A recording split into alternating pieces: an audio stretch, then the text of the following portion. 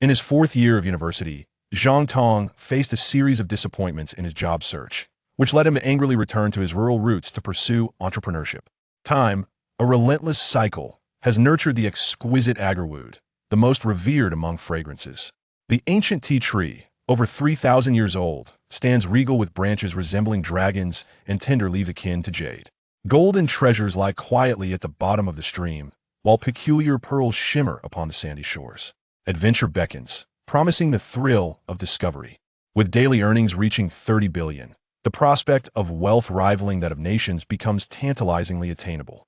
During an interview, a journalist inquired, "Mr. Zhang, with a fortune in the trillions, are you happy?" Zhang Tong replied, "Forgive me, but the joy of the affluent is beyond your imagination." Chapter 1. In anger, he returns to the village to cultivate sweet potatoes, unveiling a new realm. In a prestigious corporate conference room, Zhang Tong found himself in an interview. The interviewer posed a riddle. A bridge can bear 800 pounds. A cow weighs 1,000 pounds. How can the cow cross the bridge? By boat. Zhang Tong promptly responded. I asked about crossing the bridge. The interviewer said, his expression darkening. Is there a difference between crossing a bridge and crossing a river? Zhang Tong gazed at the interviewer as if he were simple-minded. Frustrated, the interviewer slammed the table, declaring, I'm sorry, but you're not a fit for our company. With a heavy heart, Zhang Tong lamented, I once aimed for the moon, yet the moon only illuminates the gutter. He sighed deeply, filled with indignation. Once a top student at Xiangzhou University, he had consistently achieved first place and garnered scholarships with ease. His ambition was to join a renowned company. Yet after applying to numerous firms, he faced rejection after rejection, each with varying excuses. He was told he had unrealistic aspirations, that his salary expectations were too high, that he was too arrogant to fit the company culture, and even that he refused to start from the ground up. Today, the absurdity reached new heights, with no explanation given at all. In light of this, he resolved to abandon the corporate world and return to his village to start anew. In Xiang City, Qingshan Town, Shaoshui Village, the dilapidated red brick house lay in the embrace of morning mist, while dew on the peach tree, leaves sparkled like pearls. A disheveled man, clad in shorts and a tank top, wielded a hoe as he sweatily dug a pit for sweet potatoes. His robust physique and striking features marked him as undeniably handsome. Suddenly, he struck something solid. No, it was a flat stone slab. Upon lifting it, he discovered a circular hole, approximately 2 feet in diameter, leading down about 2 meters, with what appeared to be more tunnels branching off at the sides. Could this be an ancient thief's tunnel? Is there a tomb buried here? Perhaps it is the treasure site of my ancestors? Zhang Tong's curiosity piqued as he leaned forward. He hurried home to fetch a dagger, a machete, a flashlight, and candles, embarking on an adventure into the depths. At the bottom of the hole, he indeed found a horizontal passage leading into a smooth, circular tunnel of about 3 meters in diameter. To his astonishment, the tunnel lit up with a radiant white glow, shimmering with an otherworldly allure. What on earth is this place? An alien base? Zhang Tong gaped in disbelief, struggling to comprehend the marvel before him. After a moment, excitement surged within him as he realized he had stumbled upon something extraordinary. He swiftly lit the candles and ventured into the tunnel, discovering that the flames remained lit as he boldly pressed forward. After traversing approximately 300 meters, he reached an exit that opened into an astonishing world. Above, in the azure sky, 2 suns hung brilliantly, one as large as a wheel and the other the size of a basketball, radiating intense white light and creating a breathtaking spectacle. In the distance, majestic mountains towered, their peaks cloaked in snow. A mighty river serpentined at the foot of the mountains, while lakes glistened like pearls along the banks, where fierce wild beasts could be glimpsed in pursuit. Nearby, a dense forest loomed, its trees soaring high, so thick that it would take several people to encircle their trunks. A babbling brook wound through the woods, as peculiar birds flitted about. Giant birds soared through the skies, their size rivaling that of airplanes, resembling pterosaurs majestic yet fearsome. The air was crisp, imbued with the intoxicating fragrance of flowers, invigorating with every breath, revealing a heightened oxygen content. My goodness, is this an alien world? Zhang Tong stood in awe, profoundly shaken.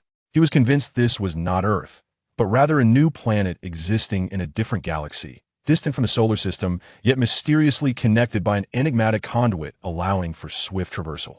What remarkable technological marvels could have forged such a link?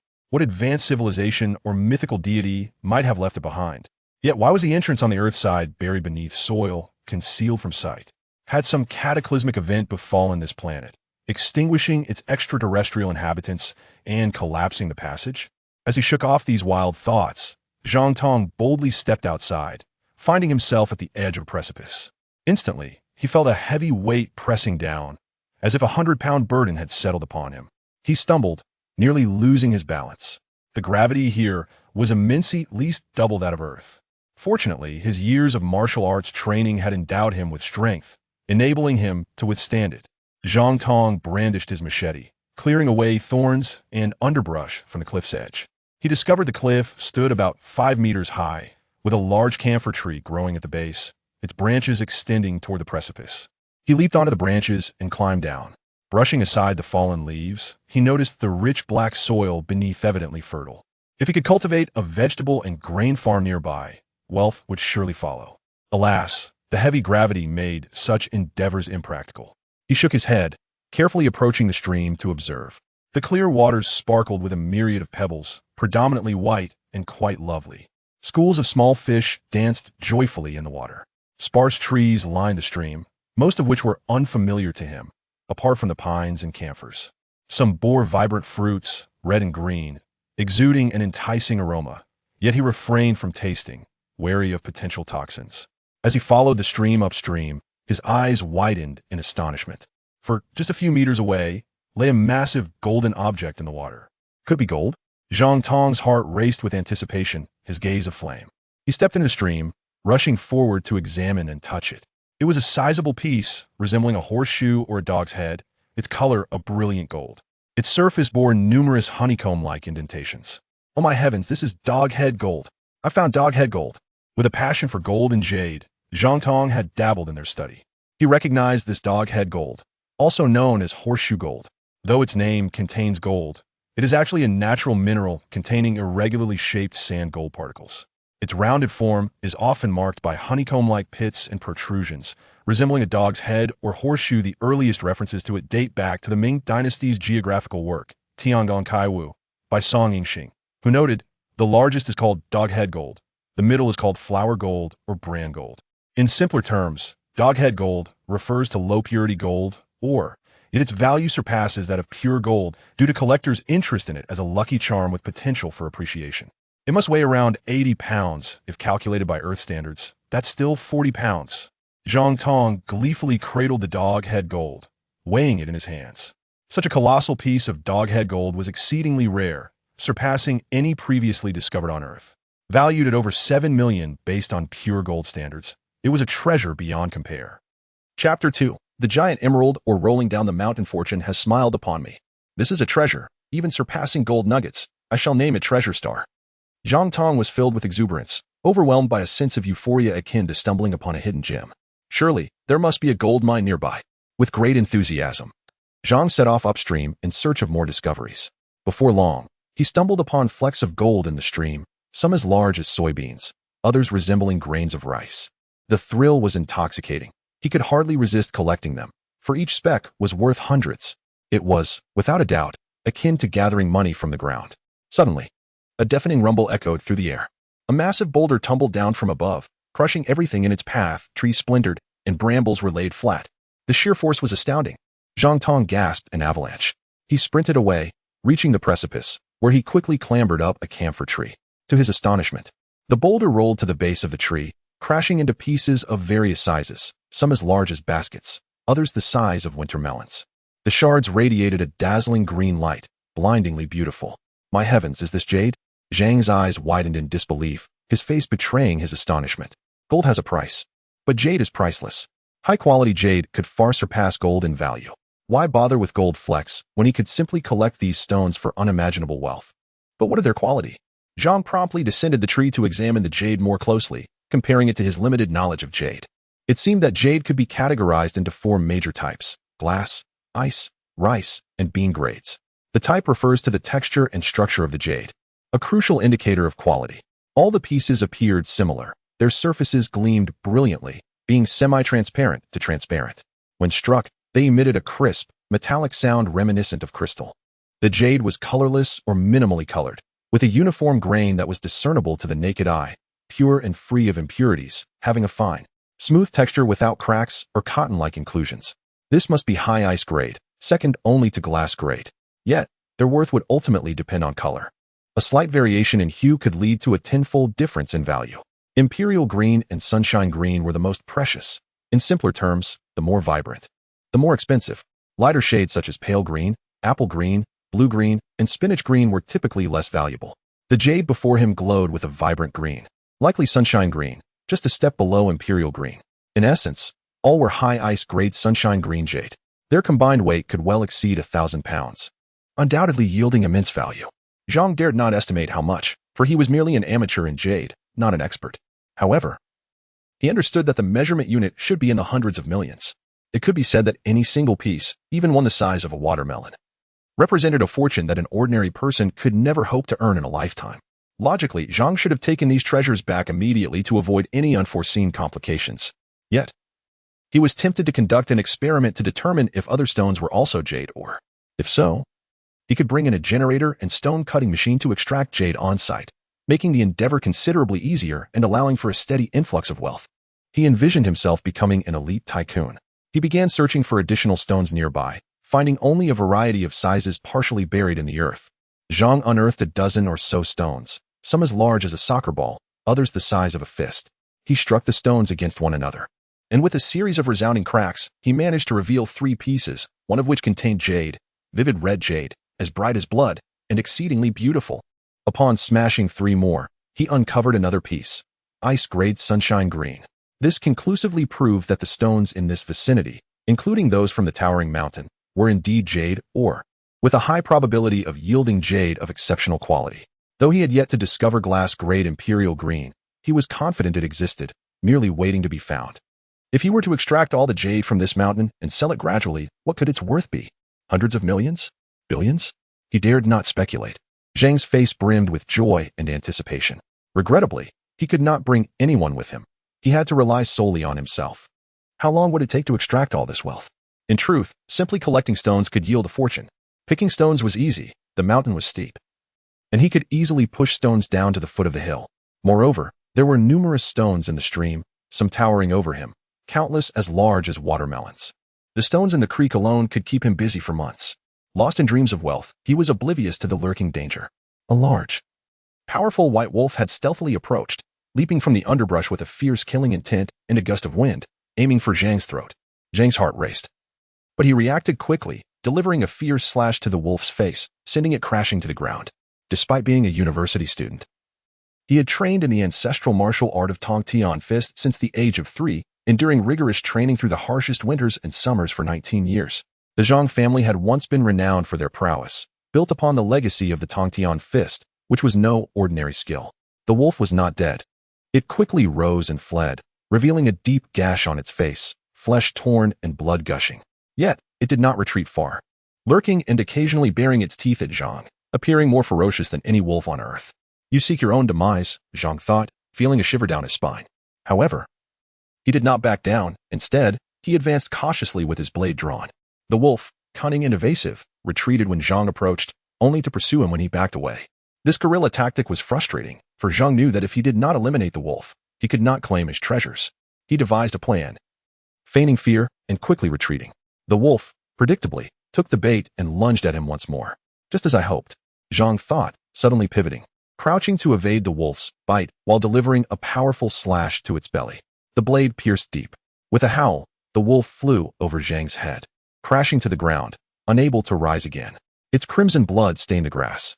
Exhausted, Zhang collapsed onto the ground, panting heavily, drenched in sweat. Just as he caught his breath, the sound of rushing air filled his ears. A massive golden-feathered raptor, exuding an overwhelming presence, swooped down, seizing the still-breathing wolf in its talons, soaring gracefully into the sky. It all happened in an instant. How swift!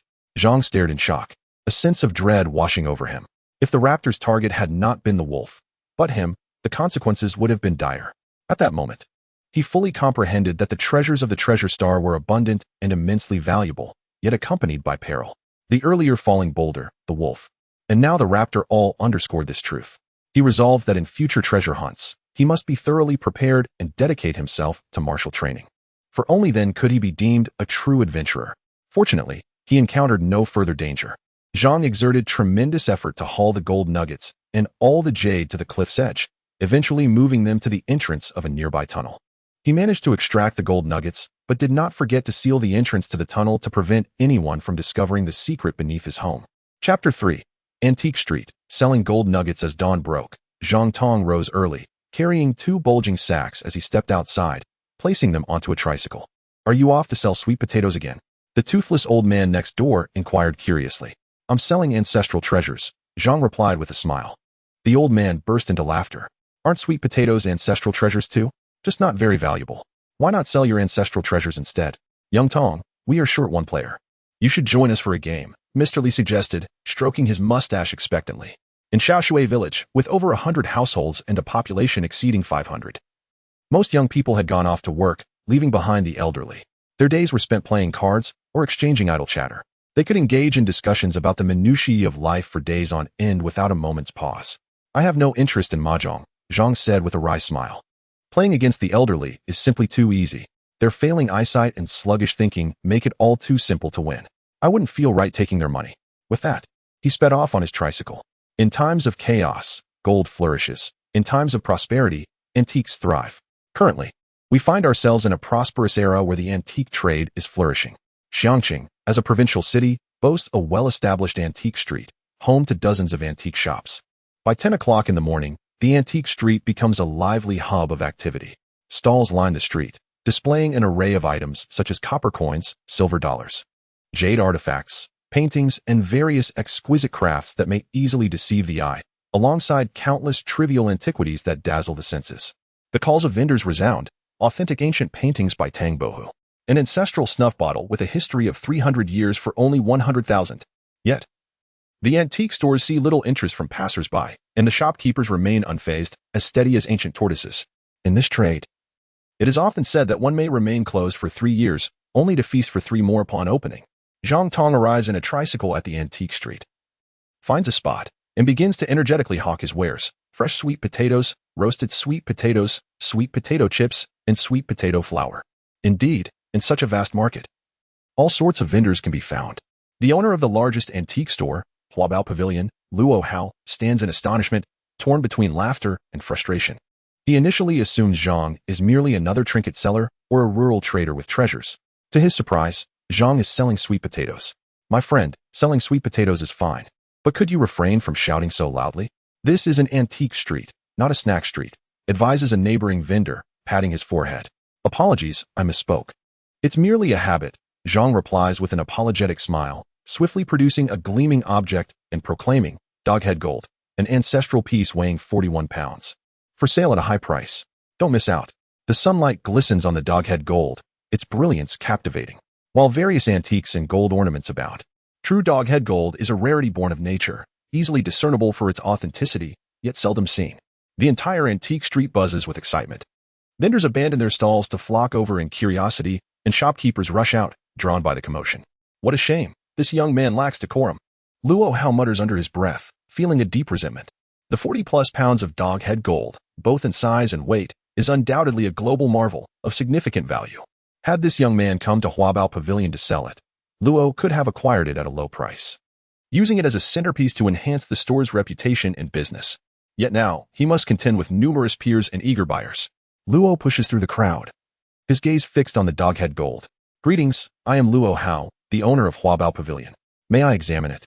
"Sure," Zhang nods. "To buy your doghead gold, an appraisal is essential. It's quite crowded here. How about we go to my shop for the appraisal? It's just a few steps away." Luo smiles. "This doghead gold has been in my family for 8 generations. It is genuine and trustworthy. You are all experts and can undoubtedly discern its authenticity at a glance. So there is no need to go to your esteemed shop for appraisal." Zhang politely declines. He intends to auction it here to secure a higher price. Time is of the essence. The crowd grows, making it increasingly difficult to finalize the sale of the doghead gold. Luo, pondering internally, smiles and suggests, "How about you place the doghead gold on the ground, and I will appraise it alone?" "That sounds good," Zhang replies with a slight smile. Placing the doghead gold on the ground, everyone steps back, urging silence. The antique shop owners begin to maintain order. Luo takes out a magnifying glass and meticulously examines the gold. The audience swells, each person straining on tiptoe to catch a glimpse, murmuring among themselves. Good heavens! How can there be such enormous doghead gold? It's unbelievable. The doghead gold is so beautiful, I simply adore it. I wonder how much it could sell for? Perhaps several million. But what if it's fake? It can't be fake. Otherwise, how would he dare auction it on the street? Some even begin to call friends. Wang Lao, come quickly. A 40-pound doghead gold has appeared on Antique Street, and it looks genuine. Old Zhao, rush over to Antique Street. There's a stunning 40-pound doghead gold here, and I believe it's authentic. Would you not want to collect it? Luo grows anxious, hastening his appraisal. Even having Zhang weigh it on his sweet potato scale, and announces loudly, its color is golden, its form rounded, its surface adorned with numerous honeycomb-like depressions, and some protruding parts resembling a dog's head. Thus, this is undoubtedly genuine doghead gold weighing 41 pounds. Good heavens, it truly is doghead gold. I desire it. It could become a family heirloom and appreciate in value. The true worth of doghead gold lies in its symbolism. It brings good fortune. Doghead gold, synonymous with serendipity, is no mere myth. The crowd erupts in excitement, their gazes ablaze with fervor. I bid 3 million. For million. 5 million. 550,000. 580,000. Bidding begins in earnest, with numerous antique shop owners joining the fray, each determined to outdo the other. 7 million. Luo Hao declares with commanding authority. And silence falls as no one dares to raise their bid further. Young man, please provide your bank account. I will transfer the funds to you, Luo states. 7 million is not for sale, Zhang replies languidly. Not for sale? Then why did you allow us to bid? Luo, exasperated, nearly loses his composure. His face flushed and veins bulging on his forehead. It has yet to reach my psychological price. I am not a mere auction house. Zhang's expression turns peculiar. It's just a bidding game. Why the agitation? This fellow seems to be putting on a show. Chapter 4. A test of skill. 1 million in profit you. Luo trembles with rage. I'll add 100,000, making it 7,100,000. This price exceeds that of pure gold. Yet doghead gold contains many impurities. Still insufficient, Zhang smirks inwardly. Do you think I am uninformed? That I lack knowledge? You. Luo, infuriated, struggles to maintain composure. Young man, it's wise to know when to stop. The young man is insatiable, aside from boss Luo. No one else will offer such a high price. Antique shop owners attempt persuasion. Let us wait another half hour. Zhang closes his eyes to rest. The antique shop owners nearly burst with frustration, while onlookers laugh heartily, relishing the spectacle. This young man has deftly maneuvered the antique shop owners, revealing the hidden talents among the populace. Half an hour passes swiftly. The antique street is now teeming with people, all drawn by the allure of doghead gold. However, most merely come to observe. Few can afford such a treasure. After all, in any era, the number of the impoverished far outweighs that of the wealthy. Time us up. Let us begin bidding. Some can hardly wait, eager for the excitement to unfold. For many, this is a once-in-a-lifetime opportunity to witness an auction. They have never even entered an auction house before. Today, however, they are witnessing something extraordinary. Look, no one is bidding. 7 million is the ceiling, young man. Don't waste your time. Just give me your bank account, and I'll transfer the money to you. Luo urges again. This gentleman offers 7 million. Is there a higher bid? Zhang, undeterred, calls out. I bid 7,200,000. An elderly man, just arriving, shouts. 730,000. 750,000. 800,000. Suddenly, the dam breaks, and bids surge forth like a cascade, with antique shop owners rejoining the fray in a frenzy. 10 million. A young woman, escorted by a bodyguard, parts the crowd and steps forward. Dressed in white high heels and a blue dress, she showcased her alluring figure of 1.7 meters with remarkable elegance. The dazzling pink diamond necklace, coupled with the vibrant green jade bracelet adorning her wrist, imbued her presence with an air of opulence. Her facial features were exquisitely sculpted, reminiscent of an ethereal being, seemingly carved by divine hands, possessing a striking three-dimensional quality. Most captivating were her large, bright eyes, set against skin as radiant as snow, with long hair cascading down to her waist. All the men around could not help but steal glances at her, admiring her beauty while indulging in fanciful daydreams. Zhang Tong, unable to resist, gazed at her a few more times before exuberantly calling out, "Is there anyone willing to bid higher? This is an exceptionally rare piece of doghead gold. Miss it, and you may never encounter it again." After a prolonged silence, it was evident that the price had soared beyond reach. Zhang Tong turned to the woman, saying, "Beautiful lady, isn't it worth adding just a little more? If not, I want tea sell, Fan Bingxiang retorted, feigning to leave. Could she not be the kind of wealthy heir who treats money as mere clay? Zhang Tong, slightly puzzled, shouted. Fine, I'll sell it to you. At last, it was within his grasp. A victorious smile spread across Fan Bingxiang's face. She had a deep fondness for this piece of dog-head gold, which promised to be of great utility. Once Zhang Tong provided his bank account details, she promptly transferred 10 million. Upon receiving the bank notification, Zhang Tong was both exhilarated and contemplative. 10 million, hardly something one could earn even after 2 decades of toil. Indeed, forgoing a job and returning to rural entrepreneurship was the right choice. Was this the path to becoming a millionaire? Upon selling the jade, would he not surpass 1 billion? Noticing that the beauty possessed considerable strength, carrying the dog-head gold herself as she prepared to depart, he stopped her, asking, Miss, could I have your contact information? I still have jade to sell. One guest shouldn't trouble another unnecessarily. He aimed to fleece this particular sheep, for it was quite woolly. The onlookers exchanged bewildered glances. Could it be that this young man, having made millions, had grown overly ambitious and sought to court this obviously distinguished beauty? Fan Bingxiang paused, her eyes widening as she appraised Zhang Tong from head to toe. His handsome visage, high nose, and healthy wheat-colored skin were undeniable. Standing at 1.8 meters tall, he was as imposing as a mountain. Yet, his tattered clothing, unkempt hair, and rough hands marred his otherwise striking appearance. She coolly remarked, We are merely strangers. There is no need to become acquainted. Step aside. The bodyguard, perceptive to his mistress's disinterest, stepped forward and shoved Zhang Tong with force. Yet, Zhang Tong remained unyielding, like a steadfast mountain, even with increased force. The bodyguard could not budge him. Startled, the bodyguard suddenly crouched low and attempted to ram into him, only to collide with nothingness, stumbling and falling flat on his face. Bruised and dazed. Alarmed, he thought, Oh no, I've encountered a formidable opponent. This young man is incredibly skilled. He effortlessly took down the bodyguard. I didn't even see how it happened. The crowd stood agape, astonished. Fan Bingxiang, too, was taken aback, suddenly realizing that the young man selling dog-head gold was far from simple. She had judged him solely by his appearance. I detest individuals like you, who possess no real skill yet rely on their connections to bully others. Was it merely a few words exchanged with your master that prompted you to attack? Had I not been in a good mood, I could have easily dealt with you. Zhang Tong regarded the fallen bodyguard with disdain and said, I apologize. The bodyguard, now covered in dust and utterly embarrassed, quickly offered his apologies. Zhang Tong dismissed him and quietly said to the flustered Fan Bingxiang, Actually, I am a treasure seeker. I possess other valuable items that might pique your interest, which is why I inquired about your contact information. Though he was merely a recent university graduate, he was aware that a certain group of individuals made a living by seeking treasures. He intended to embark on a path of treasure hunting himself. You are a treasure seeker? Really? Fan Bingxiang's interest was piqued, her complexion flushed with excitement. She seemed thrilled, realizing that the dog-head gold must have been a result of his treasure hunting.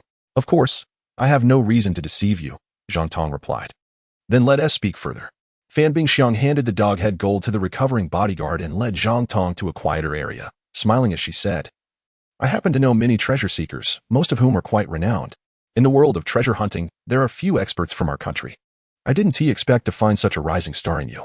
Discovering the world's heaviest dog-head gold will surely elevate your reputation. You flatter me. The dog-head gold is genuinely an heirloom, no deceit involved. The other treasures are what I've acquired through my pursuits. What other treasures do you possess? Fan Bingxiang inquired eagerly. A selection of exquisite jade, high ice-type yang green, and a piece of ice-type red jade, Zhang Tong replied with a smile. How much is some? The high ice-type yang green is quite abundant, nearly 1,000 kilos, while the ice-type red jade is just a small piece. A few kilos at most. Are you certain you're not jesting? Fan Bingxiang exclaimed, her face a mask of disbelief. Close to 1,000 kilos of high ice-type yang green jade?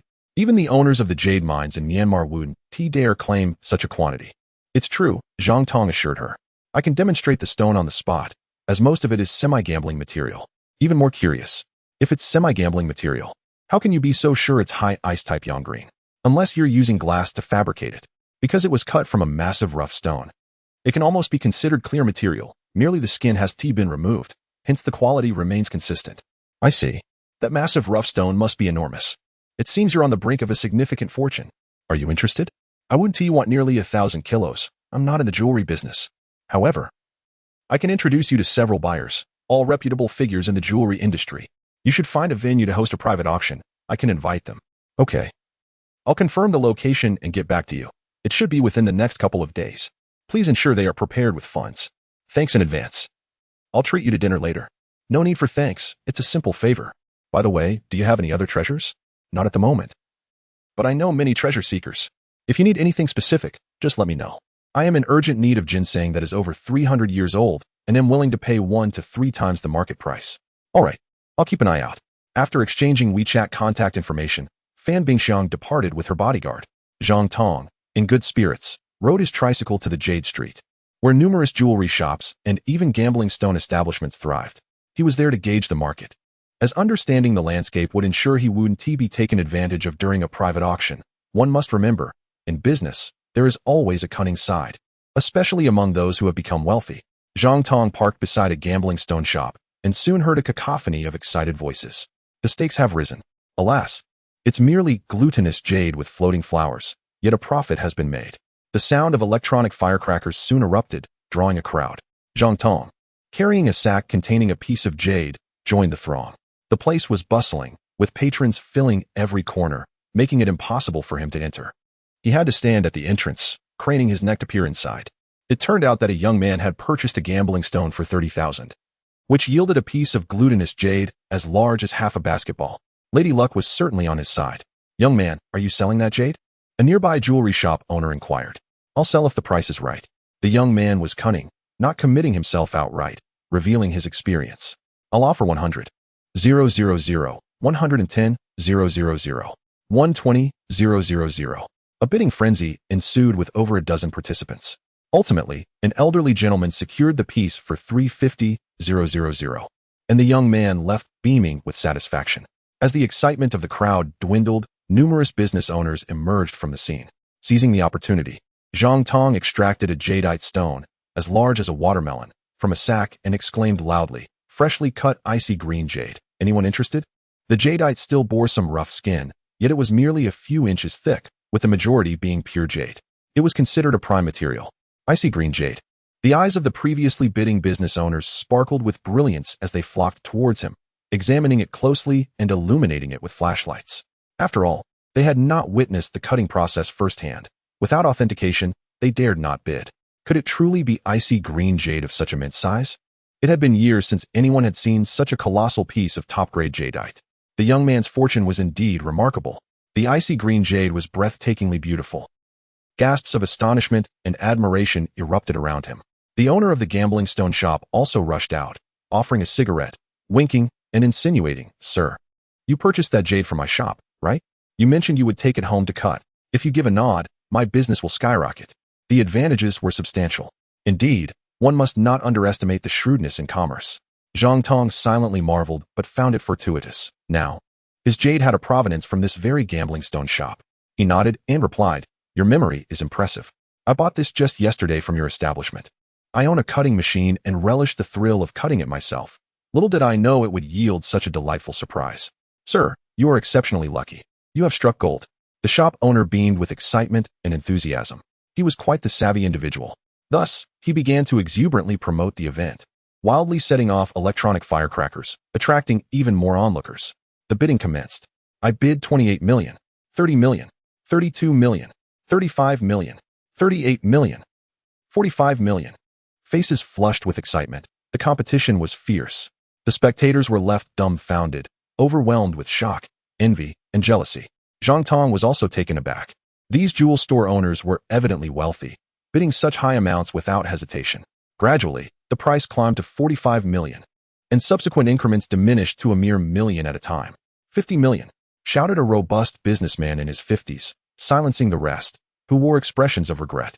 50 million was already an exorbitant price, with little profit to be made, only a modest processing fee. However, possessing such high-quality jade was a treasure for any store, enhancing reputation and attracting clientele. The invisible benefits were numerous, yet their funds had run dry, lacking preparation. "Congratulations. This jadeite now belongs to you." Zhang Tong was quite satisfied. 50 million was indeed a handsome sum. So, icy green jade was worth so much. The transaction was swiftly completed, and Zhang Tong's bank account swelled by 50 million. "My name is Sun, owner of Jingtian Jewelry. Here's my business card. Should you acquire more jade in the future, please contact me." "Certainly," Zhang Tong nodded appreciatively. Congratulations, congratulations. The gambling stone shop owner congratulated Zhang Tong and quietly asked, "May I hang a banner?" The content would read, "My esteemed client struck a high-quality, icy green jade, earning over 49 million in profit." This owner was exceptionally astute, a true mastermind. No wonder he could manage such a large gambling stone shop. Zhang Tong mused silently, and then inquired, "I wish to purchase stone cutting tools. Do you know where I might acquire them? I happen to have cutting tools available for a reasonable price, allowing you to save at least 10,000. The owner chuckled. "All right, I'll buy a set." Zhang Tong replied. In truth, he wished to purchase several sets, but ordering from the manufacturer would take time. Thus, he decided to buy one set as a stopgap measure.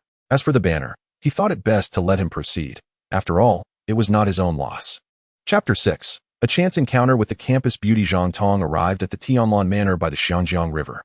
Tianlan Manor was a development by the Green Company, featuring both commercial housing and luxurious villas, with the prime property named Tianlan No. 1. It was considered one of the finest developments in Xiangnan. The greenery, spacing between buildings, and overall decor were all absolutely satisfying. The environment and location were exceptional. Directly across was Xiangzhou University, a key national university directly under the Ministry of Education, recognized as a double first-class institution as part of the 985 and 211 projects. It was selected as one of the first pilot institutions for the Ministry of Education's Strong Foundation program and was the first in the nation to train active military officer master's degree students. It ranked first in Hunan province and was also Zhang Tong's alma mater. Nearby were other esteemed institutions such as Xiangnan University, Xiangnan Normal University, and the Xiangnan Academy of Music.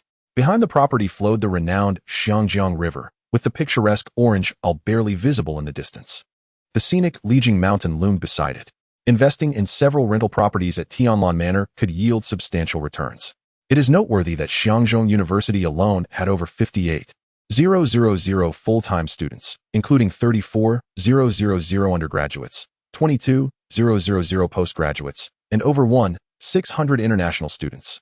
Renting a 3-bedroom apartment to 3 students at 1,000 each would amount to 3,000, which is quite lucrative. Given the current economic downturn and the nationwide plummet in housing prices, Xiang City South real estate had halved, presenting an opportune time for investment. However, Zhang Tong was not there to capitalize on the market, but rather to purchase a villa as a venue for private auctions. This would serve significant purposes in the future, allowing for social gatherings and networking. The countryside was not convenient, particularly since there were significant secrets hidden in the cellar, making it unsuitable for meetings. Additionally, he could occasionally reside there as well. With newfound wealth, it was only fitting to indulge oneself. Amidst the lively atmosphere, what new promotional tactics were being employed? Zhang Tong noticed a throng gathered at the entrance of the Tianlan Manor sales office and approached, eager to join the excitement, but was stopped by a security guard at the kiosk who denied entry to his tricycle. "I'm here to buy a house," Zhang Tong stated. "That doesn't matter," the guard retorted, dismissing him with a glance entirely lacking in respect.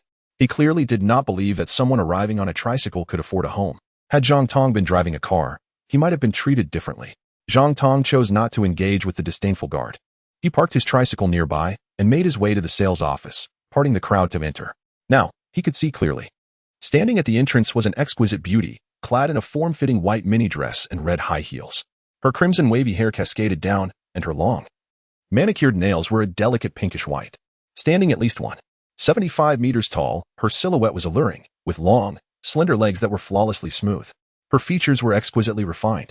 Her skin snow white and tender, almost ethereal. She exuded an aura of seduction, capable of driving any man to madness. Good heavens, the sales model is stunning, Zhang Tong thought. She is far more beautiful than the streamers on social media. Seriously? You're comparing the sales model to a social media influencer? The latter typically uses beauty filters. You know, this is true, unparalleled beauty, akin to a celestial being. Not a bit less than top-tier stars, someone remarked. Huh. Do you think it's easy to become a star? Without connections, without a degree from a film academy, and without compromising morals, no matter how beautiful, the chances are slim. Such a beauty is better off not pursuing stardom. It could lead to a tarnished reputation. The onlookers gazed at her with fervent eyes, drooling in admiration. Some were snapping pictures incessantly. The sales model, in turn, was quite accommodating, striking various poses and expressions, be it aloofness or warmth, yet all were captivating and photogenic. It was indeed impressive that they had managed to invite her. Zhang Tong wore a bemused expression. He recognized this sales model. She was Zhao Qian, the campus beauty of Shangzhou University, currently a sophomore. Renowned for her stunning allure, she was a prominent figure at the university, with suitors flooding in like a deluge, some offering cars and houses. However, this woman was notoriously difficult to pursue. No one had succeeded thus far. Rumors swirled that she was waiting for a super-rich benefactor or a wealthy, noble prince to appear. What exactly was the reason? Zhang Tong had passionately discussed this with his classmates during his time at school, yet he could not find an answer. Without greeting Zhao Qian, he stepped into the sales office. Although they attended the same university, he was too preoccupied with part-time jobs to support himself to pursue romantic interests. Consequently, he knew Zhao Qian, but she did not recognize him, as they had never interacted. The sales office was desolate, with few potential buyers in sight. Only a handful of saleswomen gathered to chat. Alas, selling houses has become exceedingly difficult, and there is hardly anyone interested. The boss had spent money to hire a beauty from a prestigious university as a sales model, but it proved futile, attracting only lecherous onlookers. I haven't sold a single house in 2 months. I'm about to eat dirt. When the saleswomen noticed Zhang Tong's entrance, they paid him no mind. His shabby attire, reminiscent of a market stall, marked him as a country bumpkin. Moreover, they had witnessed him being stopped by security while riding a tricycle. Such a person entering the office was clearly not a prospective buyer, but merely a spectator drawn by the alluring sales model outside, who was breathtakingly beautiful. Thus, from time to time, men would wander in, only to retreat upon discovering the saleswomen were not particularly striking. If they were to inquire, "Sir, are you looking to buy a house?" the men would flee as if avoiding a venomous snake. "What? No one is paying me any attention." Zhang Tong stood for quite some time, feeling quite dejected. These saleswomen were truly lacking in professionalism. He was there to purchase a high-end villa, after all. Surely, the commission would amount to several tens of thousands, if not nearly $1 million. Resigned to the fact that it would be better to let someone else benefit, he decided it was more worthwhile to approach Zhao Qian. At least she was a fellow alumnus. Thus, under the mocking and disdainful gazes of the saleswomen, Zhang Tong stepped back outside and halted in front of Zhao Qian, smiling. "Beautiful lady, if you manage to sell a house, will you receive a commission? If so, I will buy from you." "Of course," Zhao Qian replied with a smile. "Are you really interested in purchasing a house?" "Indeed," Zhang Tong nodded earnestly. "Please, follow me." Zhao Qian beckoned, leading him inside. She invited him to sit on the sofa and offered him tea. "May I ask your name, sir?"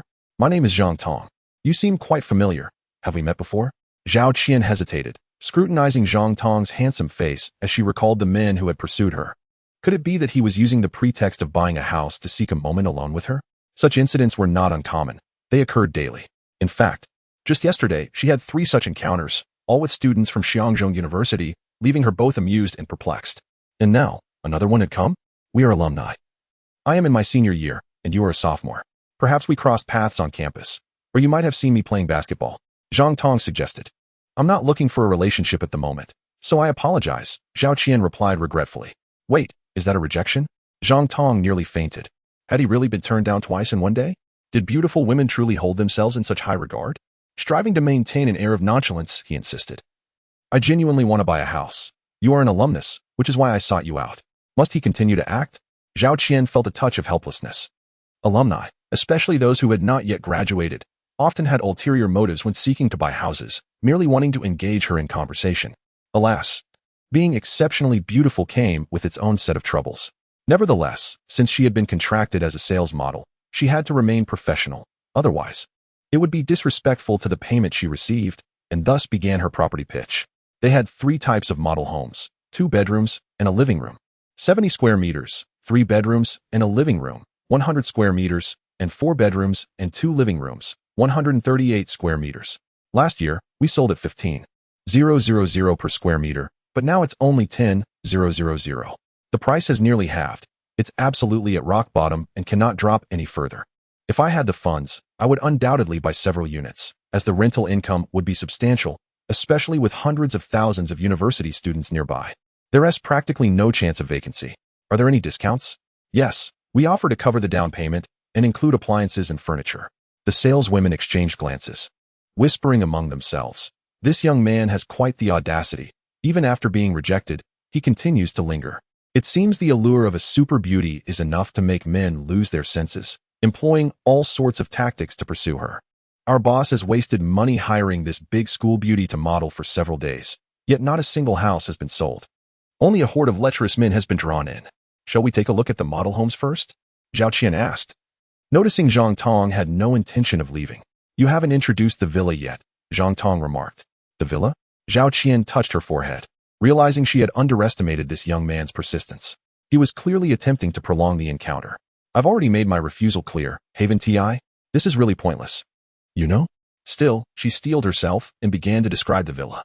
The average price is 40,000 per square meter. Are there any fully furnished options available for immediate move-in? Zhang Tong inquired, showing little interest in unfurnished villas. There is one model villa that meets your requirements. It has a garden of over 1,200 square meters and a living area of 737.15 square meters.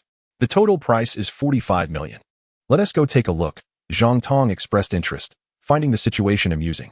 Today, he had encountered a remarkably audacious individual and would continue to play along. Zhao Qian could only smile wryly. 45 million, not 45,000. A mere senior student could hardly afford that unless he were a super-rich heir. Yet, Zhang Tong certainly did not appear to be one. Not dwelling on it further, she stood and said, "All right, I'll take you to see it." Showing properties was undoubtedly more relaxed than merely standing at the entrance posing. Thus she hoped to use this opportunity to rest. The model villa was indeed impressive.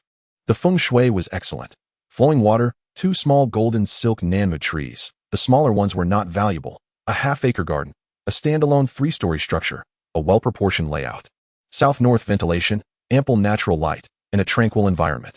It featured a gym, a media room, a collection room, and a lounge. With a double carport, a 6-meter living room. A pearl shell dining room, both Chinese and Western kitchens, guest rooms, bathrooms, a maid's room, and a lifestyle terrace. The luxurious master suite stretched 5 meters.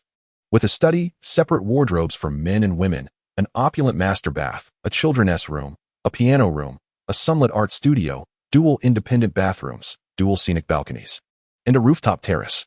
The decor was extravagantly lavish, and all the furniture and appliances were top-tier brands, exuding an aura of brilliance and beauty.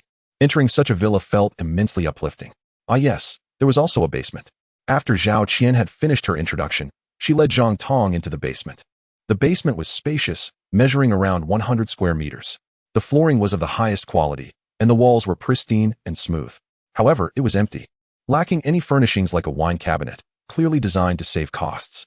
It could easily serve as a stone-cutting area. The absence of a wine cabinet was a stroke of genius. Zhang Tong was pleased with this arrangement, but suddenly, his eyes widened in astonishment as he gazed into a corner. There, shrouded in darkness, was a familiar-looking hole, reminiscent of one he had seen in his rural cellar. Unable to resist, he approached and peered down. 2 meters deep, at the bottom of the hole lay that enigmatic metallic pipe. How had it ended up here?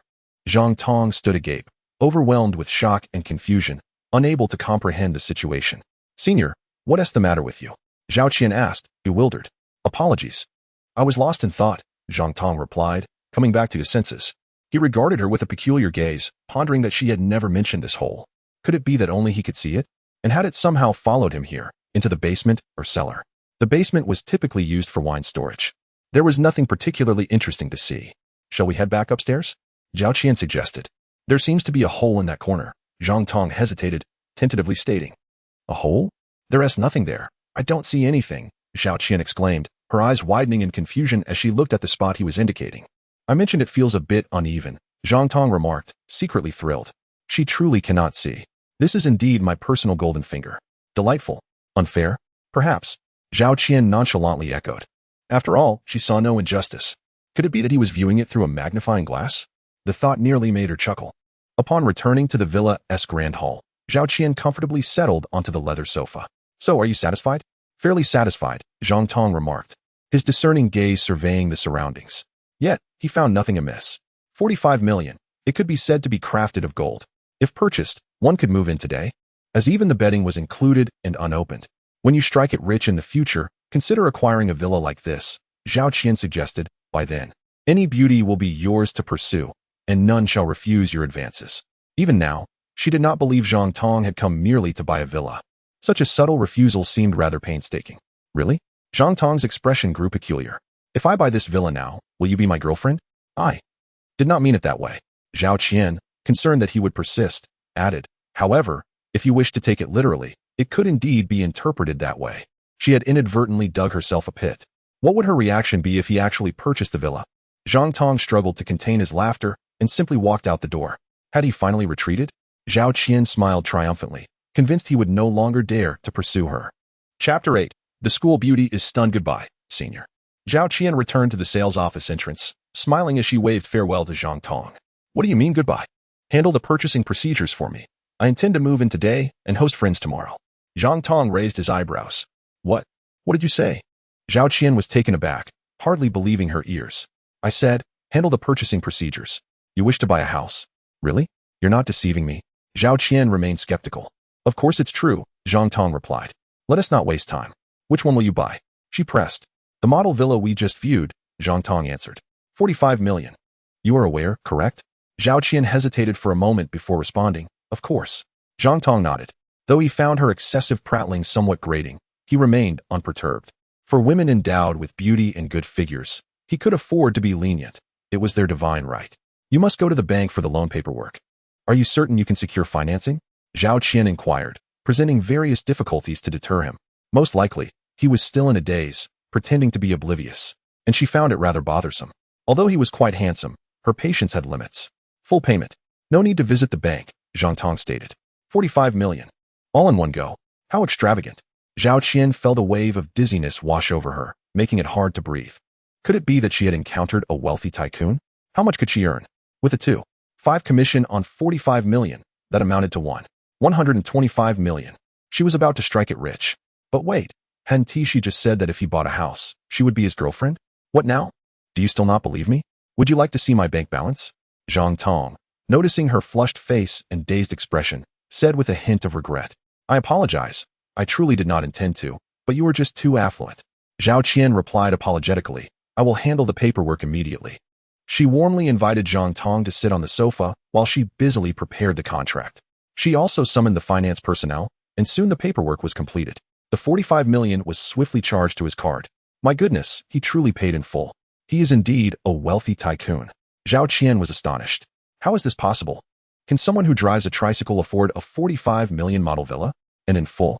The commission was over 120,000. If she had greeted him initially, wouldn't he have belonged to her? The other saleswomen lamented, pounding their chests in regret, their eyes turning red with envy towards Zhao Qian. Once the procedures were complete, Zhang Tong, holding the document folder and keys, prepared to leave. Zhao Qian shyly said, Senior, are you free tonight? What? You truly wish to be my girlfriend? I thought you were jesting, Zhang Tong replied with a smirk. Senior, how could someone as handsome as you not have a girlfriend? Zhao Qian blushed deeply. I don't believe that. What good is being handsome? It is wealth that holds true allure. Zhang Tong mused inwardly, calmly stating, I genuinely do not have one. Believe it or not. In truth, he had no ulterior motive, merely wishing to invite her to dinner as a gesture of gratitude for the commission that had earned him over 100,000, something he had never even dreamed of. I appreciate it. As for dinner, it matters not. However, if you genuinely wish to thank me, could you assist with a small favor? Tomorrow afternoon, I will be hosting several important guests at the villa. Please help with their reception. Zhang Tong had already contacted Fan Bingxiang regarding the auction's location and time. It would be quite rude if no one was available to serve tea. Zhao Qian, being the top school beauty, would lend both politeness and elegance to the occasion. What kind of guests? What sort of gathering? Zhao Qian inquired, her face a mixture of shyness and nervousness. It is a private auction featuring jade. All right, I agree. Zhao Qian felt a wave of relief wash over her smile radiant. This was an opportunity too good to pass up. It could expand her network, which might prove invaluable in the future. She was not merely a pretty face, but a student from a prestigious university, ambitious and aware of the importance of connections. Then see you tomorrow. Senior, shall we dine together tonight? Zhao Qian asked, both bashful and hopeful. Of course, unless you are too busy. Then we can arrange for another time. I am not busy. Very well, then we shall dine together. Zhang Tong could hardly refuse, especially since she had invited him twice. After agreeing on the time and place, Zhang Tong took his leave. Gorgeous lady, you've struck it rich. You must treat us. Several saleswomen immediately surrounded her, their faces filled with envy. Once I receive my commission, I will certainly treat you all, Zhao Qian replied with a smile. She then continued her role as a sales model, though with less dedication, as she inquired in her university group chat. Does anyone know the senior Zhang Tong from the 4th year? I know him. He is a super scholar in the computer science department. He ranks first in exams every year and is a scholarship recipient. He stands at 6 feet tall and is exceptionally handsome. Rumor has it he practices martial arts. truly a paragon of both intellect and strength. His parents have passed away, leaving him in dire straits. While studying, he spends all his time earning money and never partakes in any social activities, so few know him. By the way, I heard he has faced challenges in job hunting and has returned to his rural roots to start a business. Thank you. Zhao Qian's eyes sparkled. What an outstanding young man. It seems he has found success in his entrepreneurial endeavors. Zhang Tong exited the development, driving his tricycle toward the villa, only to be stopped by a security guard who informed him that tricycles were not permitted inside. My name is Zhang Tong. I am the owner of the newly purchased villa number 18. Zhang Tong remained calm, producing his access card and keys. I will call to confirm. The security guard's heart raced as he hurriedly called the manager, receiving an affirmative response. I apologize. The guard stammered. No worries, Zhang Tong waved dismissively. This was extraordinarily low-key, yet his demeanor was genuinely commendable. The guard watched Zhang Tong's retreating figure, feeling inexplicably uplifted, as if his soul had been cleansed. It seemed as though his entire perspective had shifted, an almost magical transformation. Zhang Tong returned to the villa and moved his stone-cutting tools to the basement. Discovering the hole still present, he jumped in to investigate. Indeed, there was a mysterious passageway, beyond which lay treasures. This was not a mere illusion. A surge of exhilaration washed over Zhang Tong. Although this situation was inconceivable, it was undoubtedly a tremendous stroke of luck. He need no longer worry about the secret being exposed. There is no need to remain in one place indefinitely. One can venture anywhere. Perhaps purchasing a villa with a basement, even setting foot on Baoxing. What a delightful experience. Zhang Tong soon began to inspect his villa. Strolling from the first to the third floor, standing on the balcony to gaze upon the river view, his face beaming with joy, his heart swelling with pride. From this moment forth, Xiangjiang number 1 also holds a place for me, Zhang Tong. Chapter 9, Shared Bicycles versus Ferraris at 550. Zhang Tong exited his villa and noticed a two-seater shared bicycle parked by the roadside, a rarity exclusive to the university town. He rode it to the sales office. Zhao Qian was elegantly poised at the entrance, surrounded by numerous admirers. I'm sorry, but it's time for me to leave. Please step aside, she said, exhaling as she noticed the time was already 6 o'clock. Suddenly, a dazzling blue Ferrari zoomed in like a bolt of lightning, screeching to a halt at the sales office entrance. A well-dressed man emerged from the car, clutching a bouquet of red roses, striding directly towards Zhao Qian. Sighs of resignation echoed among the other men, unable to bear the sight of their beloved goddess being whisked away by another. The passers-by halted to watch the spectacle. A handsome man, a Ferrari supercar, a beautiful woman, what a captivating scene. Zhao Qian, I like you. Please be my girlfriend, the man declared, oblivious to the others around him. He knelt before Zhao Qian, raising the roses and a jewelry box high aloft. Would the goddess acquiesce? The hearts of many men bled at the sight, suffering unbearable anguish. While numerous women gazed enviously, captivated by the suitor's charm, wealth, and designer attire, arriving in a 3 million yuan Ferrari 296. Such a pursuit promised a chance at entering a world of affluence. If only I possessed such beauty. Isn't that young Master Lu? Zhang Tong thought, somewhat speechless. Young Master Lu, whose full name was Lu Fu, bore a rather pedestrian name and was a third-year student at Xiangzhou University, a wealthy heir and notorious playboy. He had pursued Zhao Qian for quite some time without success. Previously, he had publicly professed his feelings multiple times, but none had been as grand as this occasion. This time, he had even arrived in a newly purchased Ferrari, clearly having made preparations. Why persist in his declarations? Inwardly, Zhao Qian pondered how to refuse him. Glancing around, she suddenly spotted Zhang Tong, who had stopped to observe the commotion with a faint smile. She declined politely, I'm sorry, but I already have an appointment. He is here to pick me up. Who's picking you up? Young Master Lu asked, bewildered, scanning the vicinity like a wolf, though he saw no other luxury cars. He gazed at Zhao Qian with suspicion, doubting her honesty. It's him, Zhao Qian said, moving closer to Zhang Tong, wrapping her arm around his. Shall we go? Instantly, all eyes turned to Zhang Tong with envy and jealousy, especially those of young Master Lu, whose eyes reddened with jealousy. This was the campus goddess Zhao Qian, a figure revered by countless men, pristine and untouched, who had never accepted any suitor's advances.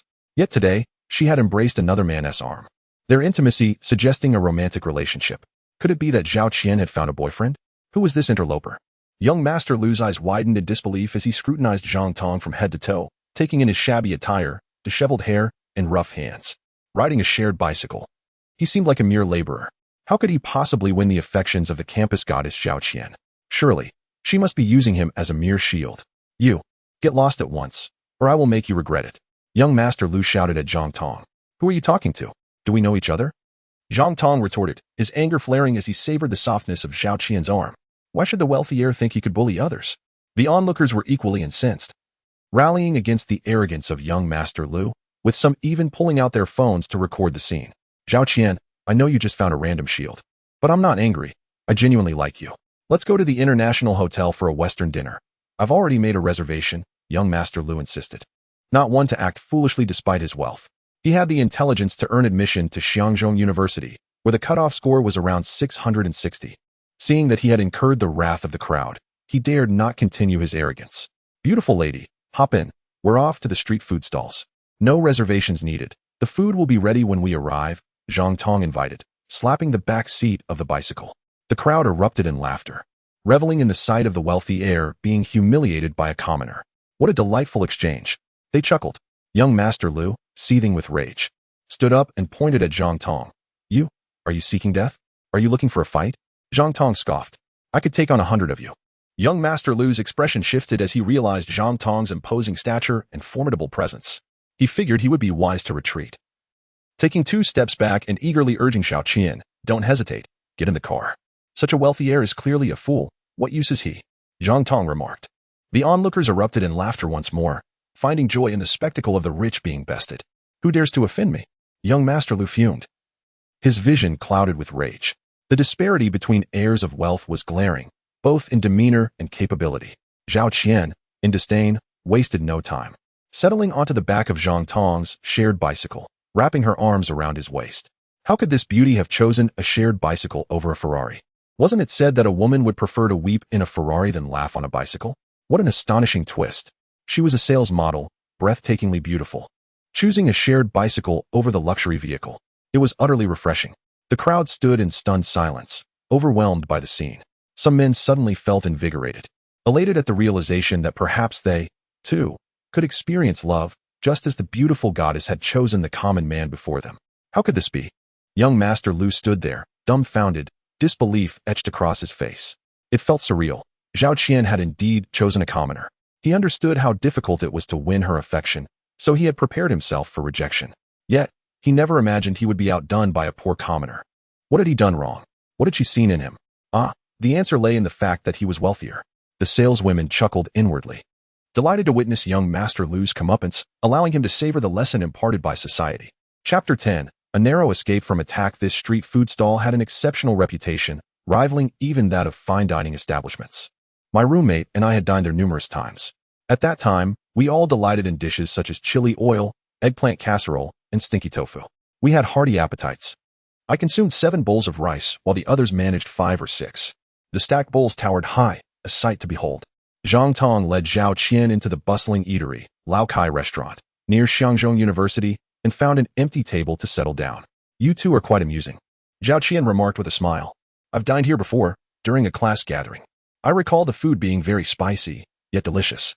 I used to worry that the heat would affect my skin, so I didn't visit often. There are non-spicy options, Zhang Tong replied, expertly ordering several dishes, including steamed eggs and eggplant casserole, both mild in flavor. Suddenly, Zhang Tong sensed an unsettling shift in the atmosphere. The once boisterous restaurant had fallen eerily silent. When he looked up, he discovered that all the male patrons were glaring at him with fiery eyes, as if their gazes could pierce through him. What is this? Jealousy? Zhang Tong mused, bemused. Honestly, my relationship with her is not what you think. He wondered if an explanation would even matter. Zhao Qian's cheeks flushed with embarrassment. It was her first time dining alone with a boy in 2 years of university. Her reputation preceded her. Every boy in the school recognized her. With everyone owning a smartphone, it was easy for candid moments to be captured and turned into phone wallpapers. Over 90% of the wallpapers among the male students featured various photos of Zhao Qian, providing them solace during countless lonely nights. Go ahead and stare. It doesn't hurt. Zhang Tong chose to ignore the intensity of their gazes. As the dishes arrived, he encouraged Zhao Qian to eat and drink. Unbeknownst to him, a post had surfaced on the school BBS, claiming that campus beauty Zhao Qian was on a date with a boy, complete with photographic evidence. The image clearly depicted Zhang Tong and Zhao Qian together. Which scoundrel is this? I will kill him. How dare he? A wave of outrage surged among Zhao Qian's fervent admirers, who were bent on retribution. Isn't that Zhang Tong? One pudgy fellow observed, a mix of jealousy and envy coursing through him. Suddenly realizing the danger, he rushed to Lao Kai restaurant, eyes wide with alarm.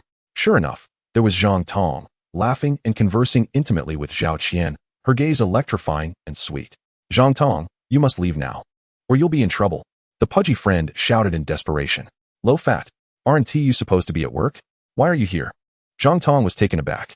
He had not feared encountering acquaintances since most seniors were busy with jobs. Low fat, whose real name was Luo Ming, was one of Zhang Tong's roommates and a close friend for 4 years. I live on campus. I just got off work, Luo Ming replied. Their essay post.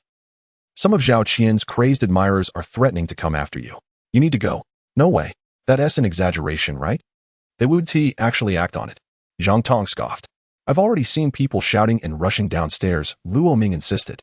Brother, we should leave. Zhao Qian felt a twinge of embarrassment and anxiety. It seems that even at prestigious universities, there are still many hot-headed individuals, Zhang Tong sighed. Just as he planned to discreetly exit with Zhao Qian, a group of Zhao Qian's ardent admirers stormed in, their eyes blazing with fury as they confronted Zhang Tong. Who are you, scoundrel? Demanded an angry young man, clearly from a wealthy background. I'm your senior, a fourth-year student in the computer science department, consistently the top scorer in my class and a scholarship recipient. What about you? Zhang Tong replied defiantly. The young man's confidence faltered, his face turning crimson. He wanted to retort, but I am richer than you. Yet he refrained, sensing that such a statement would only invite ridicule. Another long-haired rich kid, lacking in intelligence, shouted. So what if you excel academically? After graduation, you'll still be working for someone else. My family's company employs many with higher qualifications than you. When they see me, they respectfully call me young master. You do realize that it's your family's company, not yours. Zhang Tong shot back. What do you have to brag about? Without your ancestors, you wouldn't even be able to support yourself. In the eyes of countless people, including your employees, you're just a useless waste. The long-haired rich kid was furious, but stammered. I was born into privilege. That's an advantage. Some are born in Rome, while others are born into servitude. I belong to the former, you to the latter. Don't you understand? You're a waste, yet you take pride in it? Zhang Tong countered. Do you look down on those who labor? Have you forgotten that your ancestors were once among them? Don't you realize that Rome was built by the laborers? You poor wretch, how can you compare yourself to me? The long-haired rich kid resorted to personal attacks. My monthly allowance exceeds your annual salary. Yet I have secured a date with the campus beauty, while you can only seethe in impotent rage, Zhang Tong declared. You're infuriating. The long-haired rich kid was so enraged he nearly spat blood, utterly at a loss for words. The other boys seethed with indignation, feeling helpless and cornered by Zhang Tong's words. This is too much. Such a lack of morals. Beat him. A troublemaker incited from the back. Beat me? Don't you all care about your diplomas? Zhang Tong exclaimed in disbelief. I've captured everything on camera. Anyone who dares to lay a hand on me will be expelled. Luo Ming, wearing a sly grin, raised his phone, inciting a shift in the atmosphere. The crowd's expressions changed dramatically as they began to retreat, the fear of expulsion weighing heavily on them. Zhao Qian seized the moment, addressing the crowd. Everyone. I have the right to choose whom I dine with and whom I date. Your behavior is unreasonable. Please leave, or I will have to call the police. With a collective sigh of resignation, the boys slunk away, defeated and despondent. What else could they do? Watch their goddess share tender moments with that scoundrel? Zhao Qian. Why do you like him? Why? One boy, unwilling to leave, shouted in despair before being dragged away in embarrassment. Chapter 11. Becoming someone else's golden support. Finally, peace returned. Zhang Tong rubbed his forehead, reflecting, now you understand the allure of the campus beauty, don't you? Luo Ming whispered in his ear. Now? Confess how you managed to win her over. I didn't win her over. She invited me. Do you understand? Zhang Tong replied earnestly. Is that boasting? Luo Ming retorted, exasperated. The thought of Zhao Qian pursuing Zhang Tong was simply too much to bear. Throughout their 4 years in college, the three friends had often speculated about the kind of remarkable individual who could capture Zhao Qian's heart. That person must be incredibly fortunate. Yet it turned out to be Zhang Tong. Even if she invited me, it's not a romantic relationship. We're merely friends, Zhang Tong clarified. Really? Luo Ming's face was a mask of skepticism. Believe it or not, Zhang Tong replied curtly. When a man pursues a woman, there's a mountain between them. When a woman pursues a man, it's merely a thin veil. I don't believe you can hold on for long. Luo Ming shot Zhang Tong a disdainful glance before turning to Zhao Qian. Great campus beauty. When did you take a liking to my brother? I only met him today. Zhao Qian responded. Wait, you just met him today and fell for him at first sight? Zhang Tong and Zhao Qian exchanged glances, both at a loss for words, and chose to ignore the absurdity. The beautiful school belle, I heard you are working as a real estate model. How much do you earn in a day? Luo Peng inquired. 2,000 for 4 hours of work. 2,000 a day is quite substantial. It seems that beautiful women find it easy to earn money. Luo Peng remarked as his monthly salary barely reached 10,000, working 8 hours a day, often with overtime. Modeling is exhausting. Standing for 4 hours feels like one's bones might crumble, Zhao Qian replied. Have you ever considered live streaming? You would certainly earn more, Luo Peng suggested. In the past, the three of them had discussed with envy how if a beauty like Zhao Qian were to take to live streaming, her annual income could reach 1 million or even 10 million. I dislike that kind of work, having to feign cheerfulness while singing and dancing, and courting the whims of wealthy patrons, Zhao Qian stated. So what are your future plans? Zhang Tong asked. I'm somewhat perplexed, Zhao Qian confessed. Next year I will be a junior, and graduation is not far off. My major is English, and if I pursue a job related to my field, it would likely be as a secretary or a translator, neither of which seem particularly promising. If I venture into modeling, the future is equally uncertain, as it relies heavily on youth. What will happen when age catches up? Men fear entering the wrong profession, while women dread marrying the wrong man. I believe that if you secure a good husband, you will find happiness in life, Luo Peng stated, suggesting Zhang Tong, who was gifted in both academics and athletics, as a promising future figure, and himself as a person of potential. Are you implying that I should choose between the two of you? Zhao Qian asked, stifling a laugh. That's not what I meant, but it wouldn't be a bad idea, Luo Peng replied with bravado. I fear that one of you may not find me appealing. Zhao Qian cast a wistful glance at Zhang Tong. Since the day she met Zhang Tong, she had discerned that he showed no interest in her. His purchase of a villa was not to win her over, but rather a genuine investment. Recognizing her as a fellow alumnus, as a stunning beauty, it was the first time she encountered a man who was not enamored with her, leaving her feeling both intrigued and slightly indignant.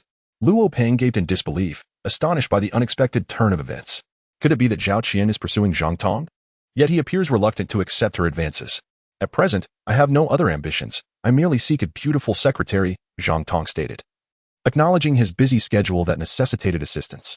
Luo Peng, filled with excitement, exclaimed, Brother Tong, have you achieved entrepreneurial success? If I had not succeeded, I wouldn't dare to seek a beautiful secretary, Zhang Tong replied. I have made some money and will be registering a company soon. What industry will you be involved in? Luo Peng asked eagerly. It is somewhat related to jewelry, Zhang Tong explained, essentially treasure hunting, seeking various treasures bestowed by nature, including gold, gemstones, diamonds, rare stones, valuable trees, flowers, and herbs, all of which fall under the title of treasure hunters. Jewelry industry? Treasure hunting? Luo Peng was taken aback. This seemed entirely unrelated to his field of study. After a moment of contemplation, he glanced at Zhao Qian and a thought occurred to him. Could it be that Zhang Tong amassed wealth through treasure hunting, prompting Zhao Qian, this unparalleled beauty, to chase after him? His heart raced, wondering if there was certainty in earning money. That is hard to say, Zhang Tong replied. In any industry, there are those who profit and those who incur losses. However, in my field, it is somewhat easier to earn money. Brother Tong, my job is rather mediocre, merely computer maintenance, with a salary that doesn't even reach 10,000. How about I come help you? Luo Peng asked hopefully. What a clever fellow. Zhao Qian shot him an envious glance, realizing he was about to latch onto a lucrative opportunity. Are you truly willing to assist me? Will you have any regrets? Zhang Tong asked seriously. Of course. I won't regret it.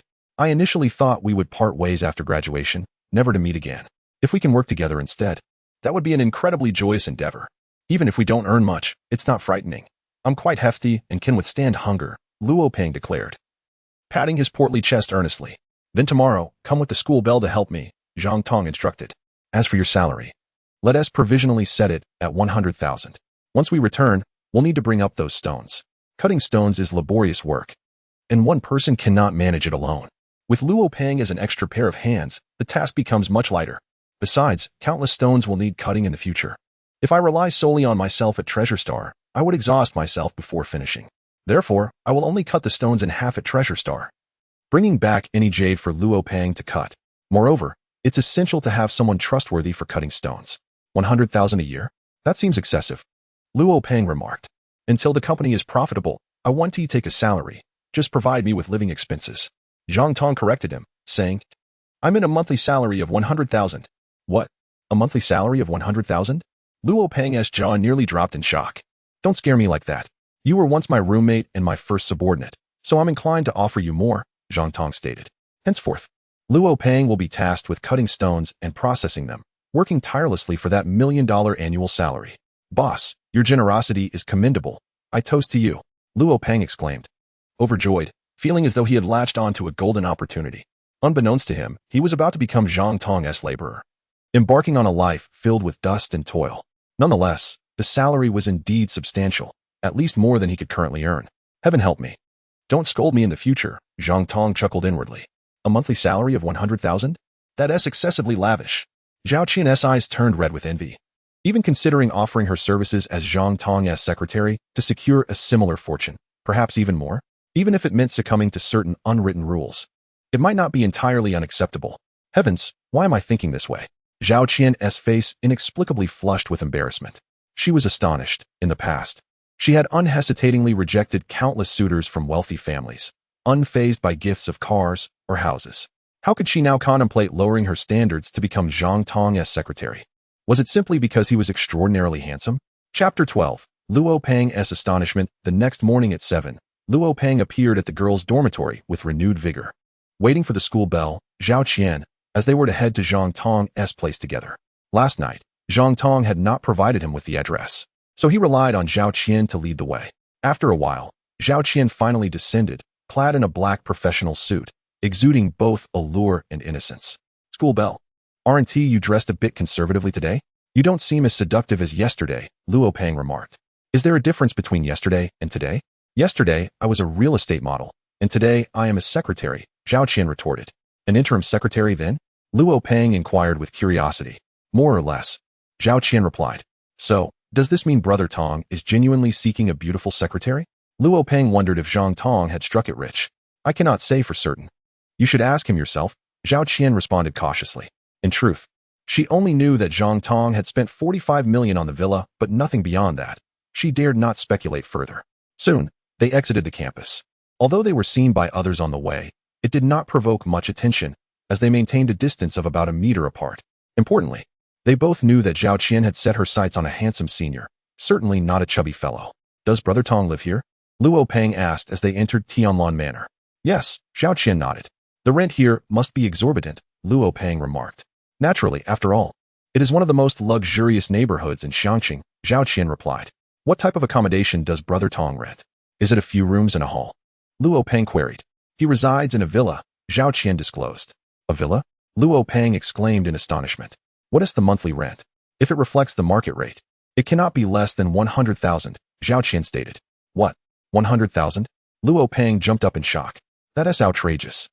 The villa is valued at 45 million, Zhao Qian noted. No wonder, Luo Peng sighed in awe. If 45 million were deposited in a bank, with an interest rate of 3%, it would yield an annual interest of 35 million. A monthly rent of 100,000 is hardly considered exorbitant. However, Zhang Tong's extravagance is quite astonishing. Is he not in the midst of a startup? Why is he so oblivious to frugality? Has he truly struck it rich, allowing him to spend so liberally? What do you think of Zhang Tong's treasure hunt and his venture into the auction house? Is it reliable? Luo Peng inquired, sensing that Zhao Qian held some insight. If it's reliable, you'll find out by getting involved, Zhao Qian replied. Didn't he offer you $1 million annual salary? You should be secretly delighted. If he can't make money, that $1 million annual salary is meaningless, Luo Peng retorted. True, so you should really think it over. Zhao Qian teased, deliberately withholding the fact that Zhang Tong purchased a villa for 45 million. You're quite the capable temporary secretary, keeping secrets so well, Luo Peng exclaimed, nearly at a loss for words. I possess professional integrity, Zhao Qian declared with pride, so don't expect to extract Zhang Tong's secrets from me. As his brother, how could I pursue him without your assistance? Luo Peng threatened. Who said I wanted to pursue him? Zhao Qian shot back, flustered and angry. Last night, Zhang Tong hinted that he was not interested in a girlfriend, merely seeking a beautiful secretary. How wicked. Isn't it clear from your expression? Luo Peng teased with a smirk. A dog cannot spit out ivory, Zhao Qian retorted, glaring at him and quickening her pace. Soon, they arrived at Zhang Tong's villa. She rang the doorbell. Is this the 45 million villa? Luo Peng asked, his curiosity piqued. He planned to take several photos to flaunt in their class group. You arrived quite early. Zhang Tong greeted them, clad in an immaculate black suit and shoes, his hair freshly styled, exuding an aura of striking handsomeness. After dinner the previous night, he had taken care of many matters, getting a haircut, buying clothes, purchasing tea, red wine, soft drinks, and toiletries, as well as relocating all the jade from a mysterious passage into the basement. Though he had slept late, his youthful vigor allowed him to rise early, feeling quite refreshed. "You look too handsome," Luo Peng said, his face a mix of envy and jealousy. "Truly dashing, more so than any celebrity." Zhao Qian's heart raced inexplicably. She felt a desire to slap herself. The handsome man before her was not a good person, only wanting to take advantage. She absolutely could not allow herself to fall for him. "Come in," Zhang Tong said, disregarding Luo Peng's comments. "When I had no money, I was just as handsome. Yet no woman looked my way. Wealth is paramount." "Good heavens, this is opulent," Luo Peng marveled upon entering. Immediately taken aback by the sight of 2 golden silk trees, he wandered through the hall, astonished by the lavishness of the villa. Only 45 million? This is nothing compared to other mansions worth hundreds of millions, even billions, mostly located in Hong Kong, Shenzhen, and Shanghai. "The most expensive villa in our Xi'an city barely reaches 200 million, Zhang Tong remarked. "This villa isn't even that impressive. If you're so capable, why not buy one yourself instead of renting?" Luo Peng challenged. "What do you mean it's rented?" Zhang Tong was incredulous. "Did you actually purchase it?" Luo Peng stammered, glancing at Zhao Qian. "What do you have to say, Miss Classflower?" "I can only tell you that Zhang Tong purchased this villa from me in full yesterday. I just met him, and I earned over 1 million in commission," Zhao Qian said with a mischievous grin. "My goodness, he bought the villa in full for 45 million? Where on earth did Zhang Tong acquire such wealth?" Luo Peng trembled with excitement, his face flushed. It seemed Zhang Tong had indeed succeeded in his entrepreneurial endeavors. Otherwise, how could he afford such extravagance? "What is so surprising about it?" Zhang Tong said, pulling out his phone to reveal a news article about a stone gambling shop announcing a significant profit of over 49 million. "You're the esteemed guest?" Luo Peng asked. Astonished, Zhao Qian's expression shifted as she realized Zhang Tong's source of funds for the villa. "Indeed," Zhang Tong confirmed. "But I mean to say that treasure hunting also encompasses stone gambling. Do you possess the gift of clairvoyance?" Luo Peng inquired excitedly. "As a matter of fact, I do," Zhang Tong replied seriously. "Then you must have seen right through Miss Classflower?" Luo Peng's train of thought was uniquely peculiar. "You caught me off guard with that remark," Zhang Tong said, rubbing his forehead, unsure how to respond to him. "You're ridiculous, spouting nonsense," Zhao Qian said, hiding her face in embarrassment. "I'm merely stating the truth. Aside from treasure hunting, what else would clairvoyance be for if not to admire beauty?" "It's written that way in novels," Luo Peng argued. "Enough joking around," Zhang Tong interjected. "My success in stone gambling is primarily due to intuition and luck. However, our company will rely on jade for profit in the long run. Luo Peng, you need to learn how to process stones. Come, I'll take you to the basement and teach you the trade." "Processing stones? I'm interested," Luo Peng replied, his eyes sparkling with joy and anticipation. Chapter 13, Priceless Red Jade. "May I take a look?" Zhao Qian asked eagerly. "You have other tasks. Clean the villa and prepare lunch." "I've already bought the groceries," Zhang Tong instructed. He had gone shopping early in the morning, and since they were to hold an auction in the afternoon, it was inconvenient to eat out at noon. "Do you view me as a servant?" Zhao Qian protested. "What's wrong with making you a servant for a day, given that you earned over 1 million in commission?" Zhang Tong retorted, glaring. Fine, I'll clean," Zhao Qian conceded quickly. "You're quite rude to the Classflower," Luo Peng remarked as they headed to the basement. "One who desires nothing is resolute. I'm not pursuing her, so why should I be courteous?" Zhang Tong replied nonchalantly. "So you don't want to sleep with her?" Luo Peng teased in a low voice.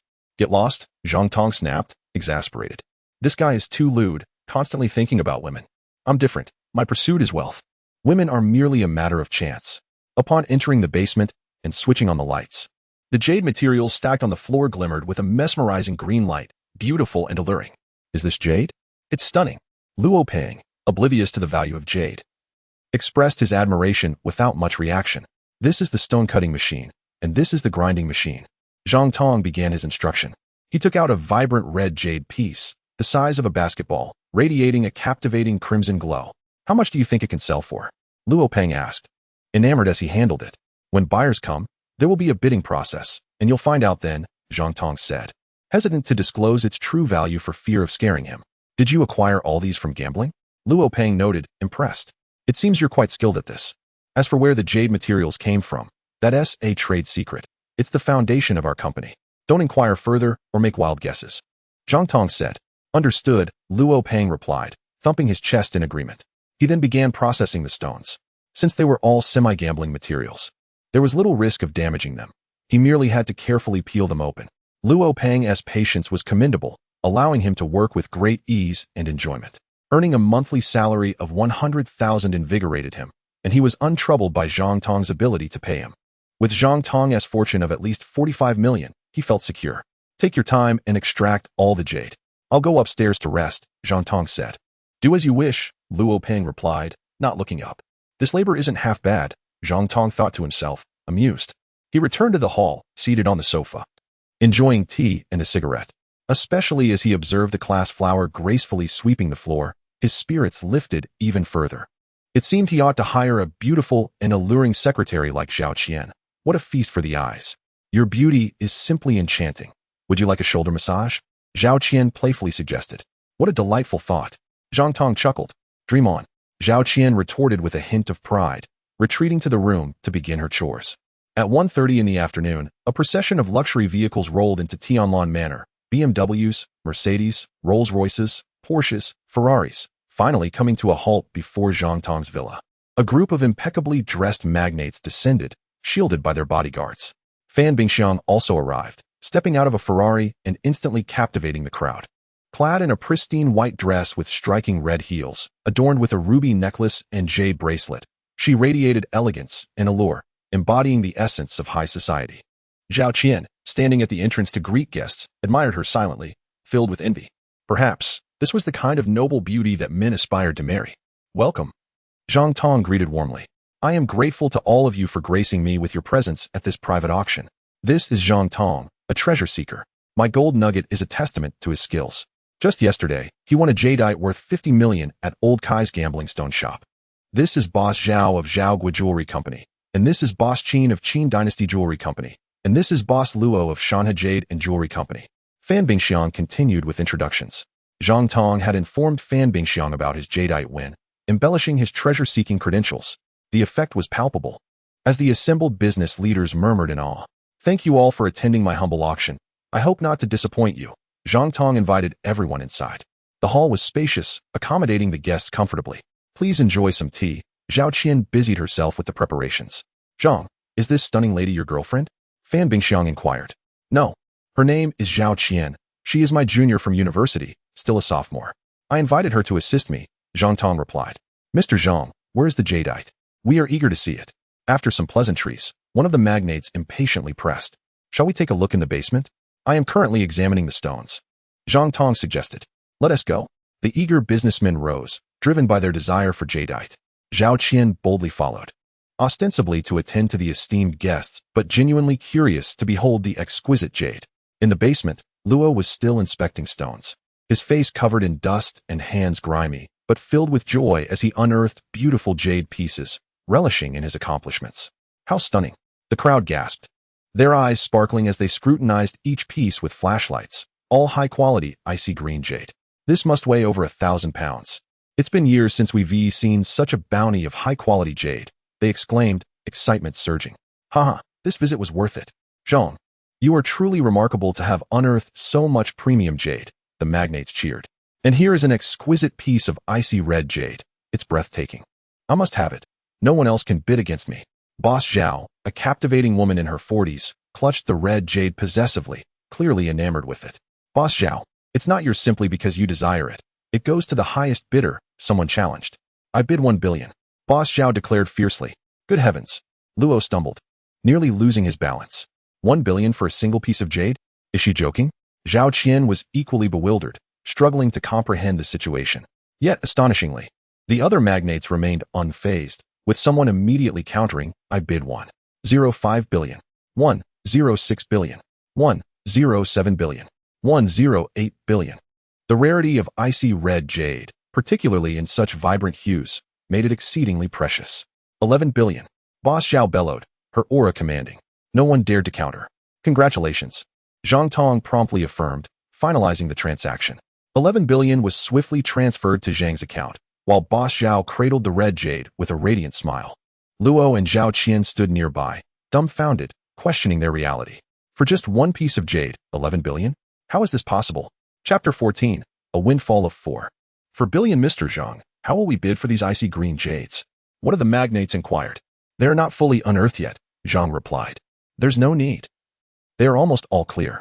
Shall we bid on each piece individually? Another suggested. With so many pieces, that may not be practical. Instead, let us price them by weight. Zhang proposed. Boss Qin suggested, what's the price per pound? We can then divide it accordingly. Being seasoned jewelers, they anticipated fierce bidding. Hence the suggestion for a collective price. Very well, how does 3 million per pound sound? Zhang pondered before nodding. He knew if the price was too low and did not meet his expectations, he could choose not to sell. After deliberation, they agreed. Boss Qin added, this is a fair price. You want to be at a loss, and we can profit as well. We wish to establish a long-term partnership with you. 3 million per pound? If there are 1,000 pounds, that means 30 billion. Luo's hands trembled, his legs shaking, beads of sweat forming on his forehead. He felt a deep sense of dread. What if he had damaged a piece? Now, he understood why Zhang had offered him a monthly salary of 100,000 and why he dismissed Zhao Qian. She simply wasn't suited for the role Zhang envisioned. Zhang would inevitably seek a top-tier, affluent beauty to marry. Zhao Qian nearly fainted. The wealth and luxury she had longed for seemed condensed into the jade lying before her. Yet acquiring such a treasure was nearly impossible. For Zhang, it was effortless. If he gifted her a piece, she could ascend to a life of affluence and happiness. Striving on her own would be an endless struggle. Agreed, 3 million per pound. Zhang smiled, pleased with the outcome, as it exceeded his expectations. The guests were elated. Swiftly dividing the spoils. The total weighed in at 1,100 pounds, amounting to 3.3 billion. After payment, they prepared to depart, anxious to secure their treasures. Esteemed guests, I am soon to establish a small auction house featuring numerous jade pieces and other treasures, all sourced from various treasure hunters, Zhang announced. I hope you will honor me with your presence when it opens. Absolutely. We eagerly anticipate it. Please do inform us, they replied without hesitation. If they could acquire jade from Zhang, they would avoid the risks of gambling in Myanmar, where jade mines were nearly depleted, making treasures increasingly scarce and costly. Thus, Zhang promptly created a WeChat group named Tongtian Treasures, inviting the magnates to join. This way, they would be updated on future treasures and auction dates, ensuring convenience for all. The minds of the youth are indeed nimble. Many business owners expressed their admiration and delight before taking their leave. Zhang Tong, congratulations on your extraordinary earnings of over 4 billion. Feng Bingxiang, who had yet to depart, added her congratulations. Thank you for your assistance. Without it, things would not have gone so smoothly. Zhang Tong replied gratefully. Come, I shall treat you to a grand feast. No need for such formalities. Feng Bingxiang waved her hand. I have matters to attend to and must head to Changbai Mountain immediately. What business do you have at Changbai Mountain? Zhang Tong asked, bewildered. I am in pursuit of ginseng that is over 300 years old, she replied with solemnity. I am bringing along gold, which may bring me good fortune. Zhang Tong thought to himself that the existence of such ancient ginseng at Changbai Mountain was uncertain. If you have no other pressing matters, would you accompany me? Feng Bingxiang proposed. If you manage to gather ginseng that old, I would be willing to purchase it at a premium. Very well, when shall we depart? Zhang Tong, though reluctant to go to Changbai Mountain and more eager for treasure hunting at Baoxing, felt unable to refuse her invitation, as she had been of immense help.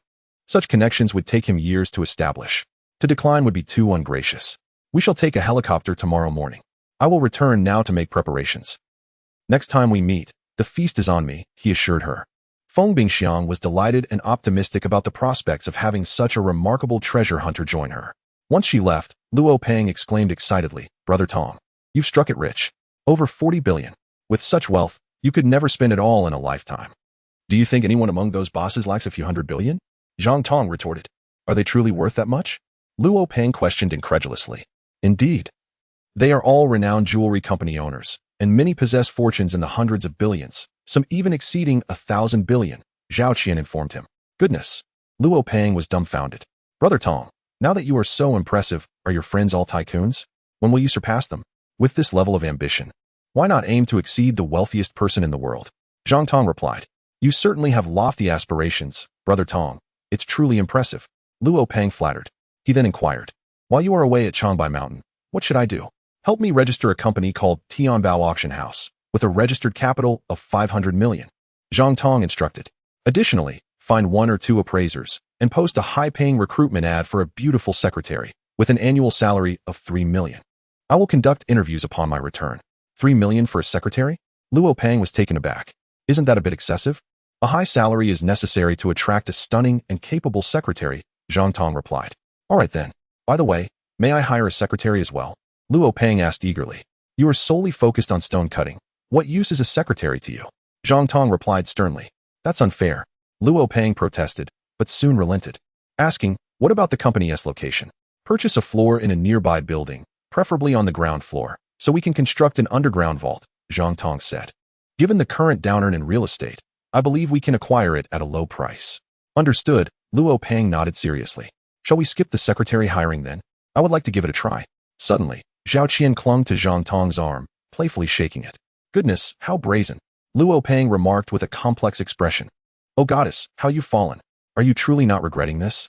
Zhang Tong's expression was somewhat peculiar. Of course not. I have no regrets, Zhao Qian affirmed earnestly. A 3 million annual salary could be considered the pinnacle for a secretary. Besides, if I can win his favor, there may be additional rewards. Chapter 15. A romantic movie date. Perhaps it's best to reconsider. I fear you may not manage, Zhang Tong said. How can you doubt my capabilities? Zhao Qian retorted, indignant. So tell me, what exactly does a secretary do? Zhang Tong teased. Isn't it simply serving tea, massaging shoulders, and assisting with work-related matters? Essentially, a secretary handles various tasks. Zhao Qian replied. And what else? Zhang Tong nearly burst into laughter. I can't think of anything beyond that, but I'm willing to learn. Zhao Qian blushed deeply. All right then, from this day forth, you are my secretary, with an annual salary of 3 million. However, you must diligently study how to fulfill the role. Upon my return from Changbai Mountain, there will be an assessment. If I am not satisfied, you shall return whence you came. Understood. I will not disappoint you, Zhao Qian said, her smile radiant and enchanting. This 3 million salary is now secured. How delightful. She then playfully suggested, since I'm your secretary now, may I handle the purchase of the office building? Are you looking to earn a commission? Zhang Tong inquired, stroking his forehead. If someone else profits, I might as well profit myself, Zhao Qian asserted, confidently promising, I will ensure to buy it at the lowest price, leaving you completely satisfied. Fine, then you shall take care of it, Zhang Tong agreed. Thank you, boss, Zhao Qian beamed, her beauty more captivating than ever. I shall provide each of you with a vehicle. You may purchase one, with reimbursement up to 1 million. Goodness, what a generous offer. Luo Peng and Zhao Qian were astounded. What about you? Zhao Qian asked. Just get me a 4-wheeled vehicle for transporting goods, Zhang Tong replied. You a significant boss. Only want a 4-wheeled vehicle? Luo Peng and Zhao Qian nearly fainted. That's merely a work vehicle. We can discuss a personal vehicle upon my return, Zhang Tong clarified. We will also need to recruit some staff, such as clerks and receptionists. Luo Peng's eyes sparkled with eagerness. We don't need too many clerks or receptionists. 7 or 8 will suffice. A monthly salary of 30 to 50,000 should be offered, but they must possess striking looks and be capable workers. Let's post the recruitment ad. After a lengthy discussion, they decided to celebrate with a sumptuous dinner. I must take my leave now. You may take your time, Zhang Tong said after the meal. Shall we go watch a movie? He asked Zhao Qian. Yes, she replied shyly. At the cinema, they settled into a couple's box. Zhao Qian, both nervous and bashful, quietly inquired, Is Miss Feng your girlfriend? No, I've only known her for 2 days. We met through the gold dealings, Zhang Tong explained. Oh, Zhao Qian nodded, only to realize Zhang Tong had taken her hand. Her cheeks flushed, and she felt overwhelmingly shy. Yet she did not resist as he embraced her slender waist. Don't. Despite her protest, she found herself gently yielding, leaning into his embrace. Their breaths quickening as they began to kiss passionately, oblivious to the film playing. Upon exiting the theater, Zhao Qian felt a mix of panic and shyness. Wishing to slap herself for losing composure so quickly. I must return to school. You should rest as well, she stammered.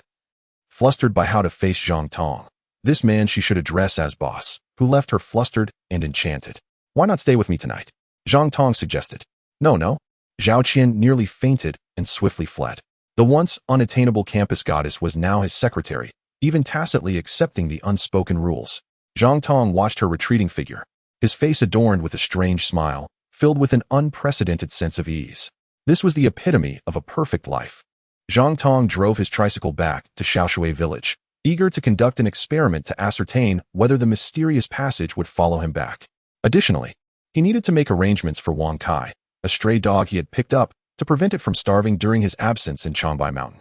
Wang Kai was remarkably intelligent, adept at mimicking Zhang Tong's martial arts moves with surprising proficiency. If he were to share a video of Wang Kai's antics online, it would undoubtedly astonish viewers. Zhang Tong even contemplated filming Wang Kai for profit, but a fortuitous encounter while digging a cellar had diverted his intentions. As soon as the tricycle came to a halt, Wang Kai eagerly stood on his hind legs, resting his front paws on Zhang Tong's shoulders. enthusiastically licking his face while wagging his tail joyfully. "Get down," Zhang Tong said, pushing the exuberant dog away. A group of elderly villagers surrounded him, chattering excitedly. "Zhang Tong, did you find a gold nugget worth 10 million? That is preposterous. My family has possessed a nugget for 8 generations, and no one has ever known about it. I decided to sell it recently to fund my entrepreneurial endeavors," Zhang Tong replied earnestly. "Wow, your family actually has a hereditary gold nugget? Who would have thought the impoverished Zhang family had a treasure?" they exclaimed, their eyes filled with envy and suspicion, though they lacked any evidence to support their doubts. Zhang Tong retrieved a packed meal of pork ribs from the tricycle and tossed it to Wang Kai, now indifferent to the 10 million. Jade was far more valuable, abundant, and devoid of governmental complications, as there were no jade mines in the country. Wang Kai joyously wagged his tail, as if to say, "These ribs are delicious. It's wonderful when my master earns money." Meanwhile, the villagers continued to lament. Now that Zhang Tong has 10 million, can he not attract a beautiful wife? 10 million is merely a trifle. He moved feigned indifference, asserting that no beauty would ever look his way, seeing him as just a sweet potato farmer with no prospects compared to civil servants or high-ranking professionals. He paused and emphatically declared, "In any case, my daughter, a true beauty, would never be interested in him. Indeed, your daughter is a golden phoenix. You should just wait to enjoy your fortune," they replied. After Wang Kai finished his ribs, Zhang Tong took him to the backyard to inspect the cellar, where the mysterious passage reappeared below, as elusive and wondrous as ever. With time still on his side, he planned to gather some stones from Baoxing to have Luo Pang cut them. Armed with a hatchet and a short hoe, Zhang Tong, accompanied by Wang Kai, swiftly ventured into the mysterious passage, arriving at Baoxing under the night sky. 2 moons illuminated the heavens, their glow mingling with a myriad of stars that shone brighter and larger than any he had seen on Earth. Chapter 16. The Superhuman and the Superpowered Dog. Wang Kai, seemingly intrigued by the outside world, rushed out onto a cliff, only to be immediately pinned to the ground by the overpowering gravity, questioning his canine existence. What is this place, and why is it so terrifying? After a while, he adapted somewhat and managed to crawl back, retreating into the passage, apprehensive of the unknown. Useless creature, Zhang Tong frowned. He had hoped to take Wang Kai on an adventure at Baoxing, where the dog could serve as an early warning system for danger. However, it seemed Wang Kai could not withstand the gravity there, presenting a predicament. Without further delay, Zhang Tong stepped out confidently, finding his footing with ease, having mentally prepared himself. Though the 2 moons illuminated the landscape, the light was still insufficient, and the atmosphere was fraught with danger, as wild beasts prowled in the shadows, hunting and roaring throughout the night. Zhang Tong's face revealed his apprehension, but he was unwilling to return home so soon. He began practicing his ancestral martial art, the Tongtian fist, on the cliff, which provided ample space for his movements. Each strike was deliberate, as if burdened with 1,000 pounds. Soon, he felt warmth radiating throughout his body, his heart racing as his breathing slowed. After a while, he inexplicably sensed that he was absorbing the moonlight, transforming it into a cool energy that permeated his organs, blood, and every cell. His body felt increasingly agile. After completing a round of punches, he found himself compelled to continue, ultimately practicing 9 rounds. Only then did he awaken from his trance, astonished to discover that his strength had doubled, allowing him to adapt effortlessly to the formidable gravity, as if it were no different from Earth. "Heavens, have I truly cultivated the legendary Tongtian power?" he murmured, understanding that this power marked the initial success of the Tongtian fist, enabling him to refine the energy of heaven and earth, prolonging his lifespan significantly, potentially living to 200 years. Notably, no one in the Zhang family had cultivated this power in the past 3 centuries, and yet, here he was, at merely 22 years old. "My talent must be exceptional," he mused. Though he acknowledged it was improbable he could surpass the abilities of his ancestors from the past 300 years. This must be due to Baoxing, he realized, recognizing it as a sanctuary for cultivation that allowed for rapid growth. Zhang Tong resumed his practice, although the effects were not as swift as before. While his Tongtian power was indeed growing, the progression was gradual. Mastering the 2nd tier of the Tongtian power could take 6 months or more. Suddenly, an intriguing thought crossed his mind. What if Wang Kai practiced the Tongtian fist here? "Come out and train," he called to the dog. Wang Kai looked at him in confusion, seemingly asking, "I don't understand. Could you explain, master? Train? Do you comprehend?" Zhang Tong gestured, forcibly pulling Wang Kai out, guiding his paw to demonstrate the movements. Understanding dawned upon Wang Kai, who began to practice with considerable effort. Gradually, something miraculous transpired. The white moonlight appeared to flow. drawn into Wang Kai's nose, his body enveloped in a soft glow. Zhang Tong was taken aback, realizing he had missed this extraordinary sight during his own training. This world was truly remarkable. Even a dog practicing the Tongtian fist could absorb moonlight. Slowly, Wang Kai entered an extraordinary state of cultivation, becoming increasingly engrossed in his practice. After completing 81 rounds, he finally emerged from his trance, having cultivated the Tongtian power, his strength surging threefold. It was not merely double. The breakthrough process had enhanced his power, resulting in a total increase of 3 times. Thus, Wang Kai was now even more agile than he had been on Earth, proving that the breakthrough was indeed due to this world, not any other factor. Zhang Tong's face lit up with joy. From now on, he need not worry about Wang Kai faltering during their explorations of Baoxing. However, tonight was not suitable for adventure. The dangers of Baoxing's night were too great, and he needed to prepare for his journey to Changbai Mountain the next day. Zhang Tong practiced a bit longer before exiting the cellar with Wang Kai. With a swift leap, he soared upwards like an arrow, effortlessly clearing the 5-meter depth of the cellar. Wang Kai followed suit, jumping out with ease. Zhang Tong leaped again, this time reaching a height of 10 meters, grasping a tree branch to swing from it. Incredible!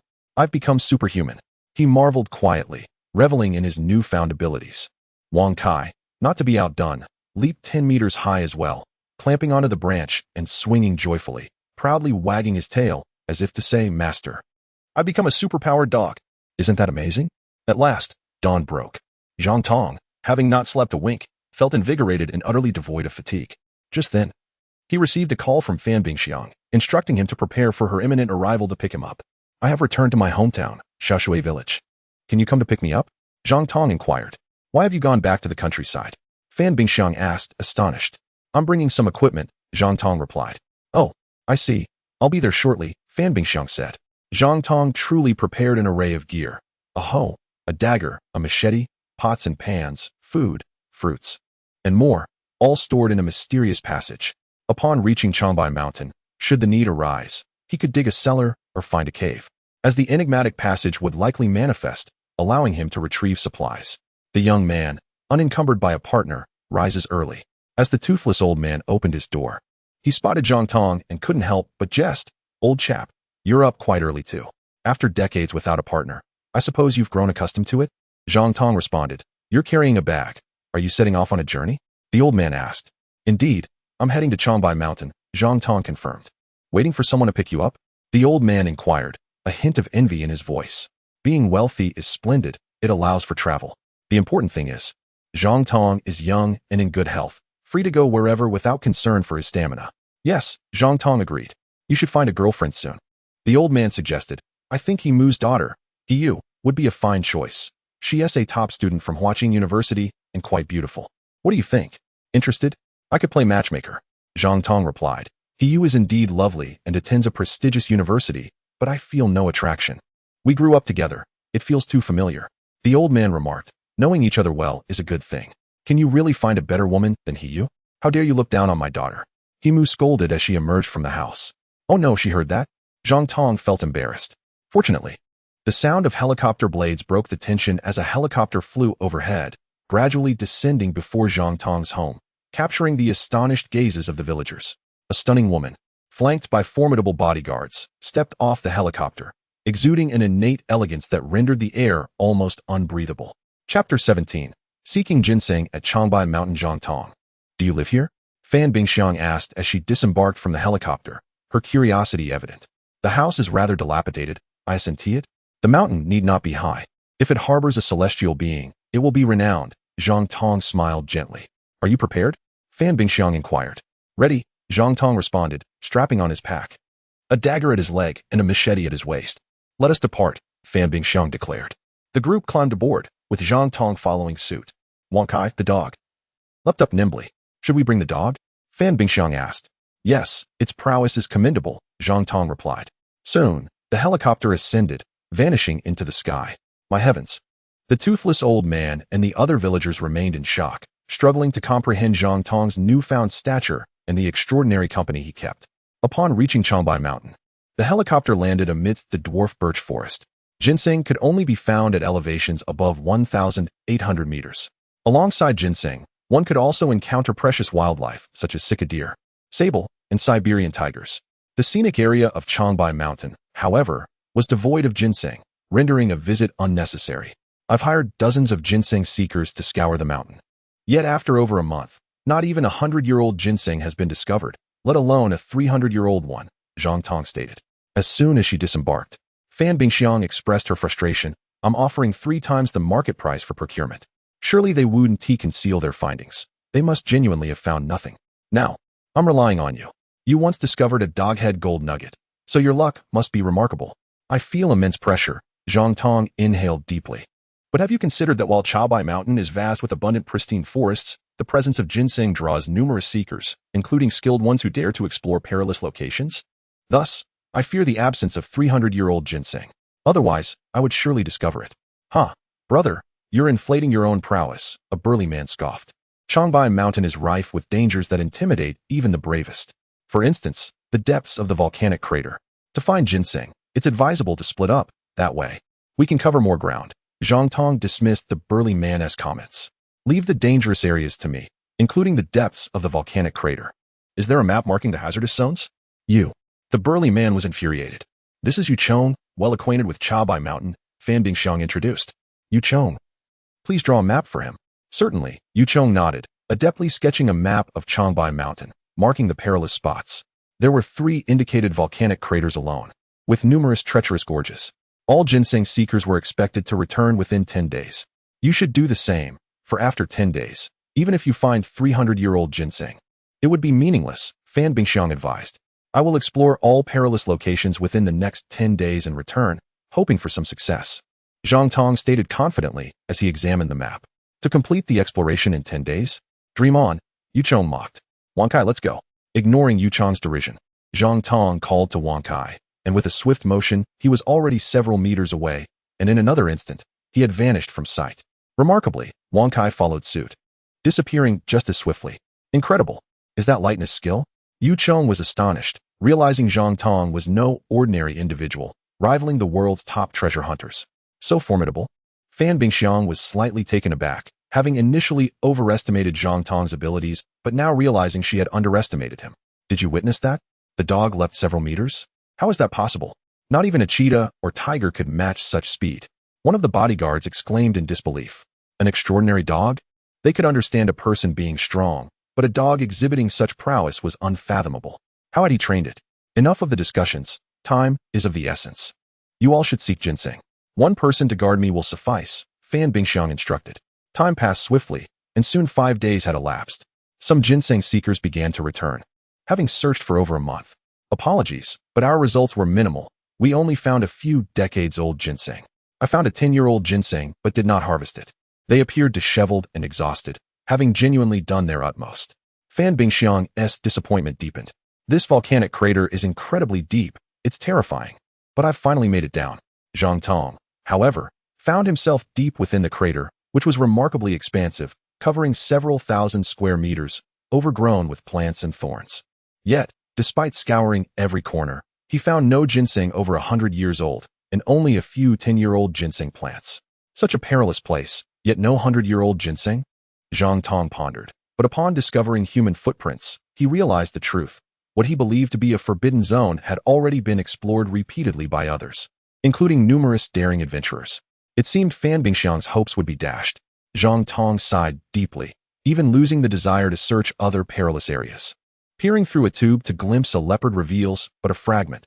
There can be no substantial findings. Rather than waste time, it is better to seek treasures elsewhere. Zhang Tong murmured, feeling reluctant to return too soon, wishing to avoid leaving a bad impression on Fan Bingxiang. One must endeavor sincerely when offering assistance. It matters not that he found nothing. He would not hold it against him. However, he was unwilling to squander time. Thus, the treasure star became his sole option. He discovered a secluded cave and ventured inside. Indeed, the dark entrance appeared like a wraith. Wang Kai, let us proceed, Zhang Tong said with a mysterious smile as he leaped into the cave, eager to retrieve the supplies he had hidden within. After a hearty meal, he then leapt down the cliff. Fortune favored him. It was daylight on the treasure star. Cautiously, he approached the stream and began to explore upstream. Progress was slow, as he had to clear thorns. After traversing a dozen meters without uncovering gold or jade, Wang Kai, in his reckless pursuit through the thorns, suddenly barked. Have you found a treasure? Zhang Tong inquired eagerly, only to discover a set of eerie white bones lying quietly among the underbrush. The skeletal remains were astonishingly lengthy, spanning over 10 meters, hinting at a once mighty beast. Signs of a fierce struggle lingered nearby. A chill ran down Zhang Tong's spine as his hair stood on end. Such colossal bones must have belonged to a formidable predator. What creature could have vanquished it? Caution was imperative. One must never underestimate the dangers of this world. He braced himself for any imminent threats, ready to flee if necessary. He searched for a flat, fertile patch of land, used a short hoe to till the soil, buried several sweet potatoes, and sowed some seeds, watering them with stream water. This was merely an experiment to see if Earth's flora could thrive here and whether any transformations might occur. Suddenly, Wang Kai excitedly bit into a bright red fruit, devouring it voraciously, as if it were a priceless treasure. "Don't eat recklessly," Zhang Tong exclaimed in alarm. Would Wang Kai be poisoned? An hour later, however, Wang Kai remained lively, even frolicking in the stream to catch fish. Zhang Tong, now reassured, plucked a red fruit and took a bite. Sweet, fragrant, and succulent, the flavor was astonishingly delightful. How delectable! Zhang Tong was taken aback, having never tasted such exquisite fruit before. Perhaps he could gather some to sell at 100 yuan per pound, likely to be in high demand due to its rarity and exceptional taste. This could yield a sustainable business, for the mountains were abundant with fruit trees, some not much taller than 2 meters, their branches laden with fruit easily within reach. This prospect surely surpassed the potential of selling sweet potatoes. With this thought, Zhang Tong beamed with joy, relieved that his adventure had not been in vain and had yielded rewards. He indulged in several more fruits, feeling invigorated and free from hunger, which only heightened his spirits, allowing him to explore for a longer duration. He continued upstream, hoping to uncover true treasures. Wang Kai alert. Wang Kai barked again, fixating intently on the forest across the stream.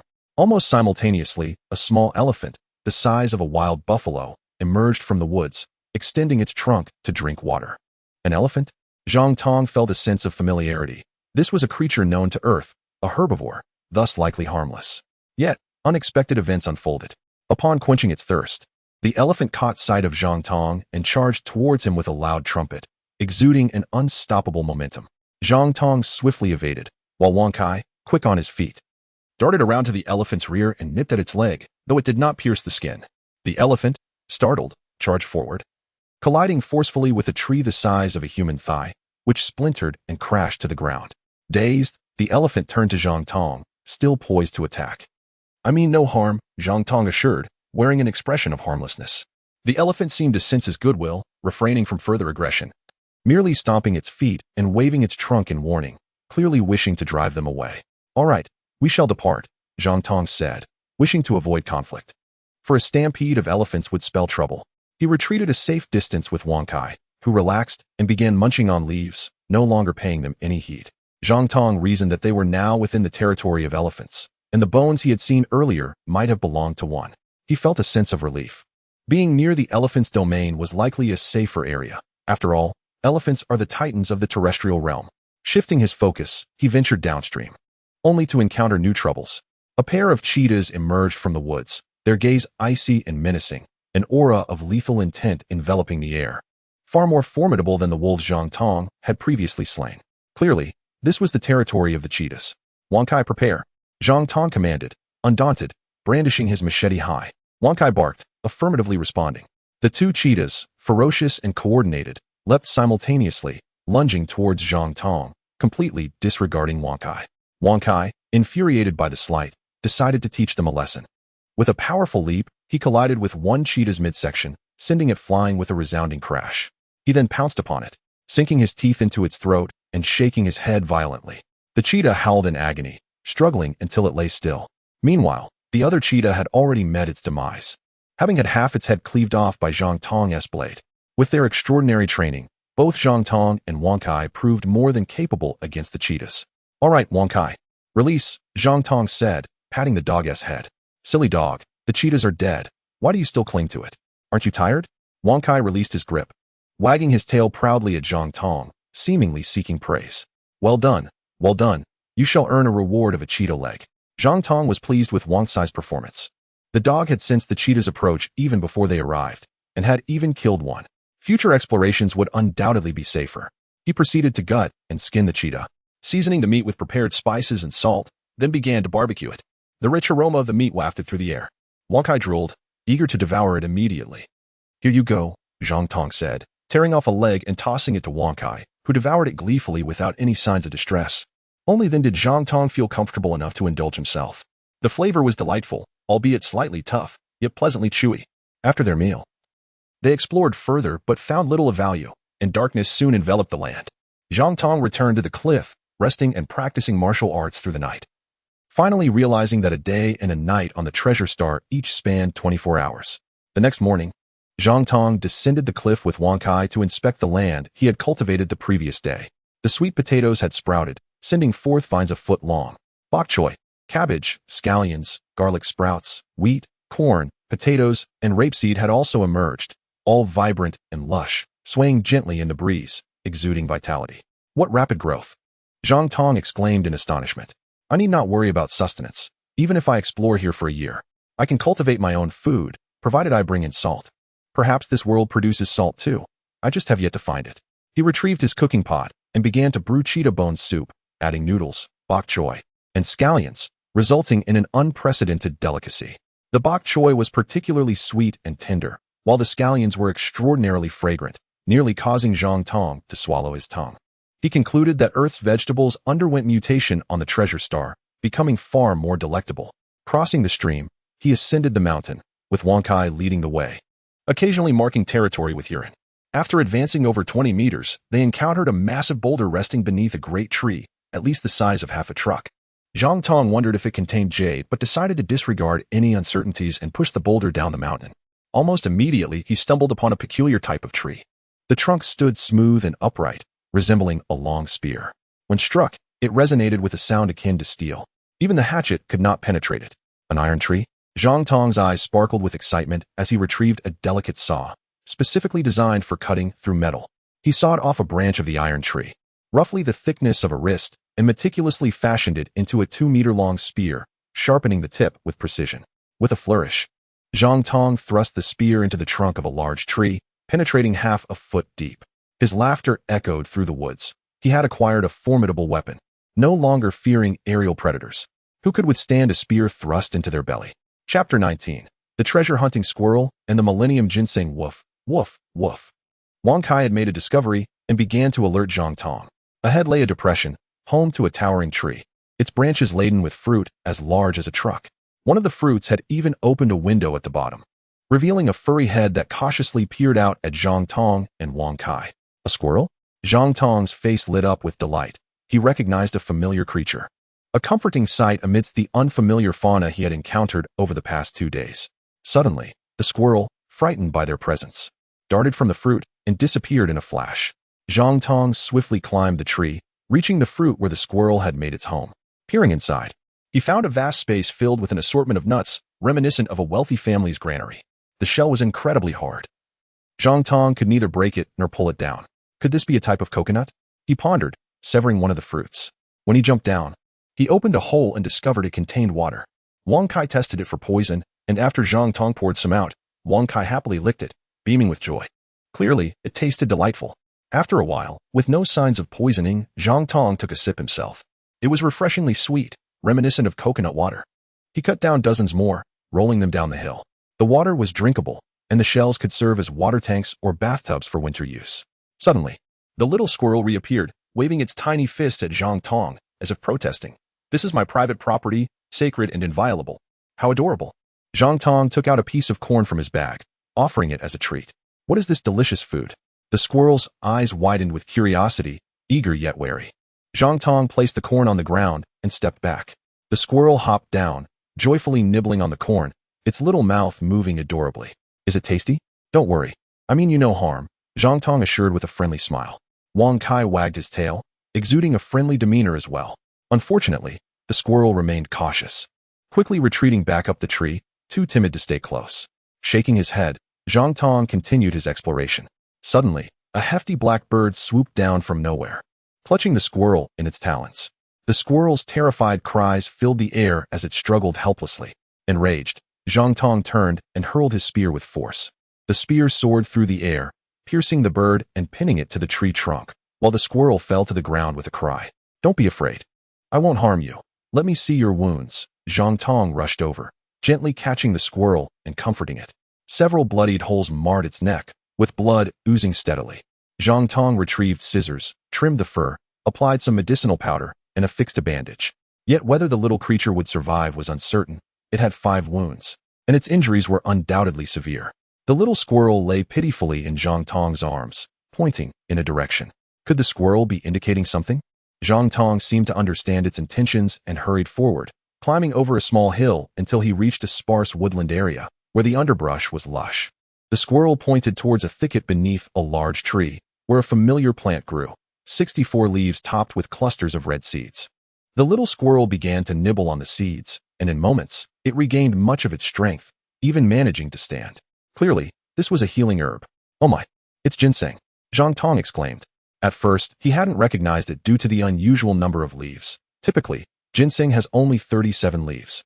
Such a discrepancy raised his excitement.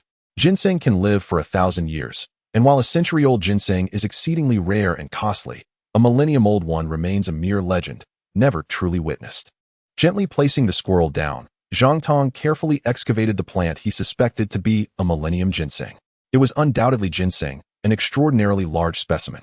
Its body was ancient, dark in color, exuding an air of antiquity, measuring approximately 54 centimeters. The roots were densely packed, with over 1,000 tubers, and though the fine roots were sparse, the main root was long, approximately 468 centimeters. The age of ginseng can be assessed by examining its tubers, body, and roots. Typically, a new tuber grows each year. And the denser the tubers, the older the ginseng. The presence of ring patterns indicates significant age.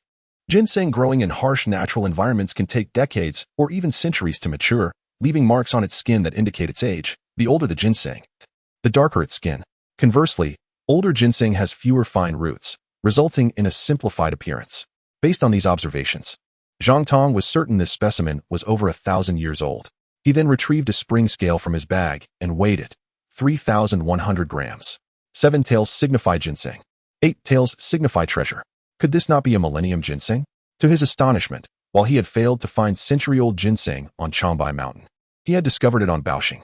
What a priceless treasure. Zhang Tong's eyes sparkled with joy. This millennium ginseng could indeed revive the dead. No wonder the squirrel, severely injured, had recovered so quickly after consuming a few seeds. Now it was bouncing about, leaping from Zhang Tong's shoulder to Wang Kai's back. Perhaps because Zhang Tong had saved it. The squirrel grew fond of him and even extended its affection to Wang Kai. From now on, you shall be called Hui Hui, understand? Zhang Tong asked, gesturing towards the ginseng. The clever squirrel quickly grasped his intent and began to lead the way, eventually uncovering 9 additional millennium ginseng plants. Of course, there were a few that were merely hundreds of years old, but Zhang Tong chose only to excavate the millennium specimens, as their lifespan was nearing its end. If left undisturbed, they would wither and decay. It's time for us to go now, Hui Hui. Stay safe at home and be cautious when you come out. Zhang Tong noticed the day was waning and darkness was approaching. He gently patted the little squirrel's head, speaking softly. This little treasure-hunting squirrel was a skilled ginseng finder, and Zhang Tong cherished it dearly. Hui Hui perched on Zhang Tong's head, playfully tugging at his hair, blissfully unaware of his words. Upon reaching the base of the squirrel's tree, Zhang Tong gently lowered Hui Hui onto the trunk, pointing towards its home. The squirrel understood, happily bounding into its abode, peering out with reluctance at Zhang Tong. I'll come to see you next time, Zhang Tong promised, feeling a pang of reluctance, and I'll bring you some treats. Chapter 20. A surprise. The 10-day period they had agreed upon was drawing to a close. Aside from Zhang Tong, all the other ginseng gatherers had returned, over 50 people in total. Among them were more than 20 professional ginseng collectors, along with around 30 renowned explorers and treasure hunters from around the world. They are not mere pretenders who profit from live-streamed adventures. Rather, they are seasoned treasure hunters, born into perilous quests, endowed with formidable combat skills and exceptional survival abilities, each boasting a remarkable track record. Some have unearthed sunken ships from the ocean depths. Others have discovered pirate treasures on remote islands, and some have even located gold and diamond mines within mountainous terrains. A few have even stumbled upon the innumerable treasures hidden within ancient tombs. Yet, this time, their endeavors yielded little success. It was not due to a lack of capability, but rather because the Changbai Mountain harbored no ginseng older than 3 centuries. The most significant find was a Russian adventurer who uncovered a 90-year-old ginseng root, valued at nearly $1 million. Alas, it seemed their mission had ended in failure, sighed Fan Bingxiang. Zhang Tong has yet to return. Perhaps he has made a discovery. Comforted Yu Cheng. Is there someone else? A treasure seeker asked in astonishment. Indeed, there is another, who arrived just 10 days prior, Fan Bingxiang replied. She had no intention of offending any treasure hunter. One might need their assistance at some point. Is he also a treasure hunter? Yes. Who is he? I know many famous treasure hunters around the world, inquired Daevsky. He is the one who found the 90-year-old ginseng. His name is Zhang Tong, a Chinese national. Just 22 years old, Fan Bingxiang explained. Zhang Tong is capable of locating gold nuggets and acquiring jadeite worth 3 billion. Surely, he has garnered some renown in the treasure hunting community. Zhang Tong. I haven't heard of him. I don't know him either, several scoffed. Haha. He must be a novice in the field, they mocked. None of us could find ginseng over 300 years old. How could he? They concluded dismissively. Fan Bingxiang was slightly taken aback by their ignorance of Zhang Tong. However, considering his young age, she felt reassured. Initially, she had not harbored high expectations for him. It was only after witnessing his extraordinary lightness of foot upon arriving at Chabai Mountain that her anticipation began to grow. After all, among the numerous treasure hunters invited, only a handful had mastered such agility. Let us wait a little longer. We are merely a few minutes away from our agreed time, Fan Bingxiang suggested. The treasure hunters, not overly insistent, settled down to indulge in feasting and chatter, even discussing potential collaborative explorations of mysterious locales. Zhang Tong returned, and Yu Cheng was the first to notice. With 2 bulging bags in tow and accompanied by a spirited companion, Zhang Tong emerged from the dense foliage, moving swiftly as if each stride covered great distances. The bags contained something. Could it be ginseng? Fan Bingxiang's face lit up with anticipation. Ah, Miss Fan, you may be in for disappointment, one treasure hunter scoffed. If it were ginseng, 2 bags would hardly suffice. It is likely some ordinary herb or mountain fruit. Treasure hunters often share a common trait. They refuse to return empty-handed. Each expedition necessitates bringing back something of value. Fan Bingxiang felt a wave of cold water wash over her. This mission appeared to be a complete failure. Several bodyguards sighed deeply as well. Soon, Zhang Tong approached the group. I apologize for the delay. Thank you for your patience. Zhang Tong, did you find anything? Fan Bingxiang could not restrain her curiosity. Indeed, prepare for a major revelation, Zhang Tong replied with a grin. Really? Show me, she exclaimed, brimming with excitement, while the others stood in stunned silence. The treasure hunters, seasoned veterans who had scoured every inch of Chabai Mountain for over a month without finding any ginseng older than 3 centuries, were incredulous. Impossible. There simply are no such ginseng in Chabai Mountain. You didn't just dig up a wild radish, did you? One voiced in disbelief. Zhang Tong remained unfazed, secretly admiring the speaker, a tall, imposing Russian exuding a powerful aura. Whether it is a wild radish or ginseng, let the experts determine, he said, retrieving a ginseng root from his bag.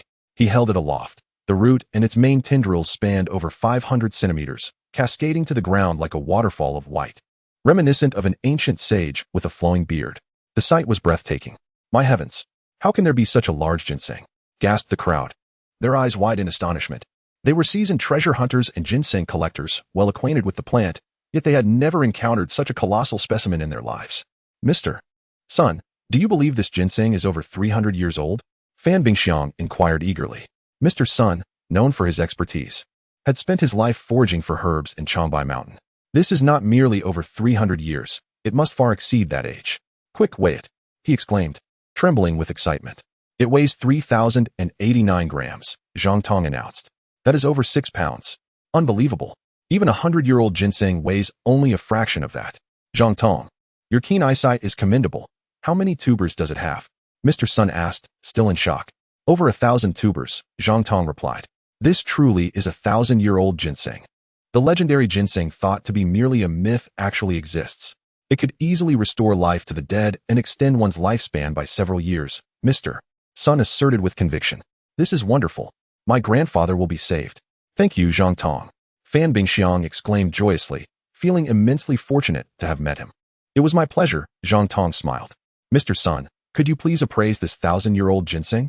Fan Bingxiang inquired, her excitement palpable. This is an invaluable treasure. It cannot be priced.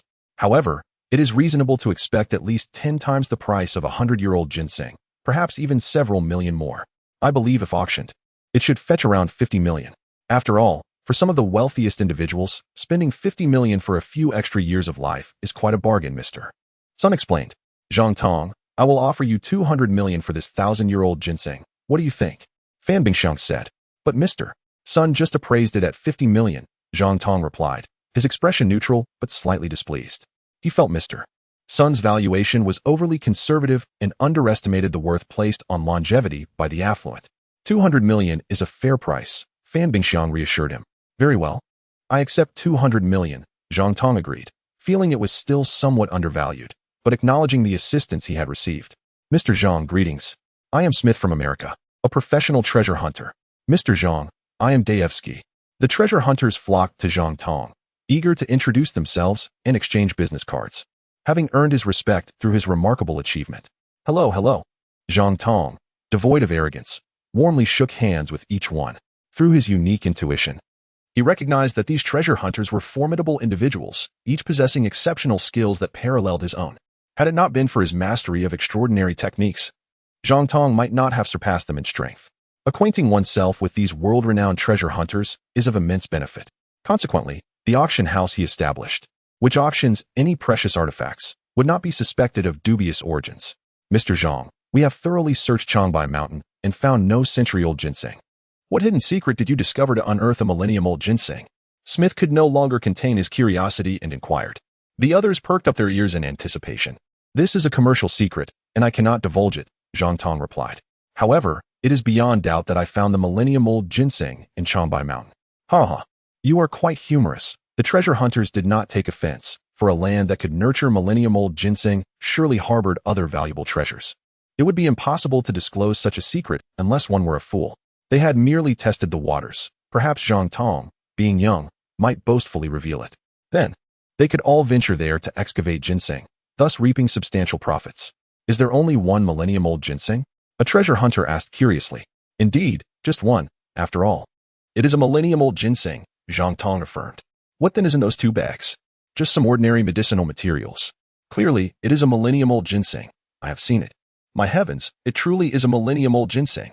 Someone exclaimed upon peering inside, and Zhang Tong could no longer conceal the truth. He allowed them to extract the 9 millennium-old ginseng roots, lining them up on the grass. The scene was truly magnificent. My God, everyone was utterly dumbfounded, their mouths agape in shock. Zhang Tong had returned from Changbai Mountain with 10 millennium-old ginseng roots, valued at 20 billion. It was faster than robbing a bank. Incredible, terrifying, and utterly unbelievable. Fan Bingxiang was momentarily speechless, having thought Zhang Tong had merely found 1 millennium-old ginseng. Little did she know he had discovered 10. Such prowess in treasure hunting was simply extraordinary. To call him the king of treasure hunters would not be an exaggeration. Ladies and gentlemen, I have established a new auction house, Tianbao Auction House, which will soon open, dedicated to auctioning the treasures we treasure hunters acquire. Zhang Tong seized the opportunity to announce. Smith, Dayevsky, all of you present are welcome to join and auction your treasures at my auction house, with the lowest fees and commissions in the world. That sounds promising. I am quite interested. By the way, Mr. Zhang, when will the remaining 9 millennium-old ginseng roots be auctioned? I am very eager to participate in this auction. Many began to voice their thoughts, some expressing keen interest in collaboration. I will set the auction date for December 1st, featuring not only the millennium-old ginseng but also other extraordinary treasures. The location will be in Xiangqing. Zhang Tong continued, requesting everyone to help promote the event. Testing the waters with the auction of the millennium-old ginseng seemed prudent, especially since there were many more on Baoxing Mountain, which he could not possibly exhaust by himself. Certainly, we will promote it and even attend. Bringing some treasures of our own, Dayevsky replied. I have a friend who has been researching the secrets of longevity and is particularly interested in the legendary millennium-old ginseng. Zhang Tong, please do not sell even a single root privately, Smith said earnestly. Rest assured, I am a man of my word, Zhang Tong assured.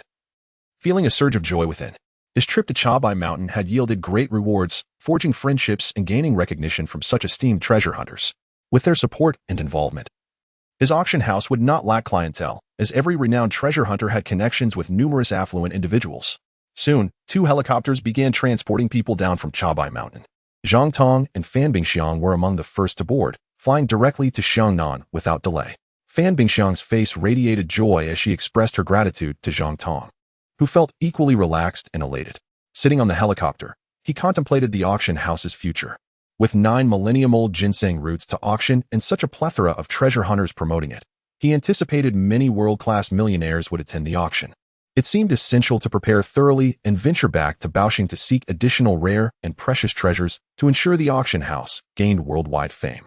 Finally, the helicopter arrived in Xiangnan, landing on the flat ground in front of the Xiangxiu Sanatorium.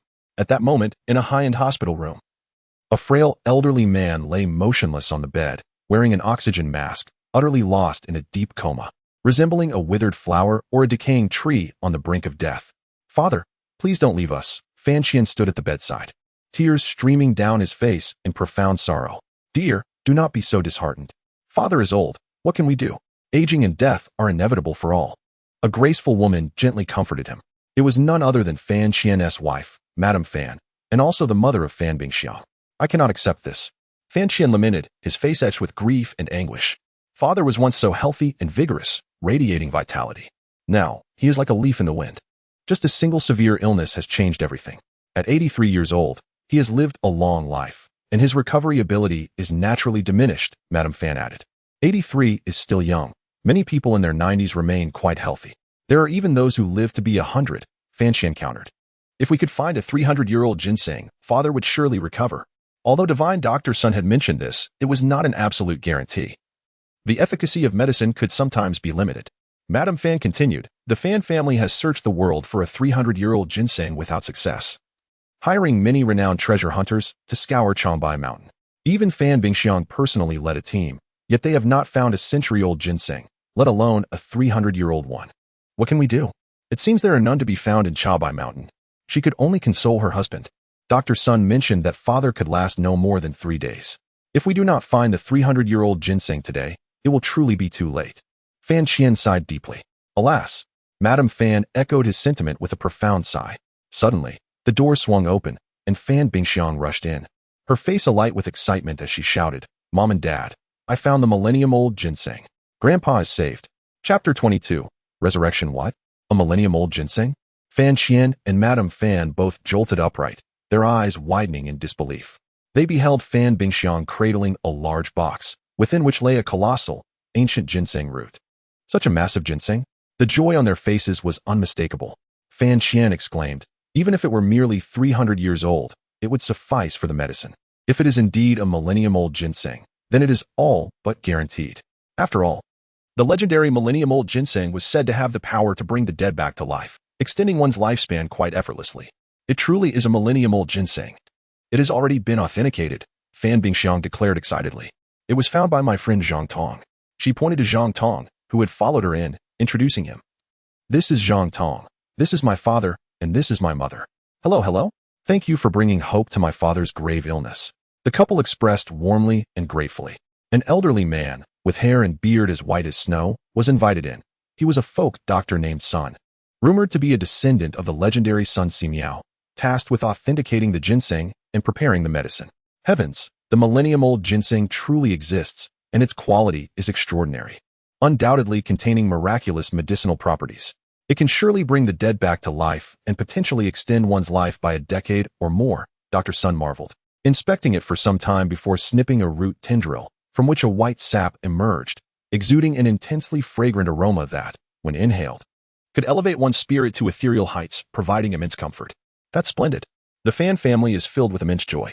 Could it be that the millennium ginseng produced on Baoxing possesses even greater efficacy? Zhang Tong couldn't help but ponder. His current understanding of Baoxing is still woefully inadequate. Yet, the mere fact that he and Wang Kai have achieved breakthroughs in their martial practice indicates the extraordinary nature of Baoxing. Perhaps it is indeed a legendary sanctuary suited for human cultivation. The ability of millennium ginseng to extend life by several years is not beyond comprehension. One might even say it is rather commonplace. It is possible that Baoxing harbors other wondrous treasures awaiting his gradual discovery. However, Baoxing is vast indeed. It could be described as boundless. To date, he has scarcely explored a single mountain. To fully explore Baoxing may take countless years. Perhaps, in his lifetime, he may never uncover it all, even if he were to live for 2 centuries. Unless, of course, Tong Tian Quan can continue to advance, thereby prolonging his lifespan further. "I shall prepare the medicine at once. You all wait and witness the miracle," Dr. Sun declared enthusiastically as he began his busy preparations. Utilizing dozens of traditional Chinese herbs along with several slices of millennium ginseng, he concocted a vial of medicine. He then proceeded to administer acupuncture to old Master Fan. who promptly awakened from his stupor. However, he was nearly extinguished, lacking even the strength to speak. "Chairman, rest assured, you shall not perish. Your granddaughter is devoted. She has even procured Millennium Ginseng, combined with your family's miraculous ancient recipe, which will surely bring you back from the realm of the deceased. Once you consume this bowl of medicine, you will experience considerable recovery," Dr. Sun reassured him with a smile. Millennium Ginseng? Old Master Fan's eyes lit up. Who wouldn't he desire to live? He immediately exerted himself to swallow it down.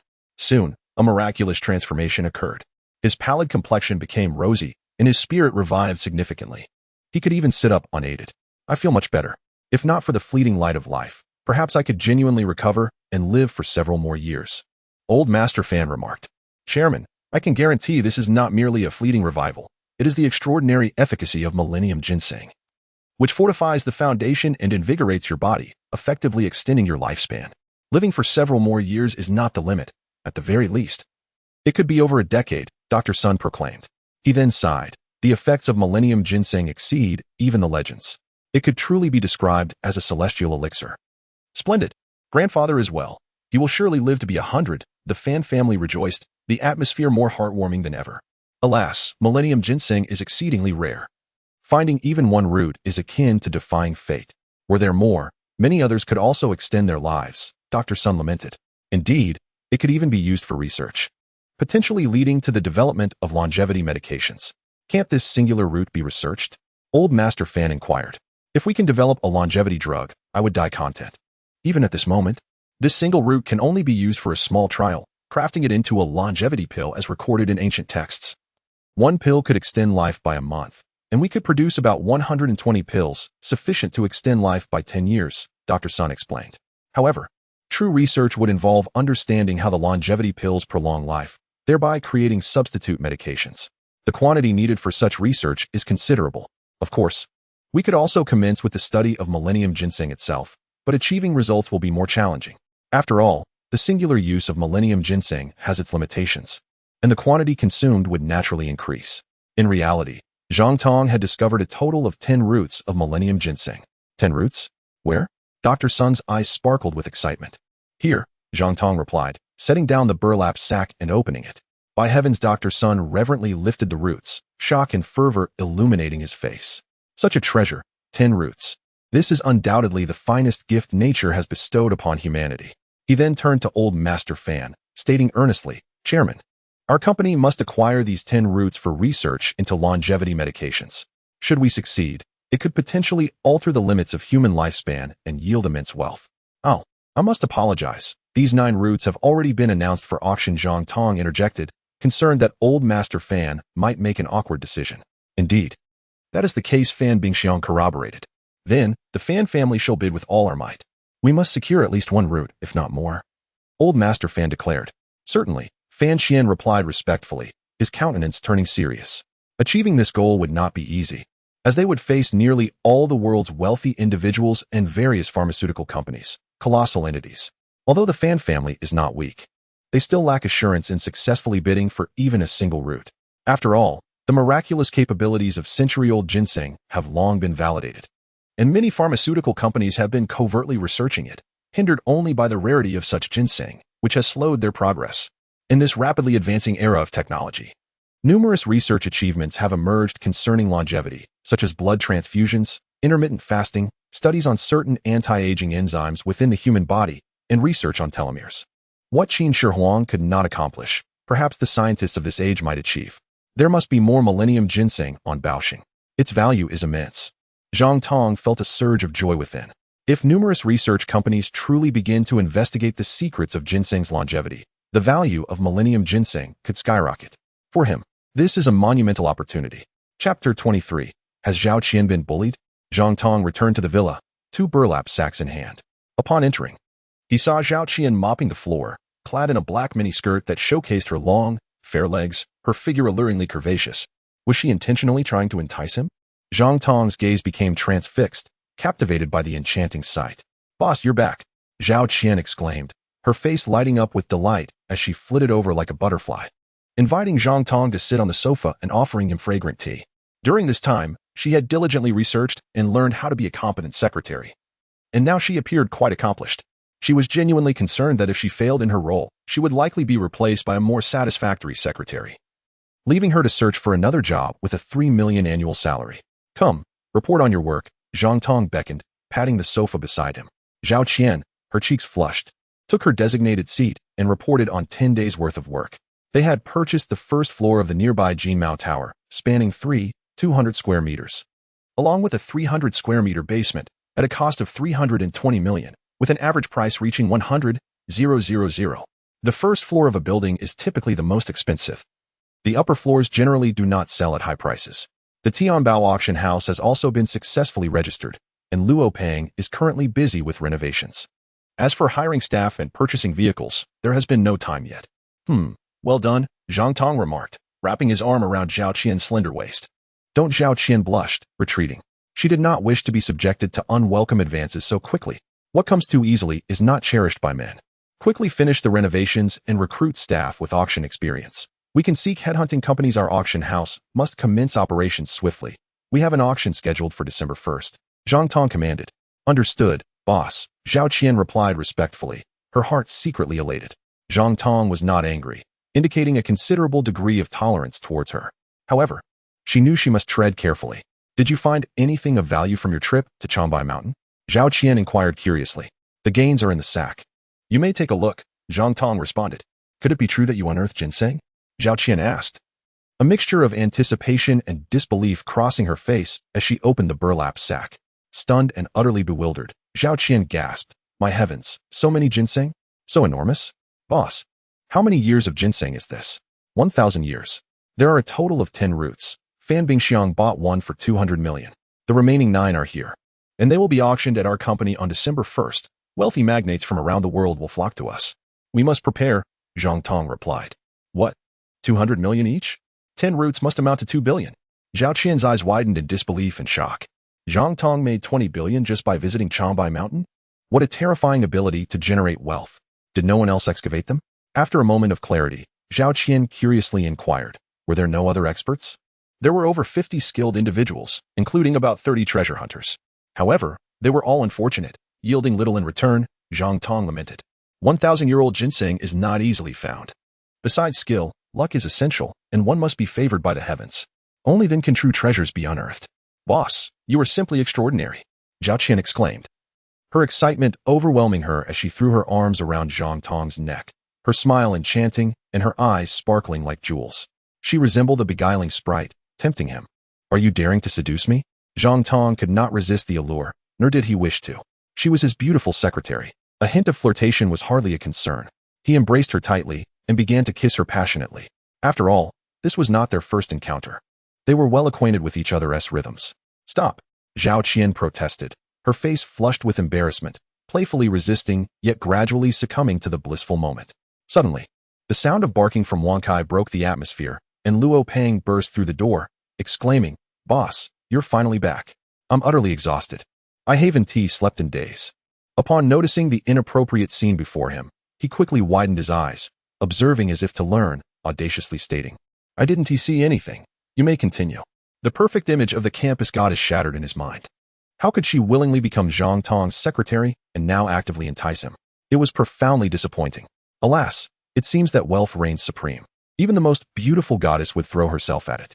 Zhang Tong had to release Zhao Qian, allowing her to shyly escape, and then shot an irritated glance at Luopeng. Weren't you supposed to be at the company overseeing renovations? Why are you back so suddenly? Didn't you ask me to report on the work? Luopeng retorted, feeling wronged. Are you blaming me for your own negligence? Luopeng, I have marvelous news for you. The boss has struck it rich again, earning 20 billion. Zhao Qian quickly diverted the topic, suppressing her own excitement. What? You went to Changbai Mountain and earned another 20 billion? Are you the reincarnation of the god of wealth? Luopeng was left speechless, utterly astounded. Only now did he comprehend why Zhao Qian was so eager to embrace him. It was impossible to resist the allure of a financial titan. If he were a beautiful woman, he would likely do the same. I rely on formidable strength, Zhang Tong asserted, not mere luck. Formidable strength? Luopeng exclaimed, bewildered. Can you provide an example? Just watch closely, Zhang Tong declared, determined to demonstrate his prowess. He intended to acquire more treasures in the future. And these two individuals were the most crucial to him. He needed to instill in them the belief that Zhang Tong was exceptionally powerful, making the discovery of various treasures a natural occurrence. With that, he dashed out of the hall and leaped into the air, reaching a height of over 10 meters. Plucking a leaf from the crown of an ornamental tree. Goodness, is this the legendary skill of lightness? Luo Peng and Zhao Qian were genuinely astonished, incredulous at Zhang Tong's superhuman abilities. No wonder he could become a treasure hunter and accumulate such vast wealth. I'm not a Superman. I've merely trained in martial arts since childhood. In truth, any skilled treasure hunter is a martial arts master.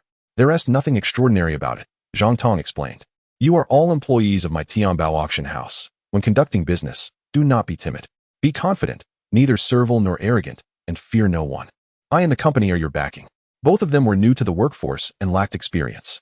If he did not instill confidence in them, they might falter in their duties. Thus, in 10 days, they had merely purchased a floor and registered the company, without acquiring a vehicle or hiring staff. Boss, I have been terribly bullied and have no idea how to handle it, Zhao Qian said, her eyes shining with indignation. You were bullied? Impossible. Zhang Tong found it hard to believe. Zhao Qian was such an exquisite beauty. Who would dare to intimidate her? Countless suitors would surely defend her fiercely. I was indeed bullied, Luo Peng chimed in. Zhao Qian is your woman. Since you are a legendary martial arts master, you must reclaim her honor. Zhang Tong's expression darkened. How did Zhao Qian become my woman? She is merely my secretary. One must not speak recklessly. Luo Peng, you fool, if you can't speak properly, then don't speak at all. Zhao Qian quickly chided upon noticing Zhang Tong's displeasure. Did I say something wrong? Luo Peng retorted nonchalantly. If Zhang Tong has slept with you, aren't you his woman? Forgive me for accidentally revealing the truth. Aren't you happy? I'm not an outsider. I want to spread it around. What exactly happened? Speak. Zhang Tong demanded impatiently. Zhao Qian began to recount her tale. It turned out that her bully was none other than the owner of Tianlan Manor. Zhao Qian had worked as a sales model for 7 days, earning 21,000 in remuneration. She had successfully sold a villa, with a commission of 122,500, but the owner refused to pay, citing various excuses for the delay. Was the owner male or female? Zhang Tong asked, his anger mounting. What a peculiar line of reasoning. Luo Peng was perplexed, struggling to comprehend. Does gender affect the way issues are handled?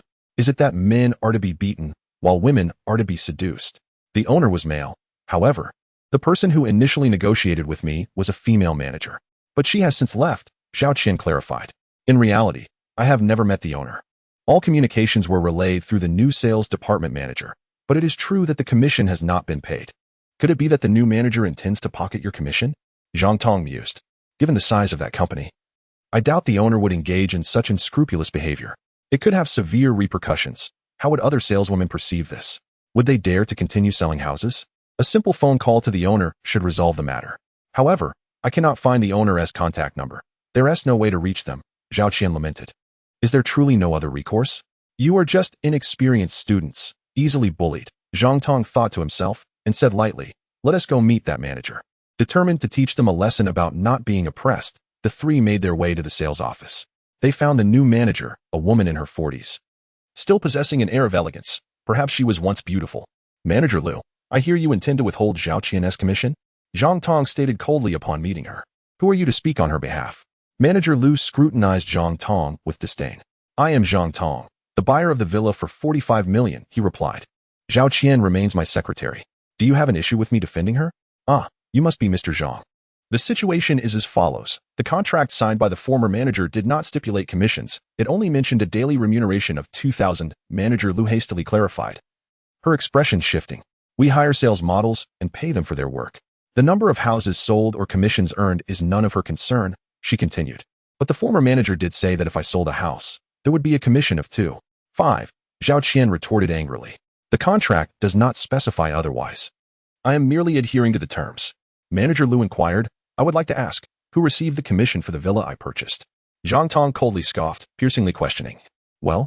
Manager Liu's demeanor shifted dramatically, beads of cold sweat forming on his brow. Since you cannot provide an answer, let the police investigate. Zhang Tong disdainfully declared. Zhao Qian, call the police. Yes, boss, Zhao Qian responded, retrieving her phone to make the call. No. Manager Liu immediately caved. Kneeling down, I was blinded by greed. Seeing no mention of the commission in the contract, I thought I could keep it for myself. I was wrong. I will transfer the commission to you immediately. Is it really that simple? Why didn't I think of that? Luo Peng and Zhao Qian were left dumbfounded, feeling both shame and astonishment. It seemed clear that Zhang Tong's ability to amass billions in wealth was not without reason. The disparity between himself and Zhang Tong was glaring. Since you acknowledge your mistake, I shall grant you one reprieve. However, should you dare to bully anyone again, there will be no such kindness next time. You will undoubtedly regret it for a lifetime. Zhang Tong pondered briefly before generously stating, Thank you, thank you. Manager Liu repeatedly expressed his gratitude. He quickly transferred 125 million to Zhao Qian, having already received the commission in her personal account. Thus, the matter concluded rather simply. Zhang Tong had not utilized any connections nor leveraged his wealth to exert pressure. That woman is truly despicable. How could she swallow my commission? Upon exiting the real estate office, Zhao Qian remained furious. Boss, why not report her? It would teach her an invaluable lesson. A few years in prison wouldn't be too harsh, would it? Luo Peng questioned, equally dissatisfied. It is quite simple. I do not wish to make an enemy of such a lowly woman, Zhang Tong replied. I am not afraid, but it would not bode well for Zhao Qian. After all, if we report her, she would serve time, and retaliation against Zhao Qian in the future is a possibility. Conversely, if we do not report her, she will face consequences without blaming Zhao Qian or us, eliminating any potential future grievances. What consequences? I see none, Luo Peng said, bewildered. All the saleswomen witnessed her disgraceful act. Surely someone will aspire to take her position and report her to the property owner. The owner would not hesitate to dismiss her, without any compensation. Thus, she will lose her job and will forever be unable to claim to have been a sales manager on her resume, making it difficult to secure a high-paying position in the future, Zhang Tong explained. Therefore, her hatred will shift, directed towards the informant or the property owner, and will have nothing to do with us. Wow, that's quite a deep calculation. Boss, you are incredible. No wonder you have become a wealthy magnate. I can only serve as your subordinate, Luo Peng exclaimed, astonished, gazing at Zhang Tong as if he were a marvel. He was profoundly impressed by Zhang Tong's excellence. Zhao Qian, too, was in awe, her gaze towards Zhang Tong transformed by a sense of admiration. An overwhelming feeling of reverence enveloped her. She began to entertain fanciful thoughts. Being his woman, even if only discreetly, would surely bring immense security. She would never have to worry about being bullied or lacking finances. With his capabilities, earning money would be effortless. Even now, he had already amassed over 6 billion, and his company had just been established, yet to fully flourish. What remarkable achievements lay ahead for him? Such a man was beyond her reach. She would rather remain his secretary, steadfastly clinging to his side and allowing him to lead. That was the most prudent way to engage with him. With this thought, her cheeks flushed. Boldly, she intertwined her arm with Zhang Tong's. Boss, thank you for standing up for me. I would like to treat you to dinner. What about me? I have my own burdens, you know, Luo Peng interjected. Feeling slighted. If you wish to be a third wheel, feel free to join, Zhao Qian shot a glare at Luo Peng. He quickly understood, finding an excuse to leave. Secretly envious and jealous, his eyes reddening.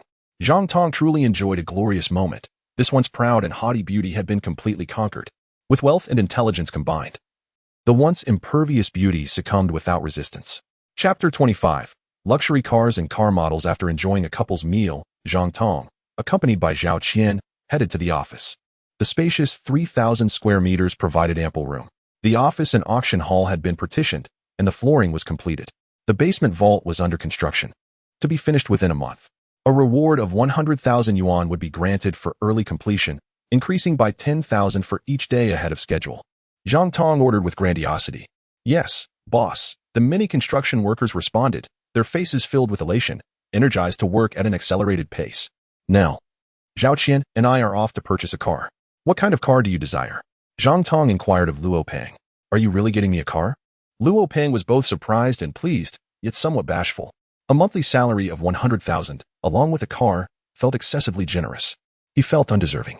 Although Zhao Qian's salary was even higher at 3 million annually, he bore no jealousy, acknowledging that she had to exert more effort. You are our company's stone expert. A car is a necessity, Zhang Tong stated earnestly. We have ample funds now. My only capable subordinates are you and Zhao Qian. It would be quite unrefined not to provide a vehicle. Let's go with an Audi A4L, Luo Peng suggested.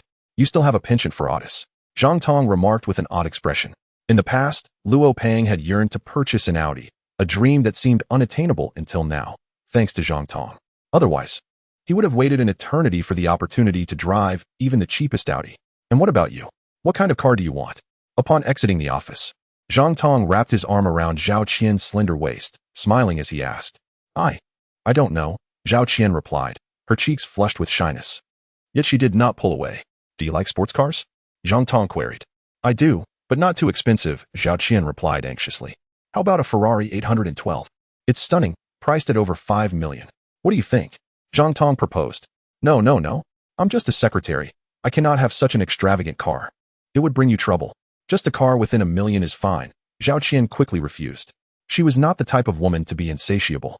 She had a clear understanding of her position as a potentially compromised beauty secretary and did not dare to dream of being Zhang Tong's girlfriend. This was also what Zhang Tong hoped for. In truth, he was not particularly eager to date. Relationships often lead to demands for marriage, various requests, and attempts to control one's finances. Such situations were far from pleasant. Of course, if a girlfriend were a wealthy and independent woman with her own career, it would be a different story. However, Zhang Tong, coming from humble beginnings, had limited exposure to affluent women. So far, only Fan Bingxiang had crossed his path. Yet no sparks had ignited between them. Thus, Zhang Tong had not considered dating at this stage and felt no urgency. At only 22 years old, he was in the prime of youthful exuberance. Moreover, with the cultivation of his celestial energy, he could potentially live up to 200 years. Should he continue to break through, his lifespan could increase exponentially. He had ample time to enjoy life. Discussing relationships a decade or two later was entirely reasonable, especially since he was orphaned and had no one pressuring him to marry. A car under $1 million? That is somewhat low end. After all, you are my secretary, Zhang Tong remarked. But let's go take a look first. Zhao Qian's eyes sparkled with affection, her face radiating warmth, her voice more enchanting than ever. Boss. There's a car show today featuring various luxury vehicles, including supercars worth tens of millions. The organizers contacted me about modeling, but I declined. Would you like to go and take a look? A car show? Of course, we should attend. Zhang Tong's eyes lit up, excitement bubbling within him. In the past, he and his two roommates had cherished car shows, reveling in the opportunity to admire car models and capture photographs to savor later. Thus, they had always sought ways to attend every car show. Regrettably, today Luo Peng could not make it as he was occupied with renovations. Meanwhile, another roommate, Yang Bo, had ventured to the bustling metropolis for work. He had once boastfully informed Zhang Tong and Luo Peng that the auto show in this city was grander in scale and featured more exquisite models. His determination to strive in the city stemmed from his ambition to someday what a stunning automotive model. One wonders whether that scoundrel has realized his dream or if he has caught the eye of any models by now. Half an hour later, Zhang Tong and Zhao Qian arrived at the auto show venue. The space was expansive, filled with luxurious vehicles, showcasing both new releases and established models. Perhaps due to the manufacturer's promotional activities, the models were more breathtaking than ever. The most elite among them even rivaled Zhao Qian in beauty. Countless men were left spellbound, their mouths agape as they fervently captured photographs with their phones and cameras. Isn't that model exceptionally beautiful? Do you like her? Zhao Qian inquired, pointing to the most stunning model with a knowing expression. I merely admire her beauty, Zhang Tong replied earnestly, stating that he could not say he liked her. I know that model. Her name is Lu Qingxi, and she is 19 years old. In truth, she is a beauty streamer, and modeling is just a hobby. Zhao Qian clarified. What do you mean by that? Zhang Tong shot her a glance. I only worry that you might be captivated by her, Zhao Qian replied. After all, she is so beautiful that no man could resist her charms. Is your relationship with her rather poor? Are you enemies? Zhang Tong asked suspiciously. Our relationship is quite ordinary. We have both been models at the same time, Zhao Qian explained. If she tries to flirt with you, don't entertain her, and even if you do, don't let your heart sway. Are you so certain she would attempt to entice me? Zhang Tong asked, intrigued. Having attended numerous auto shows in the past, he was well acquainted with the demeanor of models, particularly the most beautiful ones, who often exuded pride and fame, rarely approaching men directly. Absolutely. Because you are exceptionally handsome and extraordinarily wealthy, Zhao Qian asserted. Moreover, you might be here to purchase a luxury vehicle. How could she possibly overlook you? Let us wait and see, Zhang Tong chuckled. As they continued to explore, they soon found 3 vehicles of interest: a red Porsche 911, the 2023 Carrera T3, 0T priced at 1.5 million, an Audi A8L at 830,000, and a Mercedes GLS at 1.06 million. Instead of purchasing immediately, they ventured to the area showcasing the most expensive cars, where they began to scrutinize a white Ferrari LaFerrari. It was strikingly stylish and undeniably appealing to any man, being a top-tier supercar valued at over 20 million. The most beautiful model stood beside this supercar, playfully tossing her hair and striking poses. Observing her more closely, her height was at least 76 meters, and with red high heels, she was nearly eye level with Zhang Tong. Her waist was slim, yet her upper body was exceedingly voluptuous, seemingly on the verge of bursting from her attire. Her long, fair legs and exquisitely delicate features, coupled with her flawless, supple skin, rendered her both sensual and alluring, rivaling Zhao Qian's beauty. How stunning! Zhang Tong found himself stealing glances. He felt a sense of anticipation, not with the intent of pursuing her, but rather delighting in the sensation of being pursued. Chapter 26. Luxurious cars and beautiful women. Indeed a delight, what a handsome man. Could he be a super-rich heir? Otherwise, how could Zhao Qian, who usually maintains her distance from men, cling to his arm throughout the event? Her words were laced with flattery. The model, Lu Qingxi, had undoubtedly noticed Zhang Tong as he approached. Her enchanting gaze sparkled with interest. Zhao Qian summoned someone.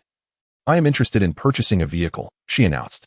Zhang Tong had developed a deep admiration for the Ferrari LaFerrari, aware of its prestige.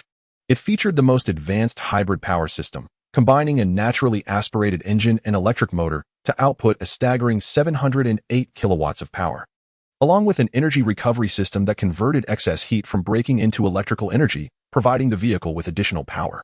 Coupled with a V10 engine, it could reach 1,000 horsepower. Moreover, this model was nearing discontinuation, making its availability quite fortuitous. Excuse me, is Zhao Qian your girlfriend?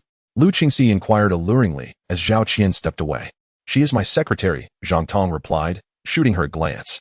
Was Zhao Qian correct? Was this stunning model attempting to seduce him? A secretary? Lu Qingxi exclaimed, nearly laughing. Zhao Qian, how the mighty have fallen to be a mere secretary. I had expected you to secure a wealthy boyfriend, not this.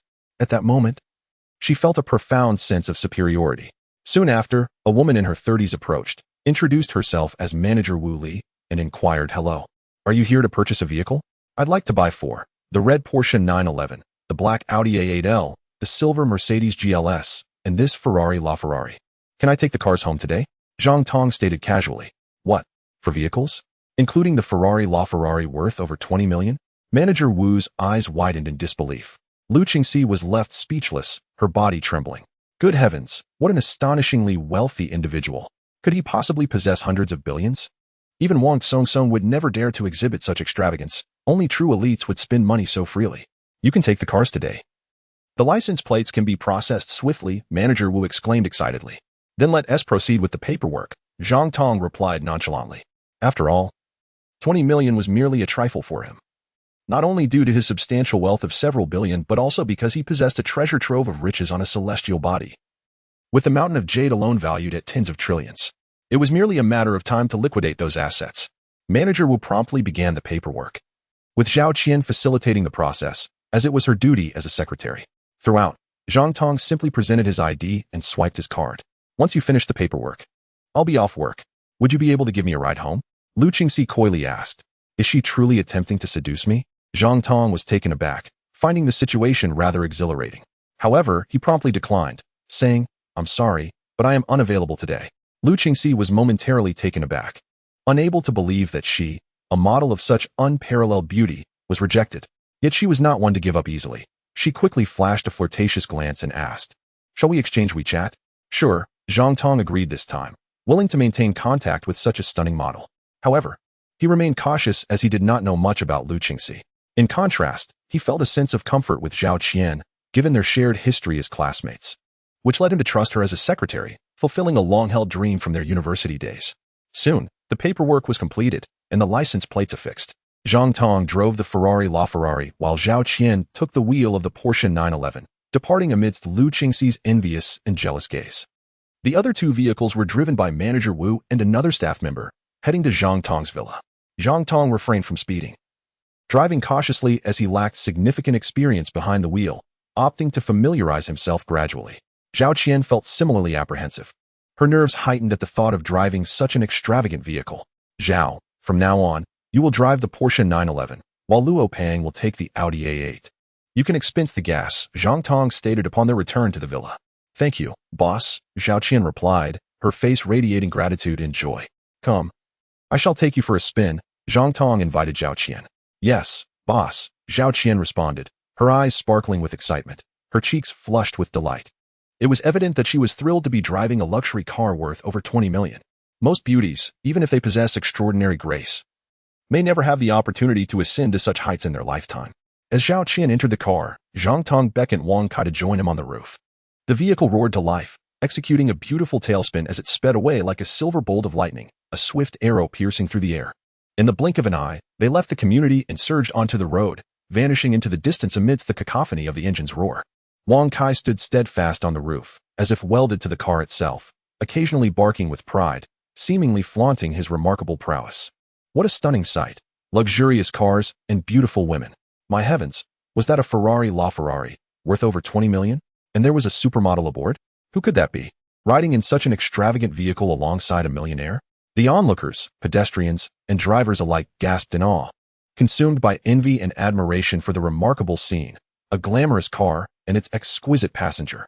Zhang Tong, exhilarated, realized that driving a Ferrari LaFerrari truly required the company of an extraordinary beauty to feel complete. Otherwise, the thrill would be elusive. Zhao Qian, inexplicably, felt an unprecedented wave of happiness and comfort, her smile radiant and enchanting. In that moment, she believed she had reached the pinnacle of her life. Curiously, Zhang Tong quickened his pace, taking them on a thrilling ride for half an hour before returning to his countryside home, parking the car in front of his house. The townsfolk, particularly the elderly, couldn't help but express their envy and admiration. "Boss, where is this?" Zhao Qian inquired sweetly as she stepped out of the car. "This is my hometown, where I grew up," Zhang Tong replied. "Make a note to hire a construction team to demolish this old house and build a villa. Just handle everything, don't micromanage." "Understood, boss. We'll stay here tonight," he added. At that moment, Zhao Qian felt a rush of nervousness, her cheeks flushed with an added allure. Chapter 27. A night in the mountain village, Zhao Qian shyly followed Zhang Tong into the living room, busily preparing tea, her laughter like a blooming flower as she tenderly massaged his shoulders. Zhang Tong had just returned over $1 million in commission to her and gifted her a Porsche 911 worth $1.5 million. Her joy was overwhelming. She felt compelled to show her gratitude, perhaps hindered by her high heels or perhaps noticing Zhang Tong's reluctance to make the first move. She stumbled and fell into his embrace. Sparks ignited as they shared a passionate hug, lost in fervent intimacy. "Boss, please, don't," she murmured playfully as Zhang Tong carried her into the room, her heart racing with a mix of excitement and shyness. After an exhilarating encounter, Zhao Qian lay on the bed, utterly spent, her flushed face still bearing the traces of their passionate interlude, radiating a breathtaking beauty akin to a peony in spring. She had finally realized a long-held dream. Zhang Tong felt invigorated, pride swelling within him. During their college years, he had admired Zhao Qian from afar, too shy to confess his feelings, yet secretly wishing to win her affection. Now, she lay in his arms, a vision of beauty, fulfilling his once far-fetched fantasies.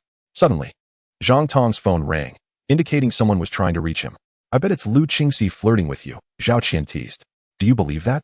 "Surely not," Zhang Tong replied skeptically, but upon checking his phone, he was taken aback to find that it indeed was Lu Qingxi reaching out. "Mr. Zhang, are you home? Is it really her? You have quite the charm," Zhang Tong exclaimed, astonished. "Who wouldn't be captivated by a remarkable figure like you? Lu Qingxi may be beautiful, but she dreams of something with you too," Zhao Qian remarked. "Does she often act this way?" Zhang Tong inquired, his brow furrowed. "Not really. She only pursues men of your caliber," Zhao Qian giggled.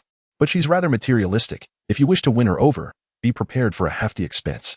"I have no interest in her," Zhang Tong sighed, shaking his head in disbelief. "Who wouldn't be tempted by a woman of her allure?" "That's not entirely true." "It's not absolute," Zhao Qian teased. Zhang Tong's expression turned thoughtful. The dynamic of being a secretary versus a girlfriend felt distinctly different.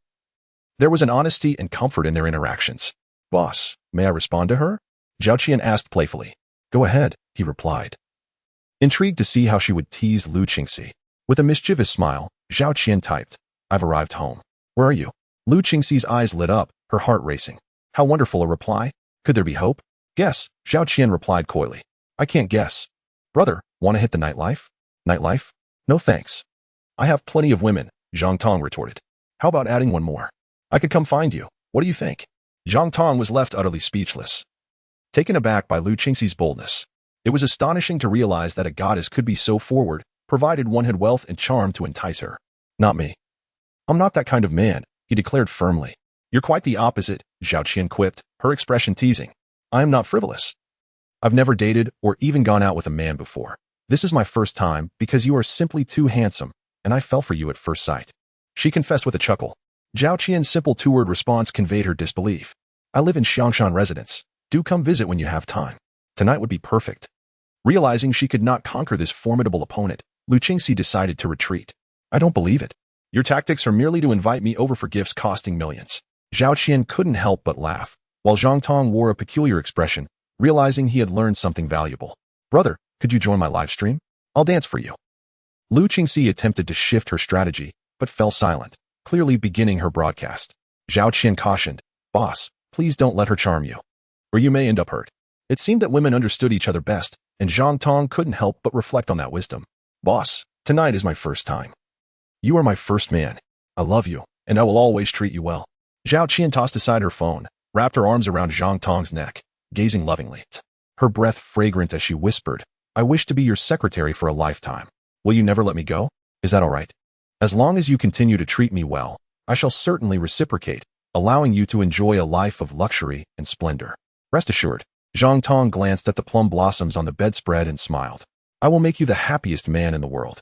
Upon receiving this promise, Zhao Qian was overjoyed, her face radiating happiness. She felt as though she possessed the entire world. She was acutely aware that, being alumni, Zhang Tong understood her well. Recognizing her as the most beautiful flower of their school, the dream goddess of countless boys. Someone who had never had a boyfriend and had turned down countless suitors from wealthy families. Thus, Zhang Tong held a very favorable impression of her. She was undoubtedly his former dream girl. With such sentiments in place, a foundation of happiness was established. She vowed to cherish it and to love him earnestly, striving to become the most important woman in his life. It was a night filled with sweetness and beauty. Zhang Tong reveled in the experience, reflecting on the richness and vibrancy of a life as a wealthy individual. It had only been a few days since his extraordinary fortune began, and already he had acquired a villa, luxury cars, and a company, transforming his former dream goddess into a stunning secretary now resting in his embrace. Moreover, he was being flirted with by captivating beauties like Lu Qingxi, a glamorous anchor and model. He felt he had reached the pinnacle of his life, an exhilarating sensation. What lay ahead was even more promising, as his opulent journey had only just begun. Countless treasures awaited him on his celestial path, and his remarkable skills could continue to refine. His lifespan could also be significantly extended. Ha ha ha, my future is a boundless sea of stars. How thrilling. Chapter 28. The comedic duo of Luo Peng and Yang Bo at last. The beautiful night drew to a close. The sky began to brighten as the sun ascended to its zenith. Zhao Qian awoke, glancing at her phone, her expression shifting dramatically. Oh no. I'm going to be late. Being a sophomore, she had classes to attend. Why don't you drive my car? I'll sleep a little longer. Zhang Tong replied lazily, unwilling to rise. You should get up too. We should leave together. There's nothing to eat here. What if we get hungry? Zhao Qian struggled to rise, her movements somewhat awkward. Fortunately, youth allowed for a quick recovery. Otherwise, she might truly have been unable to get out of bed. It's fine. I'll whip up something. I still want a treasure hunt at Dakingshan, Zhang Tong said. I won't be back for a few days. Another treasure hunt? Zhao Qian exclaimed, astonished. What treasures could possibly be found in Dakingshan? There are indeed treasures. I won't return empty-handed. I plan to earn several hundred million, perhaps even over $1 billion. Then I wish you a fruitful return. Zhao Qian was skeptical but refrained from expressing her doubts. She did not leave immediately. Instead, she prepared a simple meal of noodles with 2 eggs, which she brought to Zhang Tong's bedside, then left with a smile. Being late was of little consequence. After all, skipping class wasn't a new experience for her. Zhao Qian first returned to Zhang Tong's villa, switching to her Porsche 911 before heading to school. The Ferrari Raphael was too extravagant. She dared not drive it to campus, lest it attract undue attention and gossip. On her way, she encountered Luo Peng and stopped the car. Boss has bought you an Audi A8L. Here are the keys. An Audi A8? That's fantastic. Luo Peng exclaimed, his face brimming with joy, though he quickly feigned indignation. But boss seems to favor you over friends, gifting you a Porsche 911 worth over $1.5 million? I am the esteemed secretary of the board, the face of the company. What's wrong with a Porsche 911? You're merely a stone cutter. Is an Audi A8 not sufficient for you? Zhao Qian retorted. Sufficient, sufficient. Luo Peng raised both hands in surrender, then curiously asked, what car did the boss buy for himself? A Ferrari Raphael and a Mercedes. Zhao Qian replied. Wow, that's downright extravagant. Luo Peng was left speechless, in awe. The boss made billions on a trip to Chabai Mountain. What does a few million for cars matter? Zhao Qian remarked nonchalantly. Indeed, the boss is remarkable. Incredibly profitable and undeniably charming. A true heartthrob. Luo Peng could not help but feel a twinge of envy. It was evident that Zhao Qian had returned from outside, having spent the night with Zhang Tong. What transpired between them was obvious even to the dimmest of minds. How fortunate to be wealthy. The top school beauty actively seeks to be the secretary of the board. When there's work, she is a secretary. When there's none. Shaking his head. He decided not to dwell on it. Where's the boss? He is still asleep, Zhao Qian said, her cheeks flushing red, inadvertently revealing too much. Even a fool like Luo Peng recognized what had happened between her and Zhang Tong. Tonggu has overexerted himself. He can't get up? That is alarming. Luo Peng was secretly astonished and eagerly declared, I'll head to the villa to prepare some blackbone chicken and goji berry soup for him. He is not at the villa, he is at his countryside home, and he won't be coming today. He is off to Dakingshan for a treasure hunt. Claiming he'll return with over $1 billion. Zhao Qian felt inexplicably shy, also secretly astonished.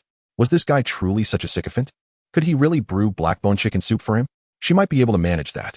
Another treasure hunt, and he is aiming to earn over $1 billion? Luo Peng was left speechless, struggling to believe it. Yet Zhang Tong had already demonstrated his miraculous abilities, after just one trip to Changbai Mountain. He had returned with 10 ancient ginseng roots worth billions. Therefore, earning over $1 billion from Dakingshan was not entirely out of the question. Shaking his head to dispel his wandering thoughts, he inquired, Does the boss have any new instructions? He asked me to find a construction team to build a villa in the countryside. Oh, and we need to purchase a small delivery truck. Besides that, I'm to recruit staff for the auction house. Didn't he mention this to you? You should handle it. Time is of the essence. So don't delay the opening. Zhao Qian stated. The renovations are now on track. We can't be too focused on details. I'll start recruiting today. I'm going to hire the most beautiful receptionists, just as Tong Gu suggested, with salaries ranging from 30 to 50,000. Luo Peng was filled with excitement and anticipation, certain he would attract stunning beauties. Are you really going to do as he says? 30 to 50,000 is excessive. That undermines industry standards. I think 10,000 would suffice. Zhao Qian countered. You want to find stunning beauties at 10,000. If you insist on that, I'll be in trouble. Luo Peng thought to himself, confidently asserting, Our company makes a fortune daily.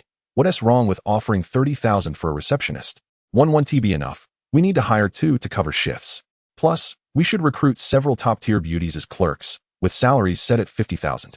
The boss would definitely not oppose that. He once told me that if he started a company, he would hire many stunning beauties. Even if he doesn't engage with them, they're a treat for the eyes. You're talking nonsense. He is not that kind of person. Zhao Qian retorted angrily. This left Luo Peng momentarily speechless. Yes, the boss is not that kind of person, but I am. With a shameless grin, Luo Peng continued. As a subordinate, one must always be ready to take the fall for the boss. So, I'll take the blame. Zhao Qian was left speechless in frustration, but she had no way to retaliate against Luo Peng. Moreover, she didn't want to report him. That would only label her as jealous. I don't believe he can actually recruit stunning beauties. Do you think they're as common as cabbages? Perhaps this rascal is just trying to tease me. Ignoring him, she accelerated away, leaving Luo Peng in the dust. It seems the secretary of the board has agreed. How many stunning beauties will she actually hire? Luo Peng's face was filled with lewd anticipation. He excitedly contacted another roommate, Yangbo Senpai. How are you? I have good news. I found a job with a monthly salary of 100,000. The company is filled with beauties. Each one a match for the top school beauty Zhao Qian. Are you envious? Still not awake? Dreaming, I see, came Yangbo's swift reply. Zhang Tong is truly exceptional, residing in a villa and driving luxury cars, with the campus beauty falling for him. Isn't that delightful? Luo Peng, indifferent to Yangbo's disbelief, continues to flaunt his success. Last night, did Zhang Tong not join you in your dreams? The company has provided me with a vehicle, an Audi A8L. Are you envious? I can hardly engage with your daydreams. I am quite busy, as my beautiful secretary is urging me to move quickly. Move? If you had a beautiful secretary, I would do a handstand while suffering from diarrhea. If both of you truly became prosperous, I would drink my own urine while standing on my head. How absurd one day. You might actually end up drinking urine. Luo Peng exclaimed in exasperation. Calling him a fool. Chapter 29. Re-entering Baoxing, the mysterious iron nail? Zhang Tong returned to Baoxing, installing a generator and stone cutter at the cliff's edge. These tools had been ordered before his trip to Changbai Mountain, and now they were successfully delivered to Baoxing. With immense strength, he effortlessly moved the equipment. Installation was swift. And after testing, he found everything functioning perfectly. Zhang Tong felt a sense of relief. He began to cut the massive stone that he had previously pushed down the mountain. This rock was incredibly solid and resilient. It had rolled down without breaking, leaving its secrets hidden within. Therefore, it needed to be split open. This stone was even larger than the last. If jade were to be found, its value would be astonishing. Zhang Tong was filled with anticipation. Wang Kai, his curious companion, circled the stone cutter, treating it as a toy. Wang Kai, keep a vigilant watch. Ensure no monstrous beasts approach unnoticed, Zhang Tong commanded. At last, the stone was cut open. Zhang Tong's face displayed a mix of confusion and astonishment. There was neither green nor red jade. Instead, a brilliant yellow emerged. The cross-section was a translucent yellow, resembling the finest chicken oil jade, breathtakingly beautiful and vibrant. Could this be the legendary chicken oil jade? Zhang Tong's eyes widened in sheer ecstasy. He understood well that high-quality chicken oil jade was exceedingly rare, its value rivaling that of ice-type red jade, second only to the glass-type imperial green. My goodness, how much could it be worth? 2 billion? 3 billion? 5 billion? 100 billion? Zhang Tong's heart raced with excitement. Although the jade's cross-sectional area was only a small fraction of the stone, it was still as large as half a door. For reference, the last piece of ice-type red jade, only the size of a basketball, sold for 11 billion. What a euphoric moment. Zhang Tong beamed with delight, as all his burdens dissipated and his worries vanished into oblivion. Establishing a company indeed brought a fair share of pressure, particularly as salaries needed to be paid, especially his own, which was quite substantial. Zhao Qian alone earned 3 million a year. If he were unable to generate profit, it would be quite a headache. However, having successfully cut open a massive stone alleviated all his concerns. Life truly is a balance of gains and losses. He gained chicken oil jade worth tens of billions, if not over 100 billion, while losing his worries. He chuckled to himself, thinking to hand the stone over to Luo Peng, who would likely be busy for a day or two, utterly exhausted. With a mischievous grin, Zhang Tong, accompanied by Wang Kai, charged up the mountain, eager to explore. He resolved to quicken his pace, determined to thoroughly investigate this vast expanse. This was an endless planet. Without diligence, he might never explore the surrounding 10 miles, which would be tragic. Who knew if there were even more valuable treasures lurking in the distance? This was an extraterrestrial world, not Earth, where conventional logic did not apply. Soon, he arrived beneath a colossal coconut tree, where a little squirrel leaped down, landing on Zhang Tong's shoulder, chattering and playfully ruffling his hair. Zhang Tong chuckled, reaching into his pocket to retrieve a few peanuts. The squirrel, delighted, quickly peeled them and nibbled joyfully, its tiny mouth moving adorably. Thus, the trio continued their ascent. Soon, they entered an unfamiliar area where the terrain became steep. Fortunately, both Zhang Tong and Wang Kai possessed extraordinary abilities, granting them great strength and speed, enabling them to advance unwaveringly. Along the way, they encountered several stones that might contain jade, but these appeared to have grown from the mountainside. Extracting them would be challenging and contrary to Zhang Tong's treasure hunting principles, so he chose to ignore them. What is that? Zhang Tong spotted an enormous tree, its trunk so wide that it would take a dozen people to embrace it, golden silk nanmo.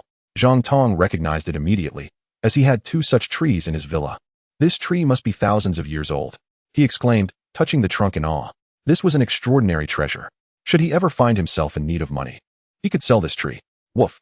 Squeak! Both Wang Kai and the squirrel alerted him simultaneously. 2 elephants emerged from the forest, one of which was the small elephant Zhang Tong had encountered before. The other was enormous, towering 7 to 8 meters tall and stretching over 10 meters long. The mother elephant swung her long trunk, gazing at Zhang Tong with a menacing glare. With a thunderous stomp, her massive foot crushed the ground beneath, sending golden sparks flying, seemingly revealing traces of gold. A gold mine. Zhang Tong's eyes lit up, and his heart raced. This truly was a treasure trove, not only with jade materials, but also potential gold deposits, alongside a plethora of red fruits and the golden silk nanmo. Unfortunately, the elephants had claimed the land as their own.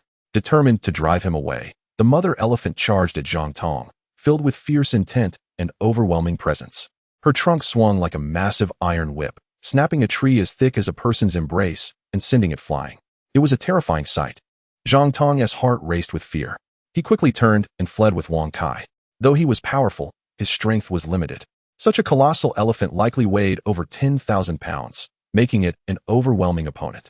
He dared not throw his spear, primarily out of a desire to avoid harming the elephant. Moreover, the thick-skinned creature would likely withstand the spear's thrust. The elephants, including the small one, relentlessly pursued Zhang Tong, driving him down the mountain as if he were a fleeing duck. Was this not unreasonable? Reluctantly, Zhang Tong abandoned his mountain exploration, leading Wang Kai and the squirrel downstream toward the creek. He understood that the distant grassland might harbor ferocious beasts, He was well aware that the African savanna was home to lions, crocodiles, and wolves. Thus, even with Wang Kai and the squirrel alerting him, Zhang Tong remained cautious. Walking at a deliberate pace, gradually he arrived at the edge of a vast lake, spanning several kilometers, its surface shimmering under the sun, revealing giant fish swimming and creating towering waves. It could easily be mistaken for a water monster. The shallow waters along the lake's edge were densely populated with various wild grasses, swaying as if stirred by an unseen force, indicating the presence of fish hidden within. My goodness, what is that? Zhang Tong's eyes widened in shock. At the edge of the lake, a patch devoid of aquatic plants stood out, revealing numerous rocks. On one stone pillar, something metallic, rusted and weathered, was embedded. Could it be an iron nail? Zhang Tong's expression turned serious. If it was indeed an iron nail, it would suggest the existence of intelligent life on this planet, perhaps a civilization that once constructed the mysterious passageway. Could there be extraterrestrial beings on Baoxing? Chapter 30. The Ancient Sword and the Flying Clam. It is impossible for extraterrestrial beings to exist. Otherwise, the passageway's exit on Earth would not remain buried underground, but rather would be cleared. Thus, the extraterrestrial beings must have perished, leaving behind only remnants and technological artifacts. Zhang Tong quickly regained his composure, analyzing the situation to bolster his courage. If he were to uncover the remnants of an alien civilization and retrieve technological knowledge, could it not propel Earth's technology to unprecedented heights?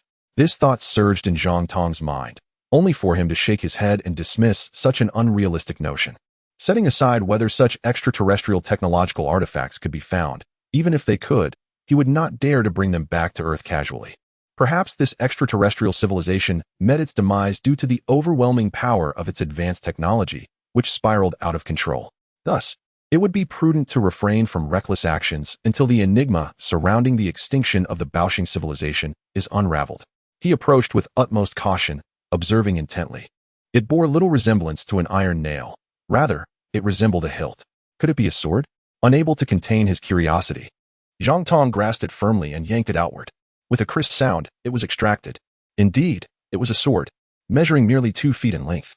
The blade exhibited no signs of rust, appearing to be made of bronze, seemingly unremarkable, lacking any distinctive features. The hilt was corroded, presumably due to copper oxidation. Yet it did not detract from its grip. Were this a bronze sword discovered on Earth, it would be of little consequence. However, given the extraterrestrial context, it signified the existence of a civilization on Baoxing.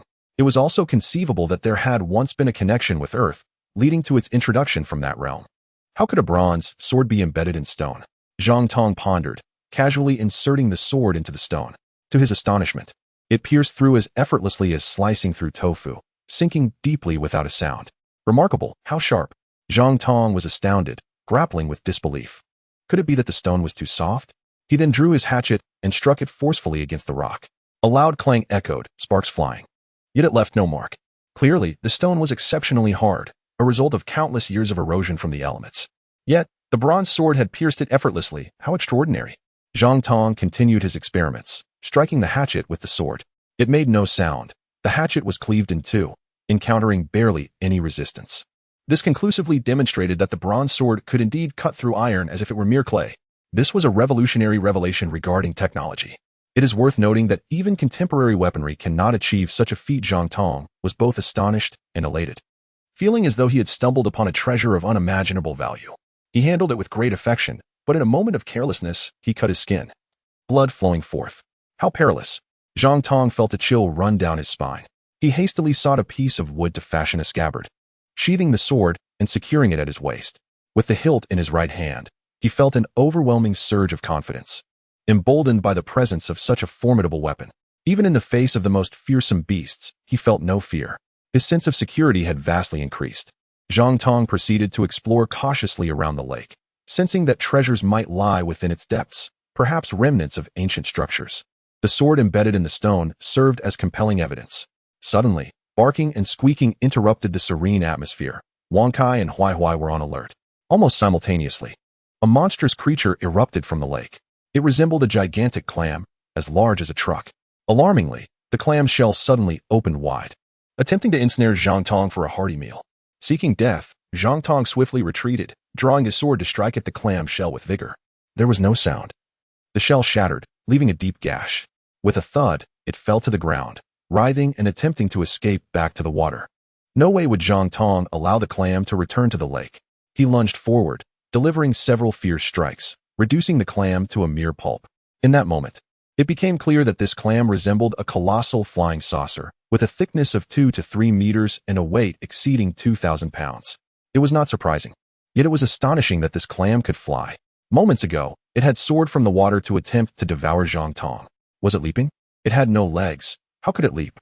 Zhang Tong, though perplexed and curious about the flying clam, was not a biologist but a treasure seeker. His immediate thought turned to pearls. He pried open the clam shell and began to search meticulously. To his delight, he found 1 large and 2 small white pearls. The larger one was the size of a peanut, while the 2 smaller ones were merely the size of beans, light as feathers, lacking in weight, and not particularly round. Even if they were pearls, they likely held little value, utterly useless. Zhang Tong discarded the 2 smaller pearls onto the ground, but he kept the larger one, suspecting it might be worth something. Wang Kai, however, was mischievous. He sniffed the larger pearl and then clamped it in his mouth, seemingly intent on swallowing it. An unbelievable phenomenon occurred. Wang Kai began to float upward, ascending straight into the air as if tethered to a massive helium balloon. Zhang Tong, quick-witted, seized Wang Kai and pulled him back down. Startled half to death, Wang Kai promptly spat out the pearl, returning to normalcy and no longer floating. Could it be that the pearl enabled flight? Must it be held in the mouth? Zhang Tong, utterly baffled, quickly picked up the 2 pearls and boldly placed the smaller one in his mouth. Instantly, he felt as if he had become weightless, lighter than air. His body rising effortlessly, ascending at an increasing speed. Could this truly allow one to fly? What an extraordinary treasure! Zhang Tong was rendered speechless with astonishment. He quickly expelled the pearl and plummeted back to the ground. He continued his experiments and soon made further discoveries. Holding the pearl allowed for flight. Yet even the slightest gap in his mouth could influence his ascent or descent, as well as alter his speed. The larger pearl enabled flight too, but at a rate 3 times faster than the smaller one. After several attempts, Zhang Tong mastered the technique. Holding the pearl allowed him to soar through the air, tilting his body to maneuver forward or backward, and opening his mouth to descend. He reveled in the exhilaration, filled with joy. With this miraculous flying pearl, the dream of physical flight was finally within reach, requiring no energy source or recharging. However, whether the pearl would allow for perpetual flight remained uncertain, necessitating further research before conclusions could be drawn. With exuberance, Zhang Tong named this remarkable pearl a flying pearl. Chapter 31. Terrifying Flying Beasts, the Flying Pearl Saves Lives. Zhang Tong continued to wander along the lake's edge, observing dozens of flying clams moving in the water, yet they no longer sought to attack him. Perhaps the flying clams possessed intelligence, recognizing Zhang Tong's formidable prowess and choosing to refrain from confrontation. However, Zhang Tong dared not enter the water to pursue them, uncertain of other lurking monstrous creatures. He resolved to return after some time, assuming they would forget him, allowing for another opportunity to hunt. No longer wishing to waste time, Zhang Tong departed from the lake, following the stream downstream. Yet, after only a few dozen meters, a horrifying spectacle unfolded. The sky was filled with countless enormous birds, each as large as a helicopter. Numerous ferocious beasts scurried frantically on the ground. Horned wolves, scaly serpents, creatures resembling kangaroos, and deer-like animals, all exhibiting slight deviations from their earthly counterparts. The giant birds swooped down relentlessly, capturing these wild animals with precision, lifting them high into the air, only to drop them to the ground, reducing them to mere pulp before savoring their meals. Zhang Tong was filled with dread. He dared not continue exploring, nor did he wish to hide in the bushes, having witnessed animals concealed therein being ruthlessly snatched away. The immense birds possessed incredibly sharp eyesight, able to detect the slightest movements and uncover any hidden prey. Holding Huai tightly, he took Wang Kai and dashed toward the nearby mountain like a streak of light. Yet, the giant birds were too swift, one caught up in the blink of an eye. Diving down like lightning, its claw aimed at Zhang Tong. Zhang Tong raised his sword and struck at the claw. With a crack, the bird's claw shattered, plummeting to the ground with a piercing shriek. Zhang Tong's expression changed dramatically, fear coursing through him. The resistance he felt when striking the claw was palpable. Had he not been exceptionally strong, he might not have severed it. This indicated that the giant bird's claws were extraordinarily hard, surpassing steel. It was likely a predatory bird that thrived in packs, potentially reigning as the aerial predator of the skies. He fled with remarkable speed, not pausing even for a moment. Wang Kai followed closely behind Zhang Tong, both escaping for their lives, the bravado of the super dog vanishing in the face of a more formidable foe. Perhaps Zhang Tong's counterattack had provoked the giant birds. A dozen of them swooped down, surrounding and assaulting him.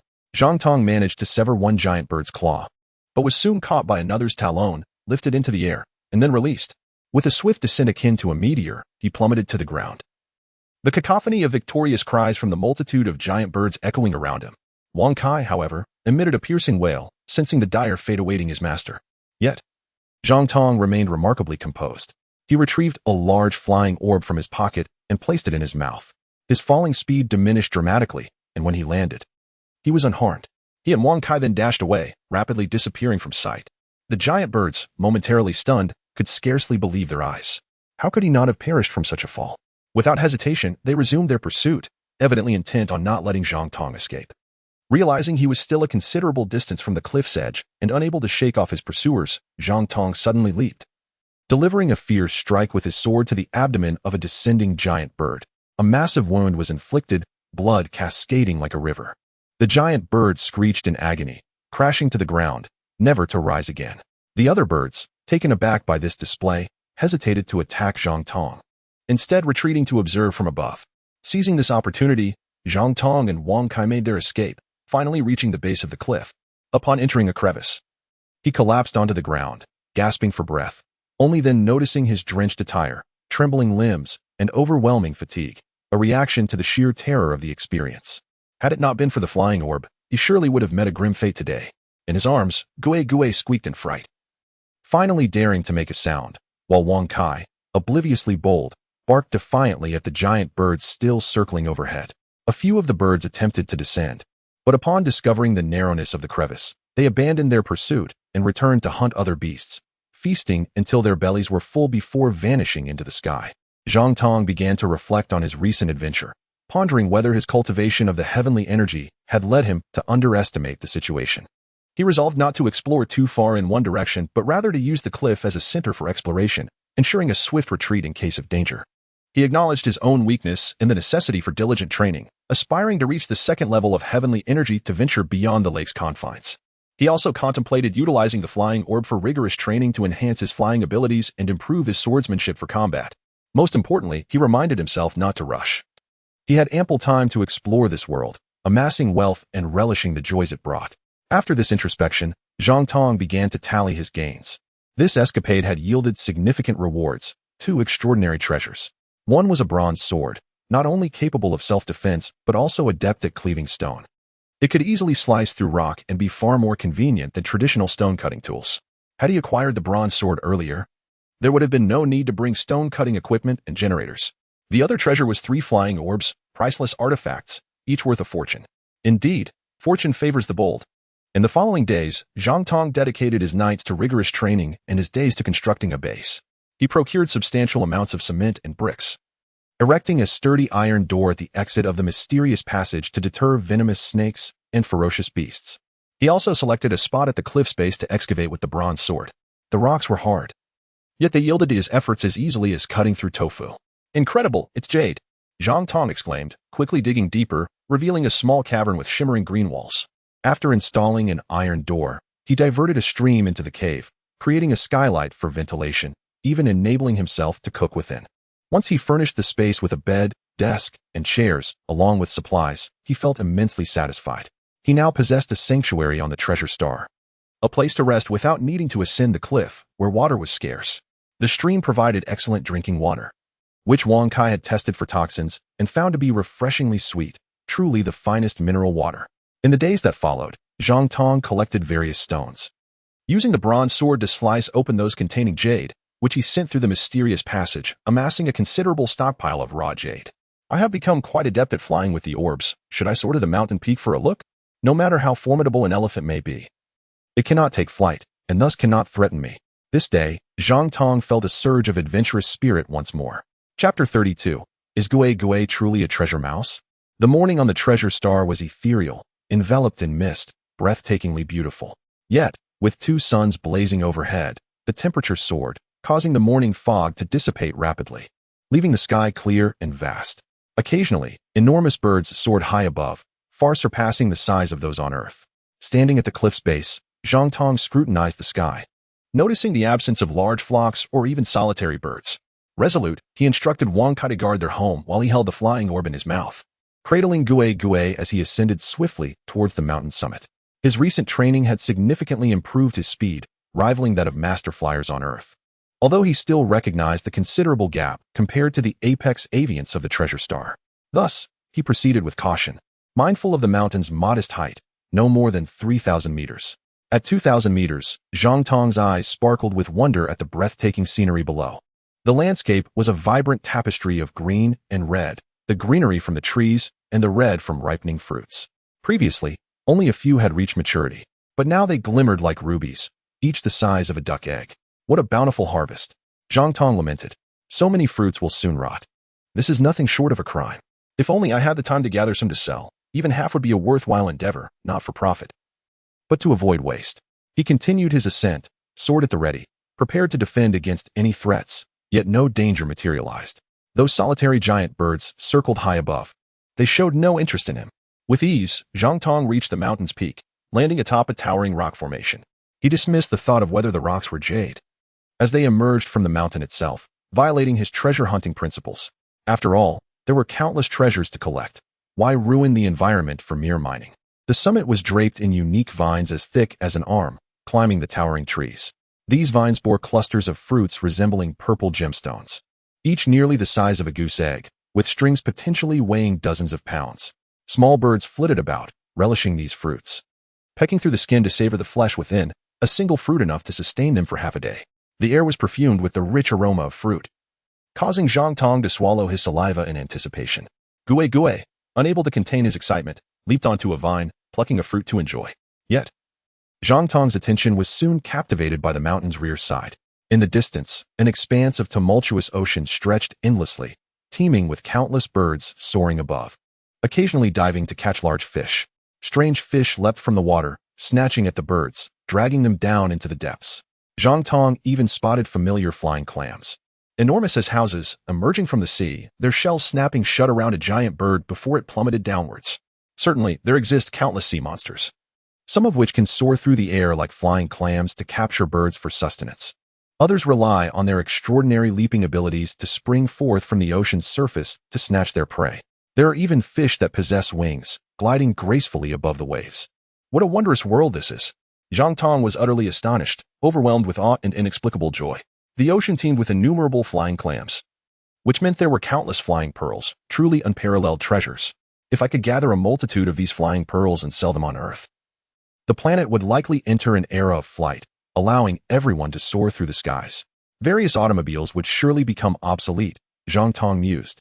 However, he soon found himself chuckling at the absurdity of his thoughts. While the sea may indeed be home to many flying clams, they are all formidable creatures, especially those as large as houses. Even wielding a sword against them would yield little success. A strike against a flying clam would be akin to a mere mosquito bite, inflicting minimal harm. Moreover, there are so many terrifying avian and aquatic beasts lurking within the depths. Thus, while obtaining a flying pearl may be possible, acquiring them in abundance would be a daunting challenge, unless his extraordinary strength could undergo multiple breakthroughs, amplifying his power exponentially. But how easy could that be? In such an expansive ocean, how many treasures remain undiscovered? Zhang Tong sighed, a profound sense of joy washing over him. The treasures of this celestial realm belong to me. Any riches that emerge from its depths are rightfully mine. Once my combat prowess has been enhanced and I am adequately prepared, I shall venture to the coastline again, perhaps unearthing some truly miraculous treasures. Suddenly, Gue Gue, his companion, lifted a giant grape and offered it to Zhang Tong's mouth. Is it delicious? Zhang Tong inquired with a smile. Gue Gue danced with excitement, seemingly exclaiming, "Yes, it's delightful. You must eat." Zhang Tong was unconcerned about poisoning, as numerous birds, including Gue Gue, had consumed them without any adverse effects. He accepted and savored a grape. Its skin was thin, and upon biting, the succulent flesh burst forth, sweet, fragrant, and juicy, devoid of any seeds. This goose egg-sized grape was simply exquisite. Zhang Tong found it hard to stop eating, indulging in a dozen until his belly was full and content. He rubbed his stomach with immense satisfaction, then began to pluck the giant goose egg grapes, stringing them together and placing them in a burlap sack. Soon, however, he had to cease, for there were far too many. An area spanning over 2,000 meters was filled with these grapes. There was no need to cultivate grains. One could simply feast on the fruits. As Zhang Tong marveled, Gue Gue suddenly discovered something scratching at it with its claws but unable to unearth it, erupting into excited squeaks. "What have you found?" Zhang Tong inquired, approaching to investigate. Hidden within the crevice of a stone was a red object, barely visible from the outside, which Gui could not retrieve. Curiosity piqued. Zhang Tong unsheathed his sword and sliced through the rock to reveal a fist-sized red stone, resembling pigeon blood in its vivid hue, radiating a shimmering brilliance under the sun. It was breathtaking, utterly magnificent.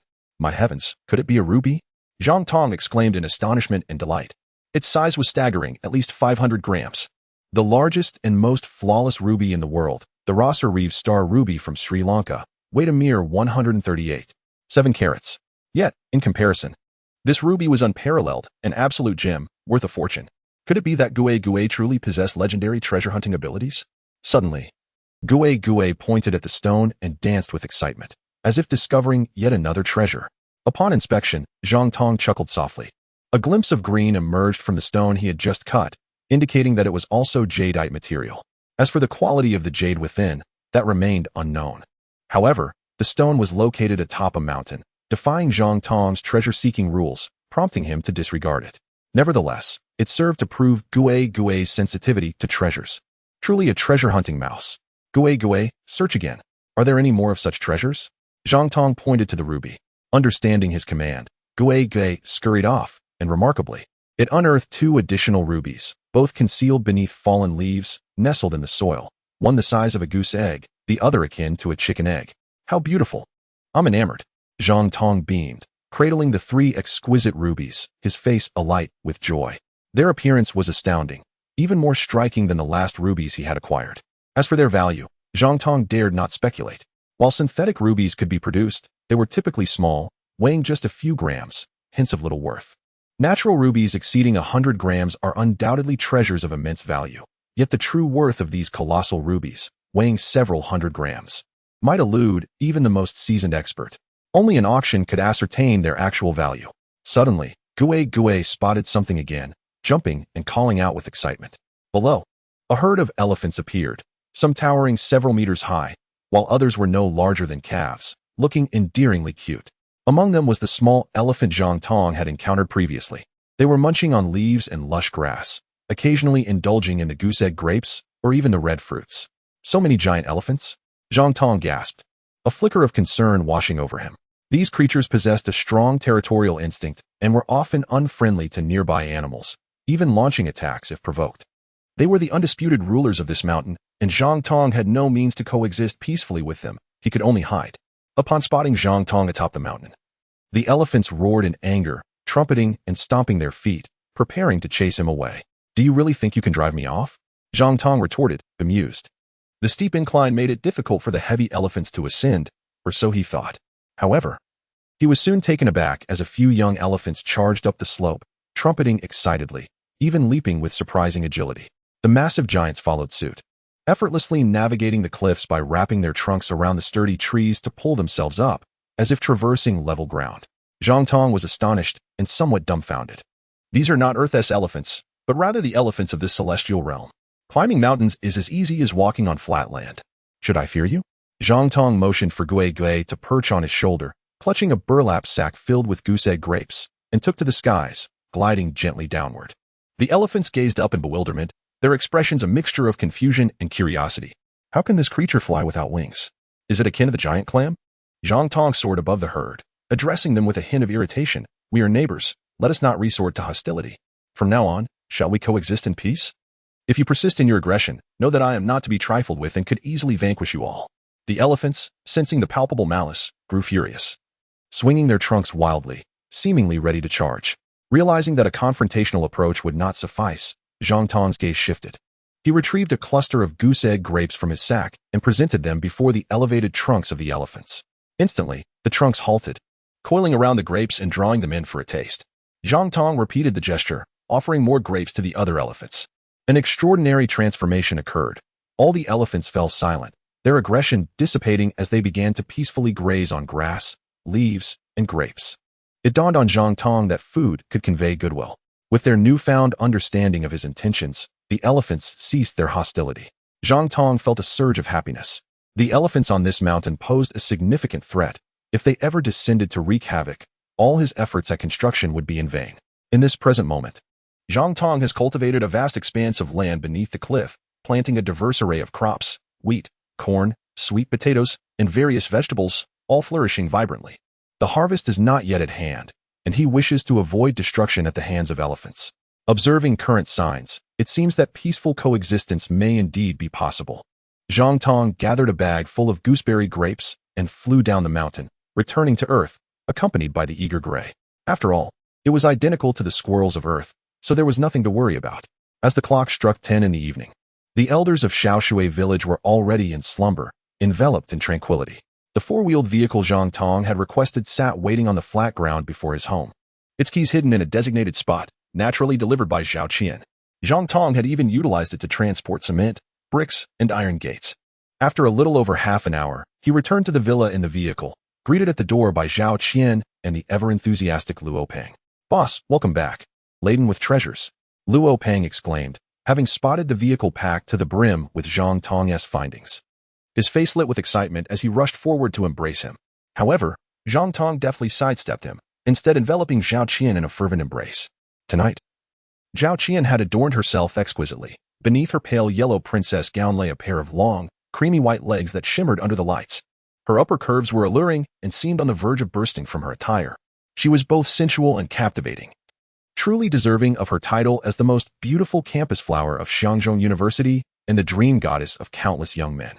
After a brief separation, the reunion was charged with emotion. Luo Peng, on the other hand, felt a pang of envy as he watched the affectionate display, nearly choking on his frustration. Yet, his attention was soon diverted as Wang Kai, the extraordinary dog, leaped gracefully from the vehicle, a small squirrel perched atop its back, blissfully munching on peanuts. Gray was in high spirits, having discovered its own super abilities on Earth. Light as a feather, its strength and speed had surged, capable of leaping over 10 meters high due to reduced gravity. "Have you brought back another pet? How adorable," Luo Peng exclaimed, rushing to play with the little squirrel. But Gray swiftly jumped onto Zhang Tong's shoulder, shaking its tiny fists and baring its teeth in a playful yet fierce manner, utterly charming. Chapter 34, Luo Peng. In a state of shock, pondered life's mysteries as he watched Zhang Tong dismiss Gray and take the bashful Zhao Qian into the room. The audacity! Did he not see the esteemed Luo Peng present? The sheer disregard was infuriating. Although he worked for Zhang Tong, he too possessed dignity. Luo Peng stood bewildered in the wind, feeling despondent, yet enviously aware that he was in the presence of the unattainable goddess of countless young men, who was utterly devoted to Zhang Tong. Indeed, wealth afforded one the freedom to indulge. After a moment of reflection, Luo Peng snapped back to reality and began to inspect the contents of the vehicle. What treasures lay within? Could they truly be worth billions, as Zhang Tong had boasted? It seemed unlikely. Otherwise, he wouldn't have left the treasures behind to indulge in romantic escapades with Zhao Qian. As he began to unload the cargo, he discovered bulging sacks filled with two peculiar types of fruit. Could this be grapes? But why are they so enormous? He mused, puzzled. And what of the red fruit? It bore no resemblance to apples or peaches, and he had never encountered anything like it. Unable to resist, he sampled a couple, astonished by their sweetness and fragrance. How could such delicious fruits exist? This is extraordinary. Luo Peng's face radiated joy, his laughter illuminating the surroundings. Such exquisite fruits must be worth a fortune, undoubtedly harvested by Zhang Tong from the depths of Dakingshan. He could sell them for tens of thousands, perhaps even hundreds of thousands. Satisfied with Zhang Tong's treasure hunt, he resolved to keep a dozen bags for himself. However, beneath the fruit, he uncovered stones. Could they be jadeite rough? His heart raced with excitement as he grasped a piece, revealing a stunningly lustrous yellow texture. Is this the legendary chicken oil yellow jadeite? He gasped, overwhelmed. Having read extensively about jadeite, he had gained a fair understanding of its qualities, as he would be responsible for jadeite appraisal in the future. He began feverishly inspecting the stones, one after another. Another piece of chicken oil yellow, and yet another? By the heavens! This one is as large as a winter melon. Could it be the fabled violet jade? Luo Peng was beside himself with exhilaration. Clutching a basketball-sized piece of what he suspected was glass-type green jadeite, his face alight with joy. After all, glass-type green jadeite is one of the most coveted treasures in the jadeite world, dazzling and radiating verdant brilliance, capable of captivating anyone. Luo Peng was no exception. My heavens, how much is this load of jadeite worth? Perhaps over $1 billion? This rascal had seemingly unearthed a fortune from the mountains, exhibiting an audacity that left Luo Peng speechless. Had he not been there, it would have been a matter of moments before someone pilfered these treasures. Fueled by excitement, he ached to confront Zhang Tong and inquire about the source of such high-quality jadeite. Was there truly a jade mine hidden deep within Dakingshan? Wang Kai, guard this well. Should a thief approach, let them face your wrath. Luo Peng commanded, to which Wang Kai responded with a proud demeanor, as if to say, with me around, no thief would dare to approach. Gray, too, sat atop Wang Kai, brandishing its tiny hands with an air of authority. As Luo Peng tirelessly unloaded the jadeite, fatigue set in, yet he reveled in the thrill. Who else could boast of transporting such invaluable treasures? Only he, Luo Peng. Inside the villa, passion filled the air. 2 hours later, Zhao Qian lay exhausted, unable to move, her beautiful face flushed like the evening sky, reminiscent of a rainbow after rain, exquisite and captivating. Zhang Tong reclined at the head of the bed, savoring a cigarette, relishing the satisfaction of his treasure hunt. Boss, did you find anything on your adventure? Zhao Qian inquired. Her curiosity piqued as she gracefully donned her attire, recovering her strength. Everything is in the vehicle. Just take a look, Zhang Tong replied with a mysterious smile. Could it be that there were indeed immense treasures? Zhao Qian, filled with anticipation and excitement, swiftly exited the room and descended the stairs. Luo Peng, still present, sat at the villa entrance, smoking, his eyes wide with astonishment, fixated on the multitude of jadeite rough displayed before him. Wang Kai sat vigilantly, alert to any movement, while Gray perched atop a golden nanmu tree, surveying the scene with an air of vigilance. Good heavens, so much jadeite rough! Zhao Qian exclaimed, equally astonished and elated. He chuckled, believing that what lay on the ground was all there was. But there were indeed 2 enormous stones weighing hundreds of pounds in the car that he could not budge. Truly useless. Zhang Tong, having descended the stairs, cast a disdainful glance at him, leaping onto the vehicle and effortlessly lifting one of the massive stones with one hand, descending with the ease of lifting 2 feathers. My goodness, truly, he was a superhuman. Luo Peng stood in shock, rendered almost foolish by the sight. Zhao Qian was equally astounded, finding it hard to believe. Such strength. It was no wonder his endurance was so remarkable and his offensive capabilities so fierce. She flitted around the 2 large raw stones like a delicate butterfly, exclaiming in awe. These 2 yellow stones are enormous and beautiful. Could they be jade? Are they valuable?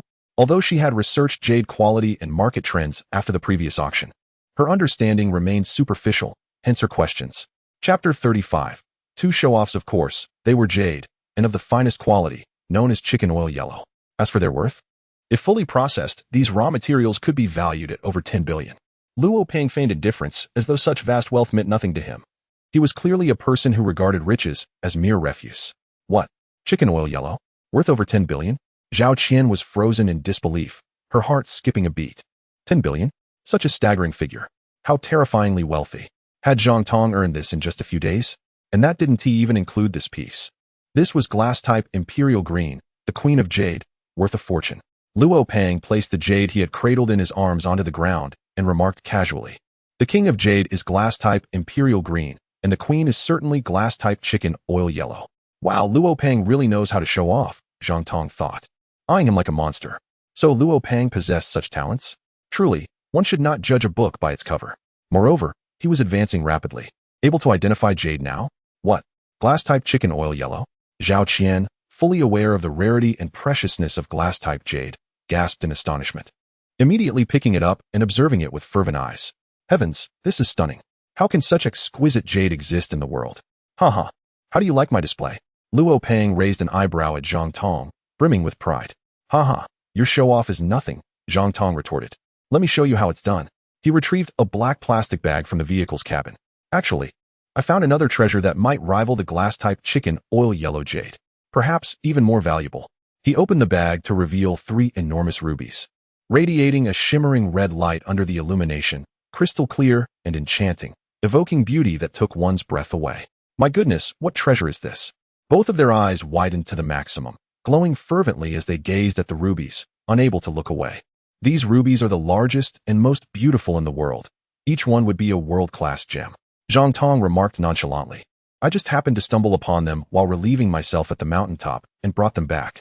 They could possibly fetch over 1 billion. Wow, your display is flawless. I'm impressed. Luo Peng extended his thumb toward Zhang Tong. You just found 3 such massive rubies during a bathroom break. Unbelievable. Is there anyone as boastful as you? Zhao Qian adored the rubies, unable to put them down, secretly thrilled and eagerly anticipating. Zhang Tong was truly extraordinary. He could casually find over 10 billion in treasures. Haha.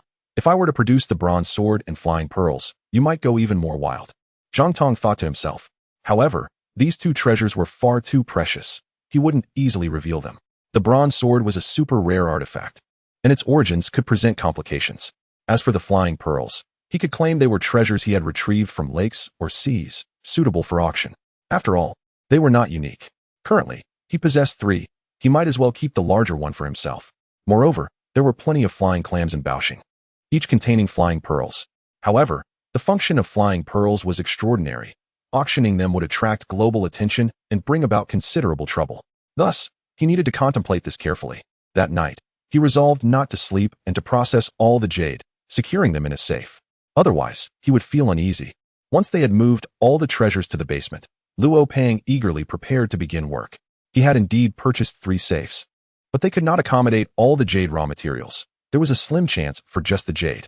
They would process it the next day. Zhang Tong, however, felt no worry. Others were unaware of the jade's presence here, especially with Wang Kai guarding it. He firmly sent Luo Peng away. Zhao Qian wished to leave too, but Zhang Tong held her back. I really can't handle this anymore. How about you quickly find a girlfriend? Or get another beautiful secretary? Zhao Qian teased playfully. Don't talk nonsense. Zhang Tong glared at her, suspecting her words were insincere. Really? I'm serious. You should find a girlfriend. Fan Bingxiang would be a great match for you. Zhao Qian said earnestly. By the way, Fan Bingxiang has been looking for you. It seems she has something urgent. You should give her a call. Fan Bingxiang is looking for me again? Zhang Tong was taken aback, her stunning visage flashing through his mind, both icy and fragrant, indeed distinctive.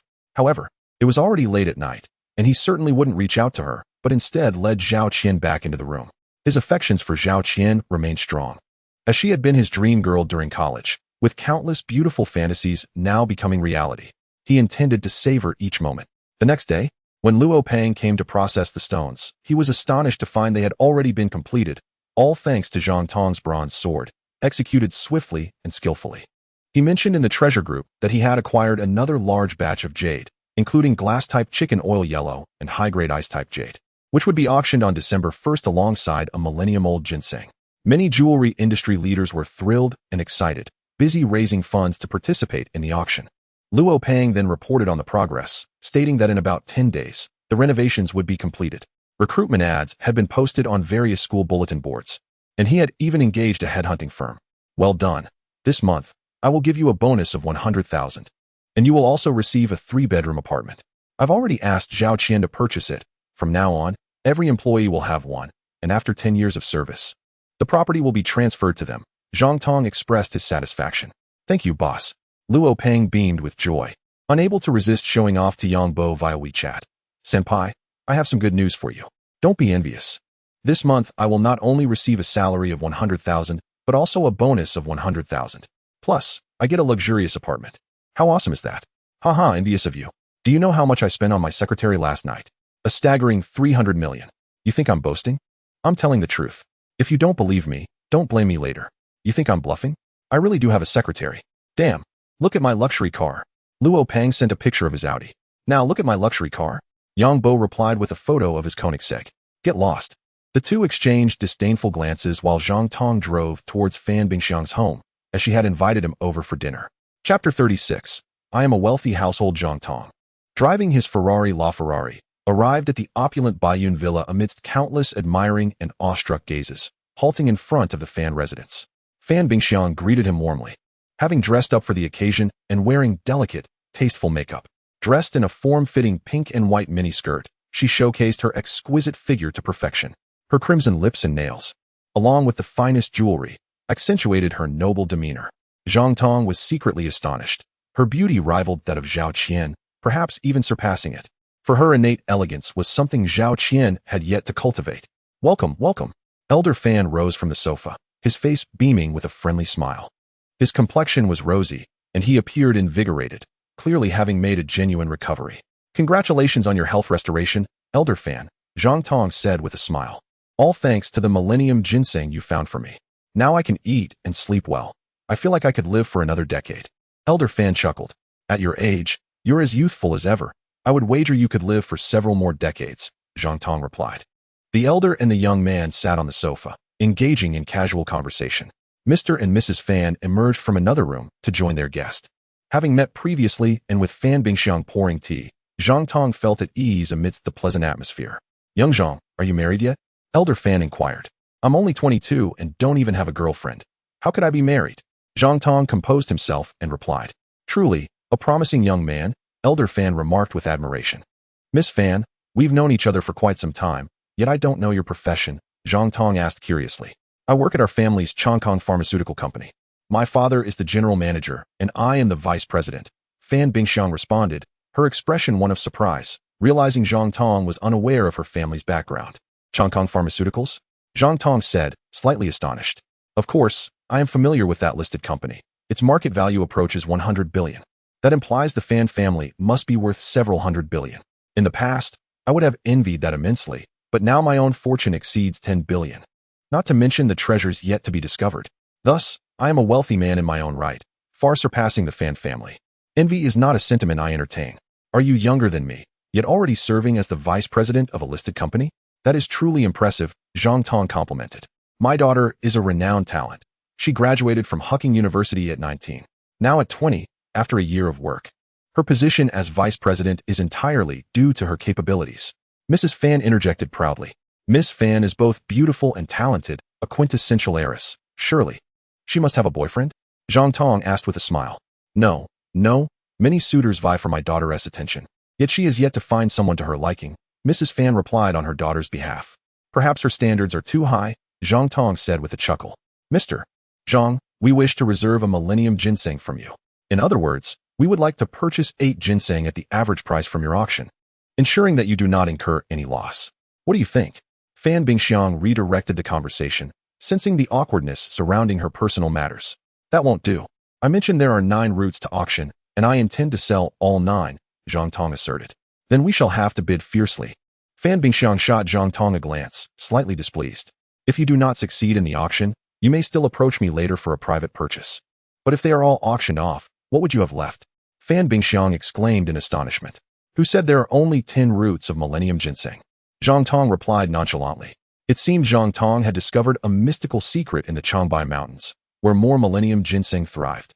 If the Fan family could acquire it, they might develop a miraculous longevity elixir that could be widely distributed, undoubtedly leading to a surge in wealth. The eyes of the Fan family sparkled with extraordinary enthusiasm. This young man's fortune must exceed 10 billion, making him an ideal son-in-law for the Fan family. Should they consider a marriage alliance? Fan Bingxiang, along with her parents, turned their gaze toward Elder Fan. The weather is splendid today, but a storm is expected tomorrow. I have checked the forecast. Elder Fan soon regained his composure. Changing the subject. Our family has already confirmed the efficacy of a miraculous pill made from ginseng aged over 300 years, which extends life by a month. We are currently researching its principles and alternative medicines. Once we acquire another millennium ginseng, along with the remaining pills, producing tangible results should not be difficult. Why should we lower our status for an alliance?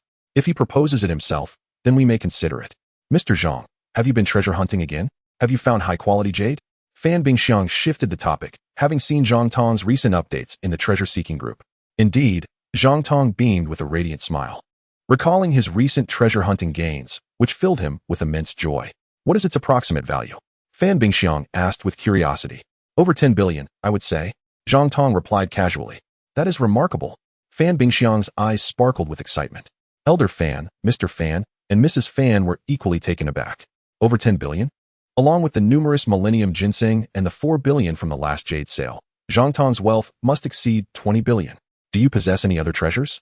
Fan Bingxiang inquired further.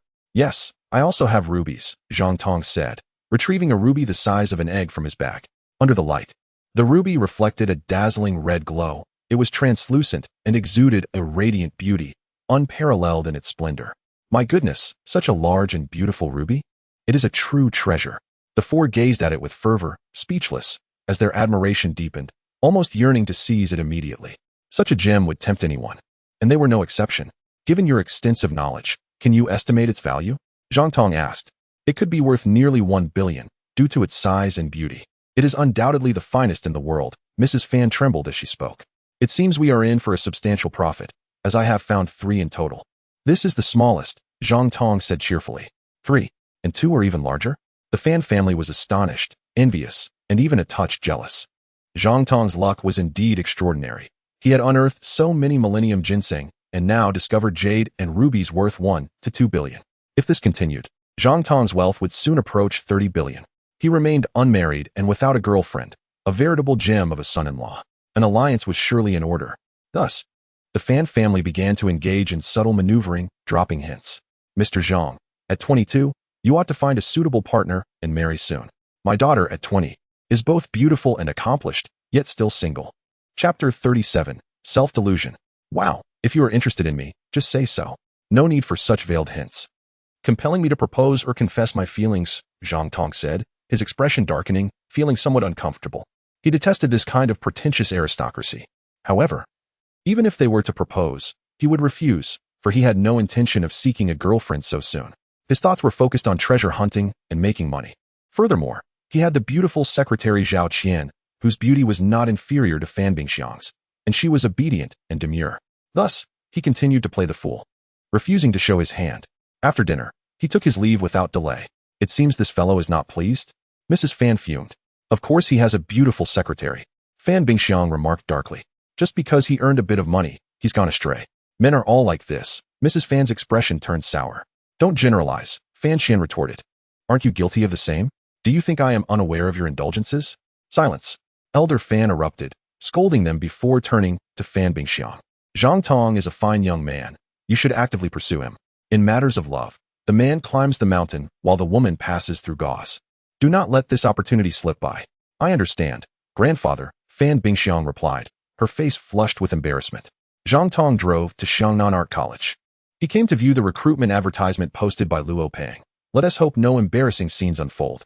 Given Luo Pang's reclusive yet flamboyant personality, he would undoubtedly seek out the aesthetically gifted students from the prestigious art academy. The bulletin board was brimming with advertisements, most of which were for rental properties or second-hand computers, even featuring anonymous love letters, which made Zhang Tong chuckle as he reminisced about his own college mishaps. Back in the day, Luo Pang had developed a crush on a strikingly beautiful girl named Tanjia, the belle of the electronics department. However, he faced formidable competition from Hu Kuan, who was not only more handsome, but also wealthier. Luo Pang sought advice from his close friends Zhang Tong and Yang Bo. Zhang Tong suggested a rather mischievous plan. He had Luo Pang compose a nauseating love letter addressed to Tanjia, signed with Hu Kuan's name, and posted on the bulletin board, causing a wave of laughter among the students and repulsing Tanjia to the point where she ignored Hu Kuan thereafter. Hu Kuan was furious but could not pinpoint the culprit. Regrettably, despite the elimination of his rival, Luo Pang's affections remained unreciprocated. He spent 4 years as an unrequited admirer, never even sharing a hand-holding moment, let alone becoming a backup choice, an undeniable tragedy. Before long, Zhang Tong stumbled upon Luo Pang's recruitment advertisement, which read as follows. The company is named Tianbao Auction House, located at. The owner is 22 years old, a prestigious university graduate, with a fortune exceeding 100 billion. The villa is valued at 45 million. The vehicle, a Ferrari LaFerrari, worth 22.5 million. This line was handwritten and stamped for verification. The company specializes in the auction of jewelry and cultural relics. The appearance of the staff is a reflection of the company's image. Therefore, we are offering high salaries for 2 front desk positions and 4 clerical roles. Requirements include high attractiveness and good physique, preferably campus beauties. Compensation, monthly salary of 350,000. Working only 2.5 days a week. Each employee is provided with a 3-bedroom apartment, which will be transferred to their name after 10 years of service. This section was newly added and stamped for verification. Interview date, November 26th. Date and stamp. The advertisement was inundated with scathing comments. Scammers deserve to die? Scammers. Don't let me catch you, or I will end you. This is a big scam, ladies, do not be fooled. Zhang Tong was left speechless, fuming at the absurdity of it all. This was hardly a recruitment advertisement. It was essentially a matrimonial ad aimed at him, and he was being branded a fraud, utterly ludicrous. Luo Pang was truly a fool. He resolved to confront him later. Excuse me, are you the owner of Tianbao Auction House? Suddenly, a girl with a delicate fragrance appeared beside Zhang Tong, her voice melodious enough to make one's bones quiver. She stood at least 1.78 meters tall, with a slender waist, long legs, and an alluring figure. Her skin was as white as snow, her hair thick and flowing like black silk cascading down her back. Her large, sparkling eyes seemed to harbor a beautiful world within, expressive and enchanting. Her cherry-red lips were irresistibly seductive. Where did this stunning beauty come from?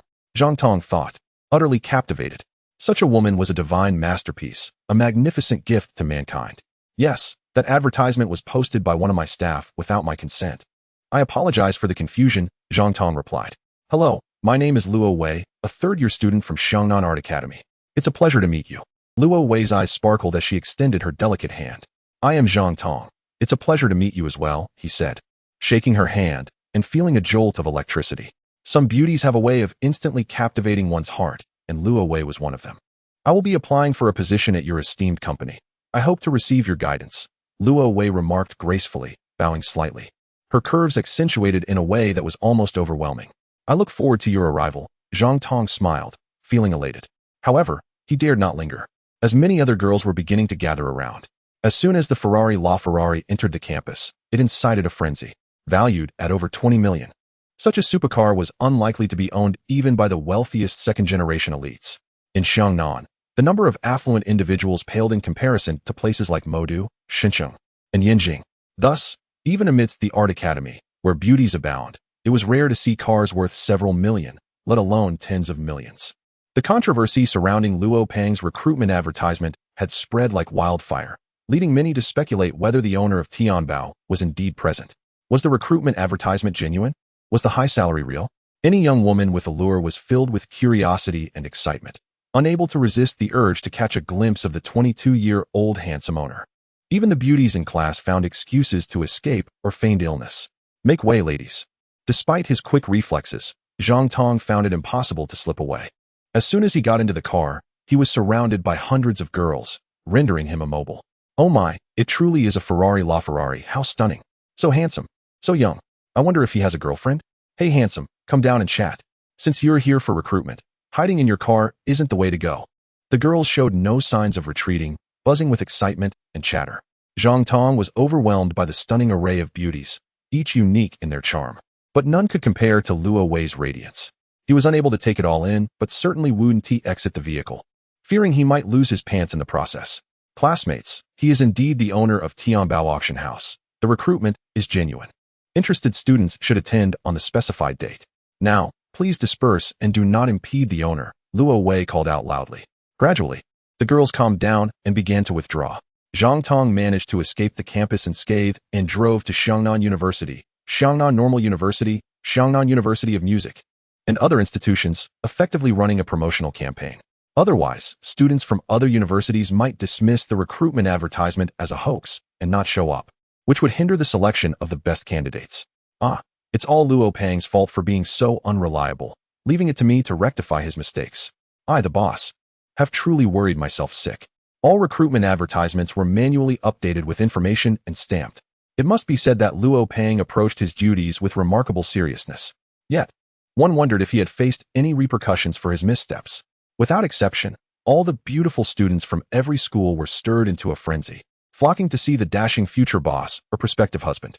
Each one was dressed to the nines, radiant and resplendent, providing Zhang Tong with a feast for the eyes.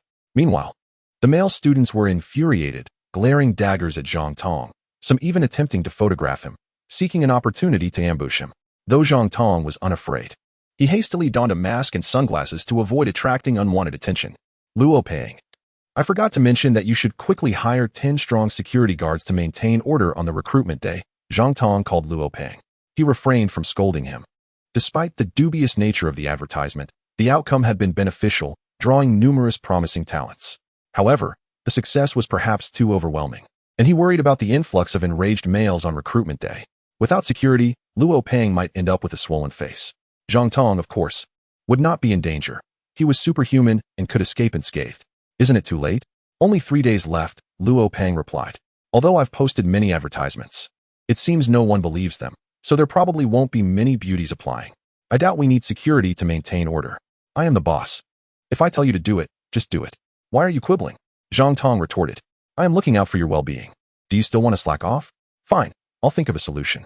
By the way, I have a retired special forces buddy. Early the next morning, Zhao Qian awoke quietly, dressing carefully so as not to disturb Zhang Tong. Yet, Zhang Tong still stirred, wrapping his arms around her slender waist. Why are you up so early? The sun isn't even up yet. Come back and sleep a little longer. I have many things to do today, Zhao Qin pouted playfully.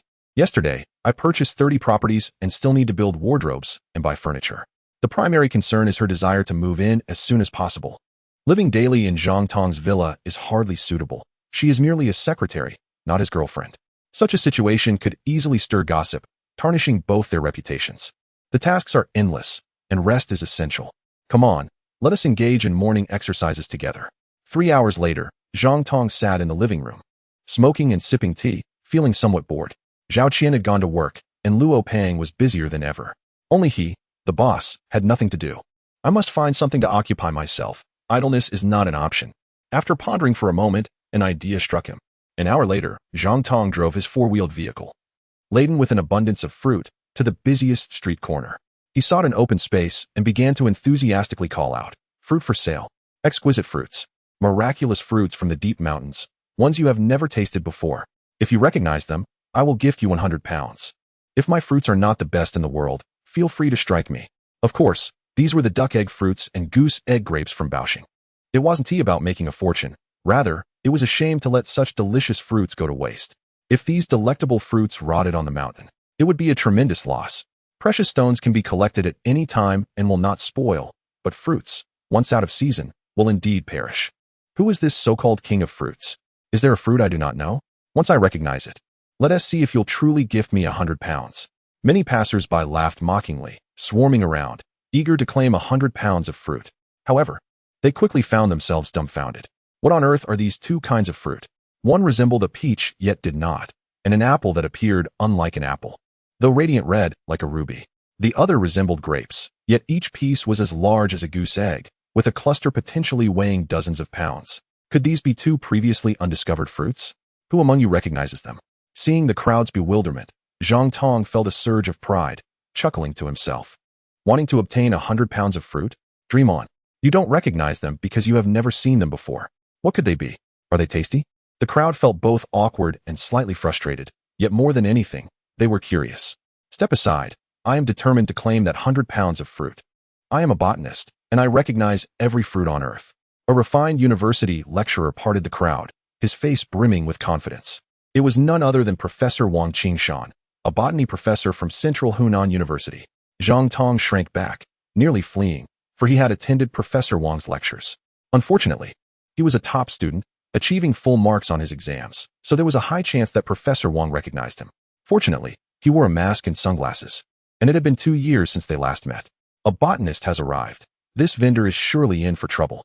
100 pounds of fruit? That could be quite valuable. The onlookers chuckled, eagerly awaiting the unfolding drama.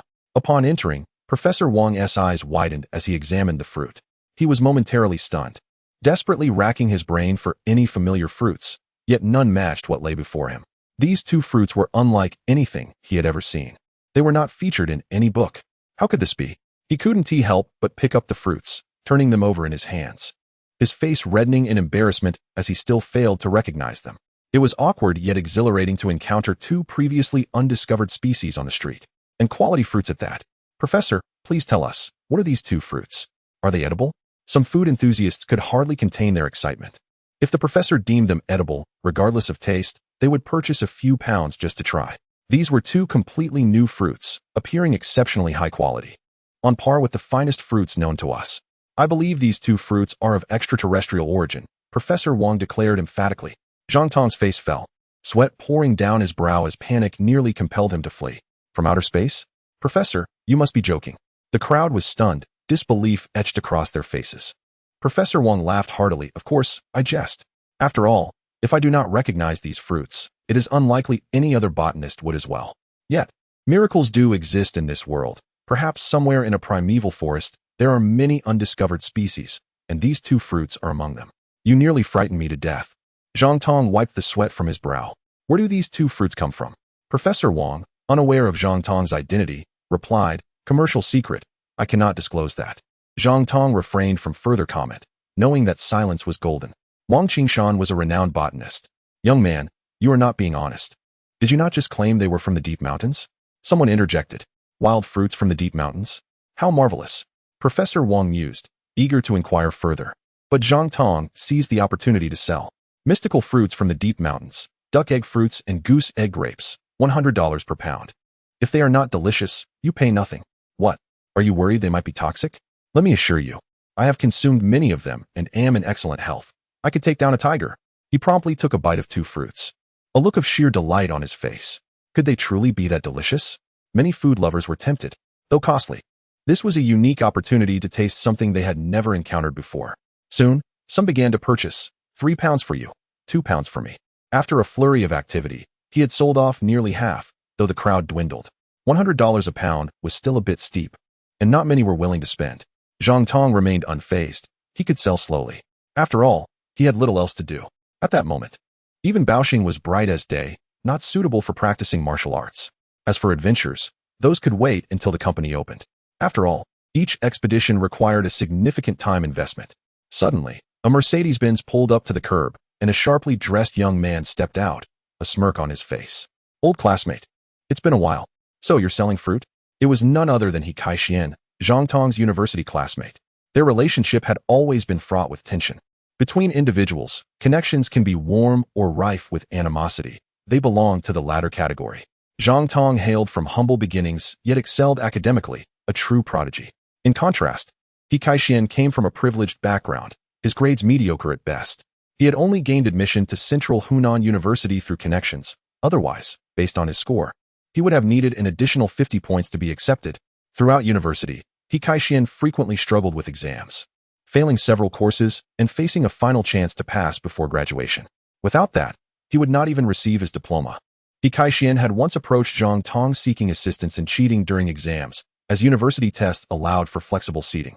If Zhang Tong agreed to cooperate, He Kai-Xian could easily copy his answers from behind. However, Zhang Tong had refused, not due to a lack of emotional intelligence, but out of concern that being discovered would jeopardize his own scholarship. That would have led to significant trouble for him. Thus, a feud ensued, with He Kai-Xian harboring a deep-seated resentment toward Zhang Tong. During their senior year, He Kai-Xian leveraged his connections to secure a position at a well-known company, earning $30,000 a month, which made many classmates envious, and he strutted around with newfound arrogance. Now, upon witnessing Zhang Tong selling fruit, he could hardly resist the urge to mock him. Indeed, selling fruit, Zhang Tong showed no sign of shame. Zhang Tong, once you were the top student, consistently ranking first in your department and winning scholarships every year. Yet, unexpectedly, upon graduation, you could not find a job and ended up as a fruit vendor. Meanwhile He Kai-Xian, barely scraping by in grades, often retaking exams, but I managed to secure a good job upon graduation, now earning $50,000 as an assistant manager. Truly, 30 years in the East and 30 years in the West. How fickle is fortune. He Kai-Xian's face lit up with delight, relishing this moment of triumph. A profound sense of superiority enveloped him, accompanied by an unprecedented sense of exhilaration that made his very body tremble, as if electrified. How dare a mere jester mock me? Zhang Tong scoffed disdainfully, regarding his counterpart with the incredulity reserved for an imbecile. Let your classmates witness your disgrace. He Kai-Xian chuckled, then addressed the group. Dear old friends, today marks my final chance to retake an exam at school, and by a stroke of luck, I passed. Guess what I saw by the roadside? Ha ha. It's something you'd never dream of. What did you see? A pig climbing a tree? The classmates erupted in lively chatter, although they had yet to graduate. That moment was fast approaching. Soon, they would defend their theses and obtain their diplomas, thus maintaining a close-knit camaraderie, frequently engaging in light-hearted banter within their group. Their conversations predominantly revolved around work, be it complaints, boasts, or discussions of the alluring women in their offices. Once an ardent conversationalist about beauties, the once vibrant Luo Pang had now become rather subdued.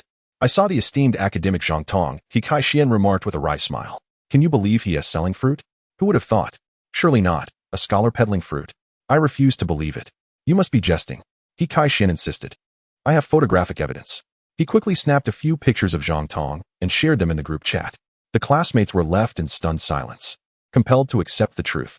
Zhang Tong was indeed selling fruit, but not from a humble stall. Instead, he operated a four-wheeled cart, evidently seasoned in this trade. They collectively sighed in astonishment. It wasn't that they doubted Zhang Tong's potential earnings. Perhaps they were even comparable to their own salaries. Rather, it was the perceived waste of his talents that struck them as tragic, such a brilliant mind reduced to such menial work. Had they known this would be his fate, Wouldn't it have been better to skip university altogether and dive straight into the fruit business? After all, fruit selling lacked future prospects. Their own jobs, on the other hand, offered opportunities for advancement, with each career move often resulting in a significant salary increase. Their futures shone brightly ahead, while Zhang Tong's seemed shrouded in darkness. Zhang Tong, once you refused to assist me in cheating, but soon I shall graduate and receive my diploma. He Kai-Shian taunted. But I am not like you. Now that you've fallen to selling fruit, I could offer you a position as a cleaner in our company. The salary would surely exceed 3,000. I'd rather you keep that for yourself, Zhang Tong retorted, looking at him as if he were a fool. Truly, a dog-biting Lu Dongbin, unable to recognize a kind heart. He Kai-Shian was eager to continue his mockery when suddenly, his eyes widened, and excitement flushed his face.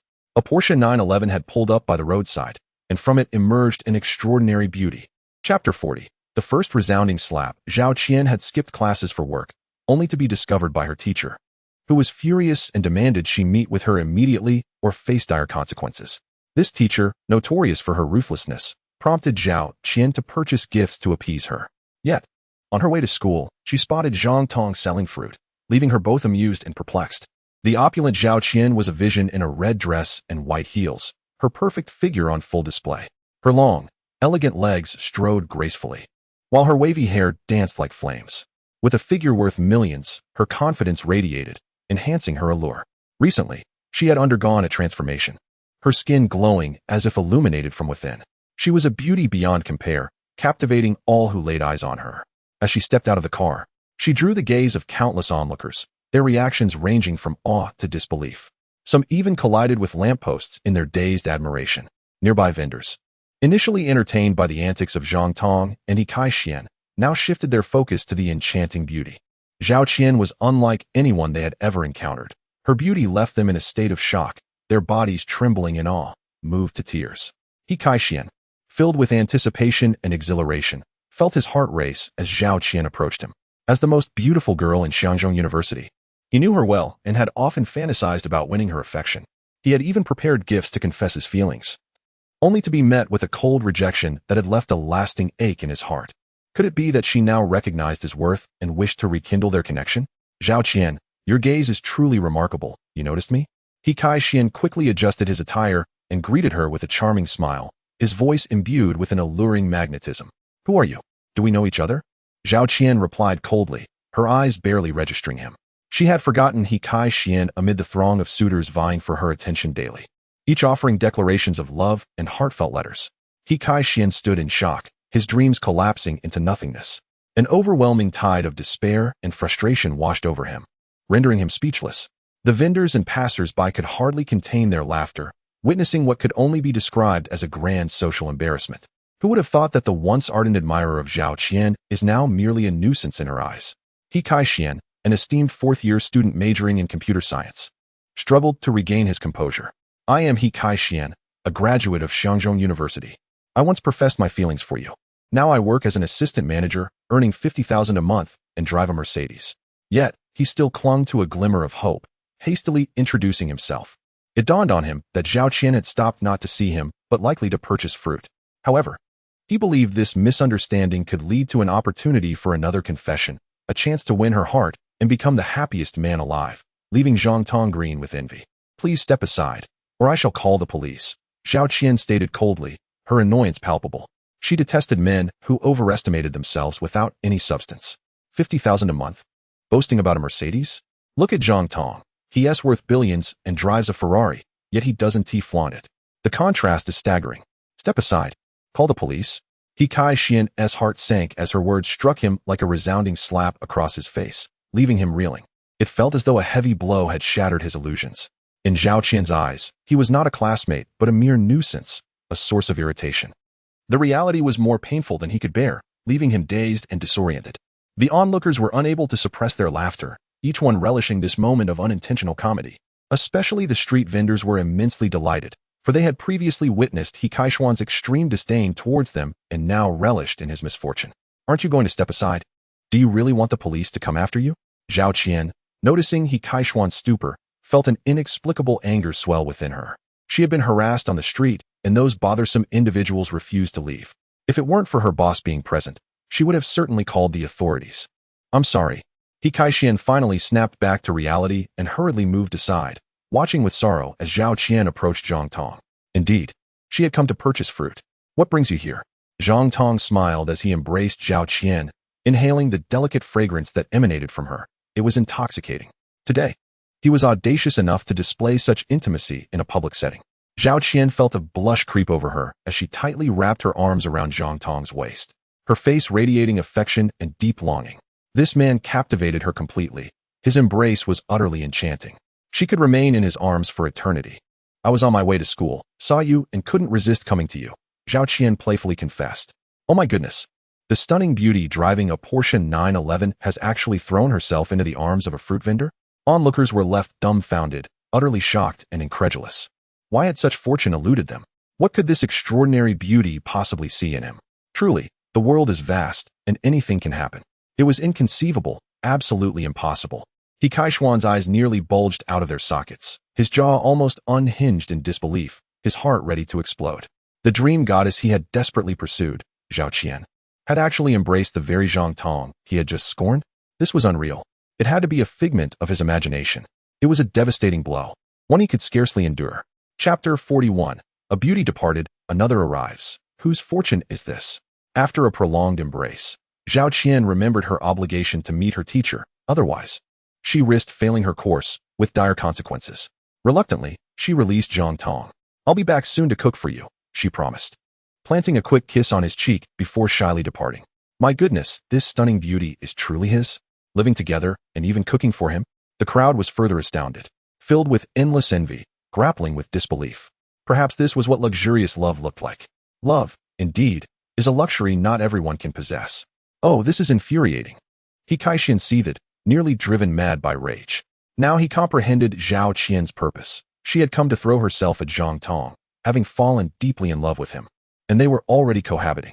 How was it possible that the once prominent Zhang Tong, now reduced to selling fruit, had captured the heart of the campus goddess? Why did the divine beauty overlook him, a man of such excellence, and regard him as nothing more than an annoying stranger? Why? He began to question his very existence. Zhang Tong took out his phone and snapped several pictures of He Kai-Xian, sending them to their class group chat with the caption, "This guy has been standing on the street in a daze for half an hour. What should we do? What on earth is happening to He Kai-Xian?" The classmates in the group found themselves at a loss, staring at the image of He Kai-Xian, who appeared forlorn and despondent, as if contemplating the unthinkable. Had he truly suffered the most significant blow of his life? Zhang Tong, what just transpired? A classmate inquired. I didn't even touch him. You all shouldn't jump to conclusions. He encountered Zhao Qian, confessed his feelings, was harshly rejected, and then witnessed her in another man's embrace. That's what brought him to this state. My heart aches for him, but I don't know how to console him, Zhang Tong explained, laughing out loud. So he was rejected by Zhao Qian and deeply hurt. No worries, he'll come to his senses soon. Just make sure he doesn't wander into traffic in his dazed state, someone added. I heard that goddess, Zhao Qian, has fallen for a senior, possibly from our electronics department. I wonder who he is. The person Zhao Qian just threw herself at must be him. Truly remarkable. I admire him. And I'm so envious I could bleed. Zhang Tong, do you recognize the guy Zhao Qian has fallen for? Which classmate is it? He is tall and handsome. Somewhat familiar, probably from our school, but I don't know his name. Zhang Tong could never admit it was himself. He continued, raising his voice. Fresh fruit from the depths of the mountains. You've never seen anything like it. Absolutely delicious, utterly exquisite. You'll want to devour it whole. Selling fruit was indeed quite enjoyable. Sitting in the shade of a large tree, he watched beautiful women pass by and the antics of entertainers. He also earned tens of thousands in the process. Before long, Zhang Tong had sold hundreds of pounds, netting him several thousand more. Yet, no one believed Zhang Tong was making a fortune. The high-quality fruit had exorbitant wholesale prices. Zhang Tong, how did you manage to win over Zhao Qian? You didn't resort to any underhanded tactics, did you? He Kai-Xian finally snapped back to reality when classmates expressed their concern and called him. Upon reading the chat history, he was furious. Zhang Tong had dared to post pictures, humiliating him in front of everyone, and he claimed not to know the man Zhao Qian had fallen for. How can anyone be so despicably shameless? Pursue? I never pursued her, Zhang Tong replied earnestly. The position of a beautiful secretary was entirely Zhao Qian's own request. He had initially intended to hire a secretary whose looks rivaled Zhao Qian's, for a high salary would surely attract a goddess to apply. You're talking nonsense. He Kai-Xian trembled with rage, veins bulging on his forehead, looking utterly deranged. How could that possibly be true? Zhang Tong retorted, bewildered. How could a fruit vendor possibly have a secretary? That's utterly ridiculous. Who would believe that? He Kaixin exclaimed in frustration. Why can't a fruit vendor have a secretary? Who made that rule? Zhang Tong regarded him as if he were foolish. Some wealthy individuals began their fortunes selling fruit and amassed billions. How could they not have beautiful secretaries? I still don't believe it. Zhao Qian could never be your secretary. He Kaixin insisted, demanding validation from anyone around. Yet, his pleas fell on deaf ears. As everyone's gaze was fixated on the street ahead, another breathtaking beauty approached, her looks and figure rivaling Zhao Qian's. She wore a deep V-short dress with a lace back, adorned with red high heels, her long, fair legs gleaming in the sunlight. She moved with the grace of a model, her sleek black hair billowing in the wind, exuding an allure that was simply captivating. Countless onlookers were left entranced. Is that the beauty streamer Lu Qingxi? He Kaixin trembled with excitement, his face flushed. He was an avid fan of her live broadcasts and often sent gifts, hoping to catch her attention. Perhaps this was an opportunity to pursue. Now, he unexpectedly encountered Lu Qingxi, more enchanting than any live broadcast, utterly captivating him. He gazed at her, lost in admiration. To his delight, it seemed Lu Qingxi noticed him, her face lighting up with surprise as she quickened her pace towards him. Could it be that she recognized him as her admirer? Luo Kaixin was filled with astonishment and joy, his heart nearly leaping from his chest. Indeed, when one door closes, another opens. Without Zhao Qian, there was still Lu Qingxi. My luck in romance has finally arrived. Chapter 42. Dancing for you in the street. Lu Qingxi approached him with a radiant smile, her graceful figure swaying as she walked directly towards He Kaixin, basking in the ardent gazes of the crowd. Surely, she was coming to find me. She must be. He Kaixin was filled with anticipation and hope, somewhat entranced. He desperately wished Lu Qingxi would help him regain his confidence after the earlier humiliation. Yet, despite being her fan, he understood that Lu Qingxi likely had no knowledge of his existence. Thus, he refrained from greeting her, fearing he might again become the butt of a joke. Although it was just the two of them and Zhang Tong in that direction, there remained a 10% chance that Lu Qingxi was merely there to buy fruit. As she drew closer, Lu Qingxi finally stood before He Kaixin, but disregarded him entirely, instead bypassing him to approach Zhang Tong, exclaiming playfully, "Handsome, what a coincidence. We meet again, and you're looking even more dashing. You're even more beautiful," Zhang Tong replied, somewhat speechless. This was indeed a remarkable coincidence. Lu Qingxi had spotted him while he was selling fruit. He could hardly escape her notice, especially since she had frequently flirted with him on WeChat and invited him to her live broadcasts, though he rarely responded and had never attended one of her sessions. After all, he spent most of his time exploring Baoxing and had the beautiful secretary Zhao Qian by his side upon his return. Is this true? Lu Qingxi's eyes sparkled, her cheeks flushed, enhancing her already stunning beauty. Of course, I never flatter others, Zhang Tong admired, fully aware of her materialistic tendencies. Yet it did not diminish his appreciation for her. What beautiful woman isn't somewhat materialistic. Seeking a beautiful life is an innate desire. Men are no different. They are often materialistic as well. If presented with two beautiful women, one rich and one poor, they would undoubtedly choose the former. Zhang Tong harbored concerns that Lu Qingxi's interest in him was merely a desire to become his girlfriend. He also suspected she frequently engaged in such pursuits, flirting with wealthy individuals. Therefore, he wished to maintain a distance from her. Why have I invited you multiple times, yet you haven't come to watch my live stream? Lu Qingxi pouted. I've been too busy, Zhang Tong replied apologetically. You must have misunderstood me. I'm not the kind of woman you think I am. Though I'm a beautiful anchor with many financial backers, I am pure and have never dated anyone. Lu Qingxi said, a hint of grievance in her tone. I truly fell for you at first sight. That's why I took the initiative to invite you. After your rejection, I understood, I'm not worthy of you. I simply wished to be friends, to chat and meet occasionally would be enough for me. Everyone was astounded, their faces reflecting disbelief. Heavens, this fruit vendor is incredible. A super beauty is his secretary, living with him, and now another super beauty anchor is pursuing him, yet he rejected her?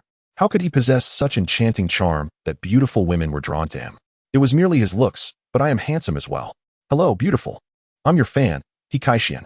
He Kaixin, overwhelmed with frustration, could not help but step forward, excitedly stating, don't be deceived by Zhang Tong. He is just a penniless fellow with nothing. Besides, he has a stunningly beautiful secretary with whom he shares an unclear relationship. Why do you still like him? You seem rather shallow. Do you think women are only attracted to money?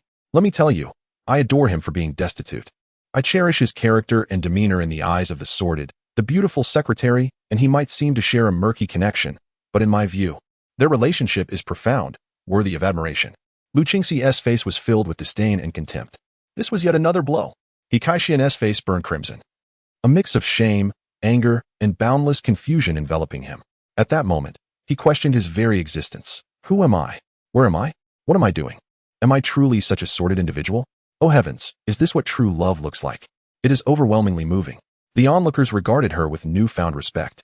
This beautiful woman was indeed exceptional, far from superficial. A virtuous woman indeed. If only I could encounter such a person. Dear beauty. I will visit your live stream when I have time, Zhang Tong remarked, but you should head back now. Too many people are watching, and it could create a scene. Worried I might be insincere? Then I shall dance for you right here, so you can witness my graceful moves. Lu Qingxi declared, and with that, she played music on her phone, her melodious voice resonating. Just one glance amidst the crowd, and I could never forget your visage. Dreaming of the day we might meet again as she danced gracefully before Zhang Tong. Her form resembled a willow branch, delicate and enchanting. Her bright eyes sparkled, and her smile bloomed like a flower, utterly mesmerizing. Countless passers-by were captivated, their eyes glued to her, hearts racing. Yet He Kaixian was even more shocked and perplexed. What did Zhang Tong possess that Lu Qingxi would dance for him publicly? Could it be that she fell deeply in love with him after merely glancing at him in the crowd? Stunning, Zhang Tong was also entranced by her extraordinary performance. He finally believed that Lu Qingxi didn't need to date wealthy patrons. Her dancing alone could earn her a fortune, for heaven favored her with gifts. With an exquisite figure and beauty, she could sing and dance, her voice exceptionally enchanting, resonating with all who listened. She must be quite famous on her streaming platform. Finally, as Lu Qingxi concluded her dance, the crowd erupted into fervent applause. Yet, she remained unfazed, her gaze fixed on Zhang Tong, yearning for his acknowledgement. Disappointed and dejected, she noticed he was preoccupied with his phone. Was he truly so heartless? Suddenly, her WeChat buzzed with a transfer notification, 1 million yuan, precisely from Zhang Tong, accompanied by a message. Thank you for dancing for me. It made me very happy. This is your reward. Thank you, dear. I love you. Lu Qingxi's face lit up with joy and shock. As a super beauty anchor, she had encountered many wealthy patrons, yet none had ever gifted her such a sum. Zhang Tong's generosity was extraordinary, bypassing the streaming platform entirely to send the money directly via WeChat, ensuring she received the full amount. This was genuine wealth, beyond what one might earn in a year of streaming. Now that is a true magnate, she mused, reveling in her long-sought reward for her performance. You should head back. The crowd is overwhelming, and I worry for your safety, Zhang Tong advised.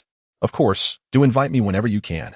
I am always available, Lu Qingxi responded, planting a soft kiss on Zhang Tong's cheek before departing, leaving behind a lingering fragrance that stirred the imagination. The onlookers were left speechless, filled with envy, and utterly awestruck by Zhang Tong's charm. They wished to kneel and worship him. He was not merely a vendor, but a true romantic hero. Chapter 43. A leap from the edge. I want to intervene. Once Lu Qingxi departed, the crowd dispersed, each person reflecting on the extraordinary events they had just witnessed. He Kaixian walked away, dazed and bewildered. For quite some time, he would likely question his existence, finding it difficult to return to his former self. Zhang Tong exhaled deeply, relieved that the nuisance had finally left. Otherwise, it would have been quite unpleasant. Finally, Zhang Tong finished selling his fruits and was about to drive back. Suddenly, someone shouted, "Oh my God, someone is about to jump." Could it be He Kaixian? Zhang Tong jolted, his eyes wide with alarm. Across the street, on the edge of a skyscraper's rooftop, stood a woman with long hair, trembling in the wind, clearly contemplating suicide. It was not He Kaixian, and Zhang Tong felt a wave of relief wash over him. But the woman was so young. Why would she want to end her life? Standing on the edge of a building, how perilous. A misstep could lead to a fatal fall from 50 or 60 stories. He thought to himself, let's go see if we can help. The crowd was filled with expressions of pity and rushed toward the scene. Zhang Tong was among them. Upon arrival, the area below the skyscraper was already crowded with people. The fire brigade had arrived as well, setting up an air cushion below, though its effectiveness was questionable given the height and the strong winds that day.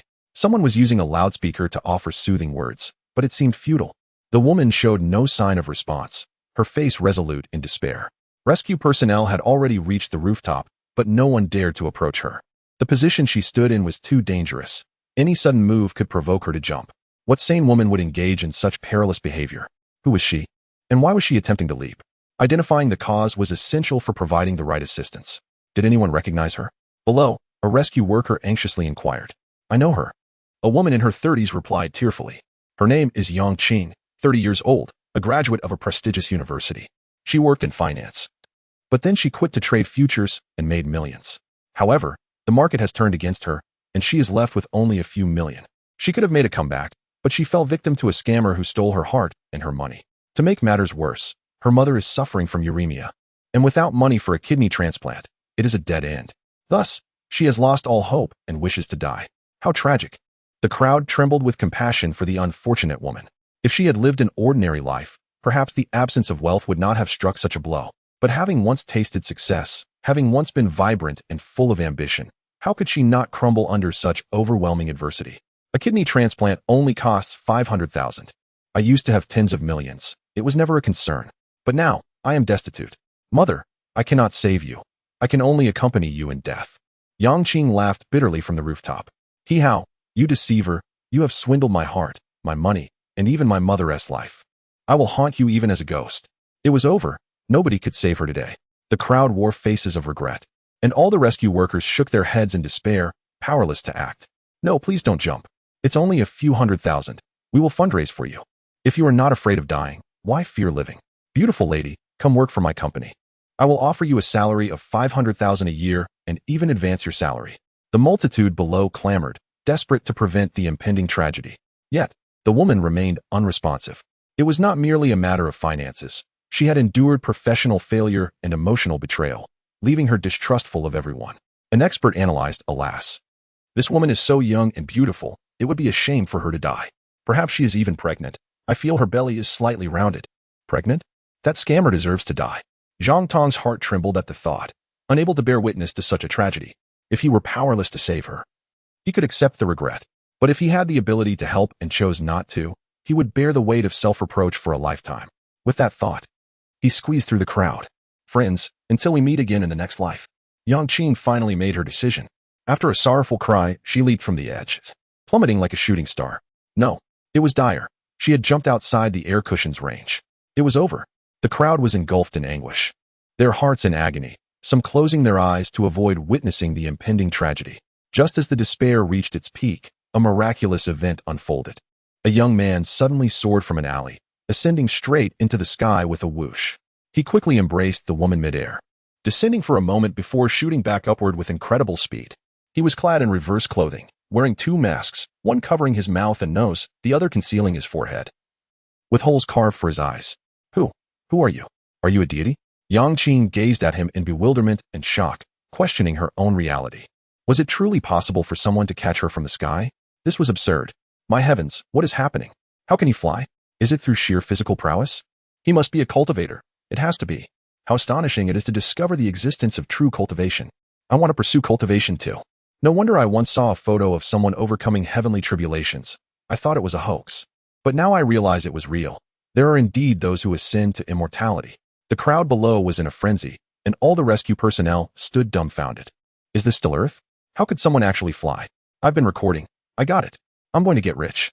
A woman exclaimed joyfully, her excitement palpable as she live-streamed the scene. She had captured Zhang Tong's miraculous rescue of the woman. In fact, she was not alone. Many others had also recorded the extraordinary event. This was precisely why Zhang Tong had donned a disguise. You are beautiful and full of life. You will surely overcome this crisis. Please don't seek death any longer. With your talents, securing a job with a salary of hundreds of thousands will be easy. Now that you have garnered attention, the country will assist you, and kind-hearted individuals will help you. Scammers are but a minority. Zhang Tong held her aloft in the air, softly comforting her.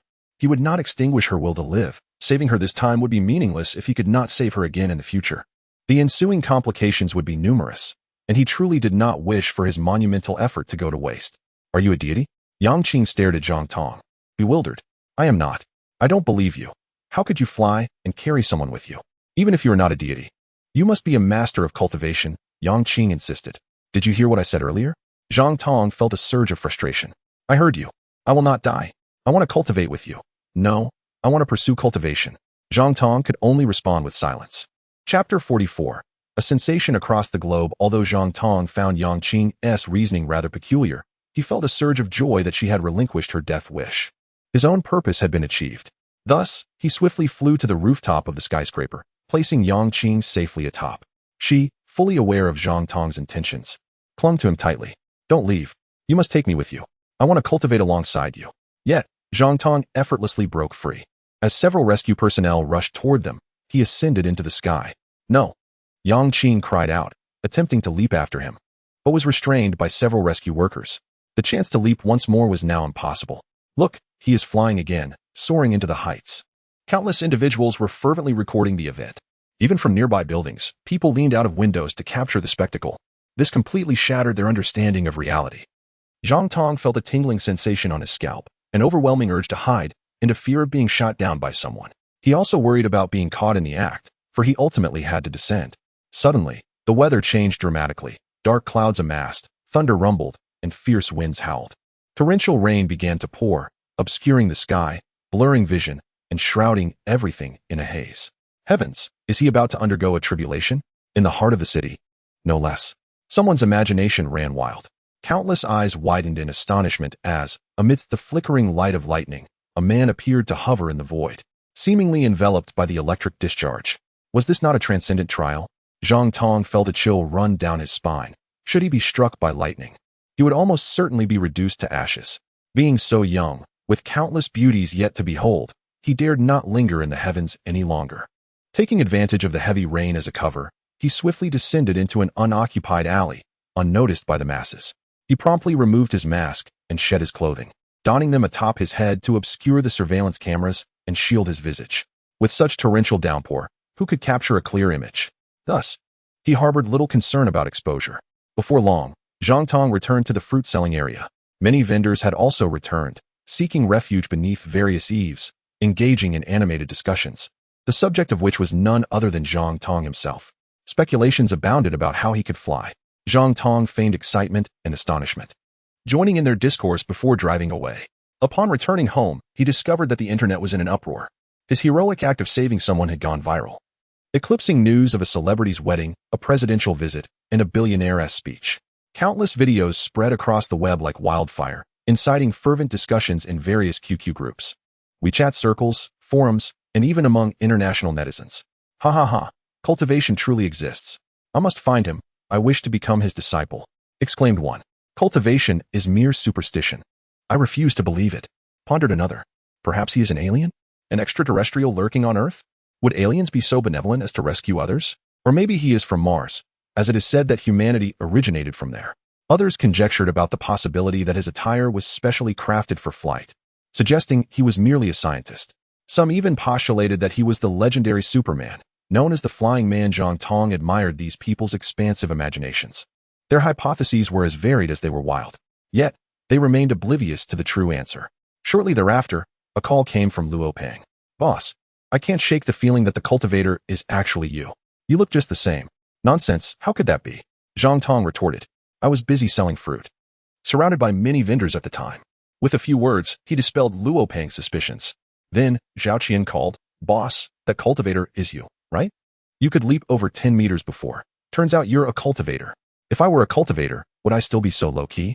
I would have already unified the earth and gathered dozens of beautiful women for my harem," Zhang Tong replied. Consequently, Zhao Qian was convinced and no longer doubted him. However, Lu Qingxi, through WeChat, inquired, "Brother, that man who saved someone today looks just like you. A cultivator still sells fruit? Runs a company? Seeks beautiful secretaries?" Zhang Tong countered. Lu Qingxi was left speechless but couldn't resist her habitual flirtation. "Brother, shall we meet?" Zhang Tong was momentarily lost in thought, recalling the breathtaking sight of Lu Qingxi dancing earlier that day. She was indeed alluring, and to let such a woman slip away would invite the wrath of readers. Should he accept? He had never been in a relationship or dined with a benefactor before. Lu Qingxi added, "I am truly not a flirtatious woman. I will come find you." "Very well, I shall await your arrival," Zhang Tong replied. Lu Qingxi was overjoyed. A knock resounded at the door. "The wealthy benefactor I anticipated has arrived," Lu Qingxi thought, her heart racing as she opened the door to reveal Zhang Tong. Her radiant smile welcomed him inside. The apartment was a tidy 3-bedroom unit, approximately 100 square meters in size, devoid of any masculine belongings, suggesting she truly lived alone. In truth, Lu Qingxi, at just 19, had impressively secured such a spacious residence through her own efforts. Lu Qingxi invited Zhang Tong to sit on the sofa, and served fragrant tea before settling beside him, engaging in delightful banter filled with subtle innuendos. Yet, Zhang Tong remained unfazed, limiting their interaction to mere conversation. "I will go take a shower," Lu Qingxi coyly announced. "Then I shall take my leave," Zhang Tong said, rising to depart. What did wealthy benefactor mean? Having arranged a meeting, why was he not swayed? Was she not beautiful enough? Lu Qingxi felt perplexed and somewhat helpless, yearning to cling to the wealthy benefactor's side. "Do not go. Let us talk some more," she said, grasping Zhang Tong's arm. This time, their conversation shifted to earnest and normal exchanges, culminating in Lu Qingxi's curious inquiry. "Brother, one moment you speak of purchasing luxury cars, the next you sell fruit. What exactly is your profession?" Now that's the right way to converse, Zhang Tong smiled faintly. He described himself as a treasure hunter, specializing in uncovering hidden gems such as ginseng, jade, precious stones, and diamonds. "Is there truly such a profession as a treasure hunter?" Lu Qingxi exclaimed, astonished. "Are they all formidable, perhaps martial artists from a young age?" "You are correct. All treasure hunters are proficient martial artists, even surpassing the descriptions found in novels." Zhang Tong chuckled. "Then you must run a company as well. Otherwise, how could Zhao Qian be your secretary?" Lu Qingxi remarked. "I have established an auction house, which is set to open soon. In a few days, dozens of exceptional treasure hunters from around the world will attend my auction." Zhang Tong replied with a smile. "Does your company need staff? May I work for you?" Lu Qingxi asked eagerly. "Isn't your live streaming income quite substantial?" Zhang Tong inquired. Surprised. "I've heard of individuals selling millions through live commerce, but I don't engage in live commerce. I lack significant fame," Lu Qingxi explained. "In truth, live streaming income is not as lucrative as one might think. Much of it operates on a money laundering model where viewers donate, but the majority must be returned, leaving only a small percentage. Even if they are genuine patrons, they often have ulterior motives, desiring intimacy. Should one refuse, they cease to donate," she lamented. "Thus, I have offended numerous benefactors, and my earnings are unstable, making life quite challenging." "Are you certain following me would be better than live streaming?" Zhang Tong asked, bemused. "Because you are a true wealthy benefactor. I have never encountered anyone as generous as you. That is why Zhao Qian is devoted to you." "And I feel the same way," Lu Qingxi shyly confessed. This sentiment stirred something within Zhang Tong, to realize that being a wealthy benefactor brought such happiness and comfort, with stunning beauties vying for his affection. A mere beckon could have them in his embrace. "I only run a small auction house, which has yet to open. I cannot possibly hire 2 beautiful secretaries, could I?" Zhang Tong declined politely. "I could serve as the auctioneer. Just imagine, with my looks and physique. Wouldn't I be a highlight as the auctioneer? I am confident I can excel, as I possess excellent eloquence and quick reflexes," Lu Qingxi insisted. "Weren't you trained in dance?" Zhang Tong questioned. "I have talent. My experience as a streamer has honed my skills," Lu Qingxi replied. "Brother, please agree. I assure you will not be disappointed." "But do you possess an auctioneer's certification?" Zhang Tong asked. "I do not. Yet I believe that qualifications do not solely define capability," Lu Qingxi asserted. "Rest assured, I'm not merely a pretty face. If you hire me, I will obtain my auctioneer's certification promptly." "I shall consider it," Zhang Tong mused, feeling somewhat tempted. As an auctioneer, he had yet to find a suitable candidate through headhunters, as individuals with auctioneer experience were exceedingly rare. Lu Qingxi, with her articulate nature and quick wit, indeed seemed a fitting choice for the role. However, the auctioneer is well acquainted with all the treasures of the company, and it is crucial to appoint someone trustworthy for the role. Is Lu Qingxi worthy of that trust? "Brother, I have become yours so naturally. I shall remain loyal and steadfast to you." Lu Qingxi seemed to perceive Zhang Tong's innermost thoughts and sincerely stated, "I am not aiming to be your girlfriend. I am capable enough for this role. Currently, you only have Zhao Qian by your side, right? She still has her studies and cannot always be with you. Isn't that quite inconvenient? But I can be there for you. This is not merely about finding a woman for oneself, but rather about securing an auctioneer. How about this? Prepare a resume and go for an interview at Tianbao Auction House the day after tomorrow. Whether you succeed depends on your abilities." Zhang Tong touched his nose and chuckled. "All right, I will attend the interview." Lu Qingxi cheered with delight, her face radiating joy. For some time, she had been discreetly observing Zhao Qian and discovered that the Porsche 911 Zhang Tong had purchased was being driven by her. Zhao Qian had also earned over 10 million in commissions due to Zhang Tong, even after a decade of live streaming. She could not hope to match Zhao Qian's recent earnings. Today, she finally witnessed the generosity of the affluent.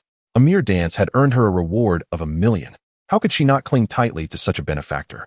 With her unparalleled beauty, she had resisted countless temptations over the years, turning down the advances of numerous wealthy suitors, all in anticipation of his arrival. Now, the opportunity had finally presented itself, a chance she had tirelessly sought. I have matters to attend to. We shall converse another time. Zhang Tong rose to leave. Are you truly leaving? Stay and chat a bit longer with me. Lu Qingxi escorted him to the door, her hand grasping his, her eyes glimmering enticingly. There is plenty of time ahead. Zhang Tong replied, hastening away. Plenty of time ahead. How I look forward to it. Lu Qingxi blushed, then began to search for information on Tianbao Auction House. Although she knew Zhao Qian was employed at Zhang Tong's company, she had never been able to discover its name or inquire about it. After all, it had not yet opened. Soon, she uncovered a wealth of information, primarily related to a recruitment advertisement. It had garnered attention from countless women and criticism from many men. What? A monthly salary of 350,000 for receptionists and clerks? The only requirement is beauty? Each would receive a 3-bedroom apartment? After 10 years of service, they would gain ownership? How extravagant.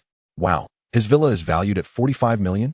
Lu Qingxi gasped in astonishment, her face flushed with excitement, her eyes sparkling with anticipation. At that moment, she felt an overwhelming sense of hope. Finally, she had found a gold mine upon which she could depend for a lifetime, and she would no longer have to resort to live streaming and dancing to earn a living. All she needed to do was to please him. As Zhang Tong descended the stairs, he found that the rain had ceased. A dozen women were gathered around his luxury vehicle, capturing photographs with expressions of excitement and thrill. This was a luxury car worth over 20 million, one they had never even seen before. Now it was parked downstairs. How could they not take proper photos to commemorate the moment? What a stunning Ferrari Raphael. I must snap a few pictures. Zhang Tong feigned surprise and awe as he rushed over. Isn't it common courtesy to wait in line? A rather attractive young lady, already in line, blocked Zhang Tong, fearing he might cut in. All right, I will wait my turn. Zhang Tong complied and stood patiently behind the young lady while curiously asking, whose luxury car is this? Do you know, beautiful lady? Most likely, she was one of Lu Qingxi's admirers. The young lady's face lit up with envy and admiration. Wow, it must belong to a super beauty, right? Zhang Tong beamed with excitement. Indeed, she is a super beauty, even more stunning than a star. She is the most beautiful streamer of Feiyu. Men pursuing her are as numerous as the fish in a river. Wealthy suitors frequently arrive in luxury cars to chase after her, but they can hardly succeed, for she is ambitious and only seeks a super benefactor. I believe the owner of this luxury car might stand a chance. The young lady was quite chatty, and before Zhang Tong could inquire further, she rambled on extensively. Thank you, you are truly kind. Zhang Tong expressed his gratitude, feeling reassured. Personal investigation was imperative. He could not rely solely on Zhao Qian or Lu Qingxi's accounts. After patiently waiting for the individuals ahead of him to finish taking pictures, it was finally Zhang Tong's turn, but he opted not to take a photograph. Instead, he pressed a button on the key fob, and the car doors opened gracefully like butterfly wings. He entered the vehicle with poise and sped away. My heavens! Did I just converse with a wealthy benefactor for so long? The young lady stood there, dumbfounded and bewildered. Chapter 46. Trouble arrives. Wu Nan. Have you spoken ill of me? Lu Qingxi appeared before the still-dazed young lady, her expression grave and earnest. No, truly not. Wu Nan felt a twinge of panic, reflecting on whether she had inadvertently spoken ill of Lu Qingxi and whether it might lead to unfavorable consequences. What exactly did you say? Tell me every word without omission. Lu Qingxi urged. Rest assured, I will not hold anything against you. I merely fear you may have misunderstandings. If you said anything unfavorable, I could still make amends. Wu Nan recounted everything in detail. It's fine. What you said is merely the truth. I appreciate your assessment. A smile finally graced Lu Qingxi's face, although she felt a lingering sense of dread. Had her past self succumbed to any temptations or garnered any negative reputation, he would undoubtedly have found out. The previous tactic had been chilling. She had disguised herself as a photographer and casually chatted with Wu Nan. Wu Nan had exhibited no wariness, divulging all she knew. A wealthy benefactor cannot be easily deceived. One cannot simply rely on beauty to win over such a figure. Good character is essential, and one must possess no flaws. Qingxi, is he your admirer? Wu Nan asked enviously. No. How could such a benefactor possibly pursue someone like me? A poor beauty? Lu Qingxi replied with self-deprecation. Then how come he is here? Wu Nan questioned, confusion etched on her face. Because I applied for a job at his company, and he came to understand my character indirectly, Lu Qingxi explained. Well, he must hold you in high regard. You are bound to thrive. The young lady's eyes glistened with envy and jealousy. Coincidentally, in another location, another woman was being interrogated. Tell me every word you have spoken about him. It is of utmost importance. Do you understand? The interrogator was Yang Qing, a strikingly composed and astute woman, flanked by over a dozen formidable team members. Among them was an elderly man with white hair and beard, exuding an air of authority. Who are you? What gives you the right to interrogate me? Yang Qing retorted angrily, refusing to cooperate. We are from the Bureau of Anomalous Phenomena, led by Captain Wu Na. The woman revealed, producing identification. You won't harm him, will you? I believe he is a good person. Yang Qing's expression shifted with concern. As long as he is a good person, how could we harm him? Wu Na reassured her. This is merely a routine investigation. After all, he is quite special. Very well, I trust you. Yang Qing relayed everything in detail. Wu Na's team began to play a video, projecting it onto the pristine white wall, and asked solemnly, we are aware of the events that transpired. Let us discuss our opinions. Who exactly is this person? How can he fly? Yang Qing inquired if he was a deity, to which he responded in the negative. Yang Qing boldly asserted he was a cultivator, but he did not refute it. He is likely a cultivator. One team member remarked, he is certainly not a cultivator. The elderly man interjected. Since the complete depletion of spiritual energy on Earth a century ago, cultivation has become impossible. Even I, a prodigy, after a century of arduous training, have only reached the second level of qi cultivation, lacking the ability to fly. No matter how exceptional his talent, he cannot surpass me. He is not an esper either. We have studied superpowers for many years, yet we have never encountered such a formidable flying ability. Other nations similarly lack such entities. A particularly formidable team member remarked. Could it be extraterrestrials? Another team member suggested that although aliens had yet to be discovered, perhaps this was the first instance. Regardless of who he is, we must uncover his identity and thoroughly investigate his circumstances. I believe he has been residing in Xianqing, masquerading as an ordinary person, which enabled him to timely rescue others. We need only to meticulously question the residents surrounding the building, especially the street vendors, and we are bound to find some clues. Action must be taken immediately. We shall commence our inquiries without delay. That evening, the investigation bore fruit, as a team member returned with a report. Captain, we have identified a suspicious target, Zhang Tong, a 22-year-old student from Xiangzhou University, known for treasure hunting, auctioning jade, and discovering a millennium-old ginseng. He resides in a villa, drives luxury cars, and on the day of the incident, he sold 2 unfamiliar fruits and had close ties with 2 stunning women. Wu Na scrutinized the report. It included his photo, where a beauty was seen dancing for him, captured in clear detail. The team member presented his phone. The clothing and shoes match, and their heights are nearly identical. There is a high probability it is indeed him. Huh, what good is a mask? You cannot escape. Wu Na chuckled derisively. Captain, he is not a criminal. There is no need to flee, a team member reminded. My apologies, it's just a habit. Wu Na felt a bit embarrassed. Yet who could claim he has not committed any crimes? Captain, you cannot act this way. Without evidence, one must not suspect him of wrongdoing. The team member rubbed his forehead. He is so powerful, able to soar through the skies and evade capture, acquiring immense wealth while leaving little trace of his actions. The temptation for him is overwhelming. I want a thorough investigation into every detail of his life. Wu Na declared. Should we not directly confront him? A team member eagerly questioned, keen to uncover the secret of his flight. What if he denies it? That would alarm him. If he is indeed a master of cultivation or an alien in hiding on Earth, that would spell trouble, Wu Na stated. Therefore, we must be thoroughly prepared and understand everything about him to devise the most appropriate response, whether it be arrest or otherwise, depending on the circumstances.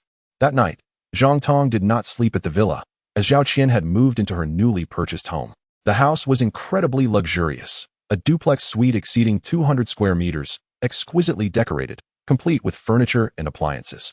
It was not an abuse of power on her part, but rather, she understood that Zhang Tong would frequently stay there. A mediocre residence would be beneath him. Thus, she chose not to report this matter. As expected, Zhang Tong did not mention her, instead expressing joy and offering compliments. Naturally, Zhao Qian gave Zhang Tong a key, meaning he could come and go as he pleased. This was akin to having another home. Occasionally staying in a smaller place was also quite comfortable, providing a unique charm. Zhang Tong sat on the sofa in the hall, relishing Zhao Qian's shoulder massage, sighing in comfort, completely unaware that someone was investigating him. Even if he knew, he would not be overly concerned. The secret passage was simply too impressive, allowing him access to the treasure star at any time. Being a solitary figure, if trouble truly arose, he could simply retreat to the treasure star for a century or 2 of cultivation, returning to Earth to sweep away all challenges. Your Majesty, if you enjoy this place, it is my honor to assist you in disrobing. Zhao Qian smiled radiantly, her voice sweet and alluring, making one's bones feel weak and scalp tingle. Life could be this beautiful, Zhang Tong mused. Chapter 47. Lu Qingxi comes for an interview. Zhao Qian fumes with anger on the early morning of November 26th. Zhang Tong and Zhao Qian arrived at the company. Good morning, boss. Good morning, Secretary Zhao. The impeccably dressed Mr. Luo greeted them at the entrance. Good morning. Zhang Tong nodded as he walked into the company, flanked by the two, taking a tour. The renovations were complete and of high quality. Most satisfying was the underground vault. A true marvel of technology. It was secured with a hefty iron door, accessible only through the manager's retina scan and the correct password. The vault's floor and walls were reinforced with thick steel plates, impervious even to explosives. Inside were several massive safes capable of storing a plethora of treasures. To Zhang Tong's delight, he discovered that the mysterious passage appeared in a corner of the vault, invisible to Zhao Qian and Mr. Luo. Henceforth, Zhang Tong could easily enter the treasure star from the vault and extract various treasures conveniently. The auction hall was spacious, spanning over 2,000 square meters. Additionally, there was the chairman's office, secretary's office, manager's office, employee office, finance office, appraisal room, 2 meeting rooms, and a stone cutting room.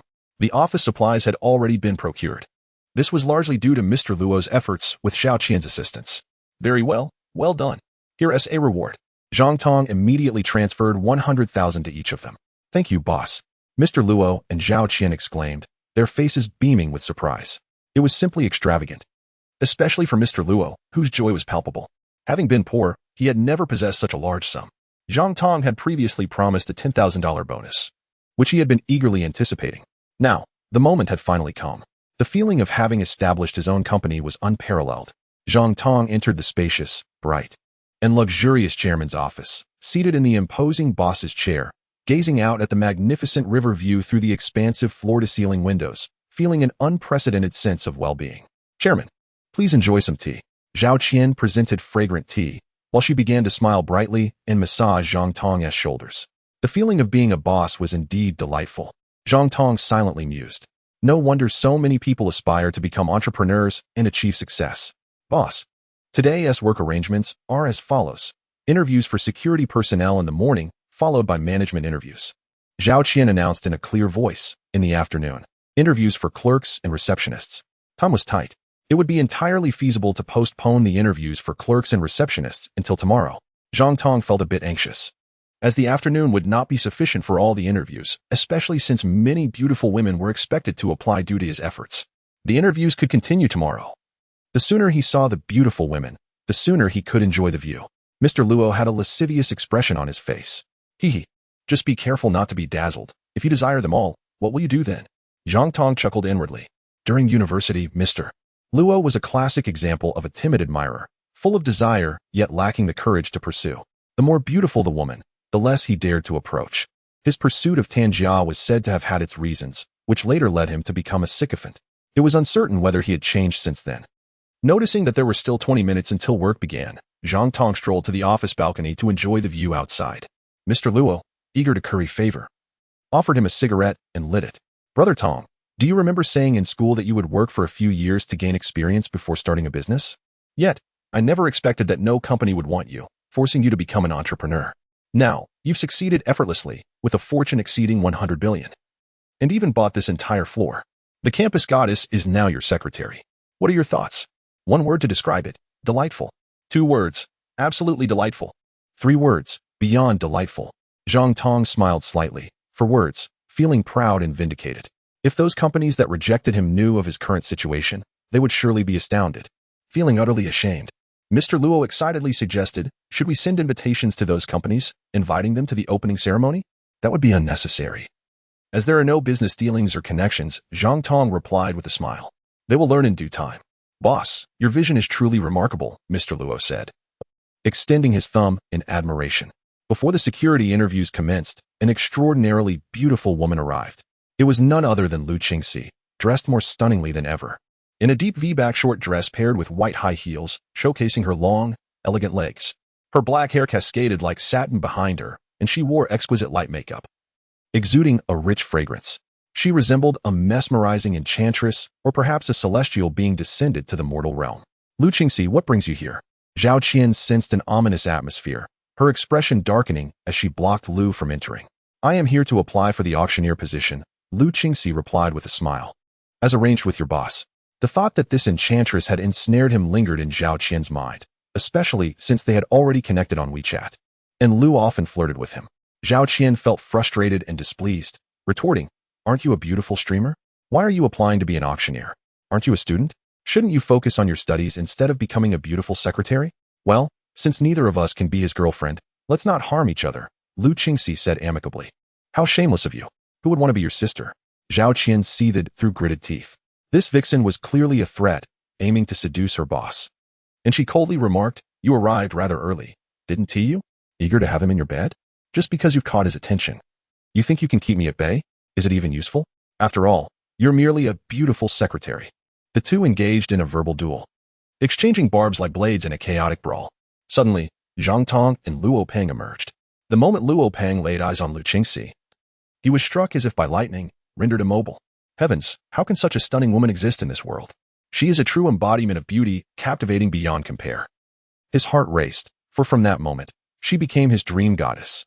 "Good morning, Chairman," Lu Qingxi said as she gracefully detached from Zhao Qian. Her enchanting fragrance wafting through the air, her beauty almost overwhelming, coupled with a radiant smile and seductive glances that could ensnare any heart. "Since you were here early, let us conduct your interview," Zhang Tong proposed. He had entrusted a headhunting firm with the task of finding a suitable auctioneer but, to his frustration, had yet to succeed. Now that Lu Qingxi had come to apply for the position, it was worth a shot. Perhaps she could be the one to elevate the standards of their auction house. In the conference room, Zhang Tong and Zhao Qian sat side by side, while Lu Qingxi graced the opposite side, with Luo Peng accompanying them. Ostensibly to admire the beauty before him, Zhang Tong glanced over Lu Qingxi's resume. 19 years old, from Wuxing Province, a graduate of the Wuxing Dance Academy, skilled in dance and singing, currently studying auctioneering, with some experience. No romantic history, hardworking and loyal. Work experience. She had been modeling and streaming since her university days, totaling 4 years. Salary expectations, the same as Secretary Zhao Qian. Zhang Tong was incensed. He nearly slammed the table. "What nonsense is this? You can't just write your salary like this." Zhao Qian felt equally infuriated, perceiving Lu Qingxi as a direct challenge. How could they be so similar? They had both worked as models, and yet Zhao Qian earned 3 million a year.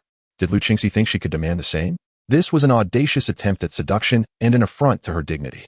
"You are from Wuxing and graduated there. Why seek employment in Xi'an Province?"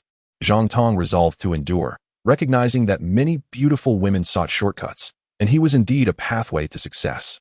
Lu Qingxi's insight was sharp. She had discerned the truth. "I moved to Xi'an Province with my mother after my parents divorced," she succinctly explained. "Our company has no reputation. Why do you seek employment here?"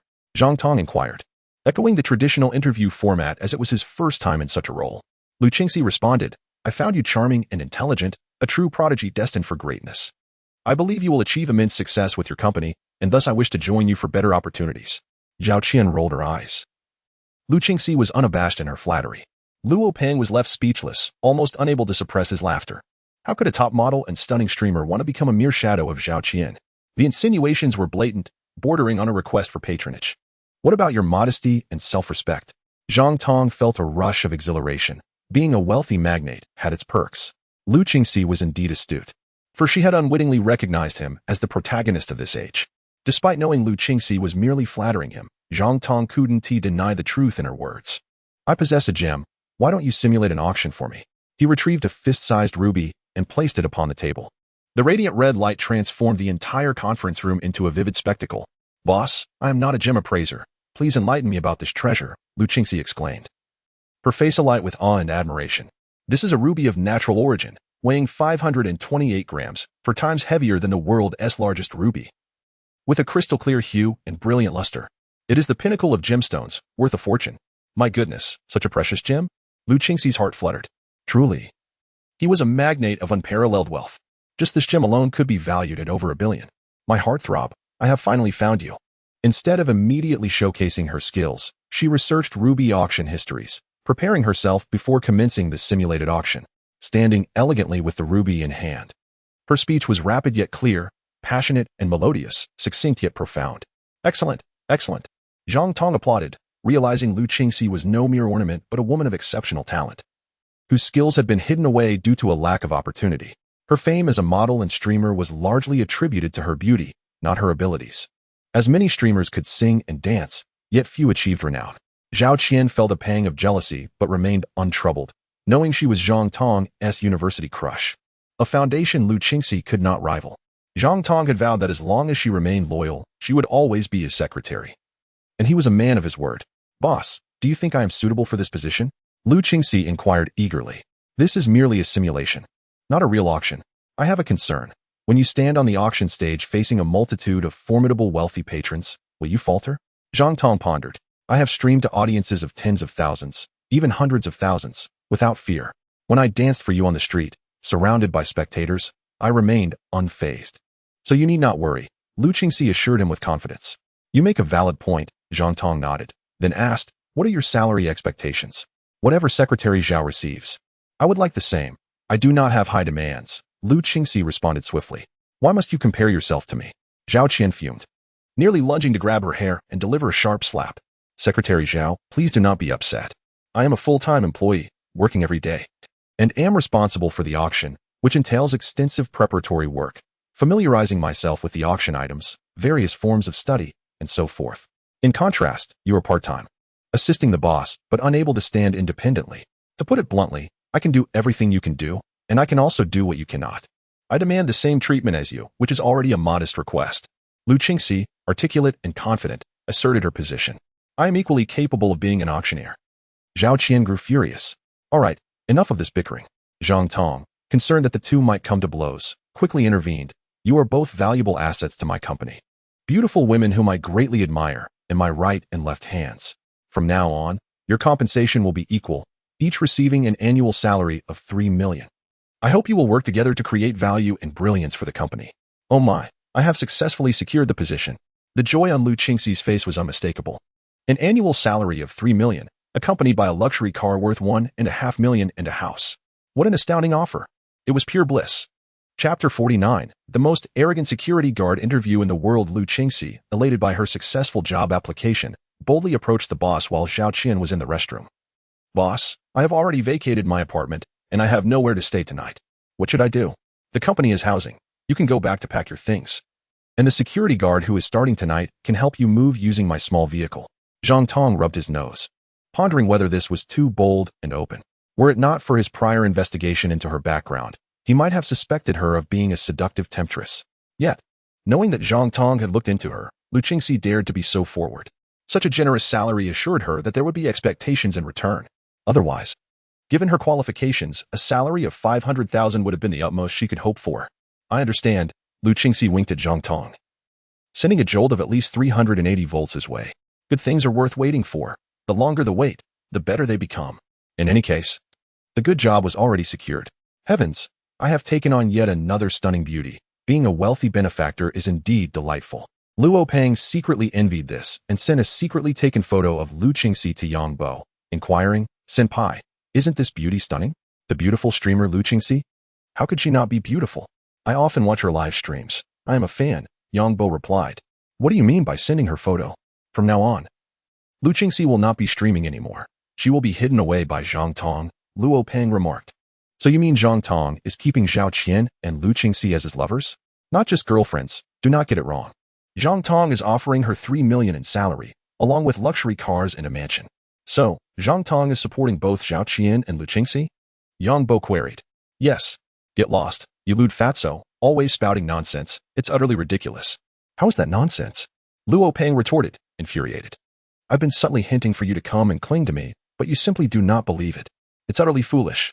I've seen photos of Zhang Tong in the fruit business. Do you think he can support 2 top beauties? Huh, do you take me for a fool? With your intelligence, you can't even blow smoke properly.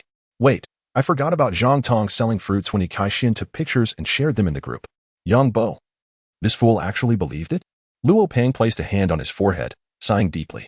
Alas, this child is destined to lack wealth. His fate is grim. He believes the unbelievable and disbelieves the credible. Forget it. I won't save you. Just endure the harsh realities of society in the magical city. The security guard interview commenced. Over 300 tall and robust men stood in the auction hall, each face brimming with anticipation, dreaming of passing the assessment. The compensation was too enticing: a monthly salary of 30,000, a share of housing, and a property deed after 10 years. To land such a position would mean instant success. This was the first time they encountered such a lavish company, and they had traveled from afar. Many of them helped by Luo Peng's connections. Thank you all for attending the interview. However, I did not anticipate such a large turnout. So we will conduct a preliminary selection, Zhang Tong announced. Retired Special Forces soldiers, step forward. With a clamor, over 50 retired Special Forces soldiers stepped out, forming an orderly line. The recruitment criteria clearly stated that preference would be given to retired Special Forces, hence the considerable number of applicants.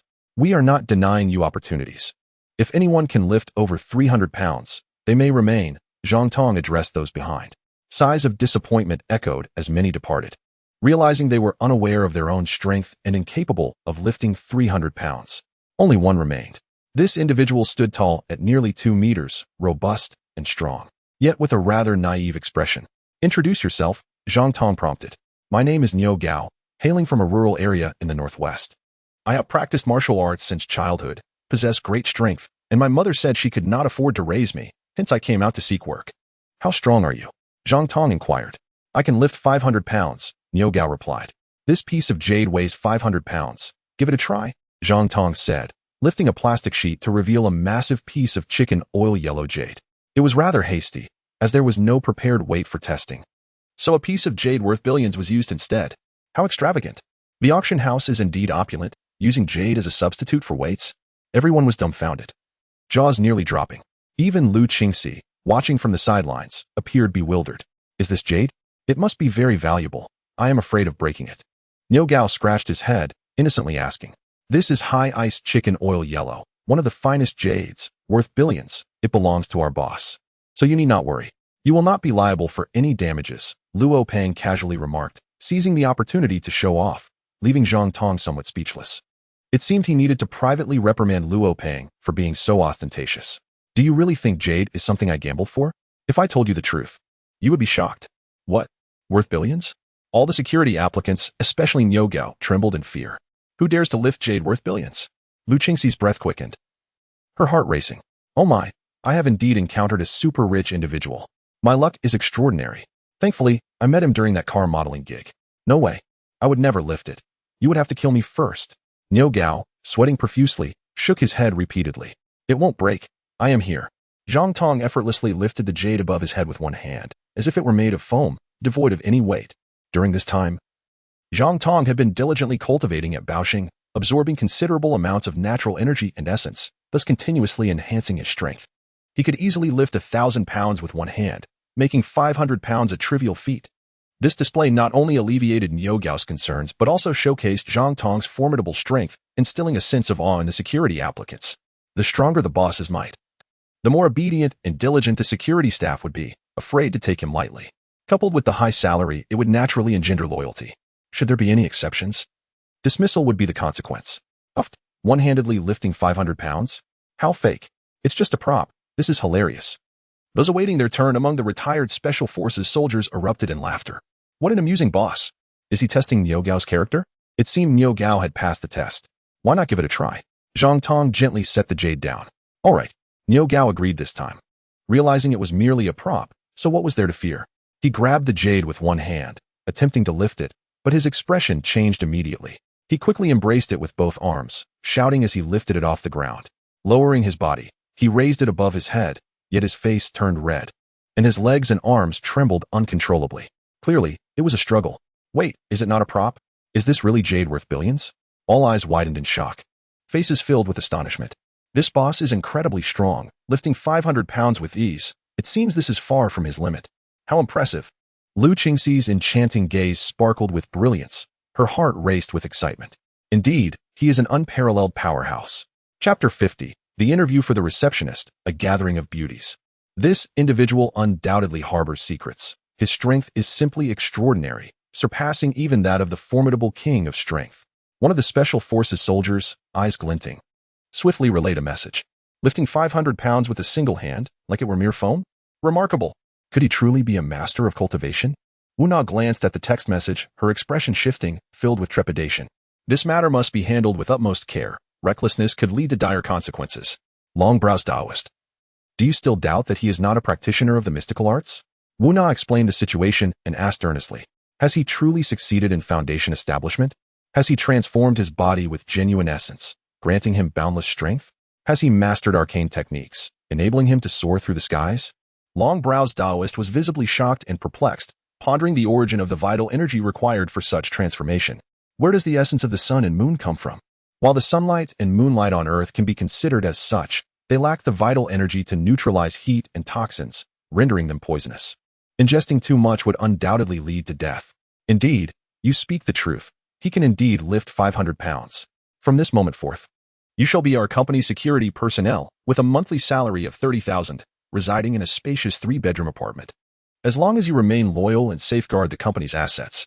Zhang Tong assisted in placing the jade on the ground, checked his ID, and had him practice some punches. Discovering that he was indeed skilled and not lacking in prowess. Thus he accepted Niu Gao. Thank you, boss. I will work diligently and ensure the safety of the company's assets. Niu Gao's face radiated pure joy. Such generous treatment is exhilarating. Once I earn enough, I will return home and marry Cuihua.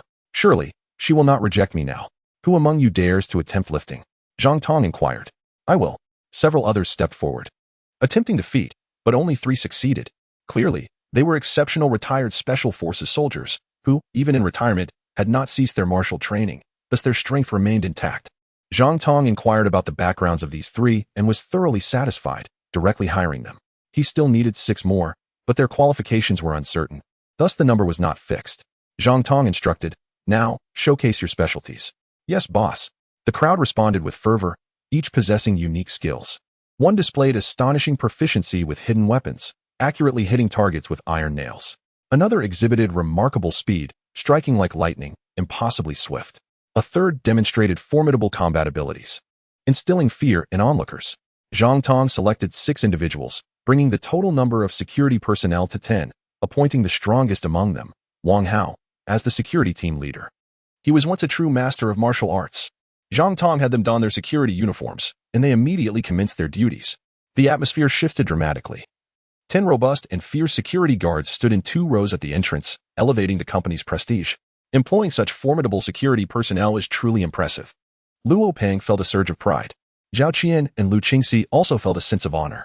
Zhang Tong proceeded to interview others, hiring 3 additional staff members, a financial manager named Li Yun, age 36, and 2 appraisers, one named Luo Fong, a 51-year-old woman skilled in gem, ivory, and exotic stone appraisal, and another named Zhang Wen, a 48-year-old man adept in the appraisal of calligraphy, antiques, and porcelain. Meanwhile, Luo Peng's position was confirmed as the human resources manager. With the bronze sword in hand, Zhang Tong could effortlessly achieve results in gem extraction. Simply bringing back jade would be a far easier task. Of course, he still needed a deputy general manager, but there was no rush, for now. Zhang Tong could manage the responsibilities himself, and he could seek someone later. He chuckled to himself. I'm the HR manager?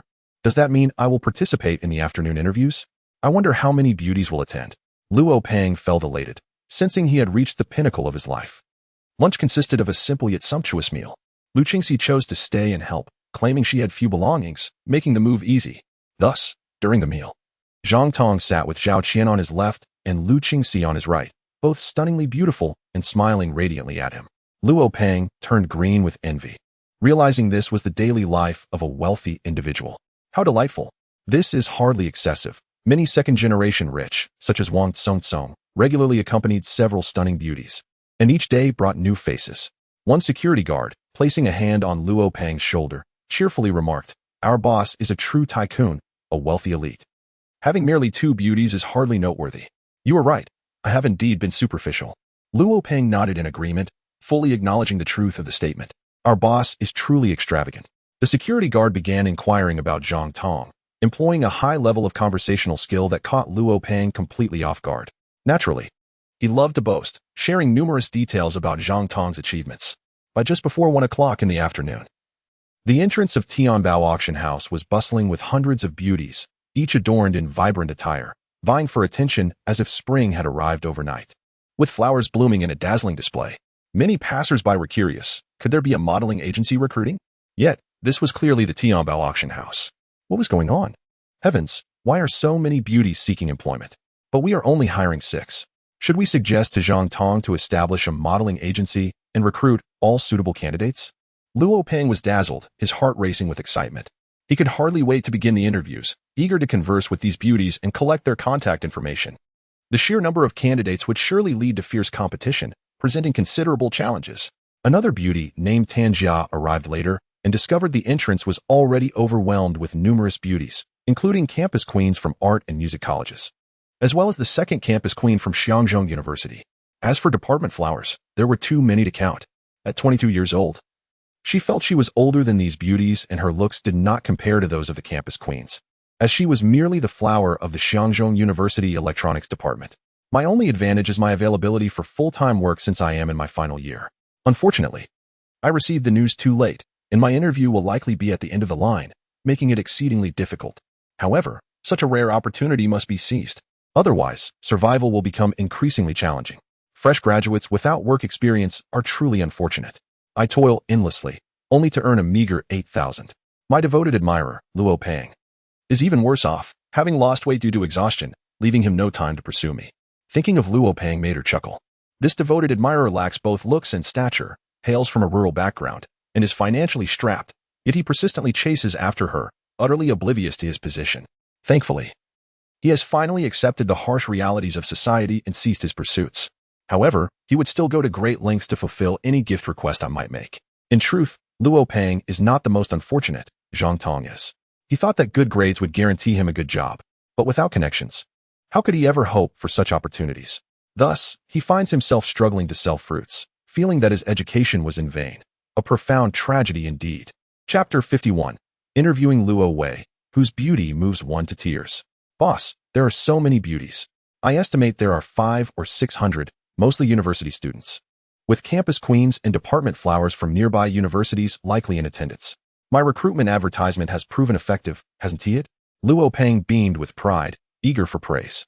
Had I not gone to check for any oversights, would there be so many candidates?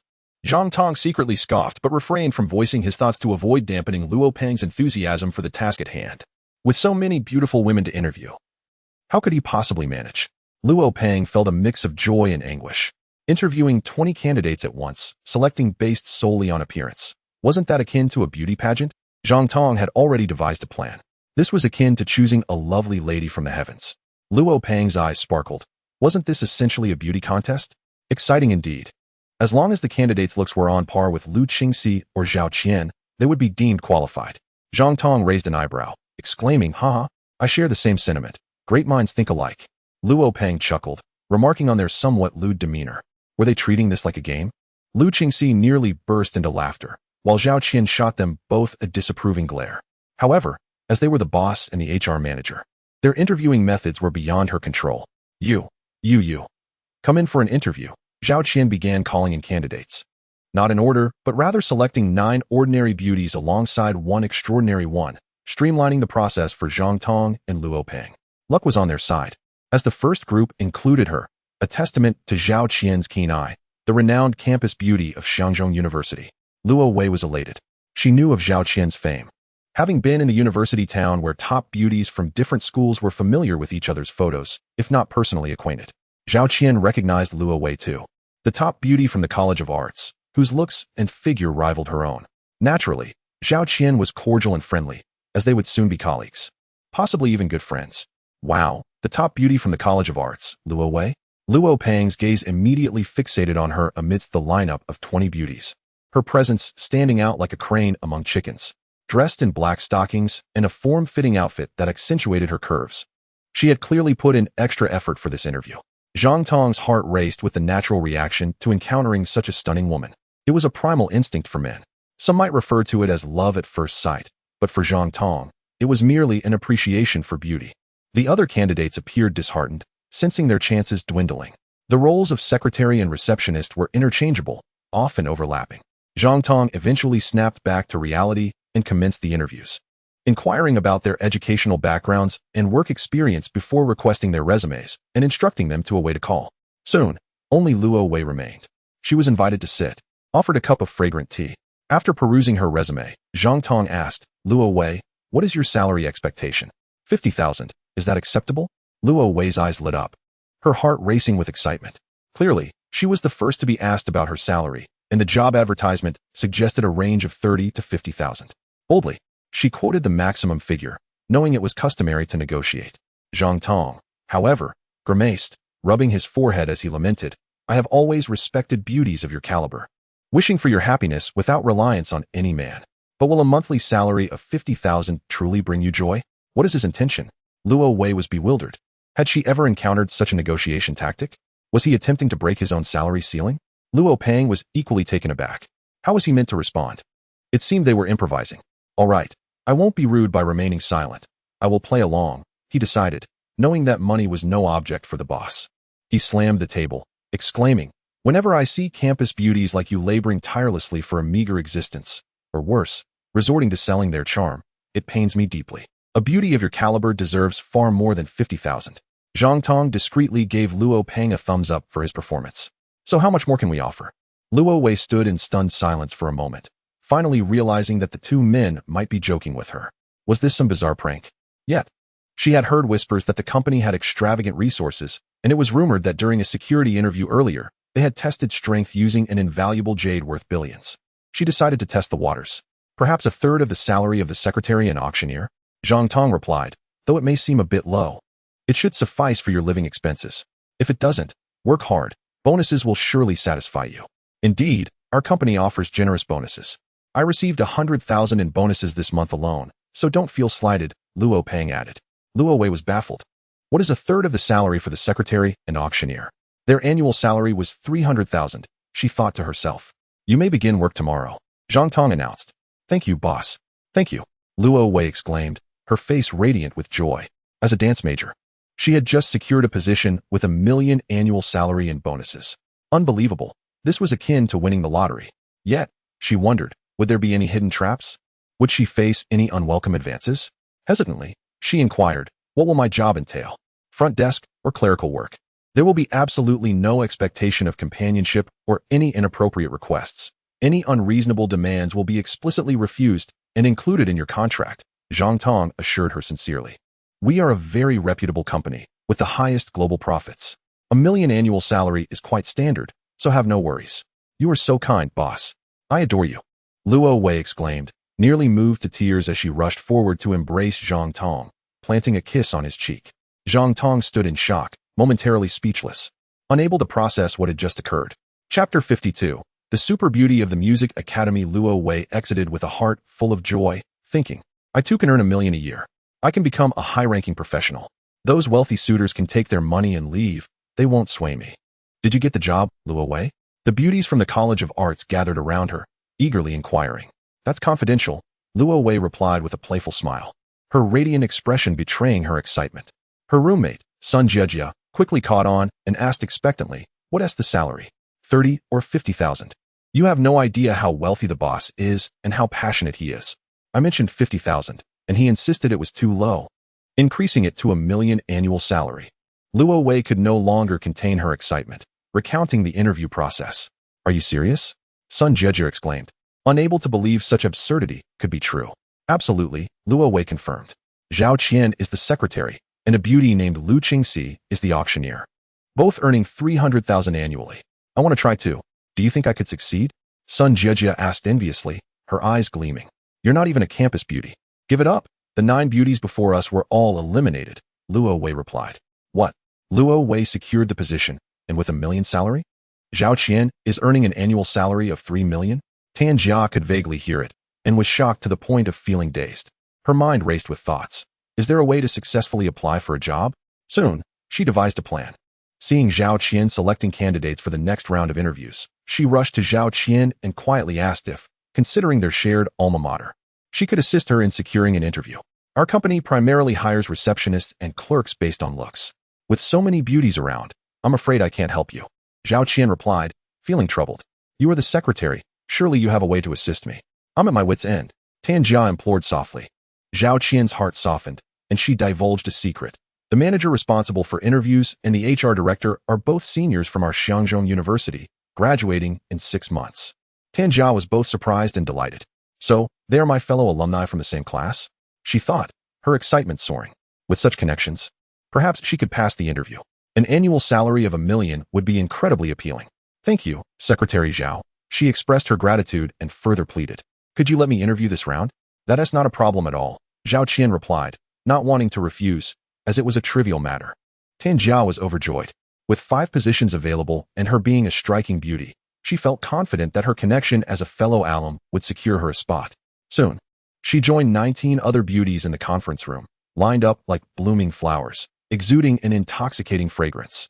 Tan Jia eagerly glanced around, only to be taken aback in disbelief. Oh my goodness, is that Zhang Tong? Luo Ming? Of course I know them, she thought, recognizing her fellow alumni. But the familiarity left her incredulous. Wasn't Zhang Tong struggling to find work and selling fruit? Just days ago, He Kaixian had posted a picture of him in their group chat, and she had mocked him. And how did Luo Ming, the one who had always fawned over women, end up here instead of working for a meager salary? Could it be that Zhang Tong was not just selling fruit occasionally, but had discovered treasures such as jade and ginseng, thus elevating himself to wealth and establishing an auction house? Hey, Luo Peng, your goddess from 4 years ago is here. How do you feel? Zhang Tong teased, noticing Tan Jia and nudging Luo Peng. The beauty in the middle must be the most stunning flower from the conservatory. Luo Peng's gaze was fixated on the beauty in the center, not even acknowledging Tan Jia. Hua Qingxiang, a lovely name indeed, Zhang Tong remarked, captivated by her elegance. She was adorned simply, yet she emanated an enchanting fragrance that seemed floral rather than perfumed, perhaps connected to her name. Zhang Tong silently admired her, feeling proud that such a high salary attracted so many top-tier beauties to apply. Only someone of his stature could afford to gather such exquisite women under his wing. He instructed Lu Qingxi to collect the resumes of 18 candidates, asking them to wait for a call, while Tan Jia and Hua Qingxiang remained. Zhang Tong first questioned Hua Qingxiang, humorously reiterating, "You are indeed a campus beauty, radiant and captivating. I want to ask why you're here. Instead, how much salary do you expect? Be bold, don't be afraid," Luo Peng encouraged. "How about 50,000? Hua Qingxiang, filled with joy, realized she might have passed the interview. As a music major, she played the eru and xiao, and had struggled to find a suitable internship as graduation loomed. With her beauty, she could rely on men, but she desired more than that. Our company's salary is based on looks, and your beauty is perfectly aligned with an annual salary of 1 million. Are you satisfied?" Zhang Tong inquired. "Ah, an annual salary of 1 million? Hua Qingxiang exclaimed, stunned into silence before bursting with excitement. "When can I start?" "Tomorrow," Zhang Tong replied. "Could I start today?" Hua Qingxiang asked, a hint of embarrassment in her voice. "I'd rather not spend money on a hotel." "Of course. You can sit here and relax. We'll assign rooms shortly." Followed by a dinner, Zhang Tong said gently, aware of her situation. This indicated her good character, for a woman could easily turn corrupt when wealth was involved, especially a beauty of her caliber. Hua Qingxiang settled next to Zhang Tong, enveloped in her fragrant aura, lifting his spirits. "Please enjoy some tea," Lu Qingxi offered, presenting a cup to Hua Qingxiang. The fruits on the table were also available for her to indulge in without hesitation. "Thank you," Hua Qingxiang said, glancing appreciatively at Lu Qingxi, marveling at her beauty. Perhaps feeling hungry, she sampled a grape and couldn't stop herself from devouring more, reveling in their deliciousness. How did these two manage to rise so swiftly? This interview is absurdly amusing, basing salaries on appearance. Tan Jia's mind was in turmoil, filled with envy for Hua Qingxiang, who had secured a high-paying job so effortlessly. Luo Peng's gaze finally landed on Tan Jia, his expression oddly contorted as if caught between excitement and pain. After 4 years of unrequited admiration, he realized that beauty alone wasn't enough. Seeing Zhang Tong, who had already supported 2 campus beauties, Zhao Qian and Lu Qingxi, Luo Peng pondered if he could pursue one of the many beauties in the company. Why cling to a single unattainable goal? Yet his heart still ached. "This interview revolves around you," Zhang Tong acknowledged, granting Luo Peng the opportunity to relish his newfound status. Having once been a mere admirer, today he stood as the interviewer's authority, capable of deciding the fates of those he once idolized. "Thank you, boss," Luo Peng expressed gratefully before turning to Tan Jia. "Beautiful lady, please introduce yourself." His voice lacked emotion, as if recent experiences had revealed the essence of love. Wealth attracts affection, while poverty elicits disdain. "My name is Tan Jia." In that moment, Tan Jia felt a chill, yearning to charm Luo Peng, hoping to soften his heart, yet fearing to provoke Zhang Tong, the one who held her fate in his hands. Regret washed over her as she wondered if accepting Luo Peng's advances in the past might have led her to an annual salary of 1 million today. "Since you already have a job, there is no need to occupy resources that other beauties might need more," Luo Peng remarked blandly. "Luo Ming, in truth, I hold affection for you. I genuinely did not agree to be with you, as I awaited the day of your rise. My current workplace is unsatisfactory. I endure daily overtime with meager pay, making it increasingly difficult to survive. Tanjia's complexion turned pale as she pleaded. Luo Peng felt a sudden pang in his heart. After 4 years of pursuit, how could he remain unaffected? Tanjia had not erred. Her only fault was Luo Peng's financial struggles. Was it wrong for her not to accept him? Did she err in keeping him as a backup? No, she awaited his ascendance. And had that moment not arrived? Regrettably, our company requires exceptionally high standards of beauty in our recruitment process, and you do not meet the criteria. Perhaps next time, Luo Peng stated. If you are willing, I could support you, relieving you of the necessity to work. Ah, he was indeed but a devoted admirer, unable to change his nature. Zhang Tong was incensed, nearly to the point of vomiting blood. Could Luo Peng truly be so foolish as to wish to support her? Did he truly believe Tanjia held affection for him? If you truly liked me, allow me to work and afford me the same treatment as Hua Qingxiang. Otherwise, how can you claim to care for me? I see no sincerity in you, Tanjia retorted. Apologies, but your looks do not qualify you, and you are eliminated. You may leave, Luo Peng shrugged, raising his hands in resignation. The opportunity he offered Tanjia was squandered, and thus, there would be no future.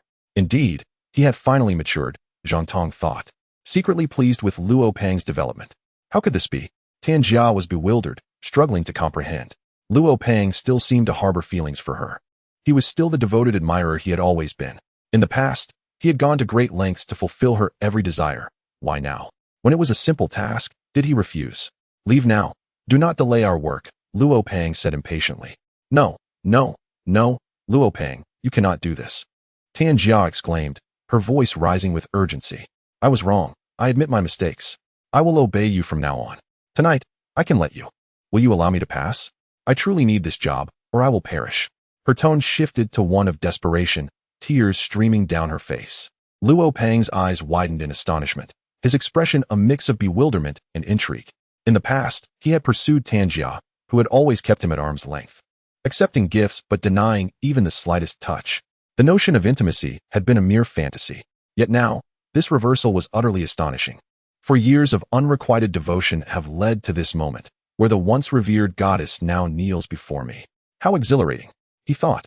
I am sorry, but it is too late now. Therefore, you may leave, Luo Peng stated coldly.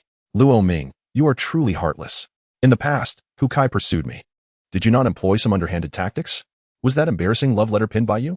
You caused me to miss out on Hu Kai, who now earns 20,000 a month, owns a car, a home, and has a girlfriend, while I am left only to envy. Tanjia finally revealed her ace. Not me, not me. Luo Peng stammered, his face paling. This embarrassing incident was far from honorable. Tanjia's missed opportunity with Hu Kai was indeed his fault.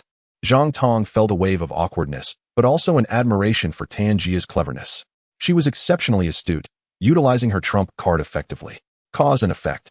You two villains reaped what you sowed, and it is only just that you make amends, though if you lack the means, then so be it. Not you? I suspect it was not solely your doing. You both conspired.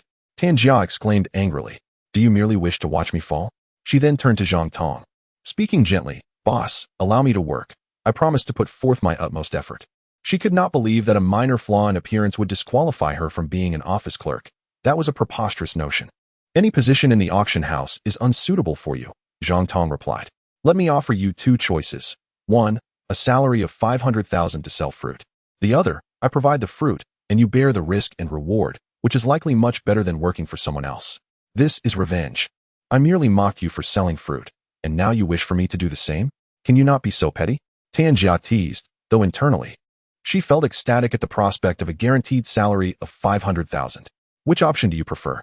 Zhang Tong inquired. I wish to choose the first option, but I would like to know the duration of employment. 10 years. Would that be acceptable? Tanjia asked, concerned about job security. Worried about longevity? I can assure you, I can keep you employed for a lifetime, as long as you are willing to work until you request retirement, Zhang Tong replied. Although this woman was shrewd, she had opted for a solitary path. Had she chosen the second option, earning thousands daily would not have been an issue, as it was a unique business. Thank you, boss, Tanjia exclaimed joyfully, then turned to Luo Peng, saying, I will wait for you after work. I will stay at your place tonight. With that, she exited shyly. Luo Peng stood, dumbfounded. Was the former goddess truly offering herself? Why? Because you have transformed. You surpass Hu Kun by a great deal, Lu Qingxi suggested. Is that so? I was unaware, Luo Peng responded, still feeling a twinge of insecurity. He was merely a worker, fortunate to know Zhang Tong. To claim superiority over Hu Kun seemed absurd. You are the HR manager at Tianbao Auction House, with a promising future. Consider this. Front desk and clerical positions offer annual salaries in the millions. Your pay will surely be higher as well. You are also a college roommate of the boss. How could he not value you?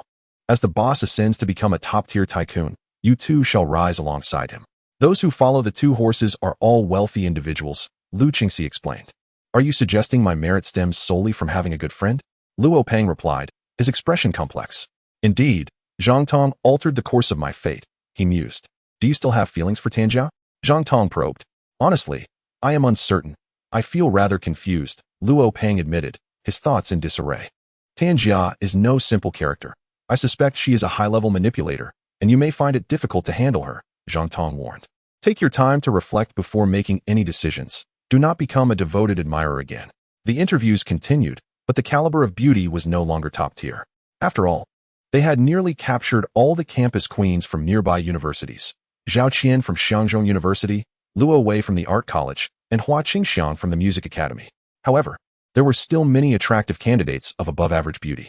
Zhang Tong hired 4 more. Su Shanshan, the campus flower from Xiangnan Normal University, age 20, Chen Fong, a yoga instructor, age 22, Pan Yu, a professional model, age 23, and Xiao Lily, a refined office lady, age 25. They were indeed rare beauties. Their looks just shy of Zhao Qian and Lu Qingxi. However, they were not offered million-dollar salaries, but rather 80,000, not out of reluctance, but to reflect a sense of hierarchy. Top-tier beauties deserved million-dollar salaries. Ordinary beauties, naturally, would receive less to attract talent. This was a testament to the foresight of a great boss. They were all more attractive than Tanjia. Surely, he could pursue one of them, but he feared they might deceive him, claiming to be single when they were not. Luo Peng felt unsettled. They now enjoyed high salaries and owned homes. Even if they were not currently in relationships, should they be, parting ways would likely be inevitable, as love is often built upon compatibility. Lu Qingxi remarked, thus, you have ample opportunities. As for Tanjia, do you truly believe she has not been with any men? Though she may be a master manipulator, she too is susceptible to mistakes. That is a valid point. I must contemplate this carefully. I will no longer be deceived. I absolutely refuse to be a devoted admirer again, Luo Peng resolved. You are only 22. You are still young. There is no need to rush, Zhang Tong added. Yet you have supported 2 women. What do you need a girlfriend for? Luo Peng enviously remarked. Has the boss truly supported 2 beauties? Hua Qingxiang, having overheard, pulled Lu Qingxi aside, curious. No, do not listen to his nonsense, Lu Qingxi replied, her cheeks flushed with embarrassment. Yet, my heart brimmed with sweetness. It is a form of glory. The interview of the day has finally concluded. Next comes the bustling time for Luo Peng and Zhao Qian. Arranging accommodations for the new hires, including the security personnel, Lu Qingxi, and Hua Qingxiang. Additionally, the security staff will assist Lu Qingxi with her move. As for Tanjia, she finds herself without a home, needing to fend for herself. Although she waits for Luo Peng to finish work, he ultimately declines her request, leaving her disheartened. After a meal with the company staff, the security captain, Wang Hao, approaches to report, Boss, I wish to request some specialized equipment related to surveillance and security, requiring a budget of 3 million. Make it 6 million, as I also need to equip my villa with these technological devices. Zhang Tong, not one to skimp, readily agrees. Thank you, boss, Wang Hao replies, his face alight with gratitude and satisfaction. In his past experiences at other companies, requesting 3 million for equipment was met with reluctance and sometimes outright refusal. But it seems he has finally encountered a wise leader and is determined to excel in his duties. Wang Hao continues, Boss, there is an issue with a security guard named Lu Jia. There's a high probability he is a mole with ill intentions towards you. He has been inquiring about you all day, first with Luo Peng, then Zhao Qian, and this evening, during Lu Qingxi's move, he was probing her as well.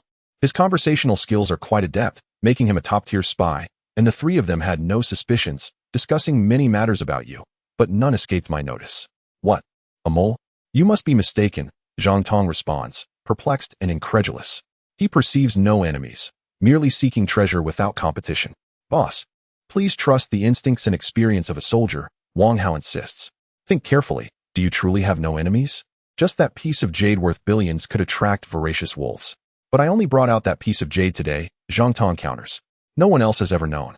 Yet you have auctioned jade worth billions before, along with 9 roots of millennium-old ginseng valued at 20 billion.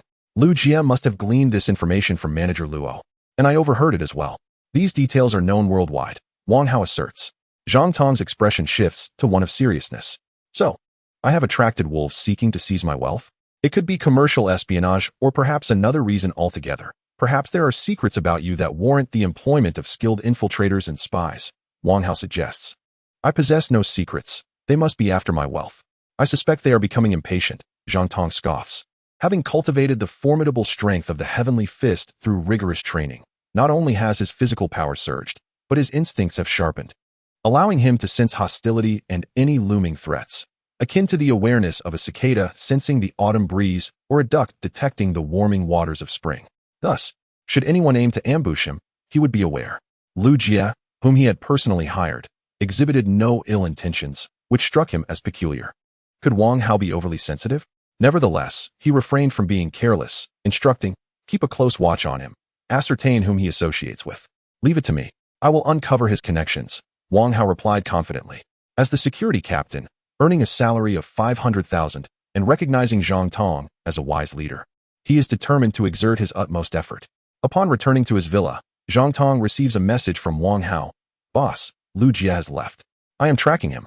He is quite alert and exceedingly cautious, truly a formidable spy. I nearly lost him. Goodness, is he really a spy?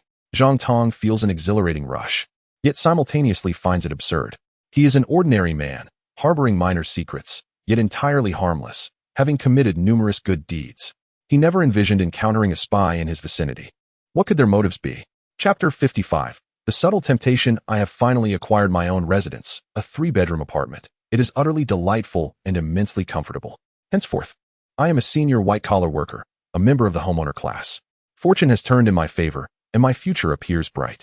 Hua Qingxiang strolls through her new abode, inspecting every corner, playfully rolling on each bed.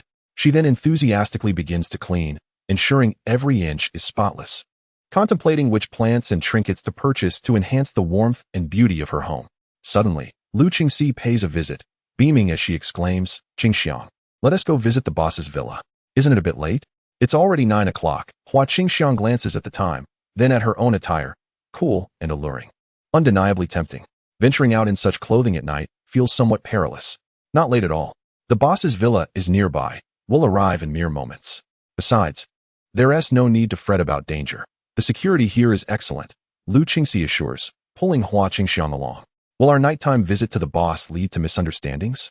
Hua Qingxiang inquires with concern. I fear the boss may misinterpret our intentions, which is precisely why I'm bringing you along, Lu Qingxi chuckles. Our boss has a rather imaginative mind. I simply wish to discuss work matters with him. Really? The boss is quite intriguing. Hua Qingxiang giggles, her charm evident. No wonder you captivate him. After all, you are the most beautiful anchor and a top-tier model. Stop flattering me. You are equally stunning. Which is why you passed the interview and now earn a salary of 1 million, destined to marry a wealthy and handsome man, reaching the pinnacle of life. Lu Qingxi teases. Ah, what are you saying? Hua Qingxiang blushes, her heart fluttering. 1 million a year is indeed delightful. Though I may not wed a wealthy man, I shan't worry about being single anymore. I am financially free to enjoy life to the fullest. Boss, I have arrived at your villa's doorstep. Zhang Tong suddenly receives a message from Lu Qingxi, shaking off thoughts of Lu Jie being a spy. He touches his forehead, realizing, heavens, on the very first day. It arrives at my door. Is this truly acceptable? Yet, his heart races with excitement, and Lu Qingxi's alluring silhouette dances in his mind, inciting a wave of uncontrollable impulse. Should he open the door or not? How would he guide her back to the right path if he did not? Zhang Tong eventually opens the door, revealing Lu Qingxi and Hua Qingxiang, standing gracefully at his doorstep, both adorned in vibrant and captivating attire, exuding an enchanting fragrance that ignites boundless imagination. What brings you here? Zhang Tong feels a mix of disappointment and elation. Disappointed that Lu Qingxi is not there to offer affection, yet elated for the same reason. Indeed, for the same reason. He muses, for men are indeed complex beings. I'm here to discuss work-related matters with you. I heard the auction is set for December 1st, and with only 3 days left, I am a bit anxious about the specific items being auctioned. Lu Qingxi expresses her concern. Zhang Tong invites them inside, while Hua Qingxiang volunteers to prepare tea. He shares details about the upcoming auction, focusing on the Millennium Ginseng and Jade. I need to compile all the auction items into a dossier, Lu Qingxi states. But without an auction manual, how can we proceed? There's no time to prepare. This auction will be casual since they are all my possessions, so I'm not too worried, Zhang Tong replies. However, from the next auction onward, we may include others' treasures. So we must approach it more formally. Boss, may I tour your villa? Hua Qingxiang suggests, eager to explore the lavish residence. Upon receiving permission, she jubilantly ascends the stairs to explore. Boss, I brought Hua Qingxiang along. Are you disappointed? Lu Qingxi teases with a mischievous smile. How dare you jest with the boss? Such a transgression deserves punishment. Zhang Tong feigned anger, pulling her closer and playfully slapping her high, rounded posterior. Instantly, it quivered softly, exuding a sense of softness and elasticity. Boss, I was wrong. Please punish me severely. Lu Qingxi lay across Zhang Tong's lap, her shyness palpable, her eyes seductive, her voice dripping with allure, leaving him utterly enraptured. Heavens, what a rare gem, Zhang Tong mused silently. He quickly released her, aware of the lingering floral fragrance. Such matters must not be whispered about. Once Lu Qingxi returned to her seat, Zhang Tong hastily shifted the conversation. Have you settled in? Are you satisfied with your accommodation? I've settled in well, just like Secretary Zhao's place. Both are duplex apartments, spacious and comfortable. You must come visit me sometime. I'll dance for you. Lu Qingxi replied, her smile radiant like a blooming flower, her glances enchanting and elusive. She perfectly embodied temptation, teasingly ambiguous, a consummate seductress. Zhang Tong marveled quietly. Such an exquisite woman as a subordinate was indeed a source of pride. Boss, your villa is magnificent, Hua Qingxiang exclaimed, descending the stairs, her face aglow with excitement. Isn't there a maid yet? I could help clean for you from now on. Would that be all right? That might not be appropriate. I plan to hire a cleaning service regularly, Zhang Tong said, gazing at her exquisite visage, his heart fluttering. What did she mean? Did she wish to emulate Lu Qingxi? Hiring a cleaning service may not be ideal, but having a maid could be beneficial.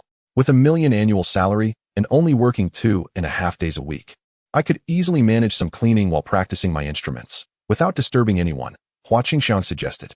Oh, so you wish to practice your instruments? Zhang Tong realized, handing her a key. All right, come whenever you wish. I'm usually not around. Indeed, he often spent his nights at Baoxing, where the quality of rest and training was far superior, perhaps due to the differing environment. Boss, you're so kind. I love you. Hua Qingxiang beamed, her beauty breathtaking. Had he misjudged her? Was this seemingly innocent girl actually scheming? Had she found a way to be alone with the boss? Was it too far-fetched to imagine her climbing into his bed? Lu Qingxi frowned slightly, recognizing an emerging rival. Yet, it was her freedom, after all. She was not Zhang Tong's girlfriend, not even a lover, so she felt it unwise to voice her discontent. Why should she be troubled? Let Zhao Qin deal with it. After their departure, another guest arrived at the villa, not a woman, but the security team leader, Wang Hao. His expression was grave, his hands trembling, clearly bearing significant news. Chapter 56, Major Discovery. Grand Associations. Wang Hao gulped down 3 cups of tea before finally exhaling, his face a tapestry of complex emotions. Boss, I have made a significant discovery while tracking Lu Jia. He is indeed a spy, and a top-tier one at that. I also uncovered who is behind him. Impressive. To unearth a hidden spy so swiftly. You truly are a former soldier of renown, Zhang Tong thought, secretly admiring him. Who is he working for? The Anomalous Affairs Bureau. Wang Hao replied. This agency specializes in handling unusual occurrences. It gathers many skilled and remarkable individuals. Such a department exists? What are their intentions? Zhang Tong asked, astonished and bewildered. A sudden jolt of anxiety struck him. Had the secret of Baoxing been exposed? Were they truly capable of such feats? They have confirmed that you are the flying man who saved someone a few days ago. They are currently investigating you to uncover your origins. Are you an alien or a cultivator? They also wish to understand how you can fly, Wang Hao explained, his expression a mix of intrigue and apprehension. Zhang Tong relaxed instantly, no longer worried. He had anticipated the possibility of being discovered while rescuing others using the flying orb. He had merely sought to buy time with Lu Qingxi, avoiding a hasty response. Boss, are you really the flying man? Wang Hao asked hesitantly. That question will soon find its answer, Zhang Tong chuckled. But I can assure you, I am a native of Earth, not an alien. You're just keeping me in suspense, Wang Hao said, visibly relieved. How many people from the Anomalous Affairs Bureau are there? What are their specialties and abilities? I'm not sure how many there are. I don't know much about them. I only recognize one person, Longmei Daoist. He once taught us how to cultivate qi, serving as one of our instructors. However, he is quite a unique instructor, being one of the few cultivators on Earth. Wang Hao shared. Wait, cultivation really exists? And there are living cultivators? Zhang Tong's interest piqued. Of course, cultivation did exist in ancient times. Many Taoists like Chintan, Laozi, El Dongbin, and Zhang Sanfeng were all cultivators. But as the earth's spiritual energy gradually diminished, cultivation became impossible and faded from history. Longmei Daoist is 120 years old. He began cultivating in his teens, thus entering the world of cultivation. However, with the complete depletion of spiritual energy, it became impossible to begin cultivating qi, Wang Hao recounted. Wang Hao regarded Zhang Tong with a curious gaze. Are you not a cultivator? What did Longmei Daoist say about the depletion of spiritual energy? Zhang Tong pondered deeply. Perhaps Baoxing possessed abundant spiritual energy, allowing him to train at such an accelerated pace. Yet, the Tongtian fist was unique, not a method of qi cultivation but of body refinement, relying heavily on spiritual energy and the essence of the sun and moon. The depletion of Earth's spiritual energy had previously hindered his ability to cultivate the Tongtian fist. He had studied the matter, noting that the spiritual energy springs had been sealed, meaning they were likely blocked. Countless cultivators had sought these springs, hoping to unblock them. Yet none had succeeded. Wang Hao remarked, such a ridiculous notion. Our batch of special forces never believed in it. Zhang Tong's heart stirred with tumultuous waves, recalling the mysterious passage connecting Earth and Baoxing. Wasn't that the very spring of spiritual energy? In ancient times, had it not flowed freely, allowing Earth's spiritual energy to flourish, thus enabling cultivation? If he could reopen the passage, would it not restore the glory of antiquity? But would others be able to find the passage and enter Baoxing? It seemed not everyone could, only those with fortune, like himself. The bronze sword was proof of that. But could cultivators trace the source of spiritual energy to find the entrance? That might prove challenging, as the passage could shift its position. Any movement on his part would cause it to change as well, and others would be unable to perceive it. Heaven above, the implications were staggering. This matter necessitated caution. A reckless connection could lead to catastrophic consequences, as hidden cultivation sects might swiftly rise, altering the balance of the earth. A clash between technology and cultivation could spell disaster for humanity. Better to maintain the status quo, allowing himself to quietly amass wealth and strength while savoring life. Is Longmei Daoist truly formidable?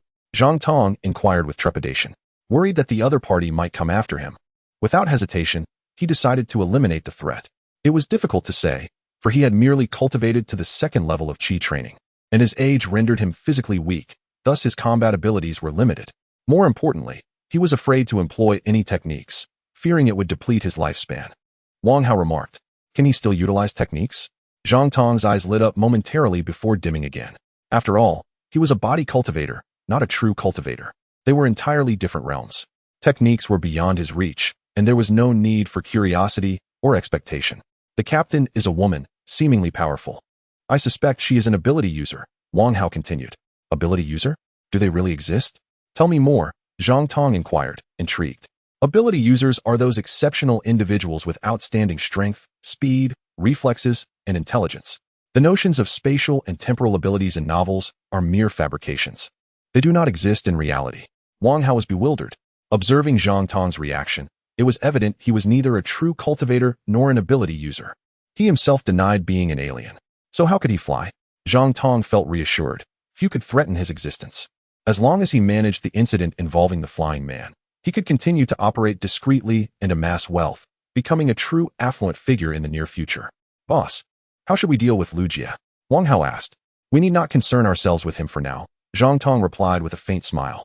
Since he is a person of the state, working for the nation and harboring no ill intentions, there is no need to confront him.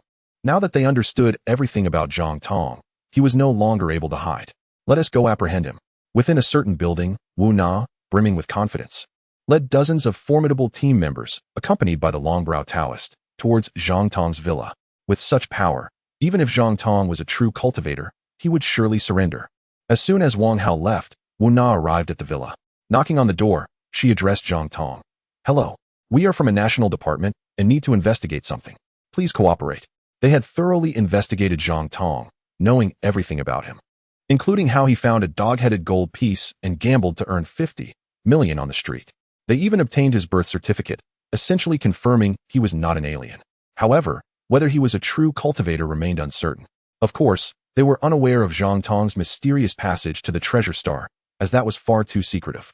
Zhang Tong glanced at their credentials and invited them inside, though his expression soured. They had come knocking so quickly?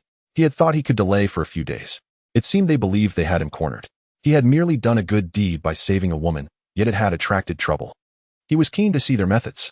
The long-browed Taoist, without reservation, plopped himself down on the sofa, scrutinizing Zhang Tong with a peculiar gaze, ultimately stating, "You are not a true cultivator. I am curious, how can you fly? Are you truly a cultivator? Does true cultivation exist, or is it merely a fabrication of novelists?" Zhang Tong asked, intrigued. "I am indeed a true cultivator if it weren't for the blockage of Earth's spiritual energy springs. We would still be in the age of cultivation," the long-browed Taoist replied. "If the spiritual energy springs emit energy, where does that energy originate?" Zhang Tong inquired. "It comes from the underground spiritual veins, which are quite mysterious, unseen and untouchable, yet they continuously supply spiritual energy, emerging from the springs," the long-browed Taoist explained. Could the mysterious passage be the underground spiritual vein? Zhang Tong was immensely shocked, sensing he had uncovered an ancient secret. The connection between the treasure star and Earth could be profound, concealing countless mysteries. He needed to accelerate his exploration. "Let us not deviate from the topic.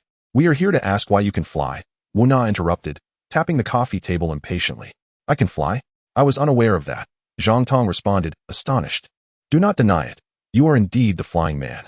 "We are 100% certain," Wu Na asserted. "It is best you confess honestly, rather than suffer the consequences." "Where's your evidence?" Zhang Tong remained unflustered. After all, he had already learned everything the previous night and even had a contingency plan for their visit. "We can certainly find evidence, but we have many matters to attend to and do not wish to waste time on you. Therefore, we hope for your cooperation," Wu Na stated. "I am not. You have mistaken the person," Zhang Tong denied. "Without evidence, what can you claim? You left your job in frustration, returned to the countryside to start a business, and encountered fortuitous events, embarking on a treasure-seeking journey, now with a net worth exceeding 100 billion. Some of your treasures have unknown origins," Wu Na coldly remarked, "such as your jade. Where did it come from? Am I a thief? Or a robber? Has someone reported me?" Zhang Tong fumed. "Are you not concerned? Do you not fear we will continue investigating?" Wu Na asked. "Not at all. Feel free to investigate," Zhang Tong replied. "I am a treasure seeker. All my treasures are acquired through seeking or entrusted to me by other treasure seekers for auction. Currently, I only possess a millennium ginseng, jade, and of course, rubies. These are all treasures nurtured by nature. I believe I have not harmed anyone nor committed any illegal acts. You practiced martial arts since childhood, yet showed no abnormalities until your senior year, and now possess immense strength. Have you awakened a power ability?" Wu Na questioned. "Could it be that you have also awakened the ability to fly?" "My strength comes from my martial arts training. I am neither a true cultivator nor an ability user." "I cannot fly," Zhang Tong asserted. "You are truly mistaken. However, I have heard news related to the flying man." "What news?" Wu Na's eyes sparkled, sensing Zhang Tong was beginning to buckle under pressure and might reveal secrets. This was far less laborious than conducting covert investigations. "The flying man can fly using a device. This device will be auctioned at my upcoming auction, so as long as you wait a few days, you will see it," Zhang Tong stated. Yes, he intended to auction the flying pearl. After all, the flying pearl was not a unique item, but rather produced within the flying clam. Countless flying clams existed in lakes, and he had seen dozens last time, so surely more lay within rivers. Thus, he could continuously acquire numerous flying pearls. Keeping them all to himself would be meaningless. By describing the flying pearl as a device, it might gain tacit approval for auction, effectively securing official consent. If he presented the flying pearl to Wu Na now, it would likely be disallowed due to its miraculous nature, a tiny object capable of nullifying gravity and enabling flight. If the underlying principles could be deciphered, perhaps anti-gravity devices could be developed, ushering in a new era. However, such a task would not be easy. It might take years, decades, or perhaps forever to decode. After all, the pearl was birthed within the flying clam of the treasure star, and duplicating it through technological means would surely face obstacles. Therefore, for an extended period, Zhang Tong could not auction the flying pearl, a tremendous loss. Furthermore, if he continuously auctioned flying pearls, with global collaboration, the competitive pressure would increase, enhancing the probability of breakthroughs and hastening public benefit. At worst, he could sell some to the state to maintain his advantage. So it is a device? How can I not perceive it? Wu Na was astonished. "Tell me, what kind of device is it? I have not seen it yet." "It must wait until auction day for it to be presented," Zhang Tong replied, "but it is said to be small in size." "A small device? How could it allow someone to fly?" Wu Na questioned. "Could it be a large flying talisman?" The long-browed Taoist furrowed his brows. "But where does the spiritual energy come from? How is it produced?" "You need not speculate. You will know in a couple of days," Zhang Tong said. "Present it now for us to see," Wu Na insisted. Otherwise, you will not be permitted to auction it. That device is not of domestic origin. If you prohibit its auction, what can you do if someone else takes it abroad for auction? If it were not for my good relationship with him, the device would not appear in Xiangnan at all, Zhang Tong replied. Humph, that flying man is you. Your denial is futile. Wu Na was furious. It was not her fault. It was that treasure hunter's. How could Zhang Tong possibly admit to it? If not, I will refuse him and not auction that item. No, I cannot refuse.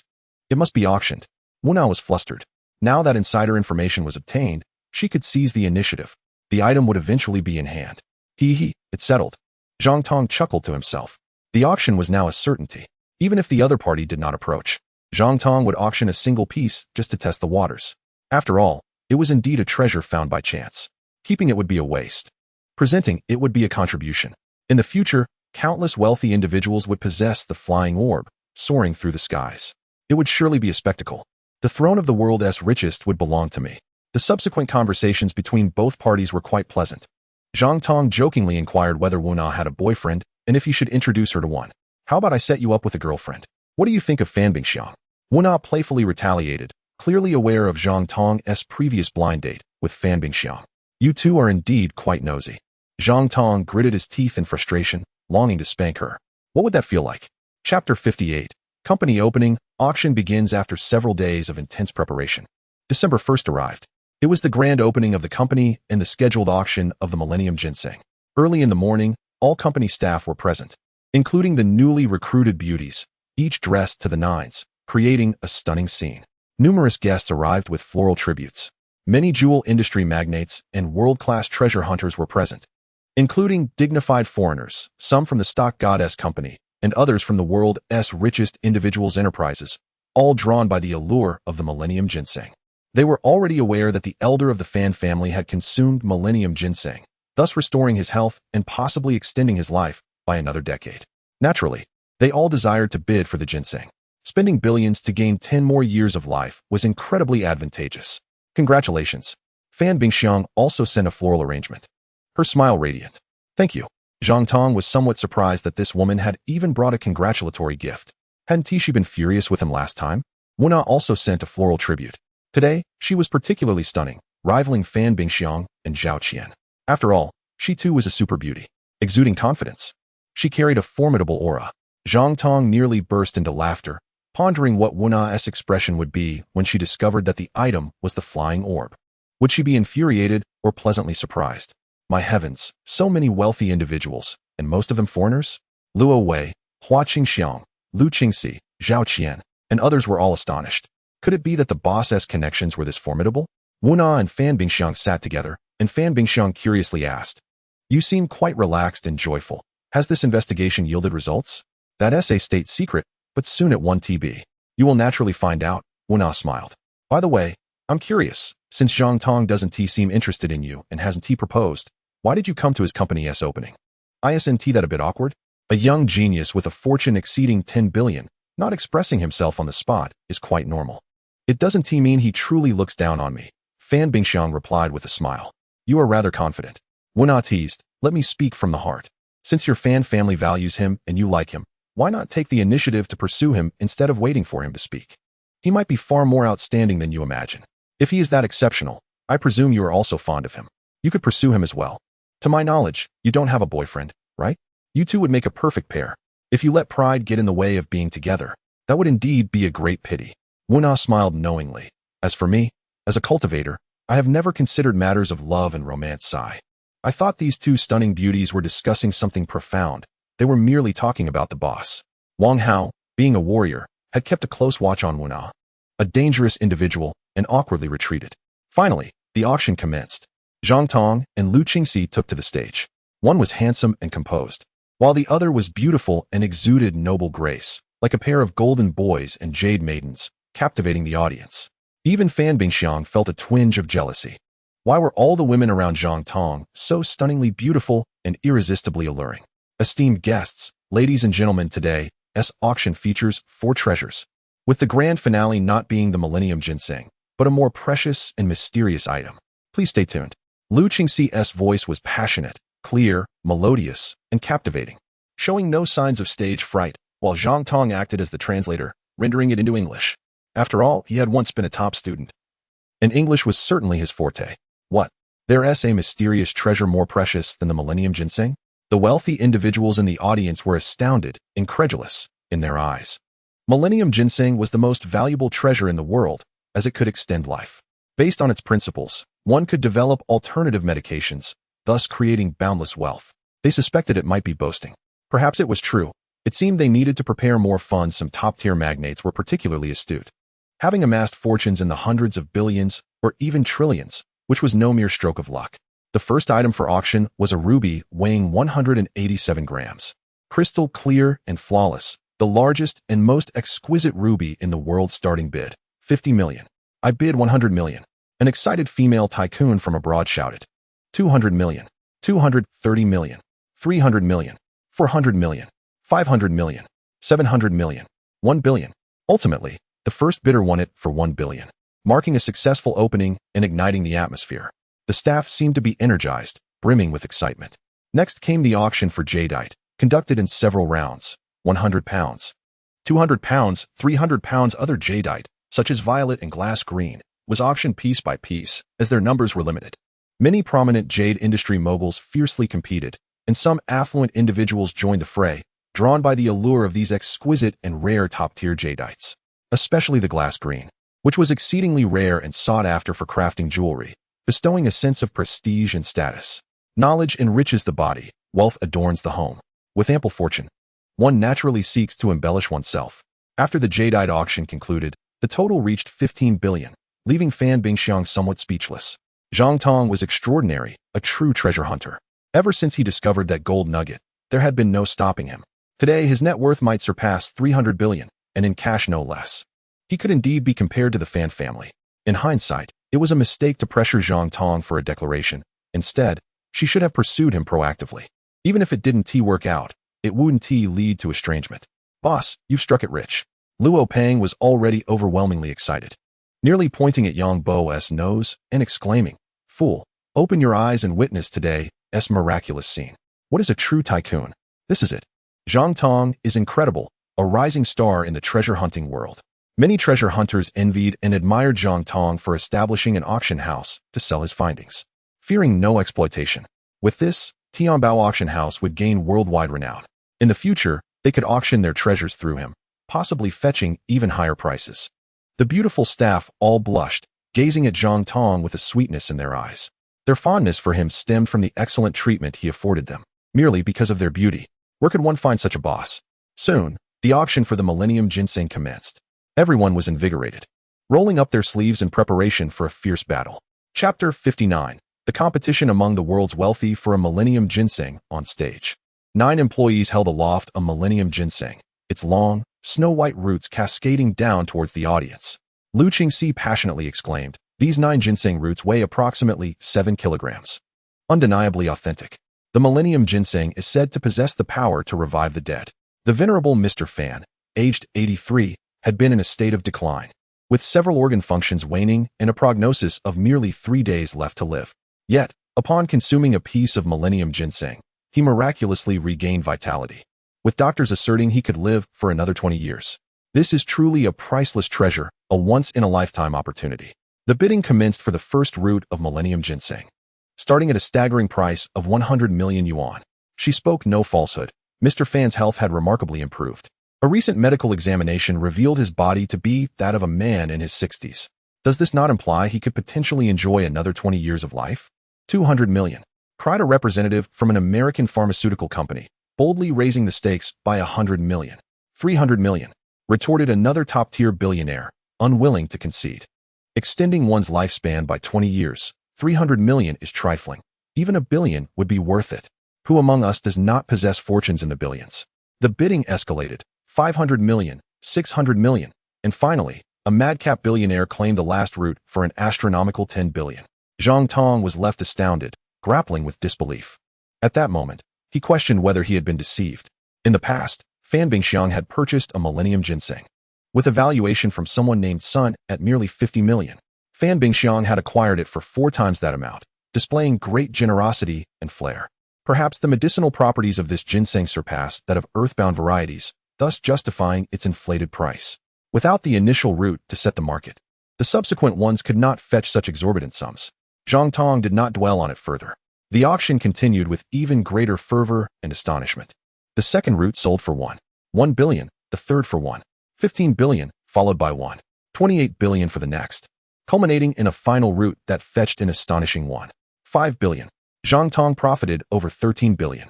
These tycoons have gone mad. Fan Bingxiang, nearly apoplectic, wore a grim expression.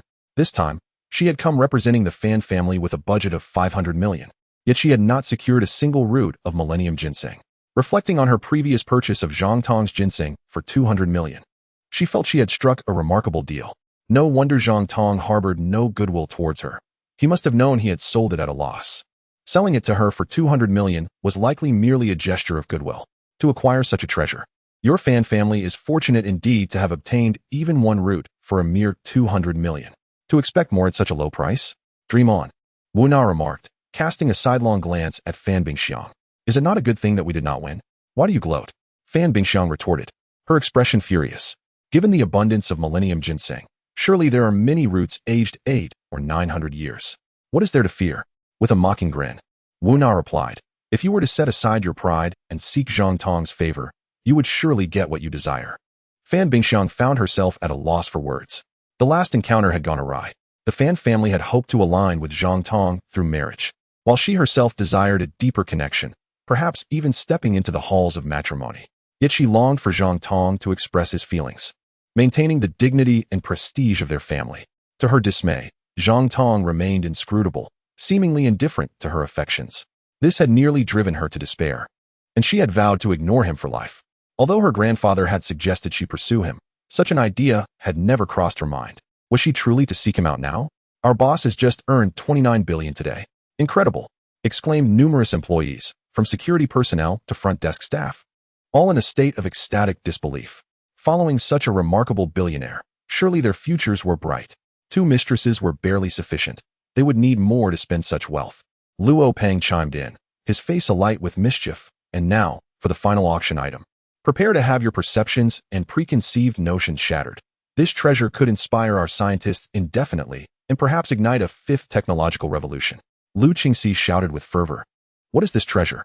A small, unassuming bead, pale with a hint of yellow, was presented on a tray by Hua Qingxiang, evoking puzzled expressions from the crowd. This tiny bead is a treasure? I fail to see it, they murmured in confusion. Wu Na furrowed her brow, questioning whether this bead was merely a prop, capable of granting flight. Surely not. This treasure is called the flying bead, Lu Qingxi explained. Recently, during a flying incident, someone soared through the sky to rescue another using this very bead. What? How is that possible? Astonishment rippled through the crowd. So small a bead could grant the power of flight. Was it a magical artifact from a novel? Was it an extraterrestrial technology? Esteemed guests, the flying bead is neither a magical artifact, nor is it from outer space, nor is it a technological marvel. It is a natural treasure, merely a pearl extracted from a giant clam.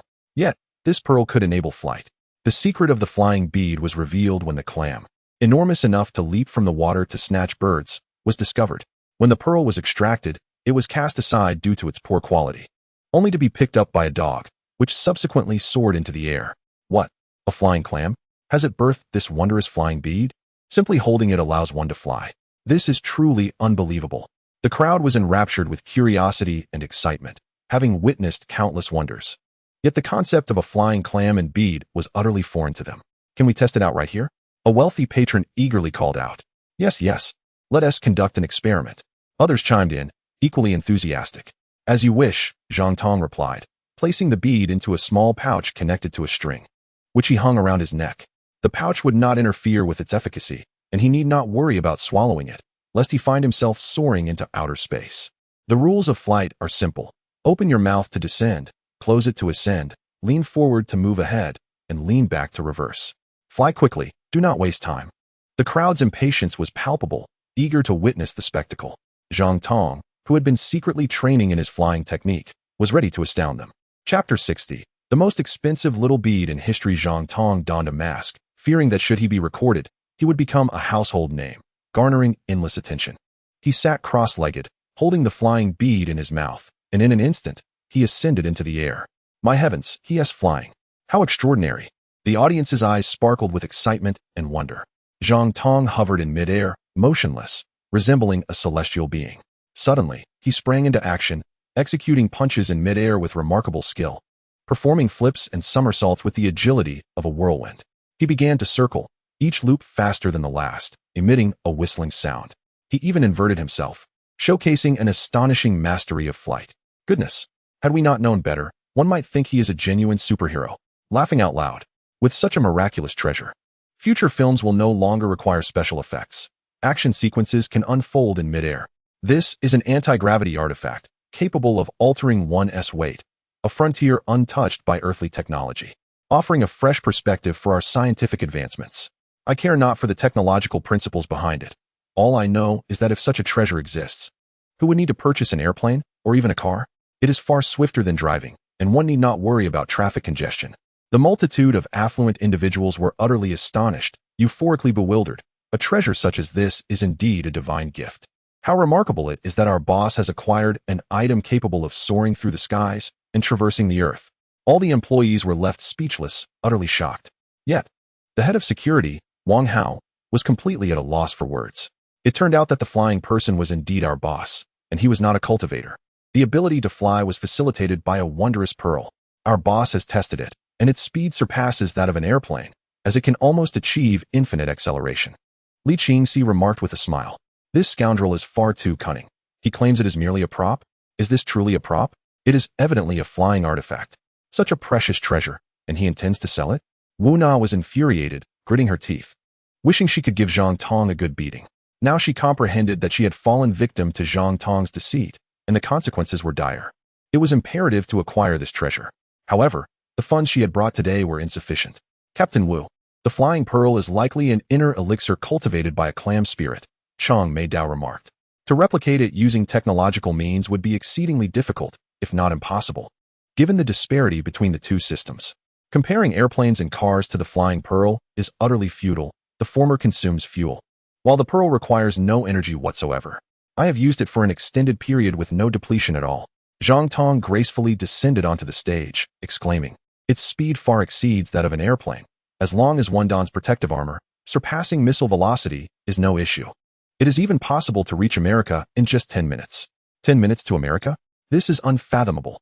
If this treasure could be replicated through technology, it would undoubtedly transform humanity entirely, someone exclaimed in astonishment. The astute ones had already begun mobilizing funds in secret. The flying pearl must be obtained. It could certainly forge a thriving commercial empire for millennia to come, eclipsing even the world's wealthiest. May I give it a try? A beautiful woman from Russia raised her hand and shouted. Of course, Zhang Tong smiled and nodded, pointing out the precautions. The Russian beauty then took to the skies. Her courage remarkable. She soared higher and faster, exclaiming, "Oh my heavens, what an extraordinary treasure this is. If I were outside, I would simply fly back to Russia." The others, witnessing this spectacle, were filled with excitement and clamored to take flight as well. A dozen individuals took turns soaring through the air, all with great elegance, including Chang Meidao, Wu Na, and Fan Bingxiang. At that moment, everyone was convinced. This unassuming pearl was indeed a magical treasure that could grant flight. The Tianbao auction house was truly magnificent to have procured such a wondrous item. Finally, the flying pearl was retrieved and the auction began. Starting at a price of 1 billion, 11 billion, 18 billion, 25 billion, 50 billion. The price continued to soar, with numerous bidders eager to possess it. After all, many wealthy individuals were present, all of whom were of global stature. Gradually, some of the less affluent participants withdrew from the bidding war. Wu Na was not a billionaire, but she represented the nation and had prepared 10 billion in funds. Unfortunately, 10 billion was but a drop in the bucket, hardly sufficient for bidding. 60 billion, 80 billion, 100 billion, 120 billion, 150 billion. Finally, no one else dared to raise their bid. This seemingly trivial pearl was valued at 150 billion, far exceeding human comprehension. Today's auction had netted Zhang Tong an astounding 430 billion, propelling him into the ranks of the nation's elite billionaires, leaving countless individuals dumbfounded and full of admiration. If one were to inquire what was most profitable now, the answer would undoubtedly differ from the past. It is treasure hunting, a venture devoid of risk. Ha ha ha, our boss has struck it rich. This is truly remarkable. The employees were all exhilarated and filled with pride, eager to share their joy and boast about their boss being an extraordinary tycoon. How could one safely return home? The winning bidder for the flying pearl was the treasure hunter Smith, who was undoubtedly backed by America's super-rich, an invisible family. Smith was formidable, confident in his ability to return home safely. However, the flying pearl was far too precious and crucial, and many would undoubtedly set their sights on it. A misstep could lead to it being snatched away. Such a small flying pearl, if stolen, would leave one with nowhere to search. Furthermore, this significant artifact could potentially trigger the fifth technological revolution. Whoever possessed the flying pearl held the key to becoming a superpower. This item was far more valuable than a millennium-old ginseng. If Huawei were aware that a miraculous flying pearl was up for auction, how could they not intervene? Clearly, they had been unaware beforehand, but now they were informed. It was highly likely they would obstruct his return with the pearl, claiming it posed a threat to national security and must not be allowed to leave the country. He would be left helpless and frustrated. Thus, he made a crucial decision. Upon acquiring the pearl, he rushed outside and ascended into the sky, transforming into a streak of light, whizzing away at an ever-increasing speed, so fast that the eye could scarcely follow. The fierce winds nearly scattered him, but he gritted his teeth and persevered. At such a speed, even missiles would be unable to intercept him. Even if they did succeed in intercepting, the pearl would be destroyed, leaving no one the victor. Hence, he felt a sense of reassurance. His escape was remarkably swift. Wu Na's expression darkened. She had intended to detain the individual, but she had not anticipated such a rapid response. They had taken flight directly to America? What should be done about this? It was all Zhang Tong's fault. He had caused this predicament. Could it be that Zhang Tong was a spy for America? With a scowl upon her face, she sought out Zhang Tong to confront him. This time, if Zhang Tong could not provide a suitable explanation, he would face severe consequences. Chapter 61. Wu Na is once again deceived in the conference room of the Tianbao auction house. Wu Na and Zhang Tong faced each other. Wu Na fixed a piercing gaze upon Zhang Tong, emanating a chilling aura, and suddenly slammed her hand on the table. Do you realize that your actions are tantamount to treason? Was it not you who permitted me to auction it? Zhang Tong replied, feigning innocence. You deceived me, claiming it was merely a prop. Now you tell me this is a prop? This is a super miraculous treasure capable of developing anti-gravity devices and equipment, critical for initiating the fifth technological revolution. Its significance to the nation is immeasurable. Now it is in the hands of the Americans, with consequences that are dire. Wu Na gritted her teeth. You have landed yourself in serious trouble, young man. You are truly in over your head. Your greed has blinded you. Without a nation, one cannot have a home. By auctioning off the flying pearl to the Americans, you are essentially aiding their rise. I cannot fathom how you dared to do such a thing. Chang Meidao interjected. You are exaggerating, Zhang Tong replied, remaining unfazed. I merely sold a pearl, albeit a rather special one. Is it fair to blame me for your inability to secure a bid? A pearl that allows flight. Chang Meidao was incensed. Let me inform you, the clam's spirit has transformed, and the flying pearl is its inner elixir. That is why it is so extraordinary. There exists only this one pearl on the entire planet. It is a priceless treasure. How can it be measured in terms of wealth? Do you see only money? An inner elixir? Huh. Zhang Tong erupted in laughter, realizing the old man truly believed in the existence of supernatural beings and their inner elixirs. You are quite amusing, Taoist. I cannot contain my laughter. This is simply a pearl, a unique one at that. I found two within, one slightly larger. Can there even be two inner elixirs? Such a notion is unheard of, even in novels. What are you laughing at? Wu Na and Chang Meidao's faces darkened, wishing they could strike Zhang Tong with a mighty blow. I genuinely cannot hold back my laughter. You are simply too comical, Zhang Tong remarked. What? 2 beads? How is that possible? The Taoist priest, with long brows, was utterly shocked and incredulous. This completely overturned his worldview and understanding. However, Wu Na was filled with unrestrained joy, urging, quick, let me see. Zhang Tong, not hiding anything, took out the other small flying bead and placed it on the table. It had been meticulously planned. This bead was intended for the country. If more flying beads could be acquired in the future, they would continue to be auctioned, which was the only way to gain permission. Otherwise, there might not even be a future. Wu Na quickly placed the flying bead in her mouth, and soon she floated up into the air. Indeed, it was a flying bead. How wonderful! Wu Na's face radiated joy, but she soon turned cold, stating, although there are 2 beads, the Americans should not be allowed to possess even one. Yet Zhang Tong remarked, this treasure is not mine. It belongs to another treasure seeker. He added, whoever bids for it, I cannot control. After all, they have the money. Moreover, my friend has discovered other flying clams, even larger and more fearsome, which are quite difficult to hunt. However, they can still be obtained, and the next time, the auction may not even be held here. Therefore, the Americans will eventually acquire them. Other flying clams. Where exactly are they? The Taoist priest with long brows was thoroughly excited, realizing that this place must be suitable for cultivation and of utmost importance to him. Can you disclose its location? Zhang Tong replied. Even if that place were suitable for cultivation, do you think others would reveal such a miraculous place? He added, my friend is even hiding now, fearing threats. That's why he entrusted me with the auction. I took the liberty of auctioning only one bead. If you wish to take this one, you will have to pay for it. Otherwise, there is no possibility of obtaining more flying beads, as he will not trust me again. With a deep sigh, the Taoist priest expressed his disappointment. That place must be the legendary paradise, rich in spiritual energy. Unfortunately, its location remains elusive. Do not overthink it, Taoist. The flying clam is not a monster. Otherwise, how could there be two inner elixirs? Thus, it is a new species that can fly without wings. It was merely well concealed and not discovered before. Even if it were found, it is likely that the secret of the pearls was not uncovered, Zhang Tong explained. A new species? Impossible, the Taoist priest stubbornly insisted. How about this? Tell your friend that I will impart to him the secrets of cultivation, on the condition that he takes me to that place to cultivate together. All right, I will inquire with him as soon as possible, Zhang Tong replied. Then I shall await your news. The Taoist priest was elated. You say it is a new species, so there must be many flying clams in that place? Wu Na asked. Not many, but they vary in size. Some are as large as a car, and others are merely palm-sized. Yet they can all fly and contain flying beads, just differing in size, Zhang Tong explained. Taoist, if that is the case, it truly sounds like a new species. Wu Na remarked, but your hopes may be dashed. If it is indeed a new species, there is nothing to be done. The country will purchase this bead. How much do you propose?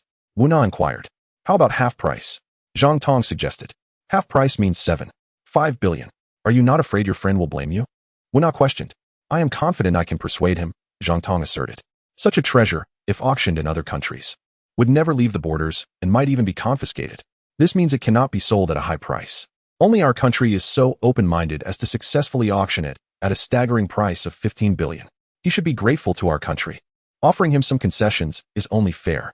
If he is allowed to auction again in the future, perhaps even higher concessions could be extended. You make a valid point. Perhaps we can reach a special agreement with the country, permitting continued auctions in the future. How many flying beads do you estimate you can acquire? Wu Na asked earnestly. It is difficult to estimate the exact quantity, but it should be at least 1,000, Zhang Tong conservatively calculated. The planet is filled with lakes and rivers, suggesting that many flying clams can be hunted in due time. 1,000. That amounts to 15 trillion. Wu Na and the Taoist priest were left speechless in awe. What a colossal fortune. Wu Na immediately stepped aside to make a phone call to her superiors, discussing for a long while. Then she informed Zhang Tong. The country is willing to reach a special agreement with you, allowing continued auctions in the future. But the quantity auctioned must be secretly sold to the country at a price of 5 billion per bead. It is not that the country is being excessively harsh. It is simply due to the overwhelming quantity of flying beads. If dozens or hundreds of flying beads were released, the price would undoubtedly plummet. And the country is only offering an average price, so 5 billion per bead is not low. If you can convince your friend, it will be a significant achievement.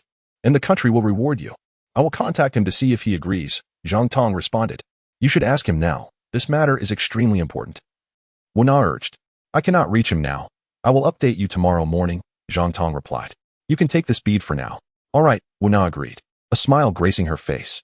Although there had been a slip-up, the outcome was still quite satisfactory. If the country could acquire the flying bead for 5 billion, other nations would have to bid exorbitantly. The country, of course, held a significant advantage. If many flying beads were obtained, they could be used not only for research but also to supply operatives, enabling them to traverse hostile nations without any danger. Rescuing important figures would also become exceedingly easy. It seems Zhang Tong had long been planning the handling of the flying beads. He was indeed bold, but his intelligence was truly remarkable. Exiting the Tianbao auction house, Wu Na ordered comprehensive surveillance on Zhang Tong, both to protect him and to uncover whom he was contacting. Chapter 62, Celebration Banquet. Enchantresses everywhere in a private room of a hotel, Tianbao auction house was holding a celebration banquet, attended by all staff, including security personnel. As there were no treasures left in the company's vault, there was no need for guards. A simple locking of the door sufficed.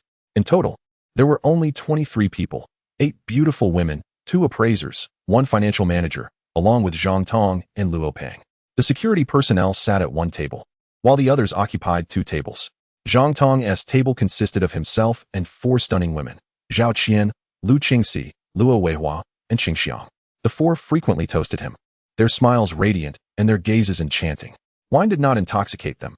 Rather, it was the atmosphere that dazzled. Zhang Tong felt incredibly elated and proud. He had vowed in the past that if he ever started a company, he would hire numerous beautiful women, and he had finally realized that dream. Although the company was small, with only 23 people, it boasted an impressive 4 top beauties. Each one was a captivating beauty, capable of turning heads and evoking envy among many. Luo Peng sat at another table with 4 beautiful women: Susan, Pan Yu, Xiao Lily, and Shen Fong, accompanied by the 2 appraisers and the financial manager. The atmosphere was equally vibrant, with everyone toasting him, their voices sweet and charming, and their smiles exceedingly delightful. Having once been a sycophant, Luo Peng now reveled in the attention. He was elated, thrilled, and exhilarated. This was the pinnacle of his life. Today, the company had a prosperous opening, and everyone welcomed the boss to deliver a speech, celebrating his extraordinary earnings of 43 billion. Zhao Qian stood up, laughing charmingly. The employees clapped and beamed with anticipation. "Thank you all for your hard work during this time. It has been quite taxing," Zhang Tong said as he rose. "Thus, each person shall receive a bonus of 500,000. My heavens! After merely a few days of work, a bonus of 500,000? All employees were stunned and elated. Their boss was indeed affluent, a true magnate, generous beyond measure. Some even contemplated genuinely following him. Lu Jia's expression was somewhat complex. He had never seen such a magnanimous boss. He had yet to resign, as he was still tasked with monitoring Zhang Tong's every move, especially tonight. It is imperative that Zhang Tong does not lose sight of him for even a moment. "Thank you, boss. I adore you."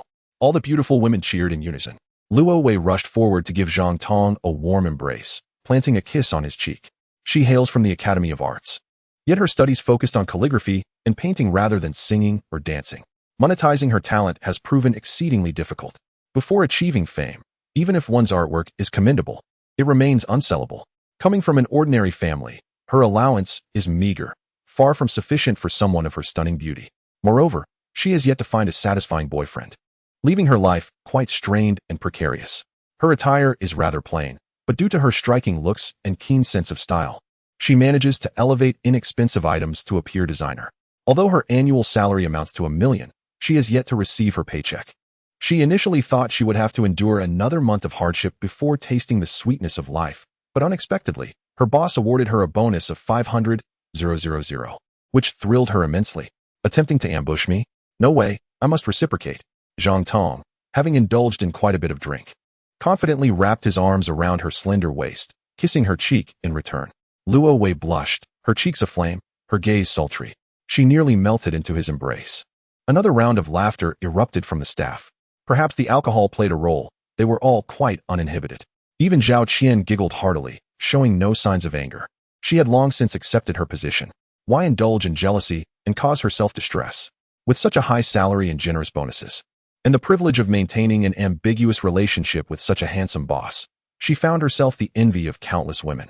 Zhang Tong, however, did not overstep, releasing Luo Wei from his embrace. Instead, she playfully retaliated, leaving a crimson lip print on his other cheek before laughingly dashing away. The crowd erupted in laughter, their joy palpable. "Boss, thank you for your generosity. I toast to you." Hua Qingxiang, her face flushed, approached Zhang Tong with a glass brimming with liquor. At least 3 taels. After clinking glasses with Zhang Tong, she elegantly downed her drink, her face turning crimson, becoming unsteady, ultimately collapsing into Zhang Tong's arms. Goodness, is she that easy to intoxicate? The onlookers were astonished. Was this intentional, or merely a coincidence? They were all enchanting creatures. Lu Qingxi smirked. Attempting to entice the boss is no simple feat. He is not one to be easily swayed. Despite her many attempts, he remained resolute. On one occasion, when they were alone in her room, he left without hesitation. Another time at Zhang Tong's villa, he merely gave her a playful slap on the backside without further advances. Clearly, he had no intention of expanding his harem. One Zhao Qian was more than sufficient. Nonetheless, he did have an appreciation for beauty, hence his high-paying recruitment of attractive women around him. Perhaps he relished being surrounded and adored by such beauties. Zhang Tong found himself enveloped in an intoxicating floral scent, unable to resist inhaling deeply. The fragrance was exquisite, refreshing to the senses. Yet, he admonished lightly, Hey, wake up. You can't drink to toast me. Oh, I'm so sorry. I'm just so happy. My tolerance is quite low. I'm a lightweight. I've never dared to drink outside. This is my first time. Watching Xiang. Her eyes glazed, spoke with slurred words. Very well.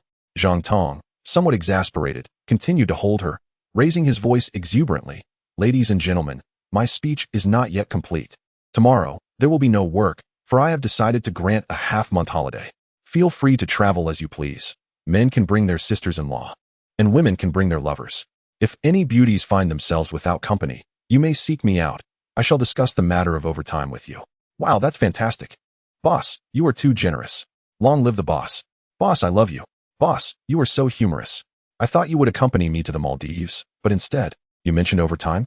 The crowd erupted in cheers, laughter echoing through the room. Each person appeared radiant, blissfully unaware of their surroundings.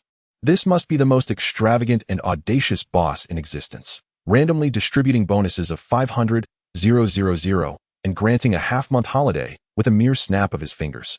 Working in such a company feels like a divine blessing. Haha, senpai, this month I received a bonus of 500,000. My wealth is nearing 1 million. Moreover, today Zhang Tong earned over 40 billion. Luo Peng could not help but boast to Yang Bo. Do you not tire of your incessant bragging? Get lost. In an office of a certain company in the magical city, Yang Bo, his face ashen, was toiling away.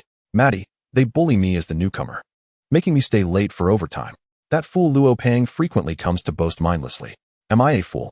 Zhang Tong earns 40 billion in a day? Not even 400 would be believable.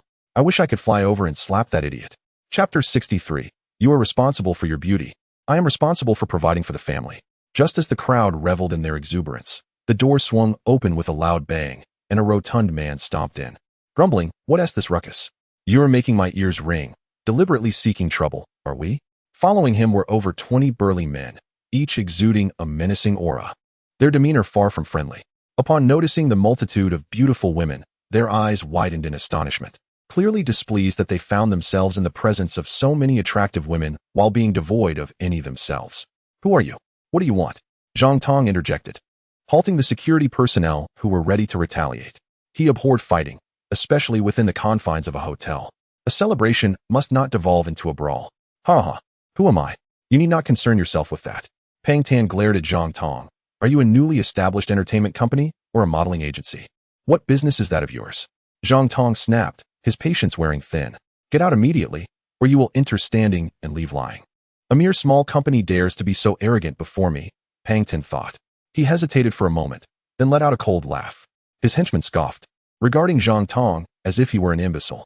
Come, I'll take you all on myself. Let us see who is truly seeking death. Luo Peng stepped forward, beckoning challengingly. Standing at nearly 2 meters tall, his hefty frame was intimidating, rivaling Pang Tan's own. He was unafraid, especially with 10 incredibly skilled former Special Forces soldiers, including a renowned soldier, at his side. Moreover, the formidable Zhang Tong was present. Dealing with such a pathetic clown was a task for him, Luo Peng. After all, such a display of bravado could not lack his participation. Did he not notice the 4 beautiful women at the table admiring him? This was the first step in attracting beauty. Should luck favor him, he might end up like Zhang Tong, surrounded by countless beautiful women, free to choose whom he desired. You little fatso, you are utterly unaware of your own limitations. Any one of my subordinates could easily defeat you. Pang Tan sneered, his expression dripping with disdain. Today, I have one demand. You will apologize immediately and also purchase our orders. Then this matter will be forgotten. This is merely due to the presence of your many beauties. Otherwise, I would not be so lenient. His companions glared with similar contempt and fury. We toil for our meager salaries, while these entertainment company rascals rake in profits, handing out bonuses of 500,000 and granting half-month holidays. It's utterly unfair. Leave immediately, or face the consequences. Wang Hao strode forward, shielding Luo Peng behind him. The other security personnel remained still, confident that Wang Hao alone could handle the situation, being a former soldier of renown. You are certainly not good people. What misdeeds have you committed that you are now dividing the spoils? Be honest with me, comply, and return with us to clarify everything. Pang Tan declared, his voice laced with menace as he charged forward with his companions. They were truly prepared to engage in combat. Are you city management? Wang Hao suddenly sprang into action, executing a shoulder throw that sent Pang Tan crashing to the ground with a resounding thud. Following that, he delivered a sweeping kick, toppling several burly men in front of him. The remaining onlookers were momentarily blinded and inexplicably fell as well, sprawled haphazardly across the ground. Uffed, with this level of talent. You dare claim to challenge me, fat lord? Luo Peng burst into laughter. Goodness, this entertainment company must be extraordinarily wealthy to have hired a military king as a bodyguard. Peng Tan was so enraged he nearly spat blood. In his past, he had also served in the military, specifically in special forces. His combat prowess was not to be underestimated. However, facing a military king, he felt utterly outclassed. His dignity was utterly shattered. But this matter is far from over. Do you dare strike against city management? Do you wish to throw your lives away? One of them bellowed, unable to contain his fury. Due to an influx of world billionaires and treasure hunters in Xiang City, they had been summoned to patrol, dressed in plain clothes, serving as a covert force. Now that their mission was completed, they were merely heading to a hotel for a meal. City management? Zhang Tong was momentarily bewildered. How had they inadvertently clashed with city management? Yet, he was not intimidated. He coolly replied, "We are employees of Tianbao Auction House." "What do you intend to do?" "Employees of Tianbao Auction House." All the city management officials were taken aback. They had been dispatched to oversee the auction house due to the throngs of wealthy patrons it attracted. Rumor had it that the auction house had generated over 43 billion in a single day, with one item, the flying pearl, rumored to grant the ability to fly. A misunderstanding. It seems we have erred. Pang Tan picked himself up, embarrassment flooding his face. I thought you were part of the entertainment company, flaunting your bonuses and causing a ruckus late into the night, which had us quite irritable. Thank you for your hard work. Wang Hao casually tossed 2 packs of Zhonghua cigarettes to him. He had no desire to engage in a petty squabble with city management. Thank you. Pang Tan joyfully accepted, then turned to Zhang Tong, asking with familiarity, "You must be Zhang Tong, the esteemed owner of Tianbao Auction House. Truly impressive, young and handsome. I hold you in the highest regard. I shall apply for patrol duty at your next auction." Without waiting for Zhang Tong's reply, he nodded and departed, wiping the cold sweat from his brow upon exiting. I was terrified. They are employees of Tianbao Auction House. One security guard managed to sweep us all away? That man must be a retired military king. One of the best, his combat skills not diminished in the least, but rather more ferocious in his 30s. I thought I was a goner, destined to be beaten to death, yet I ended up with a pack of cigarettes? Truly, one must survive great calamities to reap future blessings. Their speculation was not unfounded. Wang Hao was indeed a military king among the elite. Had he not possessed extraordinary talent, how could he have been nurtured by Master Cha Mei? Where was I? Right, I was discussing the matter of holidays. Zhang Tong raised his glass of wine, smiling. You all coming to work at my company is a testament to your regard for me. Therefore, rest assured, as long as you remain loyal, I shall ensure you are well compensated. In summary, you are responsible for being stunningly beautiful, and I shall take care of the financial matters. Laughter erupted among them. The boss is drunk. He has quite the charmer. Our security team certainly cannot claim to be stunningly beautiful. The many beautiful women present giggled uncontrollably. The boss was humorously entertaining. However, his character was genuinely commendable. Being his subordinate meant one need not worry about generating profits for him. Just performing their duties adequately was sufficient since he was an extraordinary treasure hunter who handled all financial matters.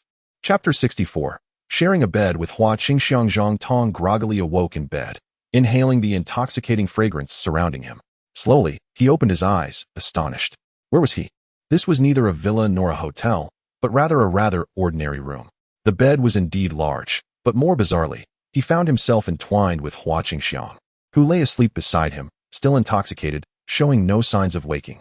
She was breathtakingly beautiful and alluring. Did I get drunk? Is this how it was arranged? Whose idea was this? Zhang Tong rubbed his forehead, feeling bewildered. Was this the doing of Luo Peng? This could spell disaster for him. I am not that kind of person. I merely wish to offer the super beauties a good job, to bring them happiness, not to create a harem for myself. Yet now, sharing a bed with Hua Qingxiang made it impossible to deny. Even if he could clear his name, it might become a reality. She was too beautiful, both sensual and innocent, enchanting and refreshing. As she nestled closely against him, who could remain composed? Just as his breath quickened and his heart raced, the door swung open. Zhao Qian entered gracefully, smiling. Boss, you're awake? Here, have a cup of tea to sober up. She then explained the situation. It turned out that although Zhang Tong had gotten drunk, he had remained conscious enough to worry about Hua Qingxiang's safety, insisting on escorting her back to her newly assigned room, which led to them both collapsing onto the bed. Zhao Qian had to wait by the side until he woke up. So that's what happened. Zhang Tong sighed in relief, secretly grateful. Had Zhao Qian not arrived in time, it could have ended poorly. He gently released Hua Qingxiang and jumped up, pulling Zhao Qian along in haste.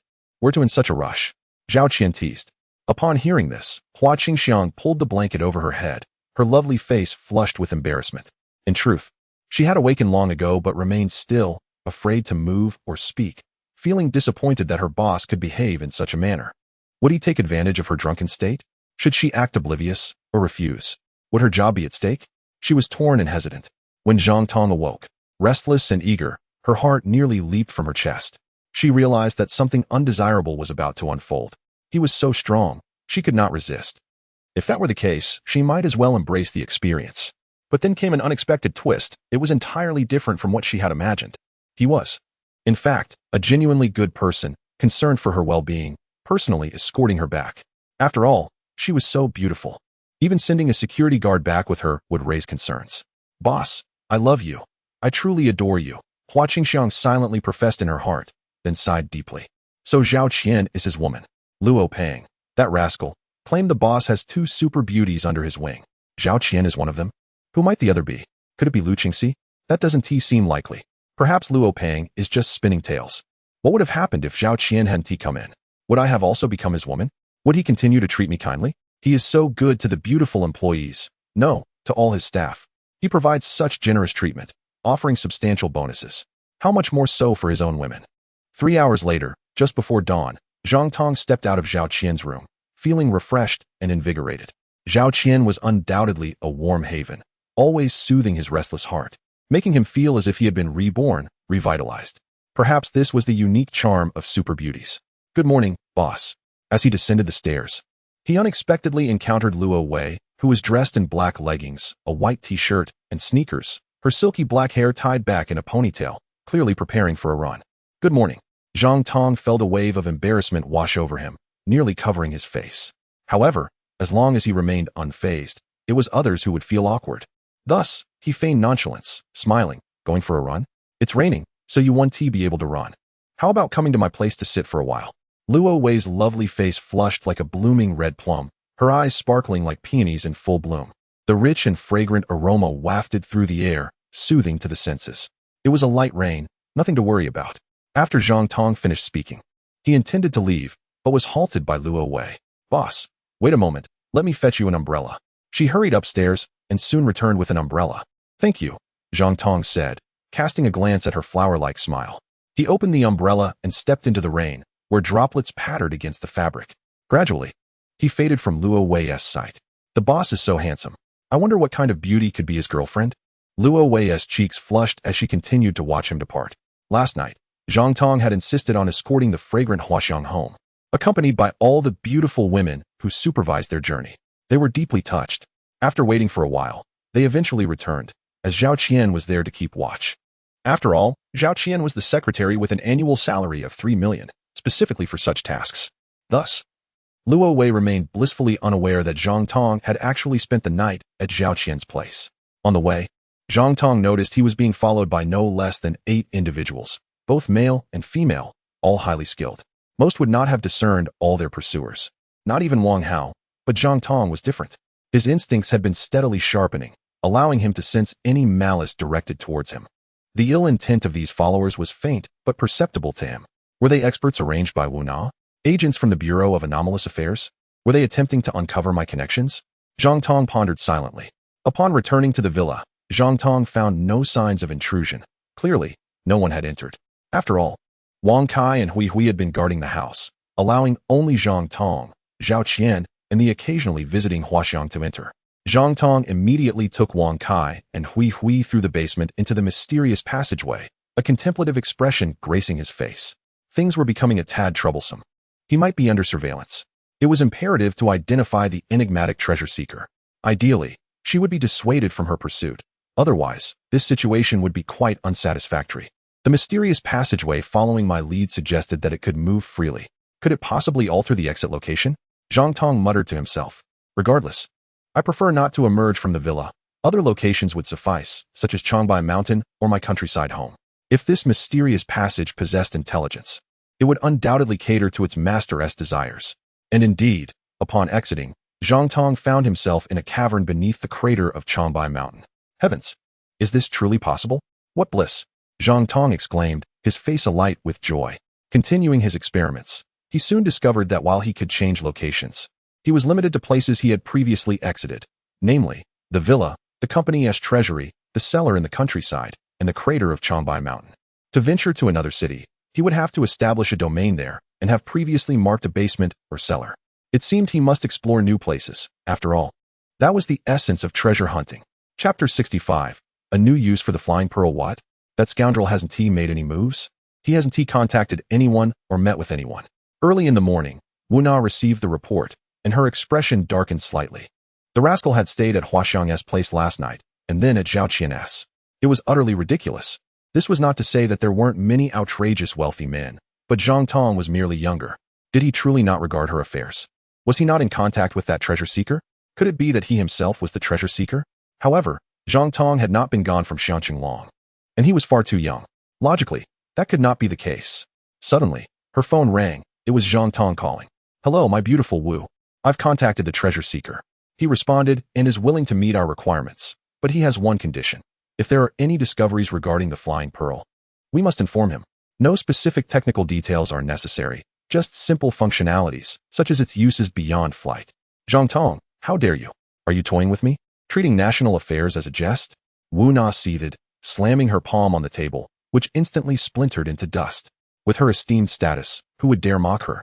This time, she was genuinely enraged. How could I be toying with you? I am relaying a serious message. Not a word of jest, Zhang Tong retorted angrily. You seem overly sensitive. You owe me an apology. Otherwise, I refuse to collaborate with you. You didn't leave today, didn't access the internet, nor make any calls. How could you possibly reach that treasure seeker? In fact, you are that treasure seeker, aren't you? How dare you deceive me? Would you like me to invite you for tea? Wu Na yelled in fury. Huh. If you possess the capability, then invite me for tea, Zhang Tong scoffed. He was currently seated atop a mountain in Changbai, surrounded by pristine snow, even making him, a superhuman, feel a bit cold. For Wu Na to find him was akin to daydreaming. Just wait, Wu Na snapped, ending the call and instructing her subordinates to head directly to Zhang Tong's villa. Zhang Tong, come out. She bellowed, but silence reigned. Not even a dog barked. What was happening? Wu Na sensed something was amiss. There are 8 of us monitoring him, and we noticed he entered the villa an hour ago, and hasn't he come out since? He must still be inside, one confident team member reported. Fool. He has long since escaped. Wu Na exclaimed in frustration. Indeed, she dispatched people to infiltrate and search thoroughly. Not a single breath of life could be found, let alone him. This is infuriating. Wu Na trembled with rage. With so many skilled individuals on watch, how had they failed to notice how he had slipped away? She immediately ordered an inquiry into Zhang Tong's phone call location. What? Changbai Mountain? How could that rascal have reached Changbai so quickly? Wu Na was left dumbfounded. Could he possibly still possess a flying pearl? Had he flown over with Wang Kai and the little squirrel before dawn? Had he met with that treasure seeker at Changbai Mountain? Soon, Zhang Tong received Wu Na's call, and he chuckled. My beautiful Wu, how are you? Unable to invite me for tea, I presume? Apologies, I misunderstood you. I thought you hadn't contacted anyone yet had received a response, leading me to conclude you were the treasure seeker all along, deceiving me. Wu Na confessed. We have received your response. The country has tentatively agreed to this collaboration. However, it will not involve any technical details related to the flying pearl, only its uses. Can the people following me be dismissed? Zhang Tong inquired. Dismissed? They are of no use, Wu Na replied curtly. Do you still have a flying pearl? Be cautious. It must not be stolen or taken from you. Rest assured. Zhang Tong felt a wave of relief. It seemed Wu Na had misunderstood his arrival at Changbai Mountain with the flying pearl. Now, even the usage of the flying pearl for flight was permitted. How delightful. When is the next auction for the flying pearl? Wu Na asked with a serious tone. That is difficult to ascertain. It has yet to be determined. It depends on luck. It could be in a few months, or perhaps sooner, or even later. Zhang Tong replied. I will visit the lake soon. They may still harbor flying clams. I imagine they have forgotten the past, and will emerge to attack me. That would be an opportune moment for a hunt. If the lakes yield nothing, it could become quite troublesome. Perhaps I would need to venture to the ocean, which is exceedingly perilous. Thus, he refrained from speaking definitively, striving to expedite matters. Is there any discovery in the research? Zhang Tong queried with anticipation. Such rapid results? We have merely conducted some special experiments. The flying pearl possesses immense power and myriad applications. One flying pearl is simply insufficient for research. We require more. The military also seeks them, hoping to deploy experts to rescue critical individuals. Even scientists aspire to utilize them to construct aerial skyscrapers. Construct aerial skyscrapers? How could that be possible? Zhang Tong exclaimed in astonishment. By supplying energy to the flying pearl, a building can lose its gravity and float in the air. Wu Na explained. While I can share these research findings with you, they must remain confidential. Do not disclose them. Certainly. I am solely interested in those functionalities that aid in treasure hunting. Everything else is of no concern to me, Zhang Tong remarked. Internally, he was quite astonished. Could the flying pearl truly consume energy to enhance its power? Could it make an entire building float? Would that not transform it into an anti-gravity device? Could a city be constructed above the ocean? However, the more functions it possessed, the more delighted Zhang Tong became, for the flying pearl would certainly sell well. If hunting the flying clams proves difficult, we can assist, Wu Na offered. Really? Zhang Tong exclaimed with joy. Of course, Wu Na replied, equally elated. Then provide me with several powerful firearms, Zhang Tong requested. I shall connect you with a few skilled gunsmiths. No need for thanks, Wu Na said. Just the firearms will suffice. I have no need for the people, Zhang Tong replied. Wu Na nearly exploded with indignation, but quickly recovered to charmingly insist.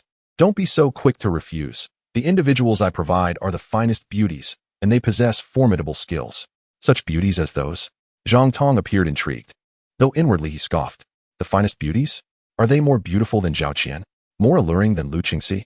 More innocent than Hua Qingxiang? More graceful than Luo Wei? Let me tell you, I have an abundance of beauty surrounding me, all more stunning than you can imagine. What do you think? Have you reconsidered? Wu Na pressed. Perhaps not. We treasure hunters prefer to roam alone. Zhang Tong declined, merely teasing her. Very well. I shall expedite the delivery of the firearms and documentation to you. Wu Na sighed, realizing that Zhang Tong was not easily dealt with, and that she ought not to harbor unrealistic expectations. How exciting! Zhang Tong genuinely rejoiced. He could finally be armed. He could shoot at flying clams and beasts. Chapter 66. Has the villa transformed into a den of silk? Zhang Tong did not immediately return from Changbai Mountain. Instead, he delved into a mysterious passage, resting and cultivating on the treasure planet for the better part of the day. Only after that did he emerge from the villa's basement, around 8 o'clock in the evening. He then heard the sound of a flute, mournful yet enchanting, accompanied by other musical instruments and the laughter of several beautiful women. Is this truly my villa? Zhang Tong pondered, perplexed, as he stealthily approached to spy on the scene. What he beheld was extraordinarily mesmerizing. The hall was adorned with numerous colorful lights, casting a kaleidoscope of hues. Dressed in simple yet revealing attire, Hua Qingxiang was playing the flute. Zhao Qian, Lu Qingxi, Luo Wei, Su Shanshan, Chen Fong, Pan Yu, and Xiao Lili were dancing, each one dressed flamboyantly and radiantly. Some wore denim shorts, showcasing their long legs. Others donned strappy mini-dresses, revealing expansive fair skin, while some flaunted deep V-neck dresses, exposing half of their snowy peaks. And others sported form-fitting skirts with red high heels, exuding extreme sensuality. They swayed joyously, dancing with abandon. Goodness, I step away for half a day, and the villa has transformed into a den of silk? Zhang Tong stood there, dumbfounded, secretly admiring the spectacle while discreetly critiquing it. Lu Qingxi danced with the utmost sensuality. Her expressions and movements were incredibly on point, leaving one salivating. Zhao Qian did not lag behind. Her dance moved strikingly glamorous, particularly her motion of closing her eyes and shooting, which made hearts race. Luo Wei exuded royal elegance, her poise commanding respect, inciting a desire for impropriety. Yoga instructor Chen Fong was also a master, her dancing expansive and flawless. Pan Yu, a professional model, had a slender waist, long legs, and a curvaceous figure, twisting joyfully, her captivating gaze sending shivers down Zhang Tong's spine. Xiao Lili, the office beauty, was also letting loose, wildly tossing her hair, creating a chaotic yet exhilarating scene. As the song concluded, they relaxed, bursting into playful laughter and chatter. Our boss can only make money. He knows not how to spend it. He just earned several $100 billion and has taken Wang Kai and Hui Hui to hunt for treasure again. Who knows when he will return? So we shall reside in his villa and host parties every day. Will he scold us upon his return? What could he possibly say? Our boss cherishes us too much to utter a word of reproach. Didn't he say he is responsible for earning a living while we maintain our beauty? Therefore, we must take care of ourselves. Besides being happy every day, we must also do facial masks and seek beauty treatments. By the way, I found a superlative facial mask that can make the skin more delicate and radiant. Would anyone like to try? Before long, they sprawled across the sofas, each applying facial masks while continuing their cheerful banter. You have no idea. Since I started earning $1 million annually, I have lost interest in romance. I tell every suitor to get lost. It feels wonderful. I once had high hopes for 2 suitors. They had houses, cars, and annual salaries in the hundreds of thousands. I was conflicted about choosing one for a relationship, but now I realize they could not even compare to a pile of dog droppings. I have a house, a car, savings, and a good job, which they can only dream of. So I told them to keep their distance. Do you have a house and a car? Really? The boss provided them. He gave me a 3-bedroom apartment and a bonus of 500,000, presumably for buying a car, right? Zhang Tong continued to listen with great interest. Remaining hidden, he was eager to hear what other amusing stories they might share. The results are indeed remarkable. My skin feels so much softer. My skin is more luminous now. This mask is delightful. I adore it. Really? Zhang Tong was somewhat skeptical. Could such miraculous products truly exist? He craned his neck to catch a glimpse, yet he could not discern any difference from before. The boss has returned. Someone exclaimed upon spotting Zhang Tong, causing a stir. As long as I remain unembarrassed, the embarrassment belongs to others. Zhang Tong feigned nonchalance and stepped out confidently. When did you arrive, boss? We had no idea. All the beauties appeared bewildered. They had searched carefully before and had not seen Zhang Tong, nor had Wang Kai or Hui been present. How had he suddenly materialized? Of course, I jumped in. Zhang Tong smiled faintly. The boss is powerful enough to leap over 10 meters high. This wall cannot hinder him. Zhao Qian remarked. Do not worry. The boss has just returned. Has he truly just returned? Why do I feel like he has been back for quite some time? Did he hear everything we said? The numerous beauties felt a mix of shyness and embarrassment, having uttered many awkward comments. Would the boss mock them? Boss, weren't you out treasure hunting? Lu Qingxi asked demurely. I merely took a cursory glance, akin to scouting. I shall officially depart in a few days, Zhang Tong responded. Should we head back now? The beauties wished to continue their revelries, yet were anxious about Zhang Tong's mood. Not at all. You may continue enjoying yourselves. Do as you please, Zhang Tong reassured them, then lamented, I have been exceedingly busy lately, unable to attend to many matters. How is it that such exquisite beauties have yet to acquire their own vehicles? How can this be? If you all resort to public transport, would that not expose you to unwanted attention? Thus, the company shall provide you with cars, each worth over $1 million. Thank you, boss. I love you. The beauties erupted with excitement, rushing towards Zhang Tong for enthusiastic embraces, some even planting kisses on his cheeks. In that moment, they were convinced that Zhang Tong bore no ill will. Otherwise, how could he be so generous? Such a magnanimous and kind boss felt like a beloved husband to them. Evoking immense affection, they began dancing joyfully, pulling Zhang Tong into their ranks. After more than an hour of revelry, they could no longer resist fatigue and collapsed onto the sofas, creating a stunning tableau. Suddenly, a visitor arrived, none other than Fan Bingxiang, driving a Ferrari and adorned in the finest designer attire, exuding an air of unparalleled nobility. What brings you here? Zhang Tong was taken aback. Although their relationship had cooled after a previous conflict, her presence at the opening ceremony had slightly mended things. Yet her late-night visit caught him off guard. Would he be unwelcome? Fan Bingxiang wore a visage of melancholy and playful reproach. Of course, you are welcome. Zhang Tong invited her to take a seat on the sofa. The other 8 beauties promptly offered her their places, with Zhao Qian even preparing fragrant tea. This was indeed a genuine heiress of wealth and beauty.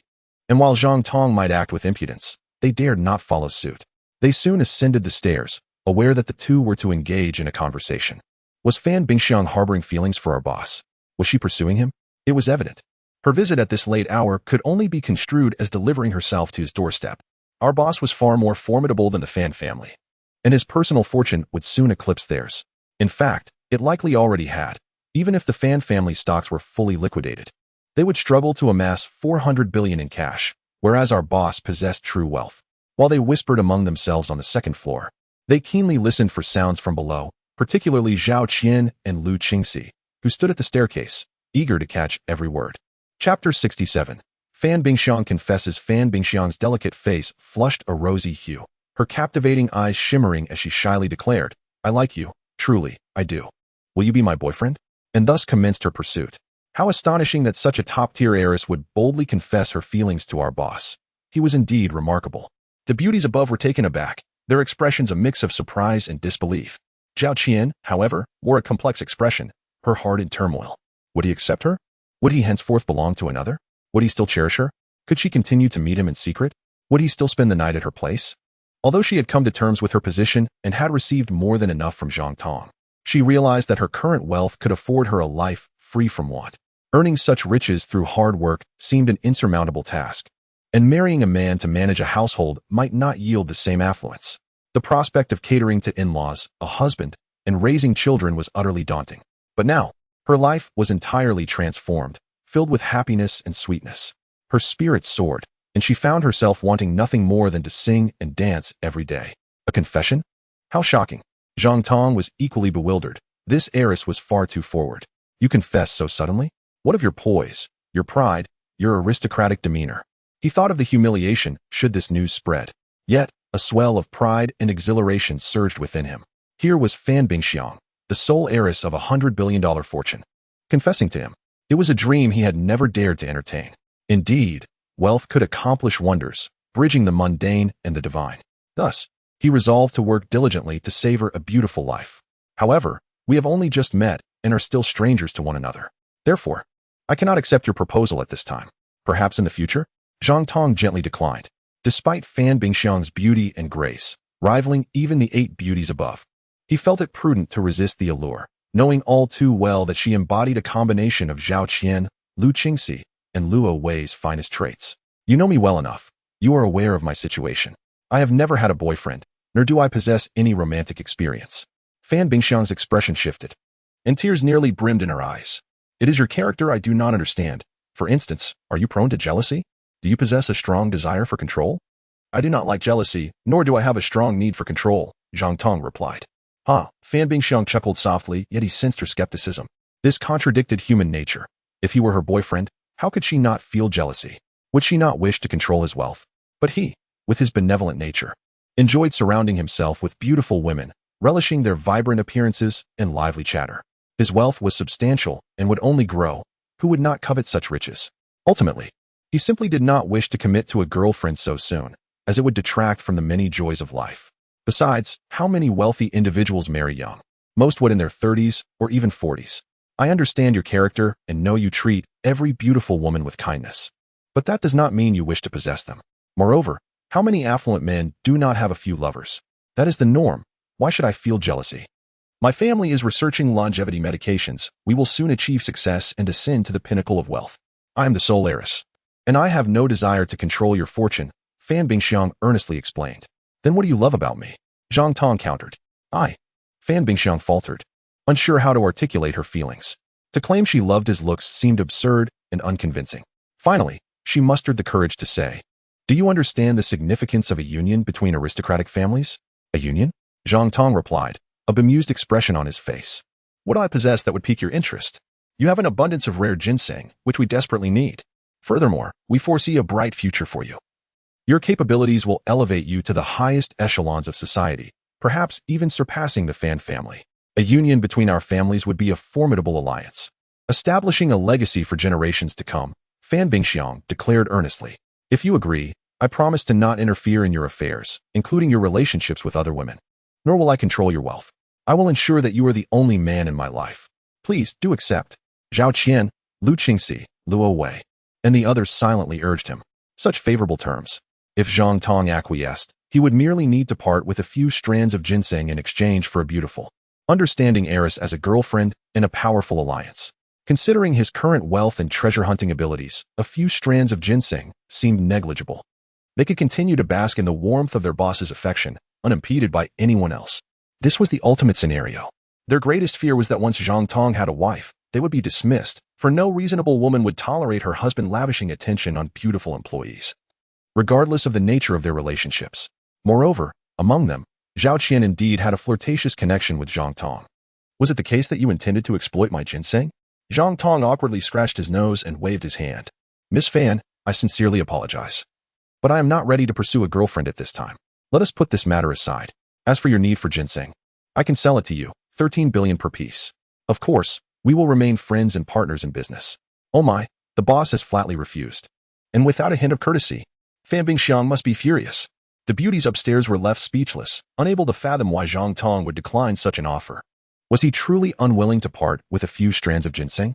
No, it was simply that he did not wish to enter a relationship, for he was still quite young.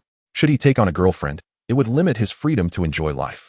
Though he would not face reproach from Fan Bingxiang, society's judgment loomed large. As they pondered this, Their curiosity piqued regarding Fan Bingxiang's reaction. Well, we wish to purchase 3 strands of ginseng. Do you have any? After a lengthy pause, Fan Bingxiang's voice finally emerged. Yes, please wait. Zhang Tong promptly retrieved a sack from the basement, containing 3 strands of ginseng. Though he had not found treasure that day, he had unearthed the ginseng while exploring with Wang Kai and Hui Wei on the mountain, while they encountered an elephant. It had been amicable, and no conflict had arisen. Chapter 68. Fan Bingxiang is in tears. The beauties laugh and cry with these 3 strands of ginseng. The Fan family would undoubtedly lead in developing the most miraculous longevity medication. Soon, they would not merely be a $100 billion family, or even a $1 trillion family, but a dynasty worth untold riches. Upon finalizing the transaction, Fan Bingxiang wore a proud expression, feeling accomplished. And yet, Zhang Tong shrugged nonchalantly, seemingly unbothered. With the treasures of the universe in hand, I possess the world. I shall not engage in any form of research or delve into high technology. My only pursuit is the exploration of hidden treasures. With your capabilities, acquiring wealth in the trillions may not be particularly challenging. Yet, have you contemplated a question? Our family, the Fans, will eventually develop a longevity drug. Do you not wish to extend your life and enjoy several more decades? You might argue that in the future, when the drug is available for sale, you can purchase it. However, the super longevity drug will not be sold. It will only be used by our family. Fan Bingxiang remarked that now is the time for you to reconsider. Alas, this woman has become quite assertive after obtaining the Millennium Ginseng, turning the tables and attempting to dominate the boss. The expressions of the 8 beautiful women shifted, all secretly admiring Fan Bingxiang's remarkable resilience in such a situation. A super longevity drug? Could it truly grant eternal life? Zhang Tong scoffed.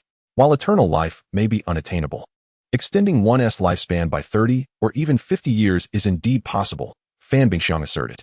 I will say this, with confidence. One can live for 200 years and conquer 3,000 miles of water. Contemplate that well. Zhang Tong wore an amused expression. From the day he cultivated the heavenly fist technique, his lifespan had already been extended by a century, reaching 200 years. Should he achieve another breakthrough, his life could double again, culminating in 400 years. The heavenly fist technique continues to grow in strength, and the transformation of his body is ongoing, showing no signs of a bottleneck. Further breakthroughs are entirely within reach. A super longevity drug that extends life by 30 or 50 years pales in comparison.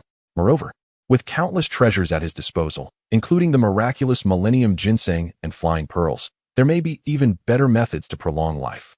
What could those 2 lines of poetry possibly mean? Fan Bingxiang was left bewildered, unable to comprehend why Zhang Tong appeared indifferent to the notion of extending his life. Such ignorance seemed implausible. No one could be so foolish. Perhaps a poor man might understand, but he possessed an abundance of wealth, enough to indulge in the splendor of life for generations. Miss Fan, please take your leave. I wish you success in developing the longevity drug soon. Zhang Tong, noticing Fan Bingxiang's prolonged silence, gently urged her to depart, though with great tact so as not to cause offense. Even if her intentions were not entirely pure, she would not have expressed admiration if she did not appreciate him. She simply faced his cold rejection.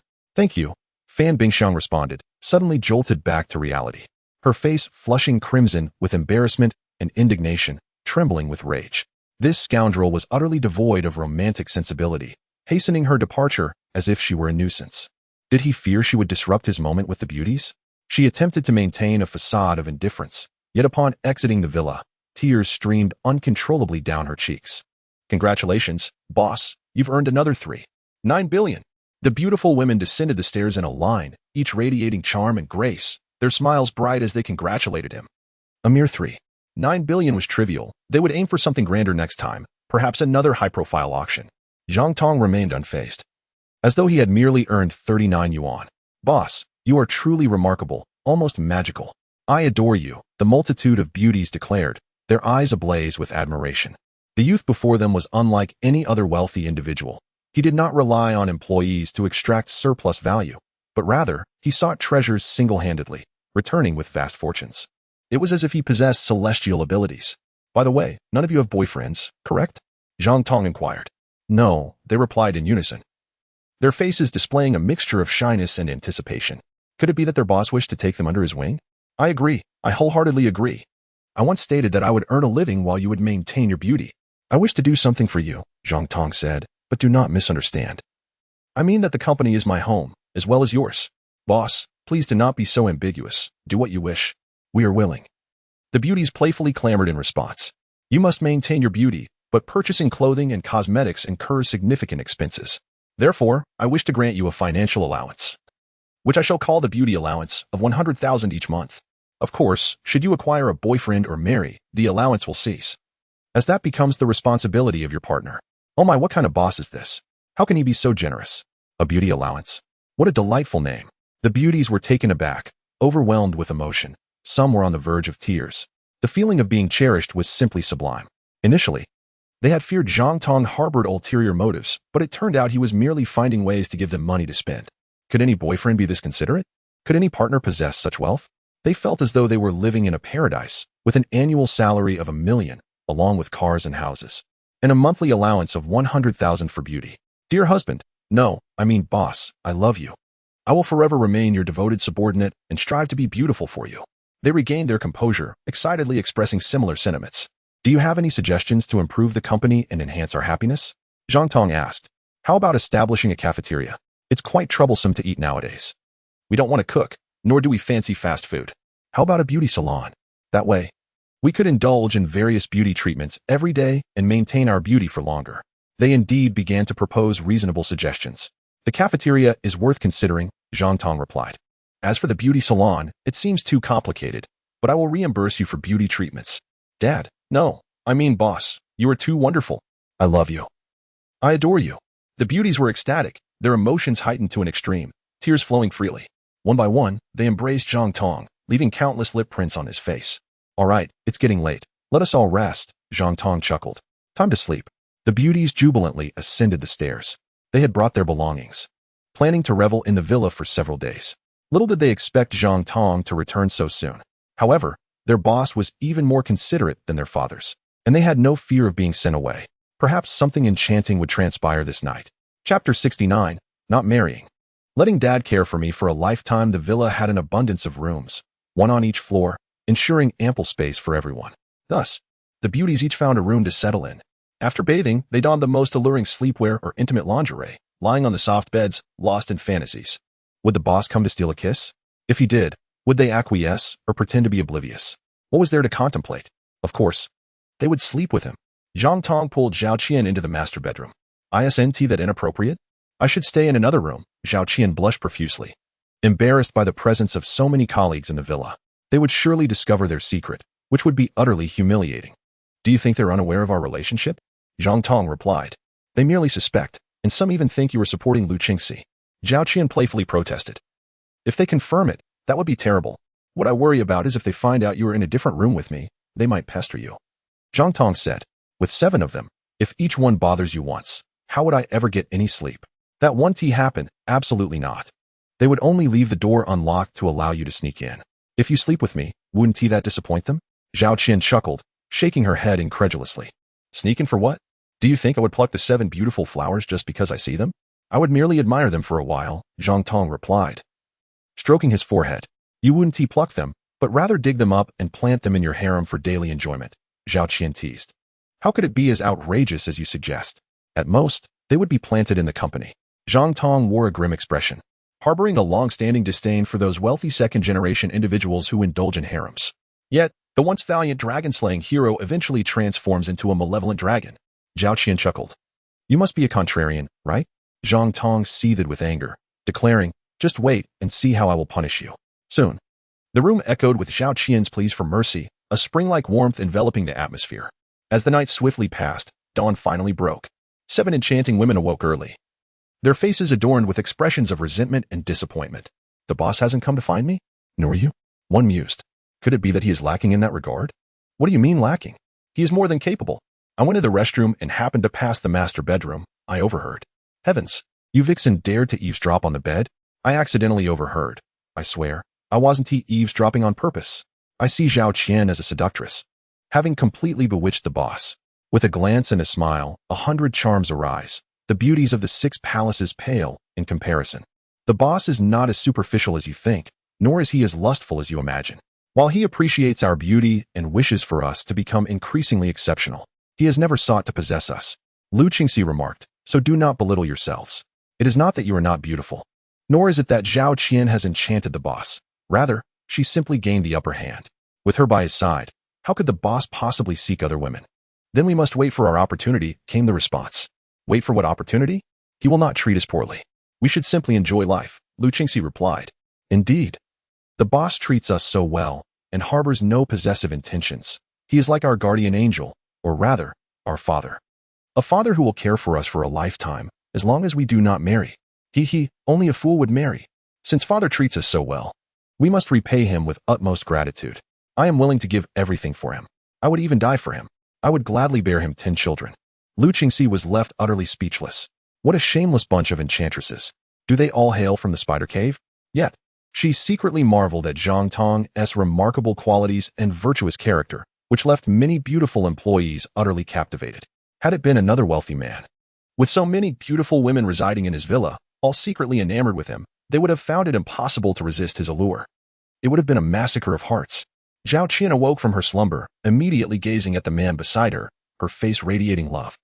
Her beautiful eyes filled with deep affection. To her surprise, he had not ventured out to indulge in infidelity. Even when she pretended to sleep, breathing evenly for half an hour without moving, he remained still, sleeping peacefully. Clearly, he had no intention of seeking pleasure elsewhere. His moral integrity was commendable, inspiring admiration and infatuation. As they arose, they found the 7 beauties bustling about, some in the kitchen preparing meals, others practicing yoga, and some honing their singing skills. Each was a stunning spectacle in her own right. Breakfast is ready. Come and taste the noodles I made. Hua Qingxiang exclaimed joyfully. Delicious. Truly delightful. Zhang Tong was the first to express his admiration. I never expected the pure Hua Qingxiang to be such a skilled cook. The other beauties felt a twinge of envy. I can cook too. I just happened to be outdone by Hua Qingxiang this time. Later, we will go shopping. Today, I'll pick up the tab. No need to deduct from our beauty fund. Zhang Tong procured a bounty of goose eggs and duck fruit from a room, offering them to the beauties while declaring, to have wealth and not spend it is sheer folly. Since I have no siblings and my parents have long since passed, I shall enjoy this with my employees.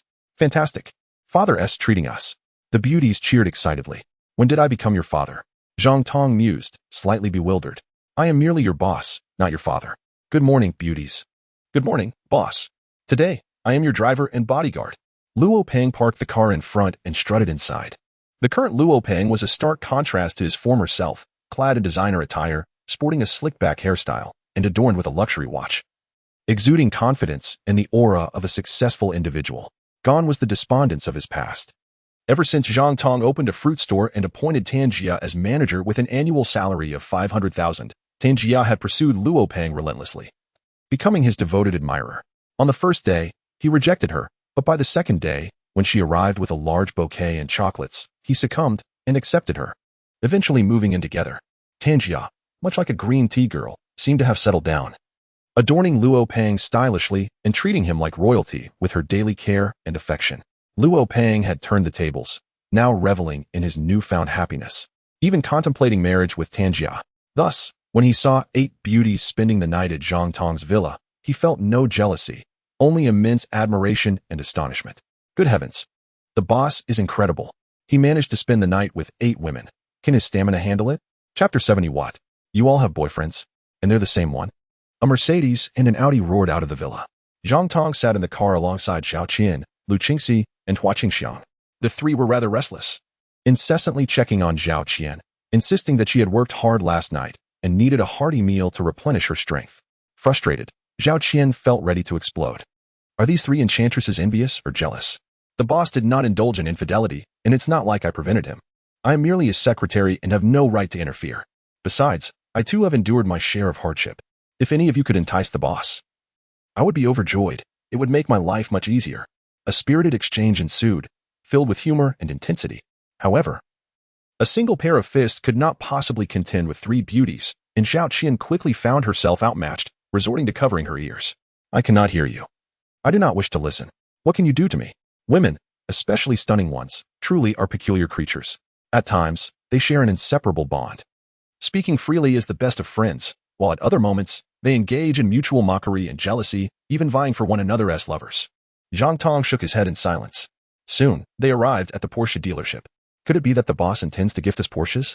The beauties were all aflutter with excitement. My goodness, what kind of extravagant tycoon is this? A stunning saleswoman greeted them. Her beauty just a shade less than that of Su Shanshan, Chen Fong, Pan Yu, and Xiao Lili. Upon seeing Zhang Tong surrounded by 8 superlative beauties, she was left speechless.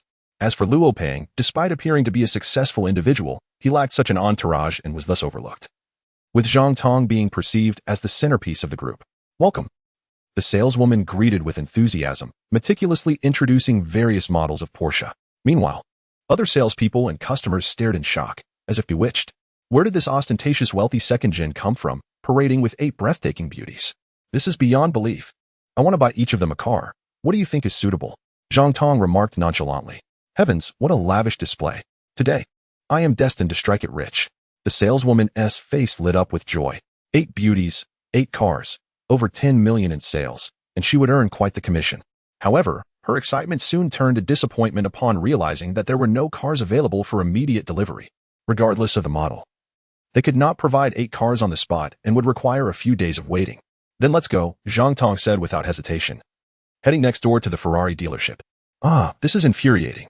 I feel like I've missed out on a fortune. The saleswoman fumed, feeling ready to explode. This extravagant tycoon is far too eager. Does he think he can just waltz in and drive off with a car? It's not like he's buying cabbage. Can he see? He's just a show-off, not genuinely interested in making a purchase. He's merely trying to impress the ladies. Just wait and see. Even at the Ferrari dealership, he won tea by a single car. The manager declared confidently. He was consumed by jealousy as Zhang Tong effortlessly accompanied 8 stunning beauties, 4 of whom were truly the epitome of beauty, captivating enough to bring nations to their knees.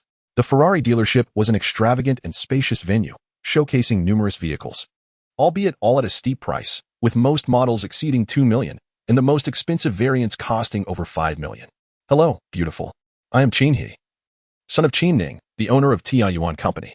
May I add you on WeChat? A wealthy heir, taken aback by Zhao Qian's unparalleled beauty, could not restrain himself and eagerly approached her. I'm sorry, but I already have a boyfriend. Zhao Qian gently wrapped her arm around Zhang Tong's, tactfully declining the offer. How about we exchange WeChat? Qin He persisted, his gaze now fixated on Lu Qingxi, another breathtaking beauty whose allure was intoxicating. I'm afraid I also have a boyfriend. Lu Qingxi clasped Zhang Tong's other arm. Who is the scoundrel? How can both of these extraordinary beauties be his girlfriends? Qin He felt a surge of frustration. Nevertheless, he remained undeterred, as there were still many beautiful women to approach. He subsequently asked Luo Wei, Hua Qingxiang, Xiao Lili, Pan Yu, and Shen Fang, only to receive the same response. They all clung to Zhang Tong, claiming they had boyfriends, using him as a shield. This method was quick and efficient, saving them from unnecessary conversation. Zhang Tong, of course, did not expose their ruse and was more than willing to play the role of a decoy, eager to protect the female employees of his company. Which wealthy heir is this? Qin He pondered, feeling a pang of envy and confusion. He was acquainted with many affluent heirs in Xiang City, yet this particular individual was unknown to him. Could he be from Yinjing? Or perhaps from Shenzhen or Shanghai? Brother, I saw you arrive with them. You must know who he is. Who is he? Qin He grabbed Luo Peng and handed him a yellow crane tower cigarette. He is a super scholar from our Xiangzhou University, incredibly handsome, in his final year, graduating next year. As for these beauties, they are essentially the campus flowers of the university town. They are simply drawn to super scholars. It's just how it is. Luo Peng exhaled a puff of smoke, observing, people are born into different fates. Some are born into luxury, while others into hardship. And you, my friend, belong to the latter. Don't misunderstand. I'm referring to your romantic pursuits. Are you deliberately trying to infuriate me? Qin He shouted in exasperation. How dare this mere chubby boy mock him? How could a mere scholar flaunt his ability to attract 8 beautiful women? Was he parading them around as a trophy? Today, he would teach him a monumental lesson. Ignoring Luo Peng, he strode over with a commanding presence and proclaimed, Ladies, so you are all campus flowers. No wonder each of you is so captivating. Some of you even seem familiar. You must have modeled for cars. Let me tell you, what is so great about a super scholar? Can he afford to buy you a car? Unlike him, I have plenty of money. If you become my girlfriends, I will gift each of you a car. A Porsche Macan from the neighboring store. The Porsche Macan, though not the most expensive at 600,000, still held prestige. 8 cars would amount to 8 million, a considerable fortune, one that only a truly affluent heir could afford. However, the prospect of winning the affection of such exquisite beauties made it worthwhile. Young master, you may not actually have 8 million in your account. His subordinate cautioned in a hushed tone. I'll borrow from a friend. Qin He whispered. Recognizing the opportunity before him, he could not let this chance slip away, especially with 8 rare beauties who seemed to enjoy each other's company. Clearly accustomed to such a lifestyle, no training required. He gazed eagerly at the beauties, hoping they would soon flock to him. How delightful and prestigious that would be. Yet, reality proved to be harsh. The 8 beauties completely disregarded him, remaining intimately close to Zhang Tong. Why are you also enamored with this scholar? What makes him so special that you ignore me entirely? He felt a tumult of emotions. Anger, confusion, and above all, a sense of injustice. Chapter 71. Purchasing a Ferrari. The Ferrari 812 was breathtaking, alongside the stunning Ferrari Purosang and Ferrari SF90, each exuding an irresistible allure. Owning one would be a dream come true, for Ferrari truly lived up to its reputation as the king of supercars. Unfortunately, they came with a hefty price tag. Even the most affordable models started at over $2 million, far beyond his means. The dealership was bustling with visitors, most of whom were women. Luo Peng, particularly interested in the beauties, gazed at them with rapt attention, finding them far more appealing than the cars. Despite the many beautiful women present, none could compare to the 8 that accompanied Zhang Tong. He remained disgruntled, shadowing Zhang Tong and his entourage, eager to witness how this scoundrel wooed the ladies. Could he truly charm them with his words? Surprisingly, Zhang Tong displayed no finesse in courting women. His comments were straightforward, merely praising the cars without inquiring about the prices, clearly indicating he was merely browsing. Could it be that this scoundrel genuinely relies on his academic prowess to attract these beauties? Are these women so naive as to fall for a scholar who is practically broke? Have campus flowers suddenly become uninterested in wealth and instead yearn for true love? He was increasingly frustrated and puzzled, feeling an overwhelming urge to vent his feelings. This was utterly infuriating. Luo Peng, noticing He's growing agitation, stifled his laughter. The saleswoman accompanying Zhang Tong, realizing he was merely a student who only looked without inquiring about prices, felt utterly disheartened. He was merely there to browse, wasting the opportunity to sell cars while surrounded by such beautiful women. She approached He, batting her eyelashes seductively. Young master He, since you fancy this car, why not purchase it? We have stock available, and you can drive it home today. I'll think about it, He replied, feeling a surge of elation as the saleswoman abandoned Zhang Tong to attend to him. What a boost to his ego. However, he hesitated to commit immediately. Consider this, if you spend millions on a luxury car, wouldn't those stunning beauties view you in a different light? Perhaps you might even have a chance. She suggested persuasively, showcasing her sales skills. What's your name? He asked, intrigued by her sharp insights. My name is Lu Mei. I hope you will take good care of me, young master He. She handed him a business card. Impressive, He remarked appreciatively. If I buy a car, will you join me for dinner tonight? Let us see which car you decide on, Lu Mei replied, casting him a playful glance. I'm considering the Ferrari F8. How about you join me for dinner? He stated confidently. The Ferrari F8, costing just over $3 million, certainly qualified as a luxury vehicle and would undoubtedly turn heads. You're not trying to woo the ladies, are you? I'm not your target, Lu Mei teased. That's true. However, if none of the 8 beauties wish to dine with me, would you accompany me? He proposed. Are you suggesting I be your backup? Lu Mei retorted, her frustration evident. After much contemplation, she ultimately conceded. With such a flamboyant individual, one had to offer something to persuade him to purchase a vehicle. $3 million would also yield a significant commission. Thus, they began the purchase process, and He successfully completed the transaction.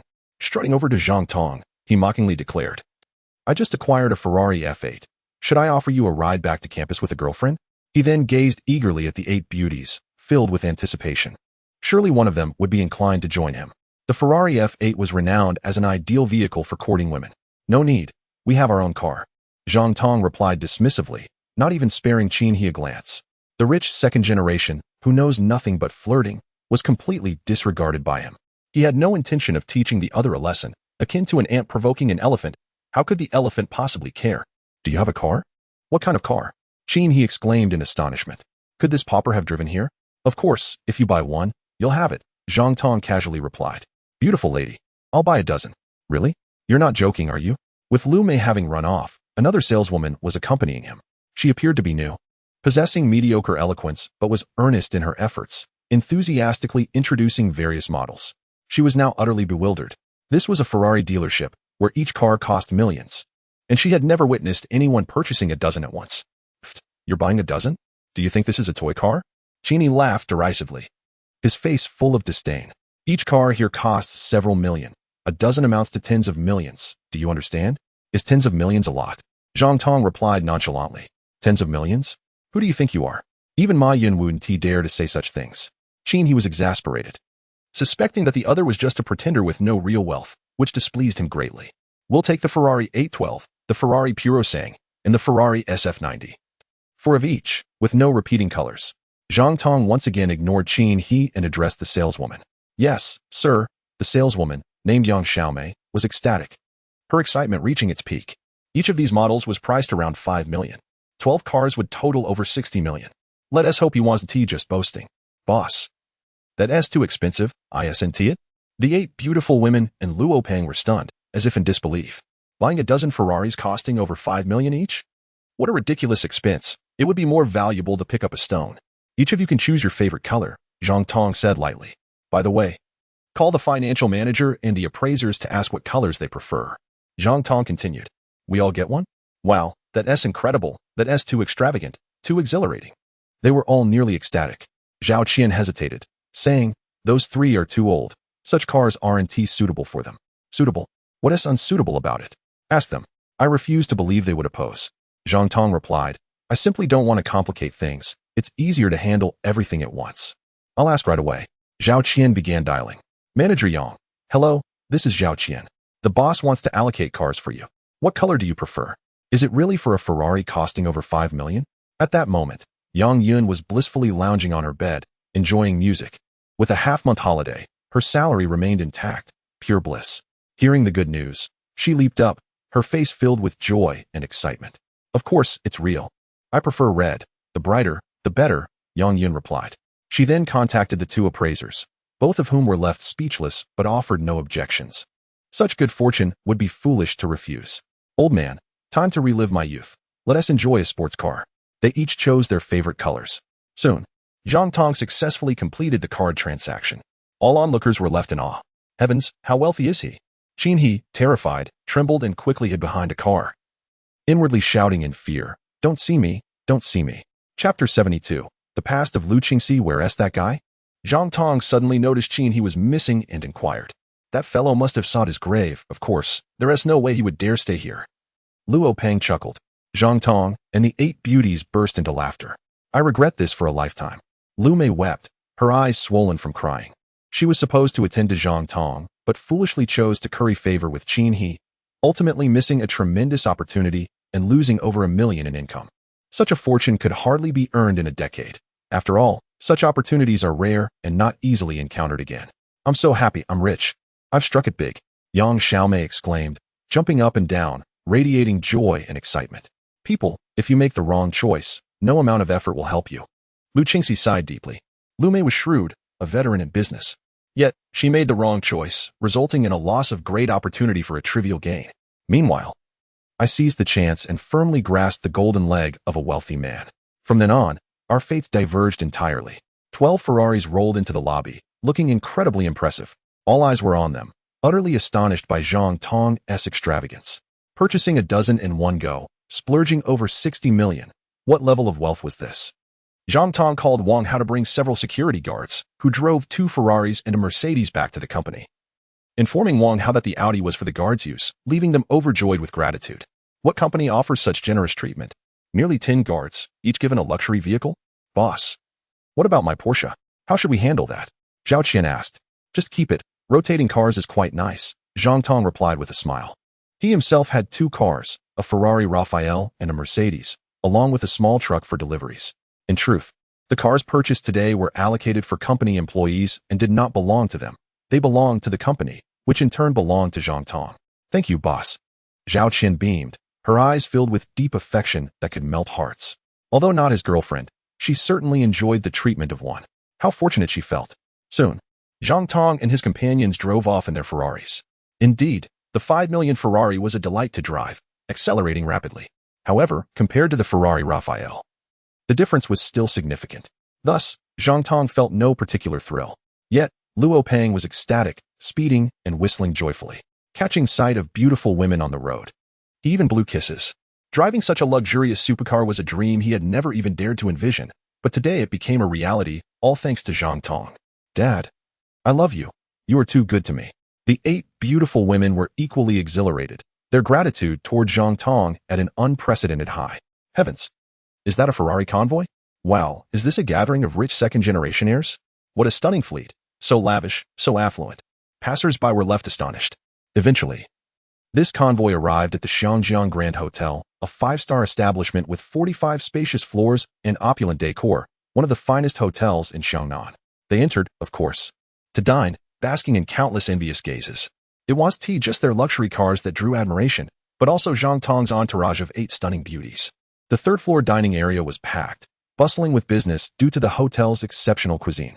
I dined here once in the past, Lu Qingxi remarked. Who brought you here? It wasn't a man, was it? Zhao Qian asked. Is that the point? I'm merely saying the food is delicious, Lu Qingxi replied, exasperated. I haven't even tried to seduce or entice the boss, yet you remain defensive and provocative? Don't provoke my anger. Can you bear the consequences? I was merely guessing, and you're getting flustered? Zhao Qian retorted, confidently challenging her. My mother worked here as a cleaner and was bullied, so I treated her to a meal at this hotel as a small act of retaliation. Lu Qingxi stated angrily. I'm sorry, Zhao Qian replied apologetically. Humph. Lu Qingxi still felt a bit dissatisfied. Zhao Qian was too wicked, always on guard against her. You are merely a beautiful secretary. Who are you to control whom the boss associates with? She displayed a complete lack of self-awareness. How long has your mother worked as a cleaner here? Zhang Tong exclaimed in astonishment. Alas, it's a long story. Lu Qingxi sighed deeply. It turned out that this hotel was a joint investment, and Lu Qingxi's father held a 0.5 stake. After the divorce, that share was given to Lu's mother. Lu's mother took Lu Qingxi back to Xiangnan, where she worked as a client manager at the hotel. However, good times did not last. Someone coveted those shares and sought to acquire them at a low price. Thus, Lu's mother was presented with 2 choices. Either take 10 million and leave or retain her shares, but work as a cleaner instead. A 0.5 stake was worth at least 25 million. How could she possibly sell it for just 10 million? Reluctant to agree, Lu's mother had no choice but to work as a cleaner, often subjected to reprimand, feeling deeply frustrated and stifled, especially since she was also a shareholder. Honestly, I didn't want to mention these things. It's all Zhao Qian's doing, Lu Qingxi said with a darkened expression, as it was not a matter of pride. I apologize. After Zhao Qian expressed her regret, she inquired with sympathy, Doesn't your father care? My father is unable to intervene. He lacks the capacity. Besides, he has a new family and is overwhelmed, Lu Qingxi replied. You have 2 fathers. Surely this one can intervene, Hua Qingxiang said with a mischievous smile. Indeed, this father can intervene and possesses the capability. The other beauty's eyes sparkled with anticipation. Luo Peng also looked at Zhang Tong, hoping he would assist Lu's mother. They were all individuals with a sense of justice, unable to tolerate Lu's mother being bullied. Boss, could you please help my mother?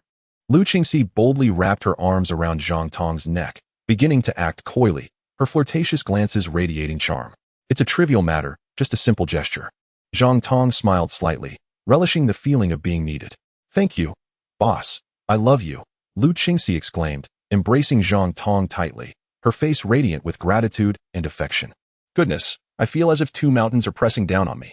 This is overwhelming. Zhang Tong's heart raced inexplicably, and his breath quickened. You are too much. Zhao Qian nearly exploded with anger. Was it such a crime to inquire about your past? Is this your way of retaliating? Are you deliberately trying to provoke me? Haha. I'm not angry. Not at all. I'm just a secretary. If you can seduce the boss, that's your talent. I'm just afraid you lack the ability. Chapter 73. If you kneel and beg for mercy, I might spare you. Luo Yan, if you don't want to be a cleaner, then leave. What have I done wrong? You, as a cleaner, dress like a temptress. Who are you trying to entice? Are you trying to seduce me?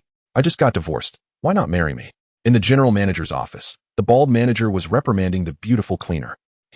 You are shameless, Luo Yan retorted, her face full of disdain and anger.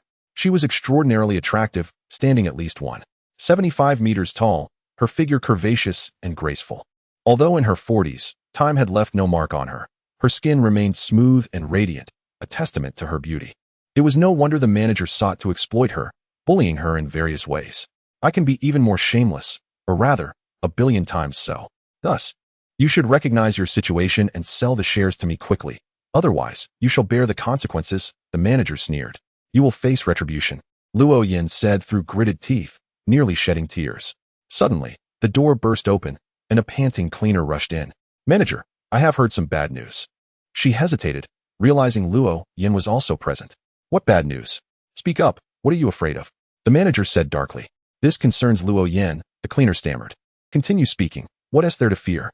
I am behind you, do you understand? The manager said arrogantly. Luo Yan, your daughter Lu Qingxi came to dine and showed affection towards a remarkable young man. It could lead to trouble. The cleaner recounted the details. Luo Yan, did you hear that? Your daughter is seeking help. He might be a powerful second-generation rich kid. I am quite frightened. The manager scoffed, unfazed. She is merely a beautiful streamer. How could she know anyone of significance? At most, she knows her benefactors. They covet her beauty. How could she possibly challenge me? The hotel manager? Surely, there is a misunderstanding. My daughter would never act so shamelessly. Luo Yan began to feel anxious. This was serious. Regardless of whether the young man had the strength or the intent to assist, now that the news had leaked, given the manager's tactics, that young man would undoubtedly face dire consequences. What sort of person was that young man? The manager ignored Luo Yan, continuing with his inquiry. Though he did not regard the opponent highly, a lion uses all its strength against a rabbit. One must never underestimate any adversary. It could be a director scouting talent. As he arrived with 8 stunning beauties and a formidable assistant, the cleaner shared. She works in a 5-star hotel and has indeed seen many directors come to dine and scout talent. The manager mused. Director? How old? He frowned slightly. If it's a renowned domestic director, he would have extensive connections and influence. Probably around 21 or 22, the cleaner replied. It could also be the heir of a modeling agency, bringing 8 models to dine. Whether he is a director or a rich heir, we shall soon find out. If he dares to provoke me, I will teach him a lesson he won't forget. The manager sneered, swiftly summoning security to confront Zhang Tong. Daughter, the truth is out. Hurry and leave. The manager is coming for you. Luo Yan's hands trembled with anxiety as she quickly sent a message. At that moment, Zhang Tong and the others were seated in a spacious private room, having ordered their meal, unaware of what assistance the boss intended to provide. The 8 beauties and Luo Pang were filled with curiosity, eagerly anticipating the unfolding drama. They were not entirely clear on Zhang Tong's power. Yet considering he had auctioned such a significant treasure without any trouble, and with his current fortune exceeding 500 billion, he certainly possessed influence. Therefore, when Zhang Tong claimed to help, they believed him wholeheartedly. Soon, the dishes were served. Lobsters, abalone, Australian crabs, all exquisite seafood. The wine was, of course, a vintage 1982 Lafite. To their surprise, the food was exceptionally delicious. Even the simplest vegetables were delightful. Everyone relished the meal, clearly impressed by the chef's skill. Renowned within the industry. If only we could enjoy this every day, Luo Pang sighed.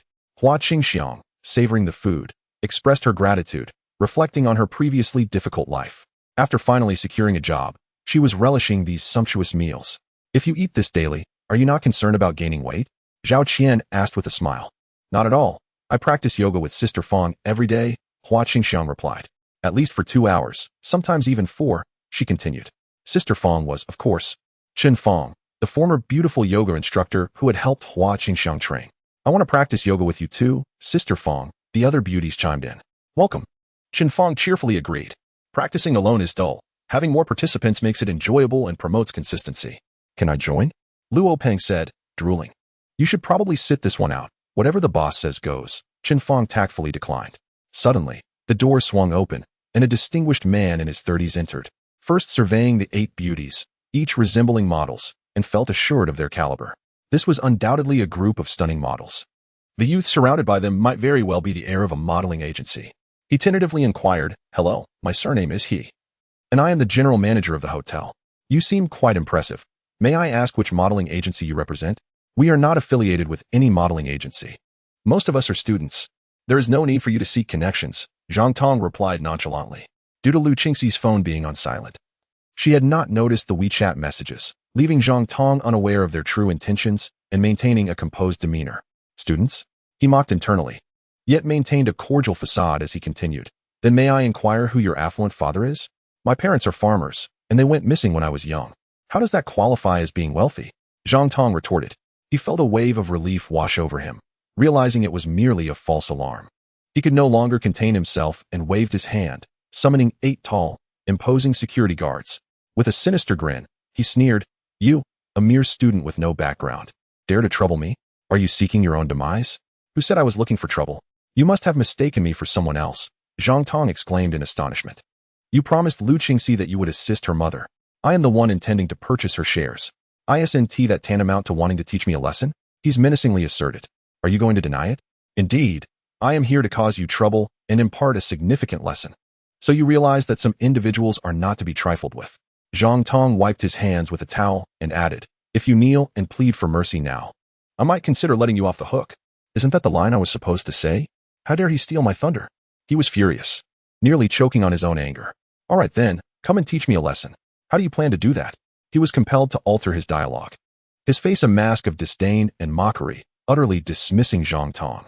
Just a mere student with no foundation. If I cannot defeat him, I might as well throw myself against a wall, he thought, chuckling inwardly, curious how the boss would handle this audacious fool. Luo Peng and the 8 beauties were filled with anticipation and excitement.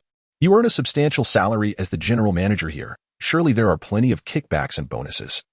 Perhaps your annual income reaches millions? Zhang Tong replied coolly. Thus, my lesson for you will be to terminate your employment, leaving you without this lucrative position. We will conduct a thorough audit, and if no discrepancies are found, I will initiate a whistleblower reward program for $1 million bounty. I suspect your embezzlement issues won't remain concealed for long. Then I will call the police, sending you off for a few years of vacation in prison. Of course, if you truly have not engaged in any misconduct, you may only lose your job, and perhaps you will have a chance to redeem yourself. What do you think you are to threaten my dismissal? He was seething with rage.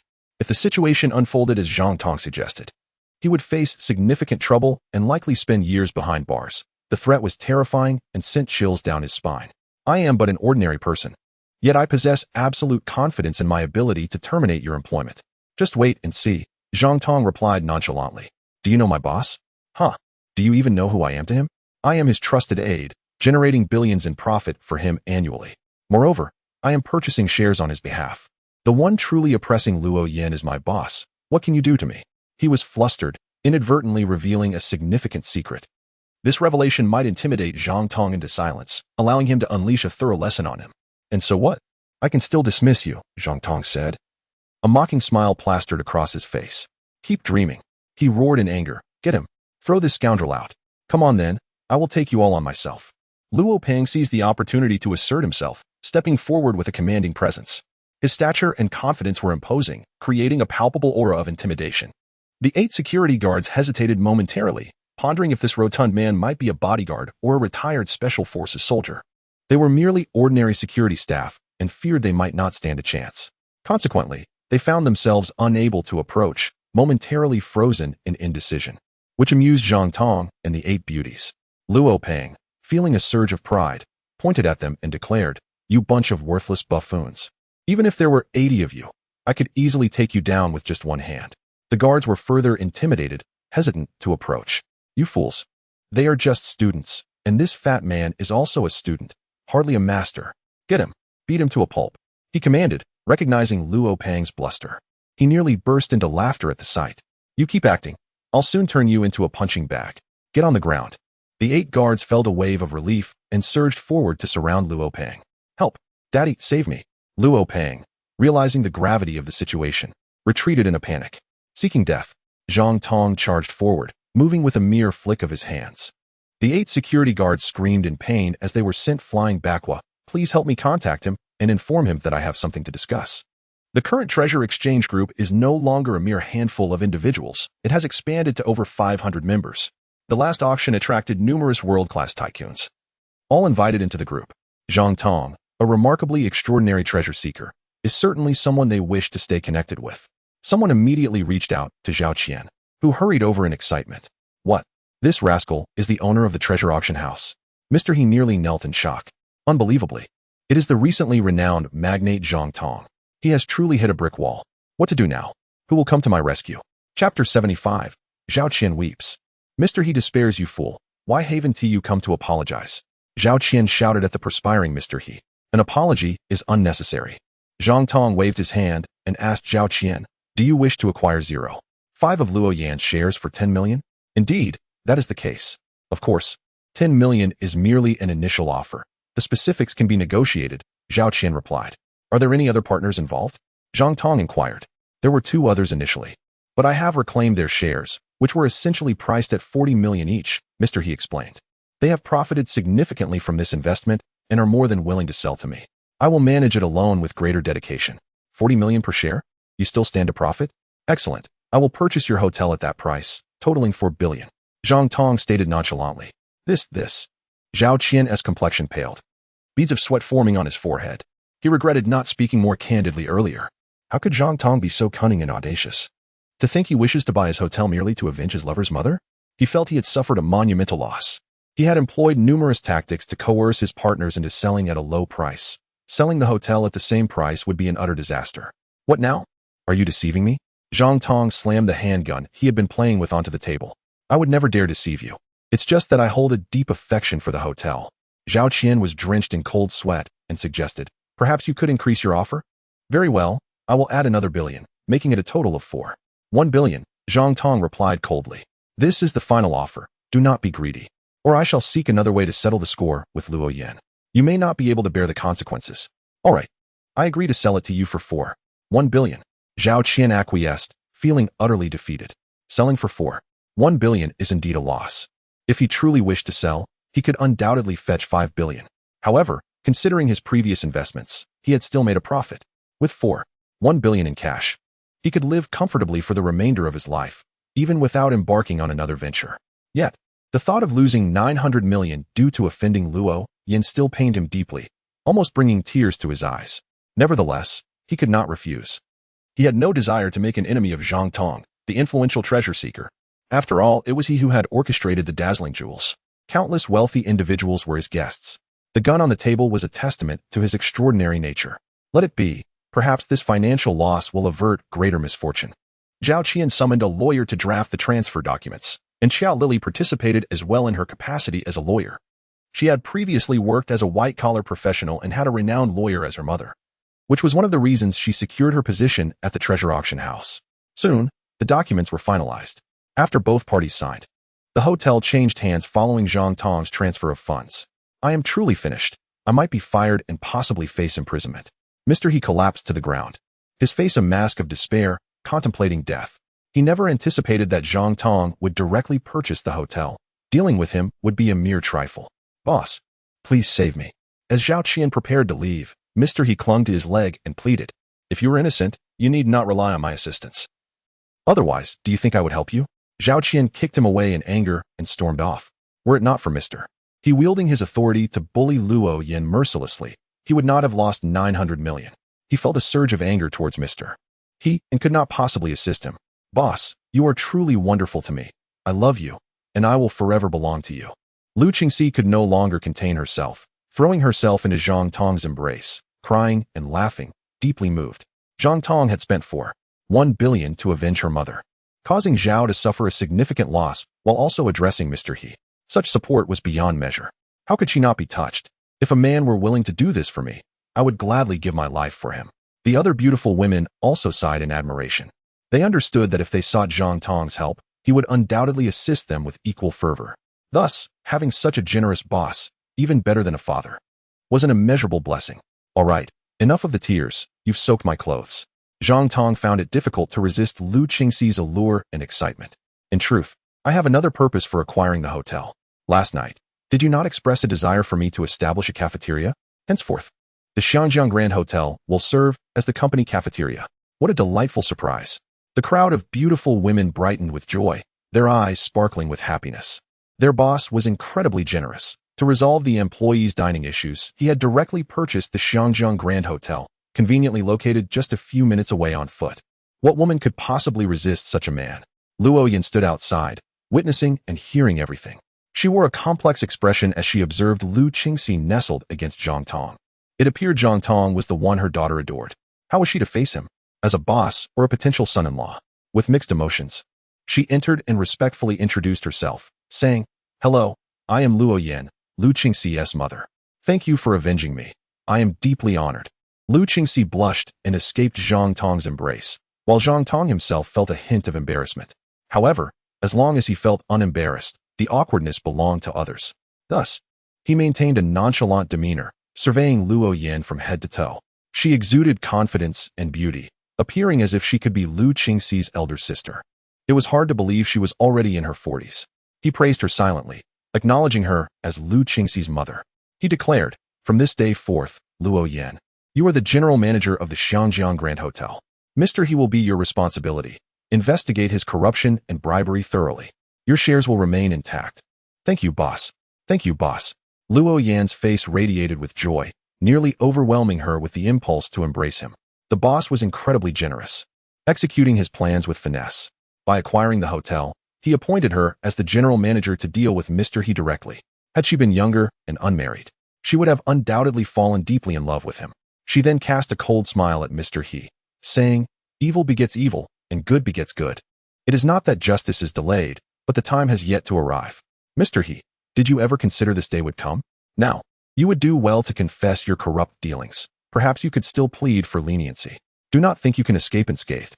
Let me assure you, I am fully aware of your transgressions. I even know about your despicable acts with the female attendants. I am finished. I am utterly finished. Mr. He trembled in fear, memories of his past misdeeds flooding back. How proud he had felt then. Now, he was engulfed by terror. What a delightful turn of events. As she witnessed Mr. He, who once bullied her, reduced to such a state, Luo Yan felt a profound sense of satisfaction. All of this was a gift from her boss, Zhang Tong. He truly is a rare gem in this world. Chapter 76. The Fortunate Zhang Tong. The wretched young beau. After resolving the hotel matters, Zhang Tong took 8 beautiful staff members on a shopping spree, indulging in a myriad of purchases, bags, watches, clothes, shoes, without a care for the price. Money was abundant, and the exhilaration left the 8 women dazzled with happiness. However, they maintained decorum, refraining from excessive purchases or visiting any gold or jewelry stores, not wishing to squander their boss's wealth and provoke his discontent. Zhang Tong shared their sentiments, equally uninterested in gold or jewelry. He firmly believes that he can find exquisite jewels on Baoxing. If these beautiful women truly remain unmarried for life, serving as his employees, he would undoubtedly ensure they are well taken care of. My goodness, shopping with 8 stunning beauties? What kind of affluent air is this? Even more ostentatious than Wang Tsong. Haha, does Wang Tsong dare to compare? His surname is Zhang, nicknamed Fij, 22 years old, a senior in college, and within 2 months of starting his business, he has amassed over 5 billion, not to mention taking 8 beauties out. Even if it were 80, no one would dare challenge him. Incredible. Could it be that he is named Zhang Fei? You don't even know Fij? He is the heroic figure who saved a woman from jumping off a building. He is a treasure seeker who discovered a miraculous gem called Flying Pearl, which, when held in the mouth, allows one to soar. I see now. It's him. I watched the rescue video. It gave me chills, and I even wanted to seek him as a master in cultivation. As they walked, Zhang Tong was closely surrounded by the 8 beautiful employees, evoking envy and jealousy from countless men. Following the recent auction, the Flying Man incident was finally explained correctly, as the officials released Zhang Tong's introduction and performance prior to the auction of the Flying Pearl. Thus, Zhang Tong earned 2 nicknames, Flying Man and Fij. Yet, hardly anyone knows what he looks like, as he was masked on both occasions. What a thrill, what sheer joy. Luo Peng felt liberated, for he no longer had to accompany anyone on shopping trips. He sped off in his Ferrari 812, finally parking in front of the Tianbao fruit store. Stepping out with an air of confidence, dressed flamboyantly, Tan Jia rushed to greet him. "Darling, you're back. Where did you get this car?" "Of course. It was given to me by my father, costing 5 million. Isn't it stunning?" Luo Peng beamed with pride. "Stunning, absolutely stunning," Tan Jia exclaimed, though confusion creased her brow. "Your father provided this? How does he have so much money? Isn't he a farmer? I mean our boss, Zhang Tong. Now we all call him Dad because he is so extravagant and generous, even more so than a biological father. Today he bought a dozen Ferraris. Each employee gets one." Luo Peng replied. "My goodness, how generous." Tan Jia's eyes turned red with envy. It was a pity she hadn't applied to Tianbao auction house and had to settle for being a fruit store manager, earning a mere 50,000 a year, with no benefits. Fortunately, she had caught Luo Peng, so there were still good days ahead. What else more? To resolve employee dining issues and to support Lu Qingxi's mother, he spent 1 billion to purchase the Xiangjiang Grand Hotel. Luo Peng boasted. "How incredible! How lavish!" Tan Jia lamented. "Lu Qingxi must be so fortunate. Being spoiled is indeed different." Tears of envy streamed down her face. If only she were as beautiful as Lu Qingxi, she would surely climb into Zhang Tong's bed. Such reckless spending. How long could hundreds of billions last? Tan Jia could only express her frustration. "Oh, what are you worried about?" Luo Peng shot her a glance. "Dad just returned from Changbai Mountain after half a day, bringing back 3,000-year-old ginseng, which he sold to Fan Bingxiang for 3.9 billion. He mentioned he would be treasure hunting tomorrow and is poised to make a significant score. I estimate he will join the ranks of billionaires." Tan Jia was utterly speechless. What kind of extraordinary person is this? Could he be the reincarnation of the god of wealth? How could I not have recognized Zhang Tong's terrifying earning potential before? If only I had pursued him back then, perhaps I would have succeeded. In times of struggle, one is closest to opportunity. After one rises, it becomes exceedingly difficult. How about I take you for a ride? Luo Peng suggested with a smile. It's not off work yet. Can we go after? Tan Jia fought against overwhelming temptation, fearing Zhang Tong would find out and be put off. If she wanted to marry Luo Peng, it would only remain a dream. Hence, she must adhere to the rules, never arriving late or leaving early, transferring every penny she earned to Zhang Tong's account without fail. Senpai, do you think my new car is beautiful? Luo Peng began to tease Yang Bo, sharing a photo of himself in the Ferrari 812. However, half a day passed without a reply, likely because Yang Bo couldn't be bothered. Luo Peng grew frustrated and sent a photo of Zhang Tong shopping with the 8 beauties, discreetly taken from behind to avoid inciting Zhang Tong's wrath. Zhang Tong spent the night with 8 beauties and is currently out shopping. What do you think? Isn't it exhilarating? Yang Bo finally responded. Why don't you believe it? You are simply incorrigible. Luo Peng sighed heavily. You can boast all you want, but there's no need to inflate Zhang Tong's reputation. I genuinely know his circumstances. I heard he opened a fruit store, and the manager is Tan Jia, your dream goddess. Did you not confront him? Yang Bo remarked. Tan Jia is my girlfriend now. It's because of Zhang Tong's help that I managed to pursue her. How can you only know such trivial matters? What else don't you know? Luo Peng retorted angrily. Now you've revealed your hand. Zhang Tong is indeed in the fruit business, and it seems he is finally on the rise, having opened a store. If he can turn it into a chain across the nation, he will indeed become a tycoon, but he is still far from that. Don't keep boasting. I'm no fool. When will you return to school after the new year? Luo Peng, defeated, had to change the subject, perhaps only to come back for my defense. I will be quite busy with work and am genuinely in a relationship. I might not have time to gather with you all, Yang Bo replied. In love? With which beauty? A local from Modu, the daughter of the company's vice president. She's about an 80 in looks, but her personality is rather poor. The trouble is, she is pregnant, and I have to marry her due to that. It's quite overwhelming, he lamented. How tragic. How tragic. Who asked you not to believe me? Luo Peng feigned sympathy. To be getting married while still in your internship, without a house, car, or money. You're likely just living off her. You will surely be looked down upon for the rest of your life. Is it any wonder her personality is terrible? How can she not take her frustrations out on you? After all, you are living off her. When is the wedding? Luo Peng inquired again. Due to the pregnancy. I don't dare to let Yang Bo know about any breakup. Perhaps it's just fate. It will likely be around the new year, after the 5th day. Yang Bo answered. Then, if you have time, come to Modu to see me. Absolutely. I will speak to Zhang Tong about going together. If we don't show up, we would regret it for the rest of our lives. Chapter 77. The Absurd Thoughts of Luo Yin Qingxi. How did you come to know Zhang Tong? After finishing their shopping, Lu Qingxi returned to Luo Yin's rented apartment, answering Luo Yin's inquiries upon her return from work. Their family's greatest asset was a mere 0.5 stake in the hotel. However, due to Zhao Qian's constant pressure on partners to transfer their shares, they hadn't seen any dividends for years, leaving their lives rather strained. The reason they didn't live together was that Lu Qingxi's frequent live streams often drew Luo Yan's ire, prompting her to move out. I shamelessly approached him, and the result has been nothing short of wonderful. Lu Qingxi recounted while massaging her aching calves. There's nothing improper about it. I see him as a nurturing boss. Luo Yin was utterly astounded. How can there be such an incredible boss in the world? He offers Lu Qingxi a 3 million annual salary, pays the clerks and receptionists $1 million each, reimburses beauty treatments, and even provides Ferraris for all employees. Haha, we all call him Dad now. Lu Qingxi chuckled mischievously. Indeed, the nickname nurturing boss suits him perfectly. You must work diligently. Do not let down the kindness he has shown you, Luo Yin advised earnestly. Certainly, we have all exerted ourselves greatly, particularly I, in preparation for the last auction, having scarcely slept for 3 days for fear of making a mistake. Ultimately, it turned out remarkably well, and he expressed his satisfaction, even commending me specifically. Lu Qingxi said with pride. That is splendid, Luo Yin replied, her face aglow with happiness. He has now become the owner of the hotel and appointed me as the general manager. With my monthly salary adjusted to match that of the former general manager, an annual salary of 2 million. My shares remain intact, and I shall receive dividends each year. All my worries have dissipated, all thanks to him. I truly do not know how to repay him. Leave the matter of repayment to me, mother. You need not concern yourself, Lu Qingxi responded. What do you intend to do? Simply work diligently and treat him well, Lu Qingxi replied. seemingly unconcerned. As for him, it was merely a trifling effort that required little exertion. It is indeed a blessing from heaven that you have come to know him, but remember to be grateful. Luo Yin sighed. By the way, is the auction house still hiring? What do you mean, mother? Are you hoping to introduce someone? Lu Qingxi teased. You heartless sister. Have you forgotten your younger sister now that you are prosperous? Luo Yin remarked. How well does your sister treat you? Are you suggesting that your sister should work at the auction house? That is unacceptable, absolutely out of the question. Lu Qingxi shook her head repeatedly.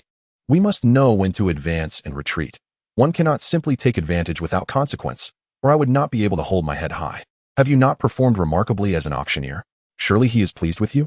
You are far more useful than those clerks or secretaries, not merely living off someone else. Besides, one should not avoid employing talented individuals simply because they are related. Your sister is beautiful and capable. I believe she could excel in any role. However, if the company is not in need of staff, then there is no need to discuss it, Luo Yin asserted. The company truly does not lack personnel. And even if it did, I would not recommend my sister, Lu Qingxi replied. My sister is pursuing a career as a star. The auction house is hardly suitable for her. She has only played supporting roles twice. I see little prospect in that. Moreover, the entertainment industry is so chaotic. How can my sister avoid being taken advantage of? Luo Yin countered. Therefore, if she could work at the auction house with such favorable treatment, it would be far better than being a star. My sister's dream is to be a celebrity. If you suggest she work as a receptionist or clerk, I believe she would have a meltdown, Lu Qingxi retorted. In any case, she felt that if the two sisters were to work at the same company, even if their relationship with Zhang Tong remained pure, the rumors would undoubtedly multiply tenfold or even 100-fold, and that would not bode well. Very well. I shall visit your sister when I have the time to see if there is any way I can assist her, Luo Yin conceded. Realizing she could not sway Lu Qingxi. She is with our father, who is a successful individual in his own right, so he will certainly consider her future well. Do not worry, mother, Lu Qingxi reassured her. What does he count as a successful individual? Compared to Zhang Tong, he is inconsequential, Luo Yin remarked. Moreover, now that he has a new partner, he may not treat your sister well. Qingqing claims she is doing well, but I remain uneasy, she added. Very well. I happen to have a holiday coming up, so I will pay a visit to Wuqing to see her, Lu Qingxi said. The following morning, Lu Qingxi drove home and encountered Zhao Qian, Luo Wei, and Su Shanshan, who were on their way to school. They dared not drive the Ferrari, as it was too ostentatious and might lead to misunderstandings with teachers and classmates. Good morning, three beauties, Lu Qingxi greeted as she parked her car. The boss is still asleep. Do not disturb him. He did not sleep well last night, Zhao Qian replied. Is he overworking himself? Lu Qingxi asked with a teasing smile. And what if he is? You would do well not to provoke me, Zhao Qian shot back, though secretly feeling a bit smug. The boss favors me, seeking me out constantly, showing no interest in the other beauties. Your jealousy is futile. Actually, I am merely concerned for you, Lu Qingxi laughed. With work and classes during the day and overtime at night, you might age prematurely. Just look at those dark circles under your eyes. Well, thank you for your concern. I will be mindful, Zhao Qian huffed before pulling Luo Wei and Su Shanshan away.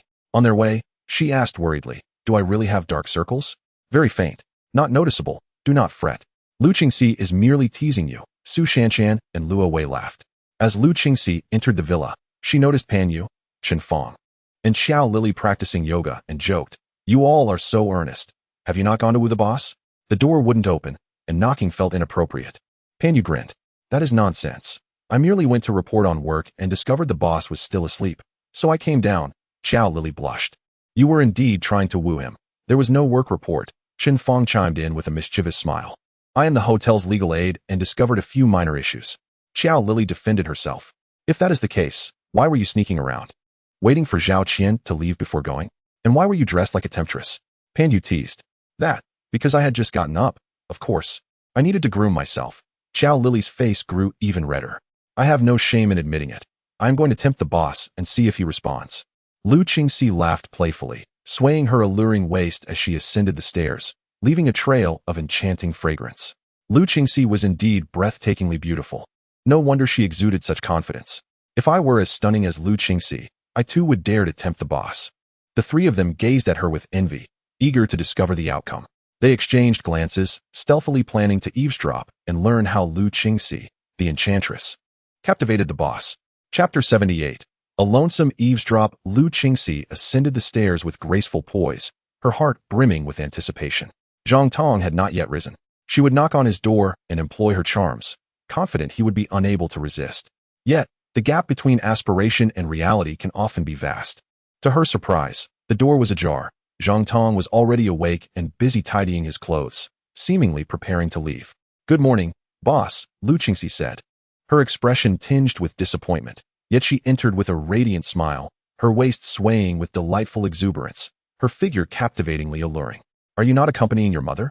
Back so soon?" Zhang Tong's face lit up with admiration. For today, Lu Qingxi appeared exceptionally stunning, clad in a red short skirt that accentuated her fair waist and long, graceful legs. Her curves were breathtakingly beautiful, perfectly embodying the harmony of nature. Her long, lustrous black hair cascaded like a waterfall, and he found himself yearning to grasp it. What was most tempting were her luscious, seductive red lips, reminiscent of ripe cherries, exuding a sweet aroma. Her physique, beauty, attire, and aura were all impeccable. She was indeed the quintessential top-tier beauty anchor and car model, rivaling even the finest models from Han Country. "I have missed you," Lu Qingxi proclaimed, her chest proudly elevated, adding to her allure, enticingly swaying. Yet, Zhang Tong merely cast a few glances before continuing to pack his belongings, demonstrating an impressive fortitude against her charms. "I'll help you." Lu Qingxi took the clothes Zhang Tong had carelessly stuffed into his bag, folding them meticulously. "I had intended to warm your bed, considering how cold it is. But I did not expect you to rise so early." With flirtatious glances and electric energy crackling in the air, she wielded her allure like a high-voltage current, enough to leave one tingling and weak in the knees. "Do you dare to tempt the boss again? Have you forgotten the incident of the spanked bottom? Do not repeat such behavior," Zhang Tong remarked nonchalantly. Yet inwardly, he found himself utterly captivated. This enchantress possessed an unparalleled ability to beguile, and he felt compelled to exit promptly to avoid embarrassment. The villa also had other beautiful women. As Zhang Tong stepped out of the door, he spotted Pan Yu, Chen Feng, and Xiao Lily fleeing down the stairs. They had come to witness the spectacle and listen in, only to find themselves caught in the act, which was utterly embarrassing. "Slow down. Be careful not to trip," Zhang Tong gently cautioned, feeling sympathetic towards their ankles. "We were just coming up to ask Lu Qingxi to practice yoga." Chen Feng quickly devised an excuse, calming the flustered Xiao Lily and Pan Yu. "Beautiful women should practice yoga to maintain their stunning looks." Zhang Tong nodded in agreement. "Boss, are you heading out? Could it be a treasure hunt?" Pan Yu playfully tossed her hair, exuding charm. "Indeed," Zhang Tong replied, setting down his luggage to enjoy the breakfast prepared by the lovely ladies. "Where are you off to treasure hunting?" Lu Qingxi, wearing high heels, clattered down the stairs with curiosity. "To Shenangjia," Zhang Tong mused. "We must open more passageways, otherwise we'll be stuck going back and forth to the family cellar, the company basement, or Changbai Mountain, which is quite inconvenient. Ideally, we should establish an entrance with each treasure hunt, ultimately creating a web of entrances across the globe. This way, I could instantaneously reach anywhere in the world, which would be immensely convenient. No one could trace me, and no one would know where I might suddenly appear, concealed by the magical flying beads. Others would merely assume I had crossed over in the dead of night. I want to go too," Lu Qingxi exclaimed excitedly. "What do you intend to do?" Zhang Tong asked, bewildered. "You, a supermodel and the company auctioneer, want to go treasure hunting? Do you really think there are treasures in Shenangjia? Even if there were, they would be exceedingly difficult to find. Only the treasures of the treasure star are numerous and easily picked up. I happen to be heading to Wuqing, and I intended to mention that when I came upstairs," Lu Qingxi replied. "And Shenangjia isn't far from Wuqing, so I can accompany you. Let us drive there together." "All right, let us go together," Zhang Tong conceded. He had initially planned to fly there, which would have been swift, but that was only feasible at night. During the day, it would attract too much attention, and Wu Na would likely create trouble. Driving would only take 3 hours, which was also quite quick. Soon, the two set off in Zhang Tong's Ferrari Raphael, with Lu Qingxi sitting in the passenger seat, racing towards Wuqing. Along the way, they garnered countless envious glances. Luxurious cars and stunning women, especially the finest of both, were undeniably captivating, yet also elicited resentment. "Boss, did Zhao Qian not know you when you were in college?" Lu Qingxi asked curiously. "I knew her, but she did not know me. She only recognized you after you purchased the villa, and your relationship developed rapidly," Lu Qingxi continued inquisitively.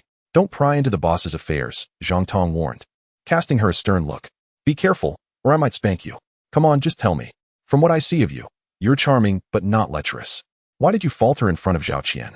Lu Qingxi pouted playfully. "Zhao Qian was my dream goddess during college. I've known her for 2 years and understand her well.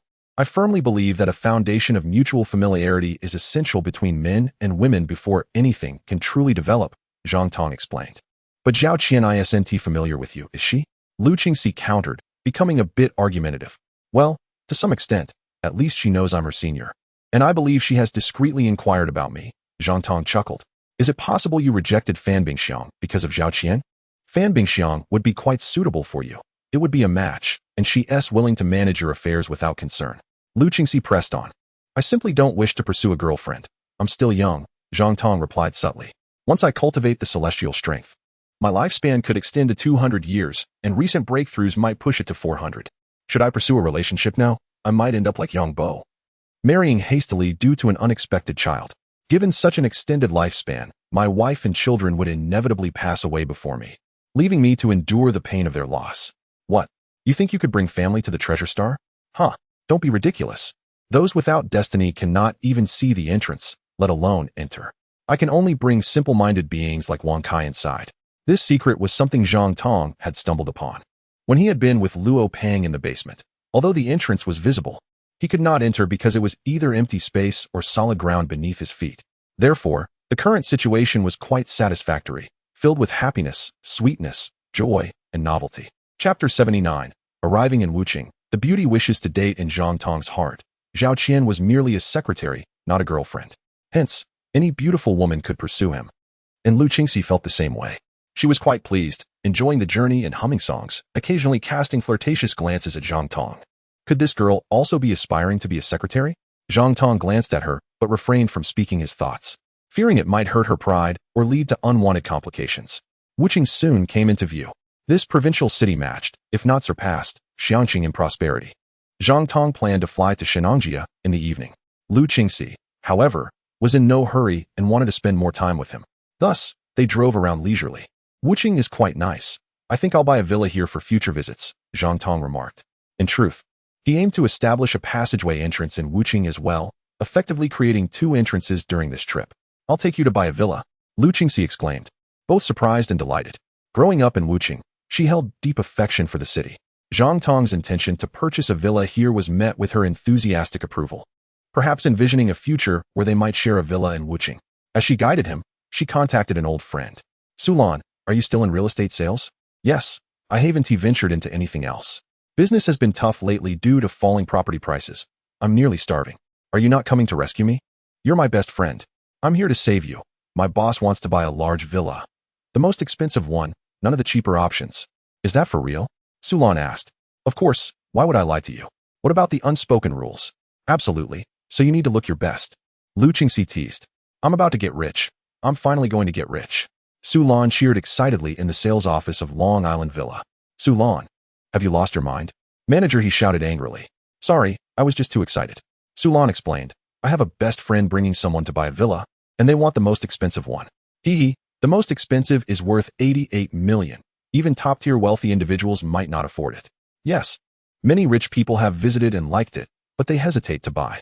Sulan, you're destined to be disappointed. Perhaps they're just joking with you. Other sales staff were doubtful, some even mocking. What does your friend do? Does she know any top-tier wealthy individuals? Manager, he inquired expectantly. She's a model and a stunning live stream host with great performance and character. I trust her. She doesn't like to boast, Sulan replied. A model and a beautiful live stream host? She might know a few wealthy second-generation individuals, but it's still a long shot. Manager, he responded skeptically. Other sales staff continued to ridicule Sulan, dismissing her as dreaming. After a while, a Ferrari barreled in with an air of audacity, skidding to a halt at the entrance of the sales office. Zhang Tong and Lu Qingxi stepped out of the car, and my goodness. Sulan, who came out to greet them, wore a shocked expression, her gaze vacant. The others were equally stunned. A supercar worth over 20 million? Where did this affluent individual emerge from? Certainly not from Wu City. Sulan, you are becoming more beautiful by the day, Lu Qingxi greeted first. Not as a mere compliment, for Sulan was indeed striking, with a figure to match. Yet, she paled in comparison to Lu Qingxi, and also to Susan, Chen Fong, Pan Yu, and Xiao Lily. Even so, it would be remiss to deny her beauty. You look radiant and stunning. Have you encountered good fortune? Sulan embraced Lu Qingxi warmly. I have indeed found a benefactor today, and this is my boss, Zhang Tong. And this is Sulan, my best friend. Lu Qingxi introduced them. Mr. Zhang, It is an honor to make your acquaintance, Su Lan said, shaking hands with Zhang Tong, her fingers lightly grazing his palm. Goodness. I hope this beauty does not take Lu Qingxi's words at face value. Thinking I wish to exploit her, Zhang Tong mused, bemused. With such a handsome benefactor, which Lady Wu Ti want to be taken advantage of? But rest assured, I will protect you, Lu Qingxi teased, whispering conspiratorially in his ear. How can Lu Qingxi say such things? Su Lan felt both embarrassed and flustered, though she pretended not to hear, enthusiastically ushering Zhang Tong inside. A throng of sales ladies, along with the manager, rushed to attend to them, all eager to serve such a wealthy client, causing envy among the other prospective buyers in the vicinity. Was this the power of a Ferrari? Without any hesitation, Zhang Tong purchased a villa worth 88 million, boasting over 1,400 square meters of space. It featured a lookout tower, a conference room accommodating 50 people equipped with an elevator, and a garden exceeding 1,000 square meters, complete with a helicopter pad and swimming pool.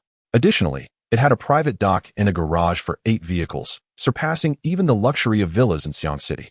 The location was equally splendid, situated on the northeastern shore of Tanshuan Lake, surrounded by mountains and water, resembling a rare, ancient coin-shaped island. The island was narrow from east to west and elongated from south to north, with an 800-meter-long dike symbolizing private territory connecting to Jiangxia Avenue, while also boasting 1,000 acres of private inner lake. The harmonious amalgamation of the island, lake view, gardens, and villa created the most beautiful private garden in all of Wu City, a veritable picture of beauty. Walking in such a place could elevate anyone's spirit. Boss, I absolutely adore it, Lu Qingxi declared at first glance. I was particularly drawn to one aspect, the basement, perfect for storing a safe, Zhang Tong replied. Lu Qingxi burst into laughter, clinging to Zhang Tong's arm and playfully swaying. Let's stay in the villa tonight. You can go treasure hunting tomorrow, all right? She completely forgot about visiting her sister. But don't you have something to attend to? Zhang Tong inquired. I can handle that tomorrow. Spending time with my boss is far more important, Lu Qingxi giggled. Then it shall be as you wish, Zhang Tong agreed. Purchasing such an opulent villa, naturally, they must spend their first night there to fully experience its splendor. My goodness, what sort of affluent individual pays in full without haggling? Swiping a card for 88 million. All the sales ladies were left in utter astonishment, and even the manager was so shocked he knelt. The wealthy buyer who had been viewing the property for the 8th time covered his face in disbelief, still hesitating to make a decision. For 88 million is a significant sum even for the average rich person. One must tread carefully. Su Lan was overjoyed, having earned over 2 million in commission, and couldn't he help but shyly whisper to Zhang Tong, "Handsome, shall we meet tonight?" Chapter 80. Ultimately, the enchantress had her way. I'm sorry, beautiful, but I want to be free tonight, Zhang Tong replied with a smile, gracefully declining. He was not a man to be trifled with, nor a libertine. If he were, with so many beauties around him, he would have long since exhausted his conquests. He did not believe in casual affairs devoid of emotion. After a meal at the hotel, they returned to the villa. Lu Qingxi was brimming with joy and excitement, eager to plunge into the swimming pool. Are you out of your mind? It's December. Do you dare swim? Zhang Tong exclaimed, grabbing her arm. What is the big deal? I swim in winter all the time. Besides, you're referring to the solar December. It's only early November, and the water temperature is around 10 degrees, Lu Qingxi retorted. I want to swim. Don't stop me. I'm merely concerned you might catch a cold, Zhang Tong replied, refraining from further discouragement. Soon, Lu Qingxi changed into a revealing bikini, her extraordinary figure fully on display, captivating Zhang Tong's gaze and quickening his heartbeat. With a splash, Lu Qingxi dove in, joyfully exclaiming how refreshing it was. Watching her glide through the water like a mermaid was a sight to behold. Zhang Tong sat entranced, savoring the moment, and lit a cigarette. Boss, are you brave enough to join me for a swim? Lu Qingxi challenged. What do I have to fear? Zhang Tong chuckled, a smile gracing his lips. As a man of remarkable physical prowess, he could walk bare-skinned in the snow without feeling cold. He donned his swimwear and jumped in, frolicking alongside her, creating a delightful atmosphere. Ah, how exhilarating, Zhang Tong thought to himself, realizing the joys of wealth could be abundant. In times of poverty, one only knew suffering. An hour later, they emerged from the water, and Lu Qingxi began to shiver uncontrollably. I'm so cold. Lend me some warmth, she implored, diving into Zhang Tong's embrace. Holding him tightly, their skin touching felt electric. Goodness, this is so exhilarating. Who could resist? Zhang Tong's face flushed, and his heart raced as he pulled her closer. Soon, they succumbed to passion, kissing fervently, their bodies trembling, whether from the cold or something else, they could not tell. After half an hour, The fervent kiss came to an end, and Lu Qingxi felt an overwhelming sense of shyness and joy. For their relationship had finally taken a significant step forward. Seizing the moment, Zhang Tong sighed, realizing he had ultimately fallen prey to the enchantress. Now, there was no turning back. In the luxurious room, the ambient lighting shimmered enchantingly. After their bath, Lu Qingxi donned a tight black mini dress that accentuated her long, fair legs and exposed a hint of her bosom, resembling a snowy landscape, dazzling and captivating. She began to dance gracefully, the melodious music playing. I am a fox who has cultivated for 1,000 years, enduring a millennium of solitude. Her form was delicate and alluring, her bright eyes sparkling with mischief, her smile radiating warmth, occasionally tinged with a hint of melancholy. Such beauty, utterly mesmerizing, set hearts racing. Leaning against the headboard, Zhang Tong watched in a daze, reveling in the moment, feeling nothing but pleasure. His admiration for Lu Qingxi grew. She was not the type to recklessly pursue her boss, never rushed. After waiting so long, she struck decisively and with deadly precision. Moreover, she was incredibly charming, dancing to entertain, skillfully delighting a man, contingent upon the man's ability to inspire such devotion. Though Lu Qingxi had once been a beautiful anchor, frequently singing and dancing in her broadcasts, this sultry dance was something only Zhang Tong had been privileged to witness, a testament to his honor.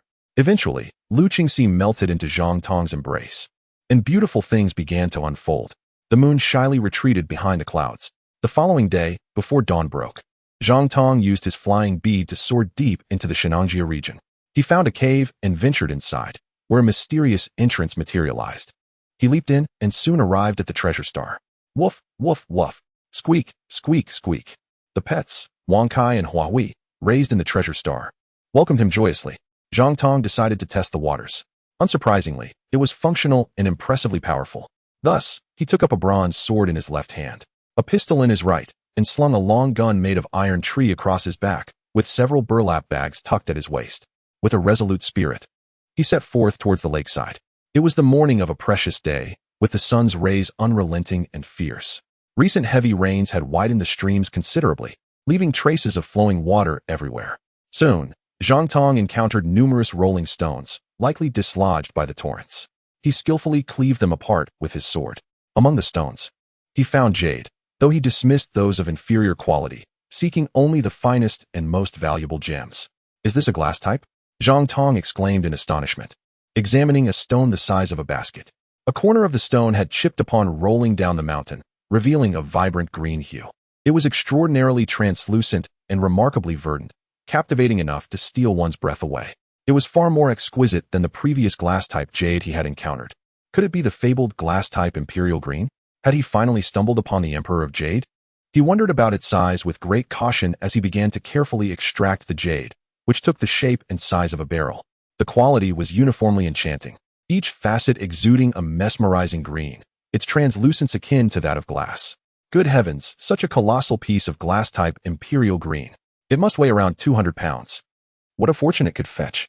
Zhang Tong's face radiated with joy, excitement coursing through him. Although he intended to sell this treasure, he resolved to keep half for crafting jewelry, either for himself or as gifts, which would undoubtedly elevate his stature. What bliss! Who would have thought that a torrential downpour would deliver such a miraculous gem? Indeed, the land was teeming with treasures. He continued onward, the rolling stones becoming increasingly sparse as he distanced himself from the mountain's foot. Suddenly, a gleaming object caught his eye as Hui, in a fit of exuberance, leaped around in the grass, emitting curious sounds of excitement. What could it be? Zhang Tong reached out, only to be left astounded. A diamond? The size of a peach? It sparkled brilliantly, flawless, and of exceptional quality. In 1905, a 3106, 75-carat diamond was discovered in the premier mine of South Africa, presented to King Edward VII. Subsequently cut into 9 pieces of varying sizes, the largest being the Cullinan Eye, embedded in the king's scepter, and the slightly smaller Cullinan II adorning the royal crown. Today, the world's largest diamond is the Golden Jubilee, weighing 545.67 carats. 1 carat equals 0.2 grams, approximately 110 grams. Compared to the diamond Hui had unearthed, the disparity was staggering. This peach-sized diamond must be worth several hundred million, possibly exceeding $1 billion. Chapter 81. The marvelous treasure within the turtle's belly. Having discovered yet another extraordinary treasure, Zhang Tong laughed joyously. For an auction house, the more diverse the treasures, the better. This enormous diamond would undoubtedly make a sensational highlight, complemented by the glass-type imperial green jade. It was time to promote the next auction. Seeing Zhang Tong's enthusiasm for the diamond, Hui danced about, pointing excitedly at the grass, chattering eagerly. Wang Kai understood the cue and began to dig fervently, quickly uncovering 2 more diamonds, both of exceptional clarity, nearly devoid of color, and sparkling brilliantly, each weighing over 100 carats. Generally, the highest quality diamonds can fetch around 200,000 per carat. Thus, each one discovered was worth tens of millions, surpassing even jade in value. After all, encountering a stone and cleaving it does not guarantee jade, and even if jade is found, it may not be of the highest quality. Zhang Tong eagerly began to search, sifting through the loose, water-worn sediment that made the task relatively easy. One diamond after another emerged from the earth. After 72 hours, Zhang Tong had filled a sack with more than 1,000 diamonds, the largest being the size of a fist, weighing over 5,000 grams. Of course, he did not solely focus on collecting diamonds. He took time to rest in the cave he had built for himself. In the pursuit of treasure, it is essential to remain vigilant and not succumb to fatigue, lest one fall into peril. This was the land of treasures. One could encounter all manner of terrifying beasts. Zhang Tong was eager to continue his diamond hunt, relishing the thrill of finding gems worth millions. However, the diamonds had seemingly vanished. He decided to head towards the lakeside. The weather was exceptionally fine, with a cloudless sky stretching endlessly and only a few giant birds soaring above. Zhang Tong proceeded cautiously, keeping a wary eye on the skies to avoid any avian attacks. Eventually, he reached the lake's edge, meandering around its perimeter, yet after a considerable time, no flying clams emerged to assail him, leaving him greatly disappointed. Could it be that the flying clams retained a lasting memory of him? The prospect of auctioning off flying pearls seemed increasingly futile. Wuna would surely be furious. Had he inadvertently played a trick on her? Suddenly, a tremendous splash erupted as a colossal turtle, resembling a small mountain, surfaced from the water. Its menacing head lunged forward like an arrow, extending nearly 100 meters in an instant, snapping violently at Zhang Tong. Good heavens, is there such a monstrous creature lurking in the lake? Zhang Tong felt a chill run down his spine. He instinctively retreated in a flash. Yet the beast pressed on, howling as it clambered ashore, revealing its thick shell, 8 legs, and a neck extending several hundred meters. It appeared to be a mutated turtle, resembling a massive armored vehicle, relentlessly pursuing Zhang Tong and Wang Kai at a speed surpassing theirs. Zhang Tong contemplated taking to the skies with the flying pearl, but above, a dozen giant birds circled ominously, clearly seeking to capitalize on the chaos. Thus, he dared not ascend. Instead, he aimed his gun at the turtle's truck-like head and fired. The shot rang out with a thunderous crack, leaving a deep crater in its skull, blood gushing forth like a fountain. The turtle emitted a mournful wail, its head crashing to the ground. Zhang Tong, wary of the mutated turtle feigning death, tossed 3 peanuts at it, ensuring it was truly incapacitated. The gunfire startled the giant birds above, causing them to vanish from sight, evidently sensing the looming threat. Zhang Tong wiped the cold sweat from his brow. Had he been unarmed, he would have had no choice but to flee using the flying pearl. Now, with his swiftness nearly rivaling that of the giant birds, he could escape back to the cliffs. Today, however, he stood triumphant, having felled a mutated giant turtle with a single shot. He returned, severing the turtle's head and began to dissect its shell. He had heard tales of treasures hidden within turtles. Some had extracted dozens of luminous pearls from giant turtle shells, each worth a fortune. The bronze sword, razor-sharp, easily penetrated the turtle's tough shell, but to his dismay, no pearls were found within. Were they hidden in its belly? Frustration welled within Zhang Tong. After hunting down a mutated giant turtle, he had turned up empty-handed. Slowly, he began to slice open the monster's belly, scrutinizing its contents. He found numerous fish bones, alongside bones from beasts and birds, all of considerable size. It was clear that this creature was an amphibious predator, consuming whatever it could catch. Whether in the air, on land, or in water, it might very well be one of the apex predators of this treasure-laden land. Zhang Tong felt a twinge of apprehension, realizing that such monsters likely lurked beneath the sea as well, their sizes potentially terrifying. Even with a gun, safety was not guaranteed. Suddenly, Wang Kai uncovered something, scratching and digging until it unearthed a shell the size of a door panel. It was unmistakably a flying clamshell. Zhang Tong's face lit up with uncontainable joy. The giant turtle had consumed the flying clam. Perhaps the pearls were still within the creature's belly. However, he pondered why the beast had not taken flight after devouring the pearls. Did they render it incapable of flight once ingested? Was it only possible to soar if held in the mouth? Zhang Tong's enthusiasm surged as he resumed his search, beckoning Hui Hui to assist. Hui Hui, the treasure-hunting mouse, quickly sensed Zhang Tong's intent and began to chirp excitedly. Before long, Zhang Tong discovered a flying pearl the size of a bean. Testing it immediately, he was elated to find it could indeed lift him into the air. His joy was immeasurable, for it was worth an astounding 15 billion. Certainly, only 5 billion was sold to the state, yet the average price reached 10 billion. It cannot be denied that the flying pearls are the most valuable treasures discovered by Zhang Tong thus far. Were there any more? Zhang Tong continued to search, needing at least 2 to fulfill his agreement with Wu Na, allowing him to auction off 1. As he rummaged, a peculiar sound caught his attention. Hui Hui seemed to sense something, pointing excitedly at a specific spot. Like a treasure hunter, Zhang Tong uncovered 6 flying pearls from the belly of the beast, 2 of which were only slightly larger than peanuts, while the other 4 were the size of beans. Clearly, the creature had consumed only 2 flying clams. Unable to excrete the undigested pearls in time, perhaps even unable to digest them at all. Given the beast's formidable strength, it must have devoured many flying clams, wasting an unfathomable fortune. Nevertheless, even with just 6 pearls, Zhang Tong felt immensely satisfied, for they were worth 60 billion, far quicker than robbing a bank. It was time to return. Zhang Tong harvested over 1,000 pounds of turtle meat, draping it over his shoulder, preparing to transform it into cured meat, which promised to be quite delectable. Yet, after only 3 steps, he abruptly halted, his gaze fixated on a thicket, his face a mask of astonishment. Chapter 82. A woman hidden in the thicket? The thicket lay at least 300 meters away from Zhang Tong. Perhaps due to the violent storm, it had become disheveled, revealing gaps. Through one of these openings, he was astonished to see a young beauty standing there, with long green hair, cascading down to her ankles and devoid of clothing.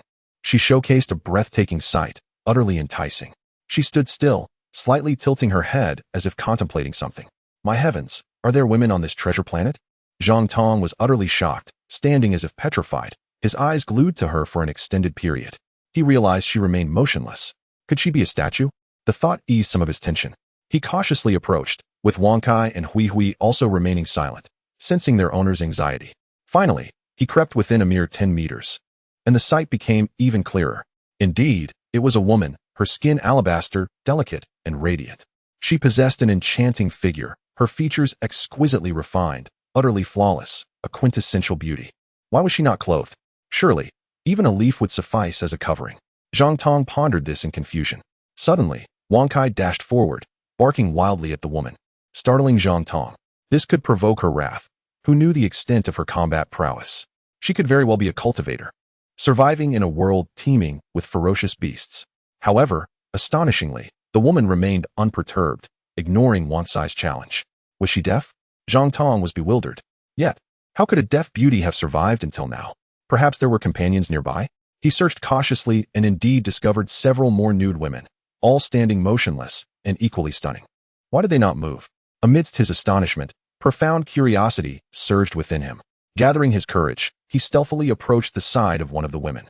To his utter amazement, she was not a woman at all, but rather a type of plant. Her feet were roots, deeply embedded in the earth. My goodness, how could such a plant exist in this world? Zhang Tong touched his forehead, marveling at the wonder before him. As he circled the woman tree, he noted that it bore no difference from a woman. If he were to share this discovery, few would believe him. Good heavens, he had nearly been frightened to death, believing he had encountered extraterrestrial beings. He patted his chest, his heart still racing from the fright. He had long considered this treasure planet his alone and could not bear the thought of sharing it. Drip, drip, drip. A liquid oozed from the upper part of the tree, splattering onto the ground, producing a crisp sound. The air was filled with a rich, milky fragrance. Should Wang Kai taste it? Zhang Tong urged Wang Kai to try it, but the creature recoiled in fear, as did Hui Hui. Could it be toxic? Zhang Tong's face was a portrait of confusion. It was indeed possible. Otherwise, why would the 2 little creatures hesitate to partake? He began to sift through the grass, observing closely. The milky liquid saturated the soil. The plant was lush and healthy, appearing non-toxic. After all, a superpotent poison could kill even grass. Thus, Zhang Tong collected the liquid in 3 bottles, intending to analyze it later. He instinctively felt it was a precious substance, likely possessing unique properties and immense value.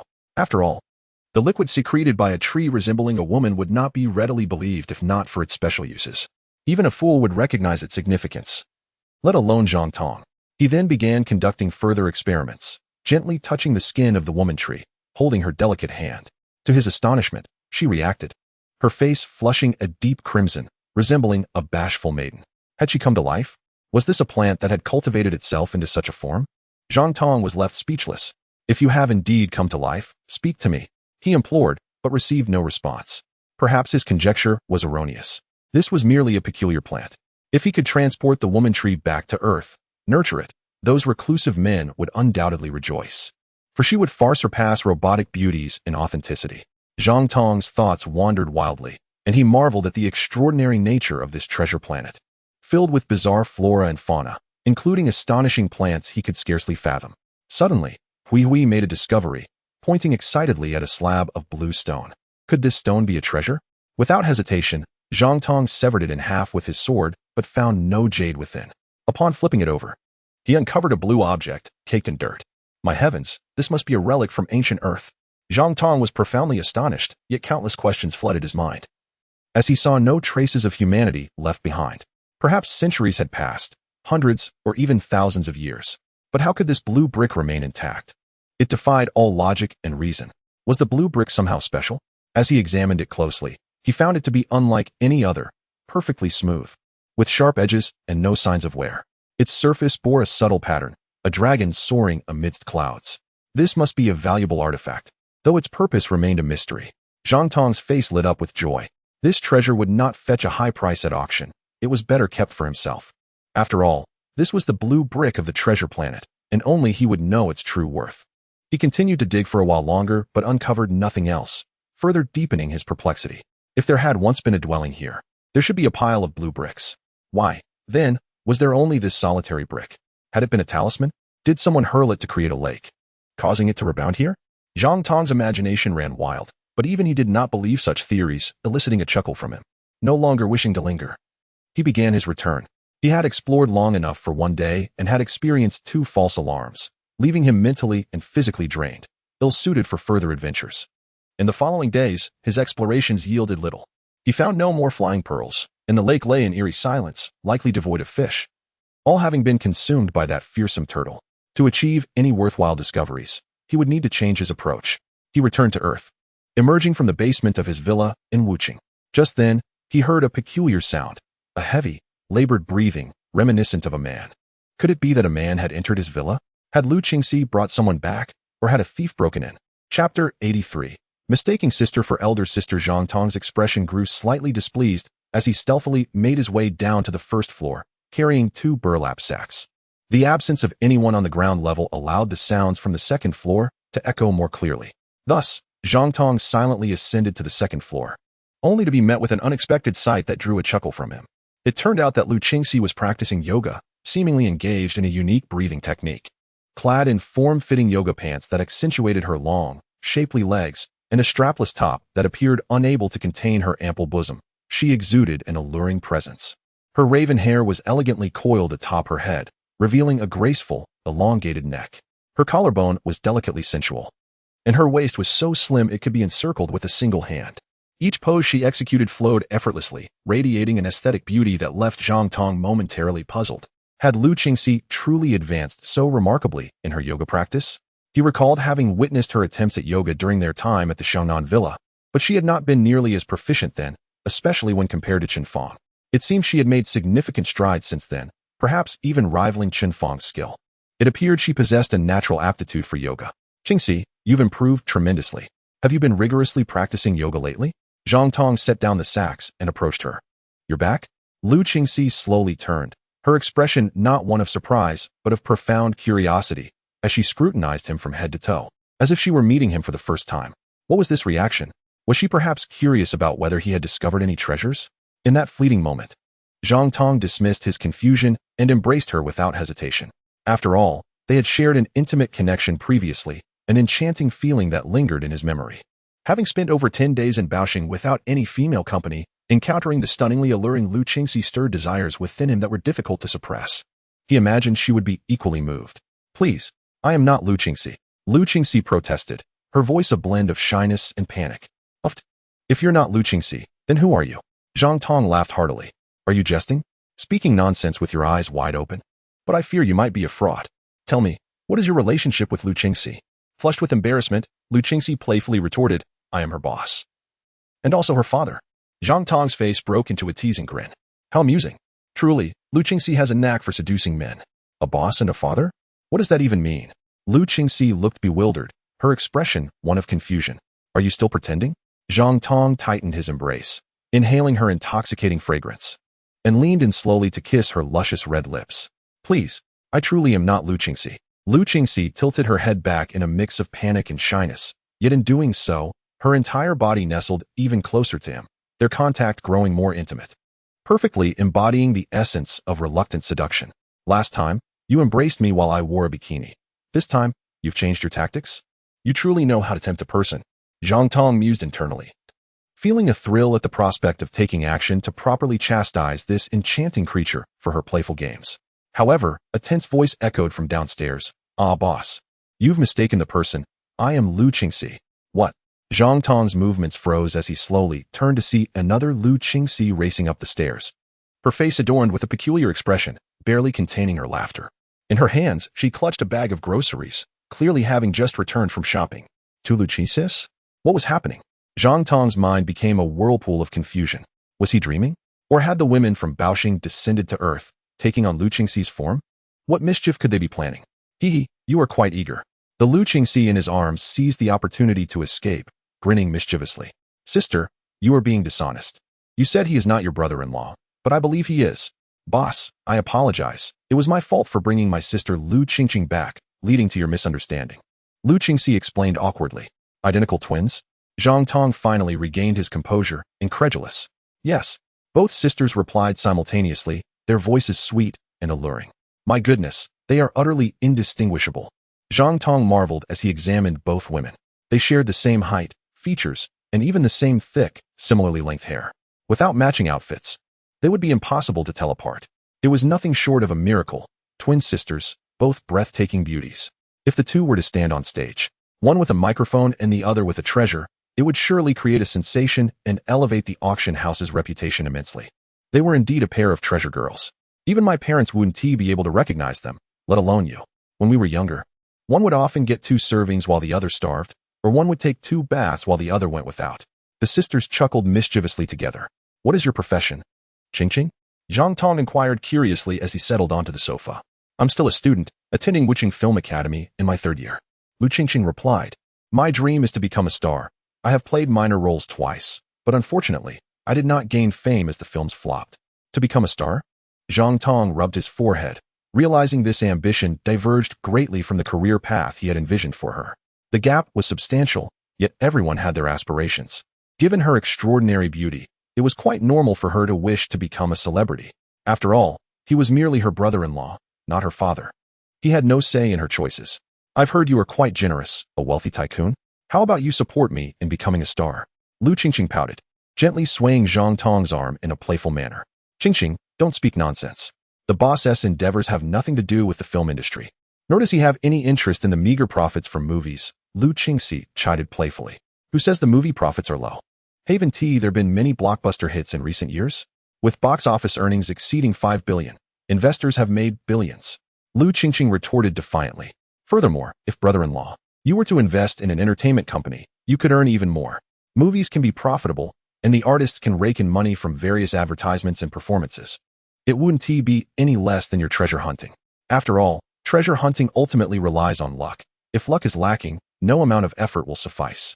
Zhang Tong smiled silently, unwilling to entertain the idea of this little girl dragging him into the murky waters of the entertainment industry. How much could one truly earn there? Boss, did you find anything during your treasure hunt this time? Lu Qingxi quickly shifted the topic, wary that Zhang Tong might agree, leading to a swarm of celebrities pursuing him, resulting in endless scandals. The haul was decent. It's all in the sacks.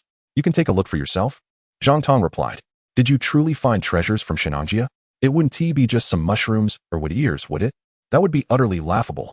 Lu Qingqing was skeptical and approached alongside Lu Qingxi to inspect the contents. She was quite familiar with Shenanjia, having visited numerous times. Yet she had never heard of anyone finding treasures there. Chapter 84. Lu Qingqing surprised the sisters were filled with anticipation, one eager while the other wore a teasing expression, both eager to see Zhang Tong stumble. Thus, they each hastily began to untie the burlap sacks. Lu Qingxi was the first to free her sack, exclaiming in shock, Heavens! Diamonds? What? Diamonds? Are there diamonds in Shenanjia? Lu Qingqing could hardly believe her eyes, immediately leaning in for a closer look, her jaw dropping in utter astonishment. The sack contained diamonds of various sizes, some as large as fists, others boasting over 10 carats. Under the shimmering light, they sparkled with breathtaking beauty. Goodness, so many? Lu Qingxi exclaimed, gathering a handful and gazing at them dreamily. Wow, this one is enormous. Lu Qingqing echoed, mesmerized as she held up a fist-sized diamond, unable to tear her gaze away. Boss, how much can this bag of diamonds sell for? Lu Qingxi asked, her voice trembling with excitement. Approximately 2 to 3 billion. But the exact amount will be determined at auction, Zhang Tong replied nonchalantly, seemingly unfazed. 2 to 3 billion? Boss, you are truly incredible. I adore you. Lu Qingxi was so astonished that she nearly fainted, unable to restrain herself from throwing herself into Zhang Tong's embrace, her heart brimming with joy and pride, much like a wife celebrating her husband's success. In that moment, Zhang Tong felt genuinely touched. Lu Qingxi was truly happy for him. Since their intimate encounter, things had changed slightly. She became more caring and attentive towards him. He held her tenderly, inhaling the familiar fragrance, savoring an exquisite beauty. Goodness, 2 to 300 billion? Lu Qingqing was still in a state of extreme shock and embarrassment. Just earlier, she had told him that investing in films was quite lucrative, more reliable than treasure hunting. However, she was swiftly proven wrong. Compared to his treasure hunting, film investment seemed trivial. In just over 10 days, he had amassed 2 to 300 billion. The average profit from a film was merely 2 to 300 million. His earnings were 100 times that. Astonishing and miraculous. Wait, there's still another sack unopened. Perhaps it contains more treasures. With this thought, she hurriedly untied another sack, revealing a piece of jade the size of a bucket, resplendent and breathtaking, causing her heart to skip a beat. Heavens, how can such a beautiful jade exist? Could this be the legendary glass-type imperial green? After considerable effort, she pulled it out, marveling at its clarity, as if it were a regal entity, dignified and beautiful. How much is this worth? She inquired, turning to Zhang Tong for an answer, only to find them embraced intimately, which made her face flush with embarrassment. Oh my, I'm still here. Could you possibly change locations? I'm still a student. Yet, her heart was filled with unrestrained joy. Heavens, such a wealthy man is my brother-in-law. Now I have a strong backing. Who would dare to bully me? Who would attempt to exploit me? I'll have my brother-in-law deal with them. She reveled in her fantasies, admiring the treasure, feeling an overwhelming sense of happiness and fulfillment. What am I doing? My sister is still here. Lu Qingxi finally regained her composure, awkwardly escaping Zhang Tong's embrace. Go on, what is there to be shy about? I wholeheartedly support your romance. Lu Qingqing teased with a mischievous smile. Oh, there's another jade of such size? Lu Qingxi blushed deeply. Yet her embarrassment quickly faded upon seeing the treasure again, becoming enthralled. Boss, this jade is stunning. Could it truly be the legendary glass-type imperial green? Indeed. You've guessed correctly, Zhang Tong praised. Is it really the glass-type imperial green? Of this size? Lu Qingxi was utterly astounded. Brother-in-law, how much can this jade fetch? Qingqing. Don't shout so recklessly. Just call me brother, Lu Qingxi gently chided. Tonggu, you haven't answered my question yet, Lu Qingqing pouted. As for its value, I'm not entirely certain. It depends on the auction conditions. However, a fist-sized piece of glass-type imperial green is valued at over 1 billion. Then this must be worth hundreds of billions, given its size. Lu Qingqing exclaimed. Did you really make over 500 billion from your trip to Shenanjia? There are more treasures in the sack, Zhang Tong chuckled. More? The two sisters were filled with excitement and curiosity as they began searching through the sack of diamonds. Soon, they discovered a small wooden box containing 6 unremarkable beads. Yet, Lu Qingxi began to tremble with excitement, asking, Boss, are these flying pearls? Yes. I endured many hardships to acquire these 6 flying pearls from other locations. Alas, treasure hunting is no easy feat. Making money is challenging, Zhang Tong lamented. You call that challenging? Lu Qingxi and Lu Qingqing rolled their eyes, calculating the value with their fingers. 6 flying pearls are worth 900 billion. The jade and diamonds are worth 500 billion, totaling 1400 billion. It's not as much as you think. I have to sell half of the flying pearls at a lower price to the state. So, this haul is about 1,000 billion, give or take. Zhang Tong stated. 1,000 billion, and you think that's little? The sisters were left speechless. For ordinary folks, that was an astronomical figure, one that could not be earned in several lifetimes. Even among the wealthiest, achieving over 1,000 billion was exceedingly rare. Yet, this was merely Zhang Tong's bounty from a mere 10 days of treasure hunting. The disparity was staggering, Treasure hunting was indeed the most lucrative venture, faster than mere robbery. Tong Gu, during our first meeting, you embraced and kissed me, yet you haven't given me a gift? Lu Qingqing clung to Zhang Tong's arm, playfully seeking a favor. What gift do you desire? Zhang Tong replied, touching his forehead. I merely embraced you. I didn't kiss you. What do you think? Lu Qingqing beamed with anticipation. How about a set of jewelry? A glass-type imperial green bracelet and a diamond necklace. Would that suffice? All right, let us do that, Zhang Tong jested. Yes. Thank you. Tong Gu. Lu Qingqing was overwhelmed with joy, feeling ecstatic. She never expected her sister to have such an incredibly generous boyfriend. Little girl, you're quite daring in your requests. That's worth over 10 million. Lu Qingxi shot a glare at Lu Qingqing. Don't just think of it as a gift. You know, Tong Gu is compensating me for the embrace and kiss, Lu Qingqing retorted. But you didn't actually kiss. Lu Qingxi exclaimed in frustration. Then how about making up for it? Lu Qingqing grew anxious, fearing the loss of the precious jewelry worth over 10 million. She hugged Zhang Tong, stood on tiptoe, tilted her head back, closed her eyes, and pouted her lips, looking as if she was genuinely going to make up for it. You. Lu Qingxi was too exasperated to speak. Chapter 85. Portia and the little sister-in-law boss. The gifts you promised are too extravagant. Lu Qingxi hastily pulled Lu Qingqing aside, saying nervously, It's nothing, just 2 small gifts. Zhang Tong waved his hand dismissively. But I am concerned. What if her future husband misinterprets this and it creates a bad impression? When Lu Qingqing gets married, her husband will undoubtedly inquire about the origins of these gifts. How could he not suspect anything? Indeed, that is a concern. Qingqing, you shouldn't accept them. Lu Qingxi's expression shifted slightly. What is there to worry about? Just say they're for my sister and brother-in-law, Lu Qingqing replied. Besides, I'm not even considering marriage yet. I aim to be a big star. I want to think about marriage until I'm nearly 40. Such a silver-tongued girl. Lu Qingxi felt somewhat helpless. Her sister was too money-minded, firmly believing Zhang Tong to be her brother-in-law and feeling justified in receiving gifts. Yet, her position was still inferior to Zhao Qian's. But you need to wait a while longer. The jewelry still needs to be made. Is there anything else you desire? Tong Gu will buy it for you, Zhang Tong offered again. I want a Porsche, Lu Qingqing declared unabashedly, her face alight with excitement and color. Today is truly a windfall. My net worth is about to skyrocket. Having a good brother-in-law certainly makes a difference. You know what politeness is? Lu Qingxi was infuriated, feeling as if she might explode. He has already contributed so much to our family, 41 billion for a hotel, avenging our mother. And now, he is giving you such precious gifts? He is the one who offered. It's not my fault. Lu Qingqing feigned innocence. What is the big deal about a Porsche? Let it go. I like this girl. Let her be happy and beautiful. Isn't that wonderful? Zhang Tong exchanged a glance with Lu Qingxi, signaling her to drop the matter. It was a trivial issue. Besides, Lu Qingxi had indeed become his woman. It was entirely normal for him to treat Lu Qingqing well. He was equally generous to ordinary beautiful employees. Thank you, Tong Gu. You are truly wonderful, and I shall love you forever. Lu Qingqing, overjoyed, planted a kiss on Zhang Tong's cheek. Let us go buy a car and some jewelry, Zhang Tong suggested. In a flash, Lu Qingqing was driving her newly purchased Porsche, while Zhang Tong sped along in his Ferrari Raphael. They soon arrived at an expansive jewelry store. The trio of stunning women and an exceptionally handsome man emerged from the car. The two beauties each linked arms with the handsome man as they made their way inside. Heavens, who was that remarkable individual, accompanying such beautiful twin sisters for a shopping spree? These twin beauties are breathtakingly gorgeous, undoubtedly top-tier models. Who is that handsome man? Is he a super-rich heir, managing to woo such exquisite gems?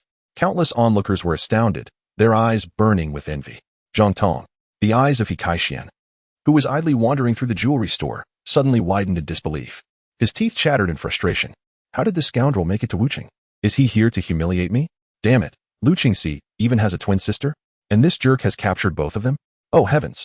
How can this be so unfair? I am more capable and wealthier than him, yet I cannot attract a beautiful girl. Recently, I have taken a liking to someone, but she constantly demands various gifts.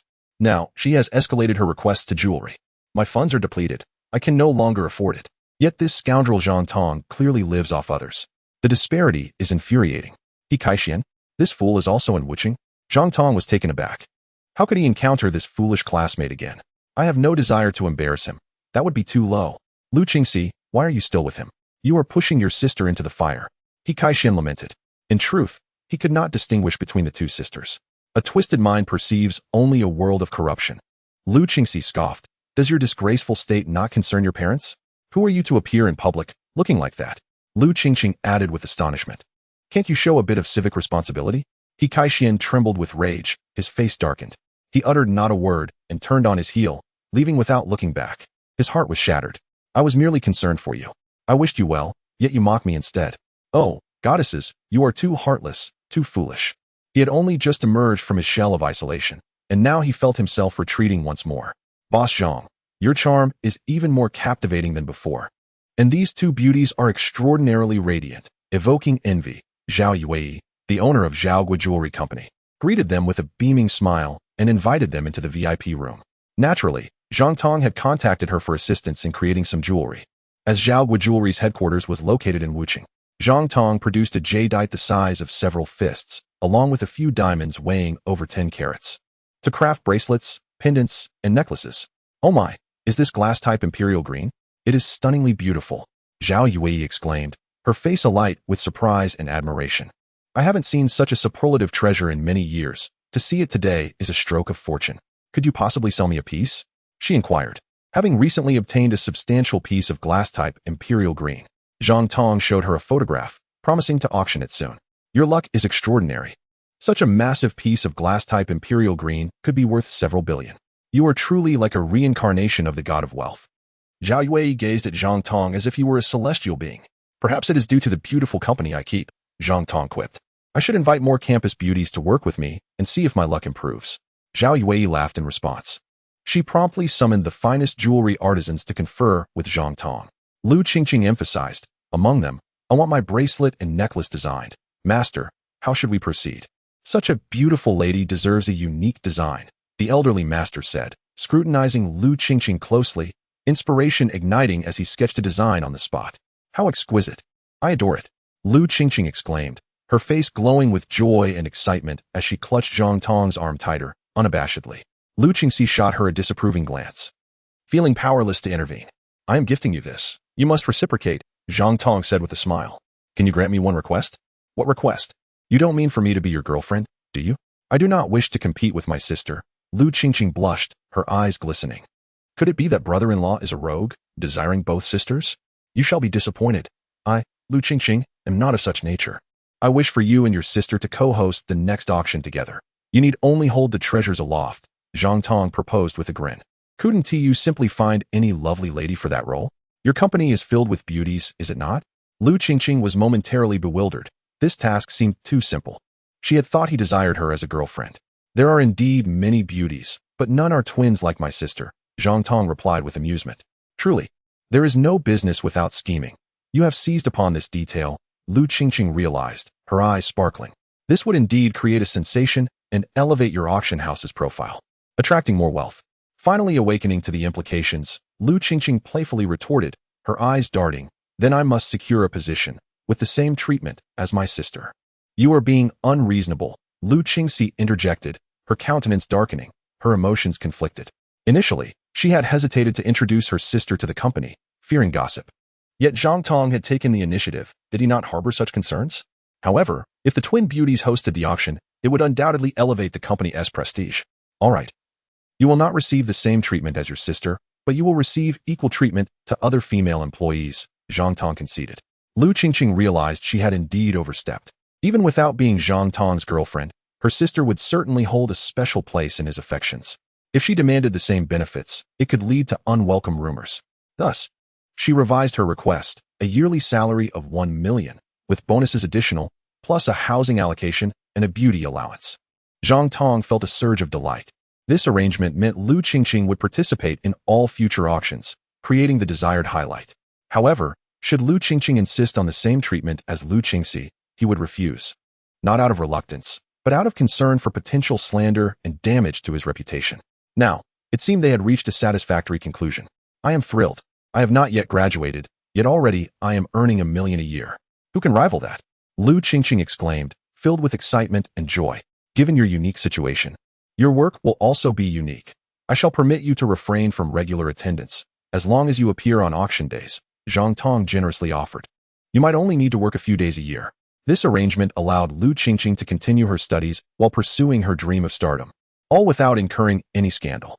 After all, she rarely stayed in Xiangqing. As for any rumors regarding Lu Qingxi, He had no concerns.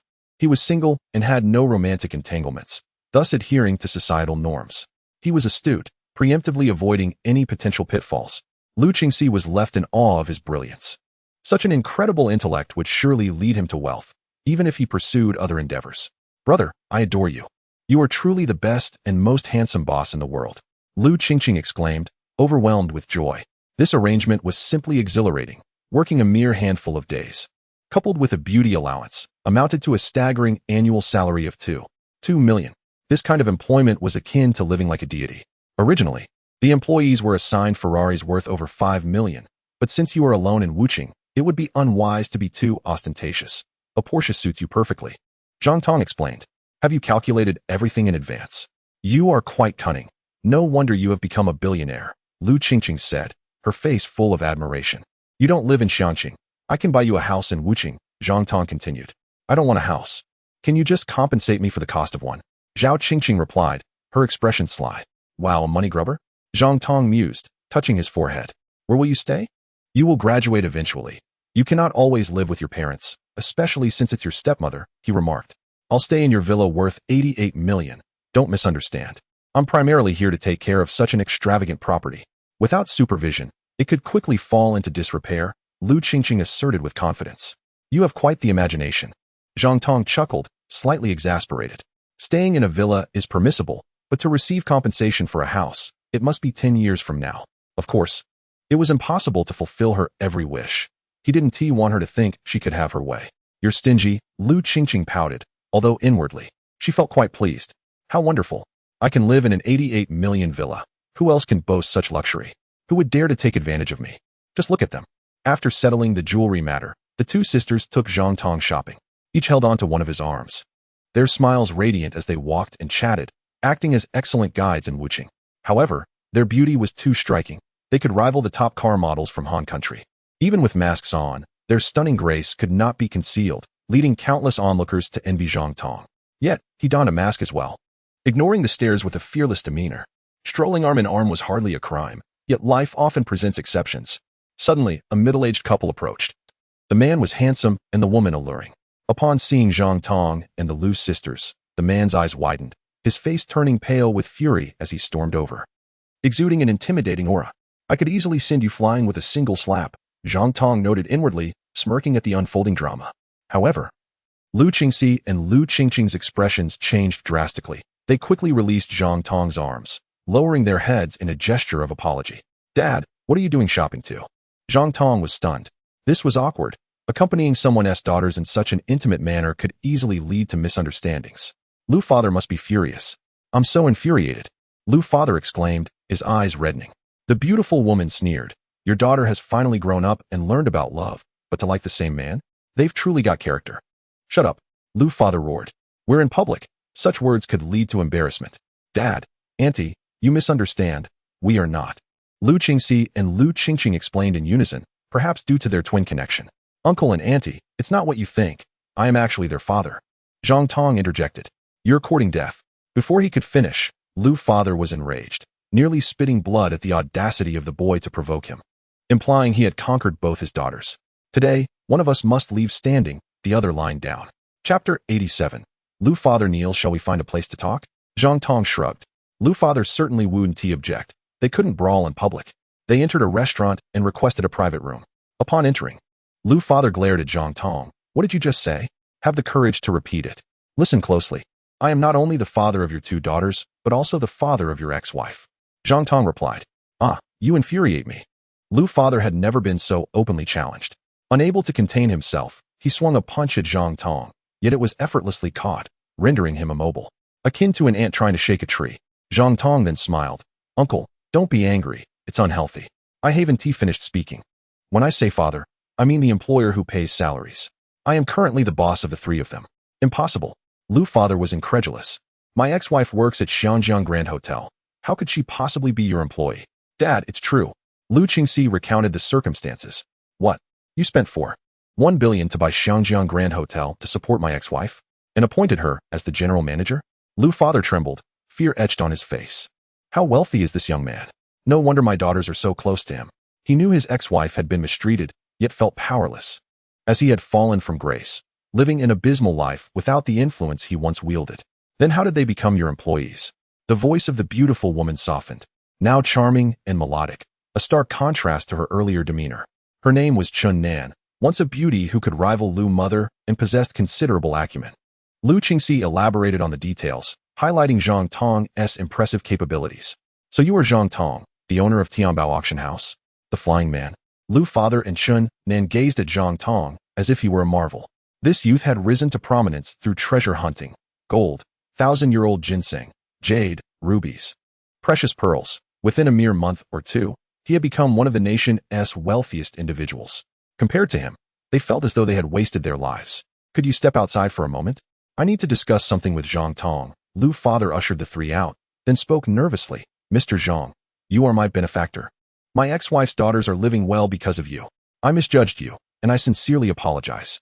Since it was a misunderstanding, let us clear the air. We are all men here, and some matters are understood without words. You offer Lu Qingxi a 3 million annual salary along with luxury cars and generously provide benefits to Qingqing, including letting her reside in an 88 million villa. I understand the implications. Uncle, you still misunderstand me. Do you know I am an orphan with only 2 distant relatives? I cannot possibly exhaust my wealth. I can only afford to treat my employees well. Don't argue. You can marry and have 10 or 8 children, building a wealthy family and composing a mythological tale. There is no need to squander money recklessly. So, I understand. With 2 such beautiful and intelligent daughters, it's only natural you would want them as your partners to bear your children. I truly comprehend. Lu Father, in his 40s, had long established his worldview, thus speaking with conviction. Zhang Tong found his stubbornness amusing. He had considered the possibility of remaining unmarried while having children. Raising a large family was not financially burdensome. In time, he could establish a lasting legacy. If he were to live long, he could become the stabilizing force of this affluent clan, perhaps even unlocking a mysterious pathway, thus nurturing the Earth's spiritual energy. Ultimately, his family could cultivate longevity, and even without this, constructing a secluded underground base to draw in spiritual essence from precious stars would surely yield success. However, while the idea of establishing an illustrious lineage sounds enchanting, one must ponder whether ushering the Earth into an era of cultivation or merely elevating one's descendants to superhuman status is truly beneficial. Such aspirations could precipitate a cascade of unfortunate events. Let us not forget that the extraterrestrials from Baoxing have perished, none remain. Thus, it is perhaps prudent to maintain the status quo, amassing wealth discreetly and cultivating strength in silence. Matters concerning one's wife and children can be deferred for several decades, or even centuries. As a friend, I can certainly empathize with you, yet as their father, it is a different matter altogether. Nonetheless, your arrangements for Qingqing are commendable, ensuring no suspicion will arise. Hence, I may feign ignorance. After all, she must have developed feelings for you. Your generosity, wealth, and striking appearance are undeniable charms. Lu's father bore a complex expression, yet he sought my assistance in a time of dire need.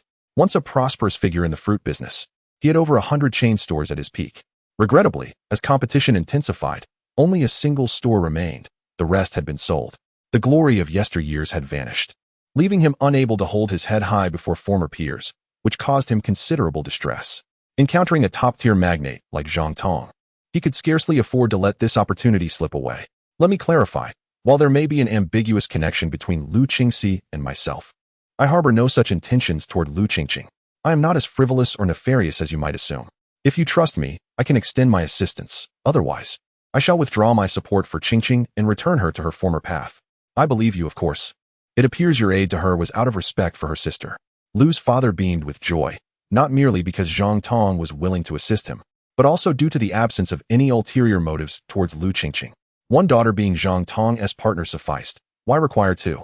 Thus, this was fortuitous news indeed. How may I assist you? Zhang Tong exhaled, finally convincing this seasoned individual, a feat not easily accomplished. Lu's father, despite his misfortunes, had demonstrated commendable character. After his divorce, he bestowed shares of the Xiangjiang Grand Hotel to his ex-wife, valued at 25 million at the time. It was likely he no longer possessed such wealth. I heard that you have 2 exclusive fruits, exceptionally delectable. Might I join your sales channel? My fruit store could thrive. Lu's father inquired eagerly. I find it difficult to acquiesce. It is not a lack of fruit, but rather a shortage of time to harvest them. I would be exhausted beyond measure. Zhang Tong shook his head, for the fruits could only be gathered from the remote mountains and treacherous terrains. With that time, I could easily seek treasures worth billions. Recently, I embarked on a treasure hunt in Shenanjia, discovering several hundred billion worth of treasures over the course of 10 days. Lu's father was rendered speechless, astonished by Zhang Tong's remarkable prowess in treasure hunting. How could he possibly assist me? It would be too humiliating to ask for money. Do not be disheartened. I will consider alternative avenues for you.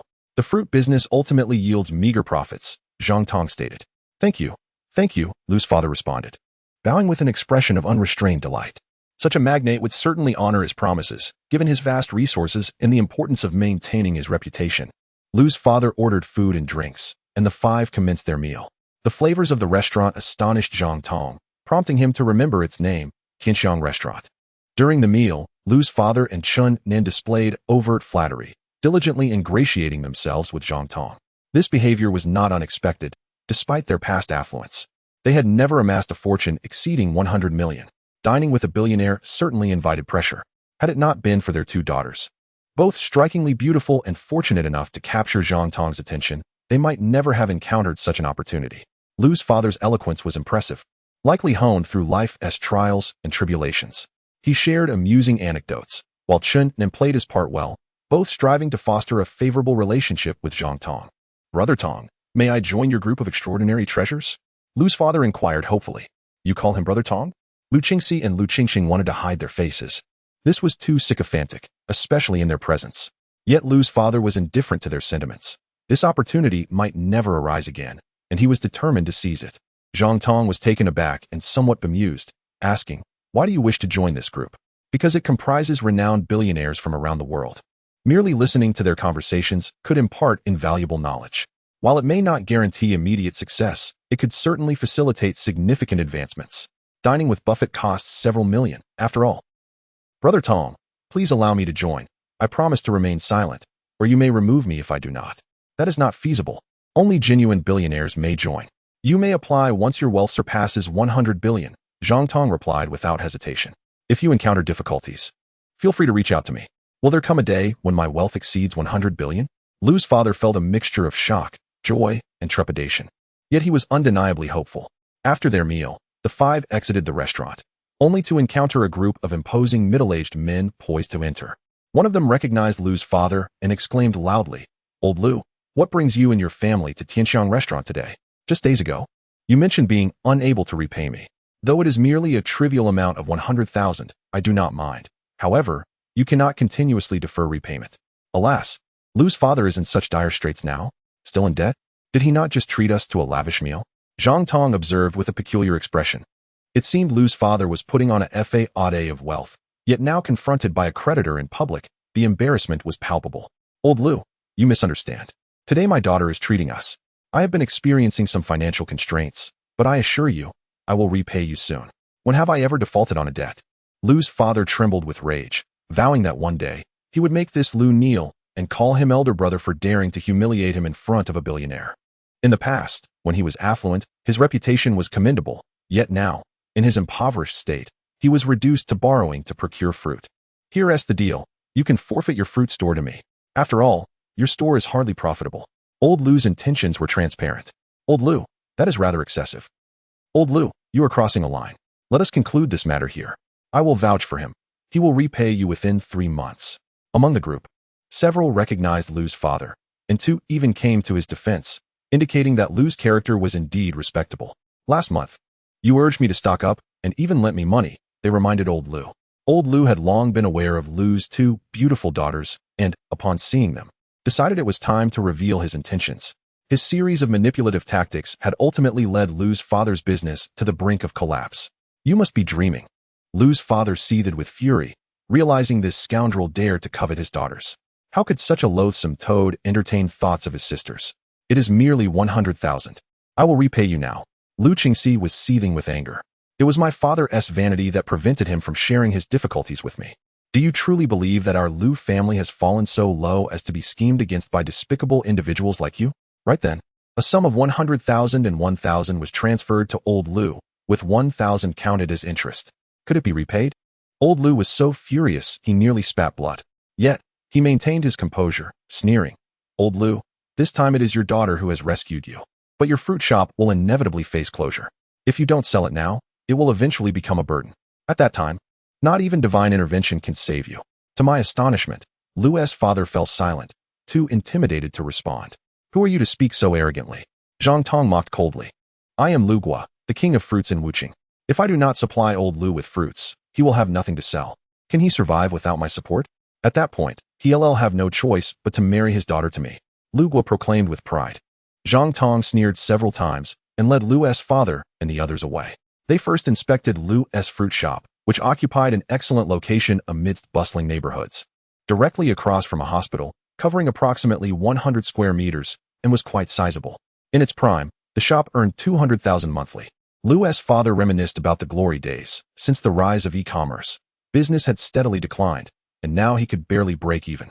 Poor sales led to unsold fruits rotting, forcing him to cut back on purchases, resulting in an even worse business situation. It was disheartening. Soon, Zhang Tong visited Lu's fruit warehouse, which was a dimly lit underground storage. You all stay out, he commanded as he entered and shut the door behind him. What is he doing? Chunnan asked, bewildered. Can you truly fathom the mind of a prodigal son? Lu's father shot a glare at Chunnan.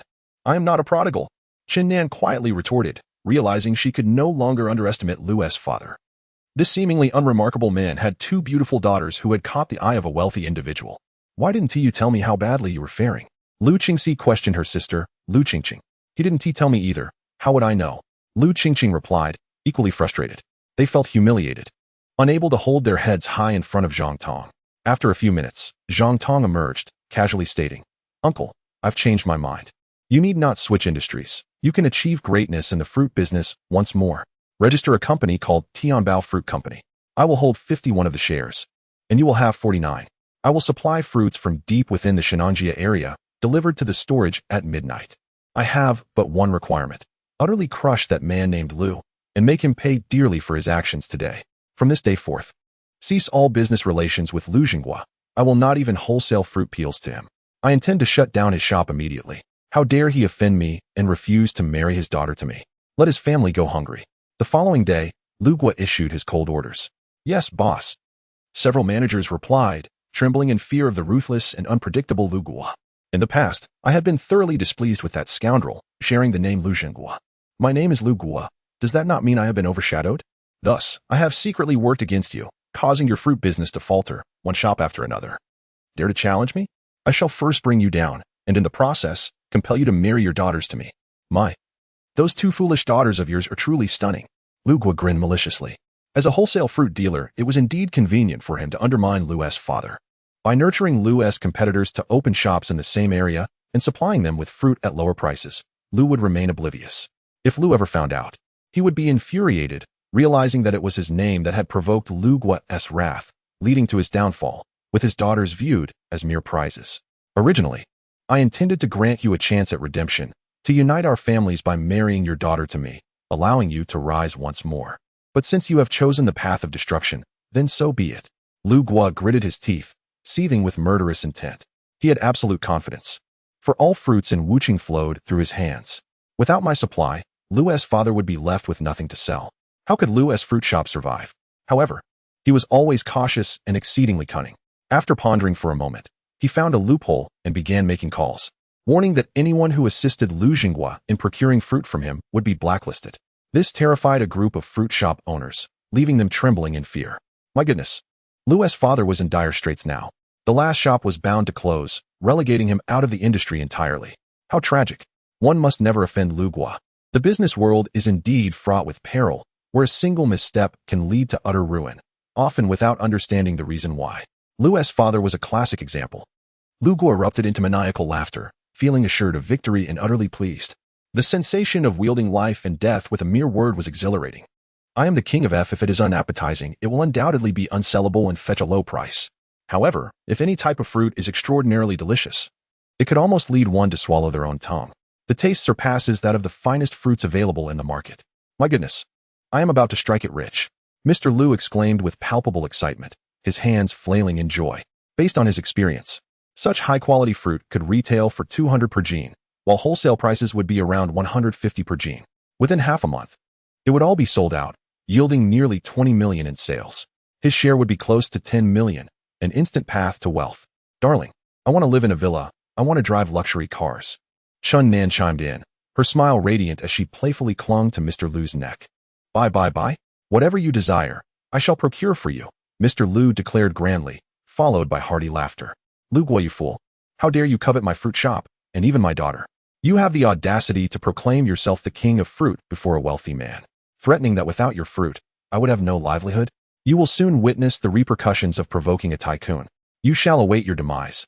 I, Lu Zhenghua, shall indeed bring you to your knees. He promptly transported the fruit back to his shop, launching a grand sale. Business boomed dramatically. Soon, a subordinate of Lu Guo stumbled in with a look of terror and disbelief on his face. Boss, it's bad news, very bad news. Chapter 90. Lu Guo stunned and flustered. How can one be so panicked? Lu Guo slapped the table, exclaiming, I have told you before. One must remain unflappable when faced with great adversity. One must not blink even when faced with a stampede of deer. How can you not learn this? All my teaching's wasted. Boss, the situation is simply too astonishing, too unbelievable. His subordinate struggled to calm his breath, still unable to mask his fear. Is the sky truly falling? Even if it were, there are tall individuals to hold it up. The sky has not fallen. But Lu Zhenghua possesses fruit, an abundance of fruit, of exceptionally high quality, far superior to ours. I fear our fruit will go unsold, that no one will consume it. Where did he acquire this fruit? I did not provide him with any. He wouldn't even have access to the peels. I suspect you are losing your mind. Lu Guo remained unfazed, entirely unconvinced. His own fruits were wild, sourced from the depths of the Shenanjia region. I witnessed it with my own eyes. If you don't believe me, go see for yourself. What? Wild fruit from the depths of Shenanjia? Lu Guo's expression was one of utter confusion. Wild fruit that tastes good? How is that even possible? Who provided him with such wild fruit? Indeed, there are many varieties. Countless people have tasted them and declared them delightful, leading to a frenzy of purchases at a high price of 200 per jean. Other fruit shops are seeing no business at all, declaring that this is the true fruit. If they can buy in bulk, there is no need to consume any other fruits. Boss, with so much fruit in your warehouse, if you do not devise a plan, it may soon become worthless. Let us go see. Lu Guo finally panicked, as he possessed hundreds of thousands of jeans of fruit, with orders for millions more in transit. If he could not sell them, he would soon find himself destitute. 10 minutes later, Lu Guo arrived at Mr. Lu's fruit shop. A large banner prominently displayed read, Our shop offers a vast supply of wild fruit from the depths of Shenanjia, which you have never seen or tasted. If it is not delicious, you need not pay. Below the banner dangled various types of fruit. Loquats as large as pool balls, pomelos the size of barrels, basketball-sized apples, tangerines as large as pomelos, and grapes the size of fists, all in plain view. The shop was packed with customers, and the line outside seemed endless as they excitedly discussed, My heavens, this is exquisite, an unparalleled delicacy. The fruits we previously consumed were mere refuse. This is the true fruit. Wild fruit, pure and unpolluted, is simply divine. A bite bursts with flavor and sweetness. I want 10 jeans. I'll take 10 of those giant pomelos. The business was thriving beyond belief. How could this be happening?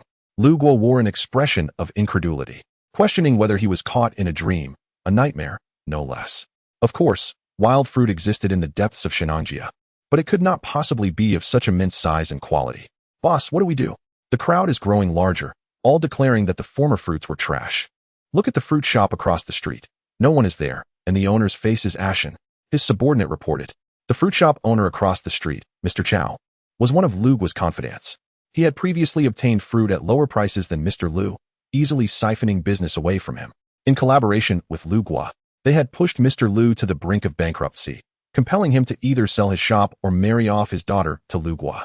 This scheme had been in execution for years, yet now it had unraveled. Mr. Chow, have you discovered where Lu's fruit is sourced? Lu Guo inquired over the phone. He's no fool. He wouldn't reveal that information, Mr. Chow replied darkly, his mood sour. Why worry? What of wild fruit? Can it truly be supplied long-term? At most, it will sell for a few days and then be gone, having little impact on us. Lu Guo was unperturbed. Instead, he chuckled coldly. The banner clearly states a long-term supply of wild fruit from Shenanjia. Mr. Chow speculated. He must have discovered a large area of wild fruit and found a way to store it. That can be countered. We just need to track him to find out who his suppliers are, Lu Guo suggested. We can offer a higher price. Mr. Chow exaggerated, just now. He sold out of fruit and drove off to restock. I had someone follow him and discovered that. It won't take more than 10 days or 2 weeks to sell out. What will we do with our stock? However, Mr. Chow was not overly concerned. He sold retail and did not have much stock. If his inventory did not sell, he simply wouldn't restock the next day, resulting in minimal loss. But for Lu Gua, the stakes were much higher, and he had no intention of worrying about Lu Gua's troubles. Thus, he had not considered informing Lu Gua, allowing him to discover the situation on his own. How could this happen? Lu Gua fumed. Just yesterday, Lu appeared destitute, unable to settle a mere 100,000 debt. How did he acquire such a bounty of wild fruit today? Who is aiding him? Could it be that youth from yesterday? He inquired about my identity and boasted with such audacity, laughing coldly. Who is he? I must uncover the truth. Yet, for the moment, he found himself at a loss, as investigating an unknown stranger without even a name was futile, even with connections. Frantic as an ant on a hot pan, Lu Gua pondered for a while and devised a plan. With a sinister smile, he strode into Mr. Lu's fruit shop. What brings you here, Lu Gua? Mr. Lu noticed him immediately and sneered. Surely, you are not here to cause trouble? Know this, your fate is already sealed. With the backing of the wealthy Zhang Tong, he had no reason to fear a mere Lu Gua. Who sold you this fruit? Lu Gua demanded. Do you think I would divulge that? Even if I did, you would not be able to obtain it, Mr. Lu replied with a mocking grin. It was that youth from yesterday who provided it to you, wasn't it? Lu Gua asserted. Huh, guess away, Mr. Lu retorted, his face a mask of mockery. A fool would speak the truth. Despite facing oppression, he had persevered for many years and still possessed considerable skill. I guess your mother. Lu Gua felt his blood boil with frustration. I never understood why the nearby fruit shops could sell at such low prices and still profit. Now it is clear, you offered them an even lower price. Intending to drive me to bankruptcy, you deliberately extended credit to me to seize my shop. Once I am left with nothing, you would come courting, offering benefits for me to marry off my daughter to you. Lu Fu gritted his teeth and said, I even suspect that your recent divorce was intentional. As you were preparing to execute your final step, you were truly malicious. Unfortunately, you have chosen the wrong target. In any case, I will make you taste the bitterness of bankruptcy. Huh, dream on if you think you can bring me to ruin. I will effortlessly render you destitute. Just watch my methods. Lu Gua sneered, exuding an air of confidence. Chapter 91, The Final Frenzy. Feel free to unleash your schemes. If you can defeat me, I will take your surname. Lu Fu's face was filled with disdain and contempt, showing no sign of worry or panic. Everyone, pay attention and listen to me for a moment. These so-called wild fruits are enormous, yet I have never seen them before. I fear they may be mutated fruits due to nuclear radiation, and consuming them could lead to a gruesome demise. Lu Gua feigned a sympathetic expression, exclaiming, Indeed, such gigantic fruits are bizarre. They might truly be mutated. My goodness, nuclear radiation fruits? How could one even consider eating them? I refuse to buy. My life is at stake. The crowd was horrified, realizing these fruits could be radioactive. Is this not utterly heartless, selling such dangerous items? Does the government not intervene? This tactic proved remarkably effective. All those scrambling to purchase in a frenzy grew anxious, abandoning their fruits. Some even attempted to return their purchases. Ha ha ha. Do you see? Reducing you to nothing is as simple and effortless as this. Now, even if you kneel and plead for my mercy, I shall not save you. I want to witness your utter ruin, Lu Gua cackled. Ha, just watch my methods, Lu Fu retorted, sneering. Everyone, listen closely. Our fruit shop is a branch of Tianbao Fruit Company. All the fruits were procured by treasure hunter Zhang Tong from the depths of the Shenanjia region. Completely free of pollution and radiation, and in fact, they are beneficial for skin and health. Tianbao Company was founded by Zhang Tong, who also discovered the precious pearls. The goose egg fruits and duck egg fruits were also picked by him from the depths of Dakingshan, having undergone thorough examination. And they are always sold out as soon as they are displayed. What? This fruit shop is so impressive? It has connections with Fiji? It must be trustworthy. The crowd's apprehension dissipated, and they resumed their fervent purchasing. Do not listen to his boasts. How could a mere penniless fool like him know Zhang Tong? Regardless, these fruits are enormous and unverified. I refuse to consume them. If you are not afraid of death, then go ahead and buy. Lu Gua grew slightly anxious. However, it was now a matter of either Lu Fu or himself facing demise.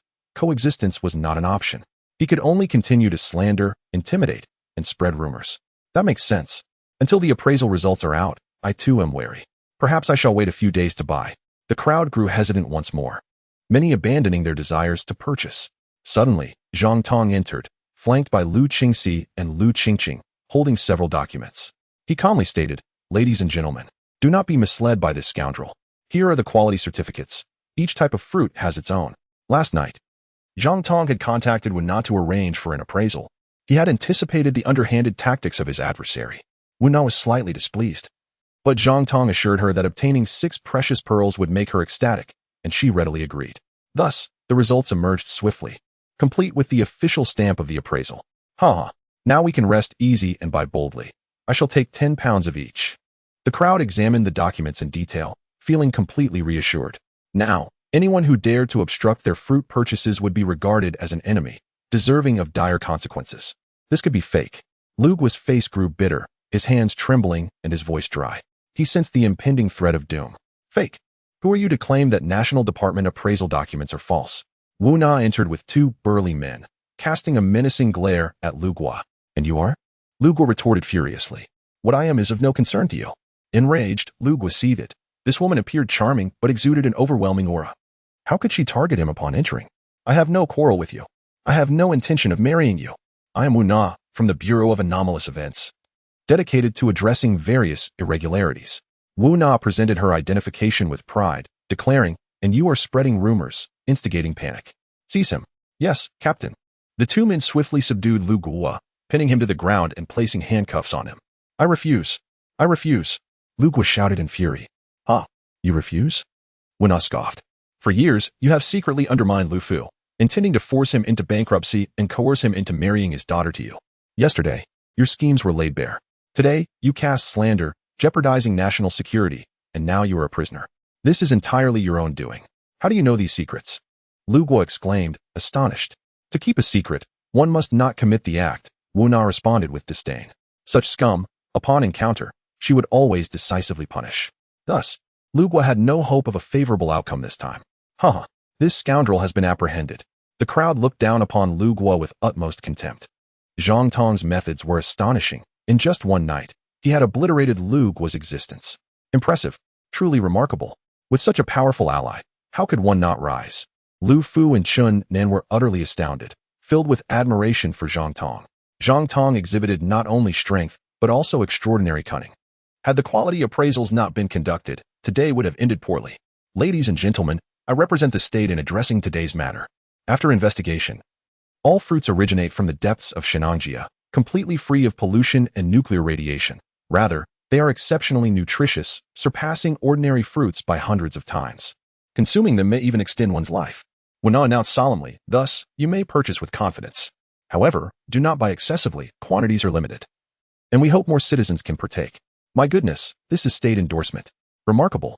It was evident that the quality of the fruits was so exceptional that the state had to intervene. Hearing this endorsement firsthand was exhilarating. There may be purchase limits. We must buy more. The crowd buzzed with excitement, each person understanding the implication, stuffing their bags with more fruits, resembling a heist. The place was bustling with activity. As for Lu Guo's fruits, no one returned to wholesale purchases. They remained piled in warehouses, quickly spoiling and rotting. It was Lu Guo's malicious tactics and arrogance that ultimately provoked Zhang Tong, who invested considerable effort and time to deliver a decisive blow. Chapter 92. Unable to endure such boundless wealth. In a certain room, Lu Guo was being interrogated. As a seasoned socialite, he stubbornly refused to divulge any information, denying his past attempts to undermine Lu Fu. However, the slanderous rumors could not be denied, although it would not carry significant consequences. After all, he was not entirely incorrect. Selling new types of fruits without verification was indeed problematic. The gravest accusation was that he claimed the appraisal documents were false. You scoundrel!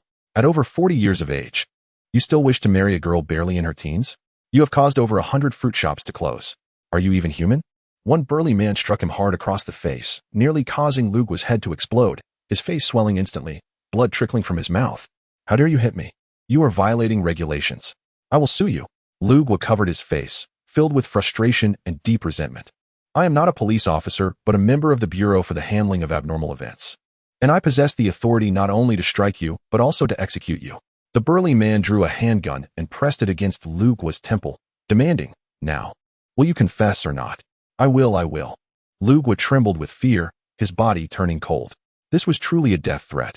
Who would dare to stand firm against it? No one. Then let me give you a taste of the consequences of deceit, he said, delivering a powerful kick that sent Lu Guo tumbling before unleashing a barrage of punches and kicks. It is fools like you who squander national resources. It is scum like you who waste my time. Do you have any idea how precious our time is? We have countless national matters to attend to. As the man struck and berated him, he was filled with uncontainable rage. I was wrong, truly wrong. Please stop, or I might die. Lu Guo's face was bruised and battered, his cries of agony echoing. How could he dare to lie any longer? He confessed everything. From the trivial reason of name conflict to his infatuation with Lu's wife, Chen Nan. After several failed attempts to pursue her, he decided to ruin Lu's business. He began to covertly suppress Lu, only to later discover that Lu had a pair of stunning twin daughters. He then altered his plan, intending to extend a helping hand when Lu was on the brink of bankruptcy, hoping that Lu would agree to marry one of his daughters to him. With his charm and schemes, he believed everything would unfold seamlessly. Once he had confessed, Lu Guo felt a sense of relief. He was sent to a regular detention center for temporary confinement. To his surprise, his connections proved effective. The guards recognized him and treated him fairly well, at least sparing him from further beatings. Officer He, could you tell me who I have offended? Lu Guo inquired. It's not about who you offended. It's about your own self-destruction, Officer He replied. The eldest daughter of Lu Zhenghua is named Lu Qingxi. She is an auctioneer at Tianbao Auction House and the most cherished woman of Zhang Tong. How dare you lay a hand on his woman? You must have a death wish. His fortune is in the hundreds of billions, and he is a remarkable treasure hunter. Killing you would be as easy as squashing an ant. However, he abides by the rules and chooses to ruin you through business means. Otherwise, you would have already been turned into dog food. Could that young man be Zhang Tong?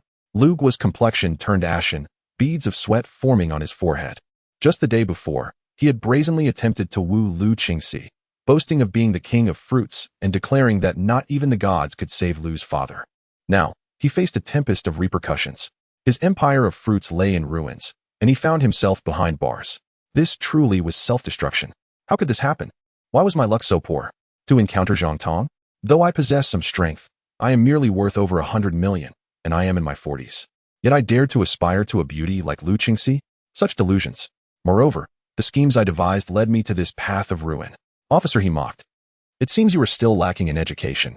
You do not grasp the meaning of beauty brings disaster. Allow me to enlighten you. If one lacks the strength to pursue a matchless beauty, it will lead to catastrophic consequences. Lu Guo found himself at a loss for words, engulfed in despair. It was indeed self-inflicted doom. The outcome had long been predetermined.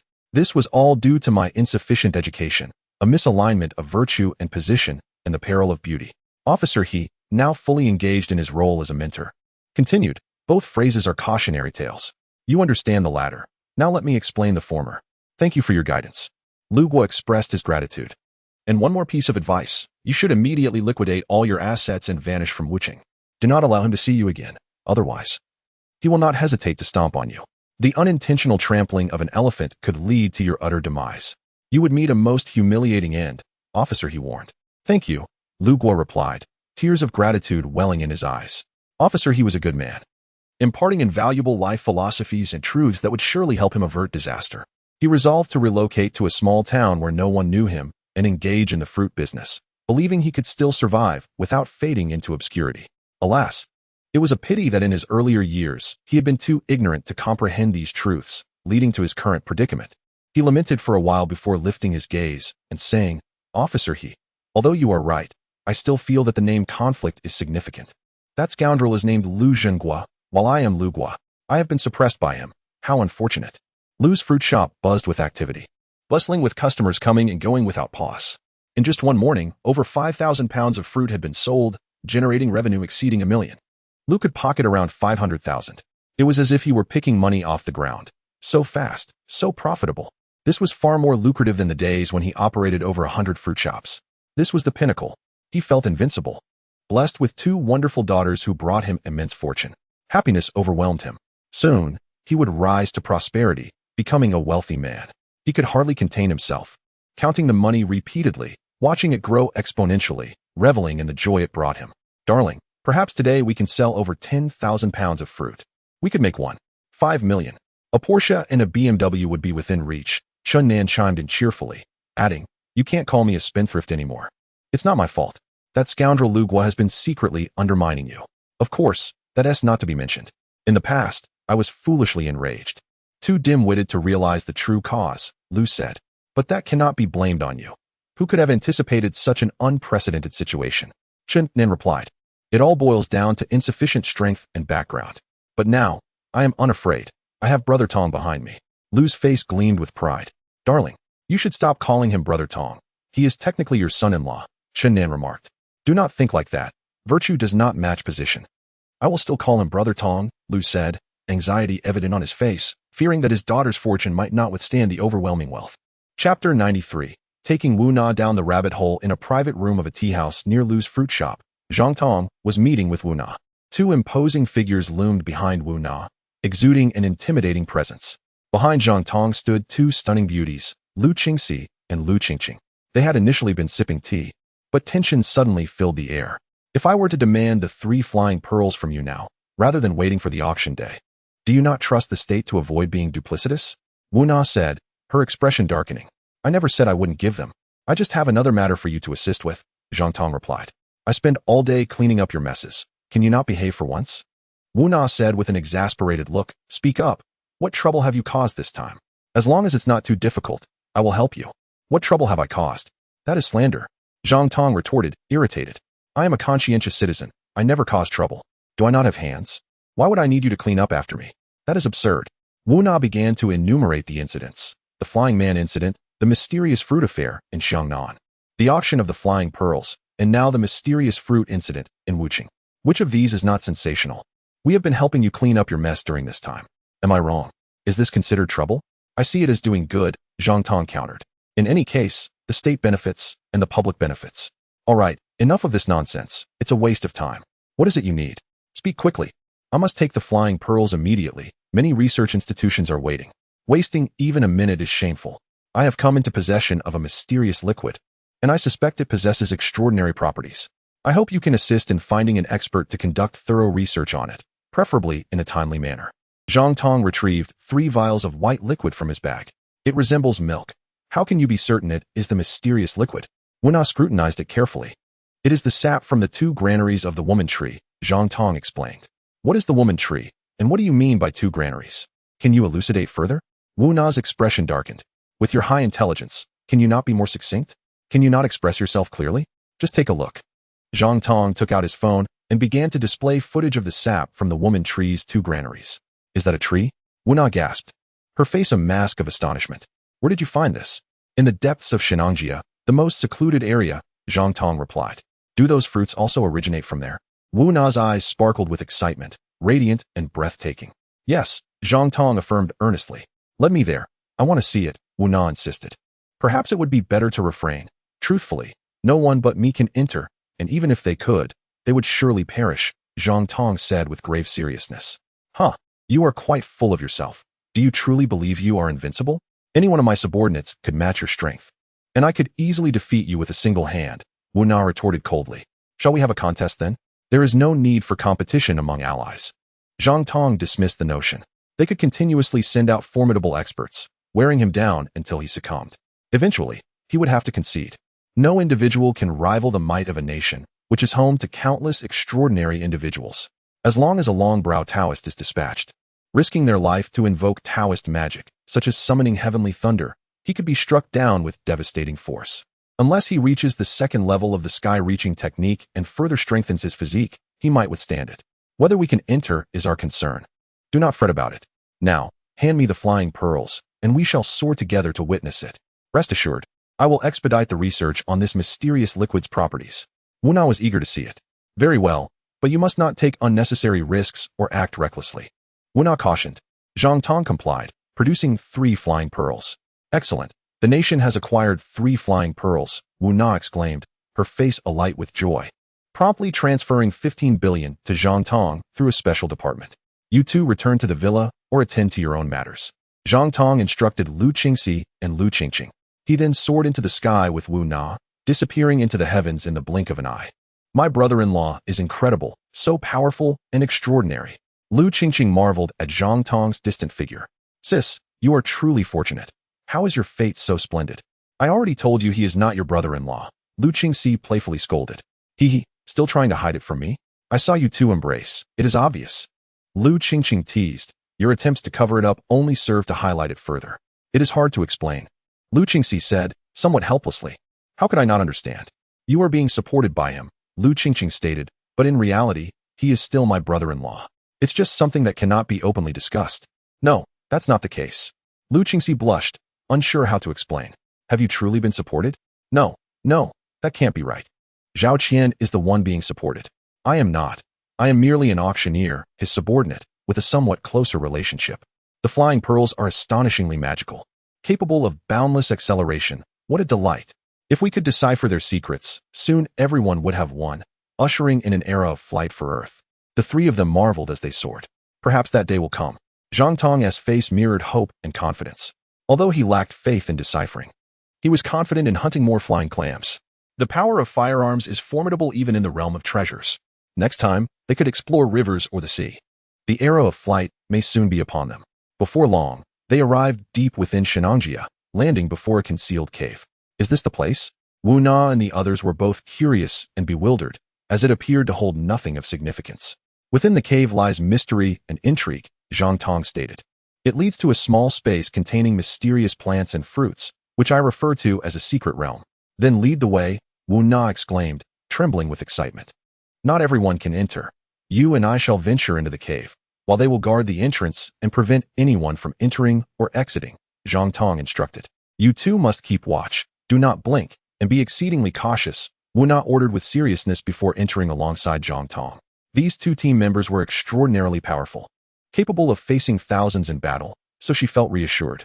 The cave was deep, yet they reached the end swiftly, finding nothing extraordinary or wondrous. How do we enter the secret realm? Wu Na inquired eagerly. You must have the right fate to enter. Close your eyes and focus for a minute. If you sense the entrance, you may proceed, Zhang Tong said with a serious demeanor. Wu Na immediately shut her eyes. Almost simultaneously, the mysterious entrance appeared, and Zhang Tong slipped inside, emerging from the basement of Wu City Villa, a peculiar smile adorning his face. He chuckled. I suppose you will no longer pursue me. Will you? You may focus on researching that cave. Chapter 94. The long-browed Taoist seeks disciples. Wu Na earnestly concentrated for a minute. No, at least 3 minutes, only to find herself sensing nothing but solitude. Utterly disheartened, it seemed she was not fated to enter. She reluctantly opened her eyes, only to discover Zhang Tong was nowhere to be found. Had he entered the secret realm, or had he exited? Wu Na began to search meticulously. Although the cave was profound, there were no branching paths. It was a direct passage with no discoveries to be made. Finally, she switched on her flashlight and exited, asking, Where is Zhang Tong? Wasn't he with you? Why are you asking us? The two extraordinary ability specialists looked at Wu Na in confusion, as if she were foolish. Hasn't he come out? Wu Na exclaimed in shock. No, we have been watching closely. In such a brief time, only 39 mosquitoes have flown out, and 25 have entered. Nothing else, one of the team members reported. Could it be that there truly is a secret realm within the cave? Did Zhang Tong enter? Wu Na's face lit up with excitement, instructing the two team members to try entering as well. She guarded the cave entrance. Soon, the two team members emerged, shaking their heads. We cannot sense anything. We searched carefully, but there are no hidden passages. The walls are solid rock. Could there be a formation laid out? Wu Na speculated, perhaps arranged by ancient cultivators? It is possible, the two team members agreed, intrigued. This matter is quite peculiar and extraordinary. We need to seek assistance. Wu Na called for the long-browed Taoist and a dozen experts, who arrived via helicopter. Does the secret realm truly exist? Has Zhang Tong genuinely vanished within the cave? Upon disembarking, the long-browed Taoist was so excited that his beard seemed to quiver skyward. Wu Na meticulously recounted the events. The group could not refrain from entering to test the situation, but they too sensed only solitude, feeling disappointed and dejected. None of them were fated individuals. There were no signs of any formations or peculiar energies. It did not seem like a secret realm.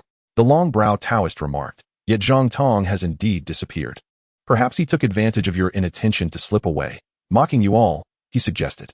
The two individuals widened their eyes in disbelief. How could he possibly evade them? I could manage it, the long-browed Taoist replied. If Zhang Tong has entered the secret realm, he will eventually emerge from here. We merely need to wait patiently. A team member suggested. We are not destined to be together. Waiting here, the entrance to the secret realm will never appear, and Zhang Tong will never emerge. Another person countered. Then let us wait outside and see when he will come out. Wu Na suggested. What if we set up a surveillance camera? Perhaps the entrance to the secret realm will manifest once there is no one to sense it? A team member proposed. It must be acknowledged that they were all exceptionally talented individuals, with rapid analysis and clear logic. Let us give it a try, Wu Na nodded. Soon, several cameras were installed, and they all stepped outside. However, after waiting for a long time, Zhang Tong still did not appear. This is troublesome. Perhaps the surveillance equipment was sensed by the entrance to the secret realm, preventing it from manifesting, and thus Zhang Tong cannot come out, said Longmei Daoist. They had no choice but to dismantle the cameras and continued to wait, tightly packed at the cave entrance. Not even a mosquito could escape. Zhang Tong had taken a brief nap in the villa for an hour before heading to the basement and entering the mysterious passage. Before long, he emerged from the cave, carrying hundreds of pounds of fruit, with a bucket of milky juice in one hand. Oh my heavens, Zhang Tong is out. There truly is a secret realm inside. The crowd was left dumbfounded, shocked beyond words, each consumed with envy. What fortune had Zhang Tong stumbled upon to gain access to such treasures? Even Longmei Daoist had no doubts. While Zhang Tong might have sneaked in, it was impossible to bring out so much fruit, especially since these fruits were not found in the outside world. Wu Na eagerly helped Zhang Tong unload the fruit, exclaiming, "You must tell us what the secret realm is like. It's not too vast, perhaps the size of a mountain." Zhang Tong began to babble nonsensically, weaving a tale of women trees and fruit trees alongside a small lake. The fauna consisted of tiny insects and birds, and there must certainly be spiritual energy within. Longmei Daoist took a hefty bite of an enormous apple, feeling the faint spiritual energy contained within, almost imperceptible, yet he sensed it. This is a remarkable find. It could extend my lifespan. Is there truly spiritual energy? You're not mistaken? Zhang Tong asked curiously. Indeed, there is. The cave now emanates a faint trace of spiritual energy, likely leaked when the entrance to the secret realm opened, Longmei Daoist replied. This was truly astonishing. Zhang Tong's expression was one of wonder. Could the mysterious passage be the spiritual vein of the earth? Did the earth's spiritual energy originate from the treasure star? Was there, perhaps, a secret realm in Changbai Mountain, abundant with ginseng? Longmei Daoist inquired eagerly. He had scoured Changbai Mountain for that hidden place, having discovered spiritual energy within a millennium-old ginseng, suspecting that a space rich in spiritual energy had birthed it. His desire to find it was to cultivate there, extend his life, and perhaps even ascend to immortality. Yes, but only those with fate can enter, Zhang Tong remarked. It might have been set up by ancient cultivators, designed to prolong the lives of practitioners, yet fate cannot be reversed, destined to fail. He seemed to be speaking nonsense, yet to others, it sounded quite reasonable. Is there also a secret realm in Dacheng Mountain, producing goose egg grapes and duck egg fruits, as well as flying clams? Wen Na inquired. Don't ask. The answer is a secret. Just know that it's not that I don't wish to bring anyone in, but I simply cannot. Fate is such an enigmatic and illogical thing. Zhang Tong replied.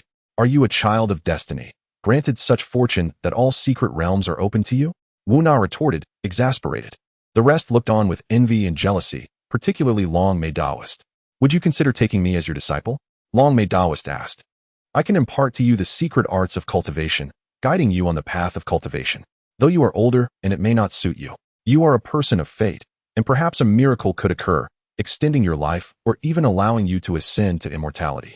Do you genuinely believe in the existence of the immortal realm? Zhang Tong scoffed. That mysterious passage clearly appears to be a technological marvel, unrelated to cultivation. Moreover, ancient legends have never confirmed anyone achieving immortality. Their graves can all be found. I do not believe. Longmei Daoist smiled ruefully. That is merely a legend, often exaggerated. Yet, cultivation truly exists. It can extend life and perform miraculous feats. Spiritual energy is paramount. Then let us discuss this further. Zhang Tong, a person of high intellect, would not indulge in superstition. If Longmei Daoist was convinced of the immortal realm, blindly believing in ancient myths, he would not engage in private discourse with him. Chapter 95. Pursuing the mysteries of ancient greats. Zhang Tong and Longmei Daoist moved aside, sitting cross-legged to engage in earnest conversation.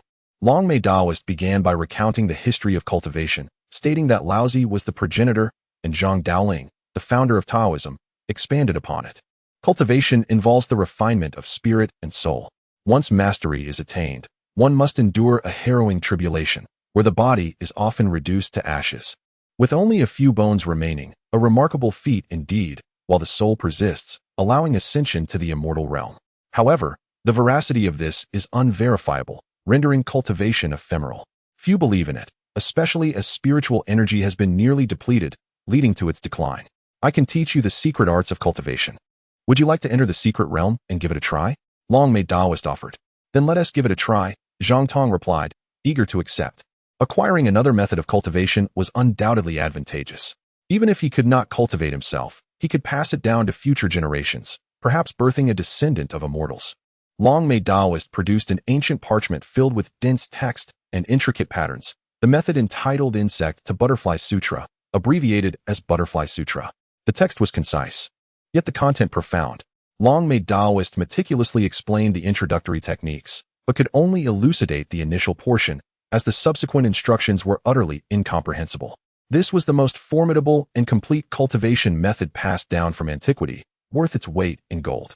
Long-Mei Taoist stated earnestly, though it was deeply intricate, requiring gradual practice and understanding. Whether one could achieve success in cultivation depended on one's own efforts.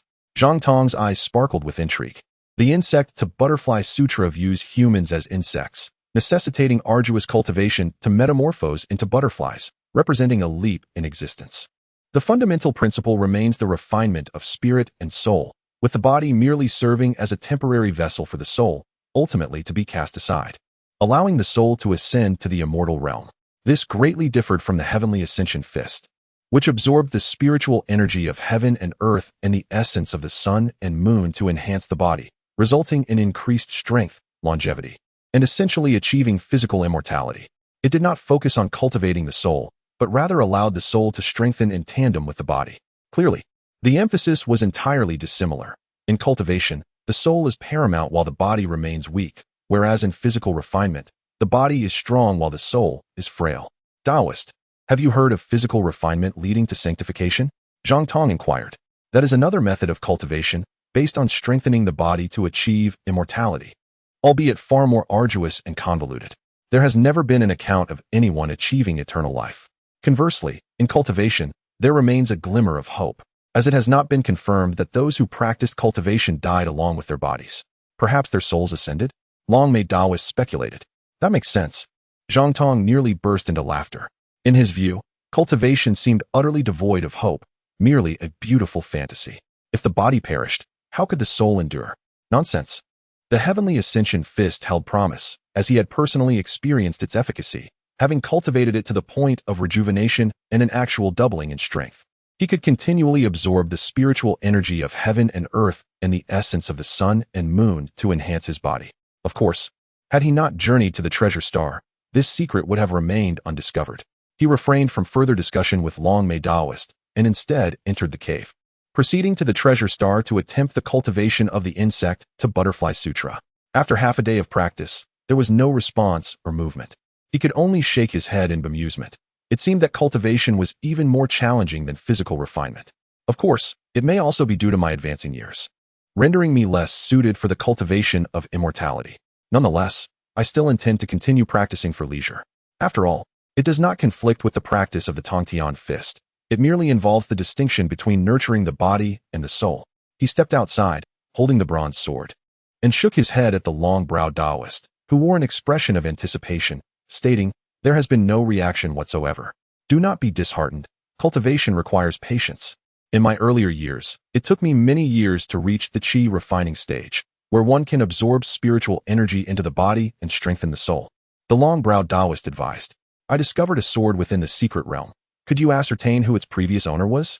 Zhang Tong presented the bronze sword, elucidating its sharpness. Such sharpness? The long-browed Taoist tested it and was utterly astonished. This must surely be a legendary treasure, forged by a predecessor in the realm of cultivation. You see, the peak of bronze artifacts occurred during the Shang and Zhou dynasties, and by the spring and autumn period, iron tools had begun to proliferate. Thus, this sword should date back to the Shang or Zhou dynasties, perhaps even earlier than the time of Laozi. This is astonishing. The history of cultivation must be pushed further back. However, I have read in text that Zhang Daoling possessed two swords that could cut through iron like mud. Gifted by the Supreme Lord Lao, also bronze, known as the Exorcising Evil Sword. Yours must be one of the Exorcising Evil Swords. The Exorcising Evil Sword? The sword bestowed by the Supreme Lord Lao? Could it be that Zhang Daoling was once a fated individual who entered the treasure star and perished within, leaving the sword behind, now in my possession? Zhang Tong's heart surged with tumultuous thoughts as he began to search for information on Zhang Daoling. He initially resided on Yangping Mountain, later moved to Hemingshan, and visited various mountains such as Gukui Mountain, Qinzhou Mountain, Chongli Mountain, Yongquan Mountain, Zhengdou Mountain, Beiping Mountain, and Qingcheng Mountain, all while refining his spirit and will. In the 6th year of Yonghe, 141 AD, Zhang Daoling authored 24 texts on Taoism, referring to himself as Ta Ching Xian Yuan, taking on disciples and establishing grassroots organizations of Taoism. Followers of his teachings were required to offer 5 pecks of rice. Thus the term 5 pecks of rice Dao arose.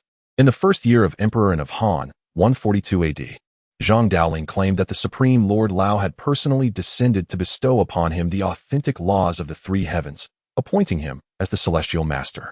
That same year, he was also given the essential texts of the Zhengyi sect and was named the celestial master of the 3 heavens. He further proclaimed that the Supreme Lord Lao had established 24 administrative regions, areas for spreading the Tao 8 upper, 8 middle, and 8 lower, instructing celestial master Zhang Daoling to implement these teachings. Hence, Zhang Daoling founded 24 religious activity centers in the Bashu region, establishing rituals and overseeing their organization akin to a governor. From this point onwards, Taoism developed formal organizational structures under the Zhengyi sect, later known as the Way of the Celestial Masters. Zhang Daoling had 3,000 disciples, yet only 3 received true transmission of his teachings. Undoubtedly, he was an extraordinarily formidable figure. However, Zhang Tong harbored a question. Legends say that Zhang Daoling lived to be 122 years old, sensing the end of his time, and in a poetic manner, prepared for his passing before quietly succumbing to old age. Whether his soul ascended to the celestial realm remains a mystery. At that time, the exorcising evil sword was still in existence, yet when it was lost remains unknown. Clearly, Zhang Daoling likely did not enter the treasure star, otherwise, he would have undoubtedly been even more formidable. Thus, the identity of those who entered the treasure star remains shrouded in mystery.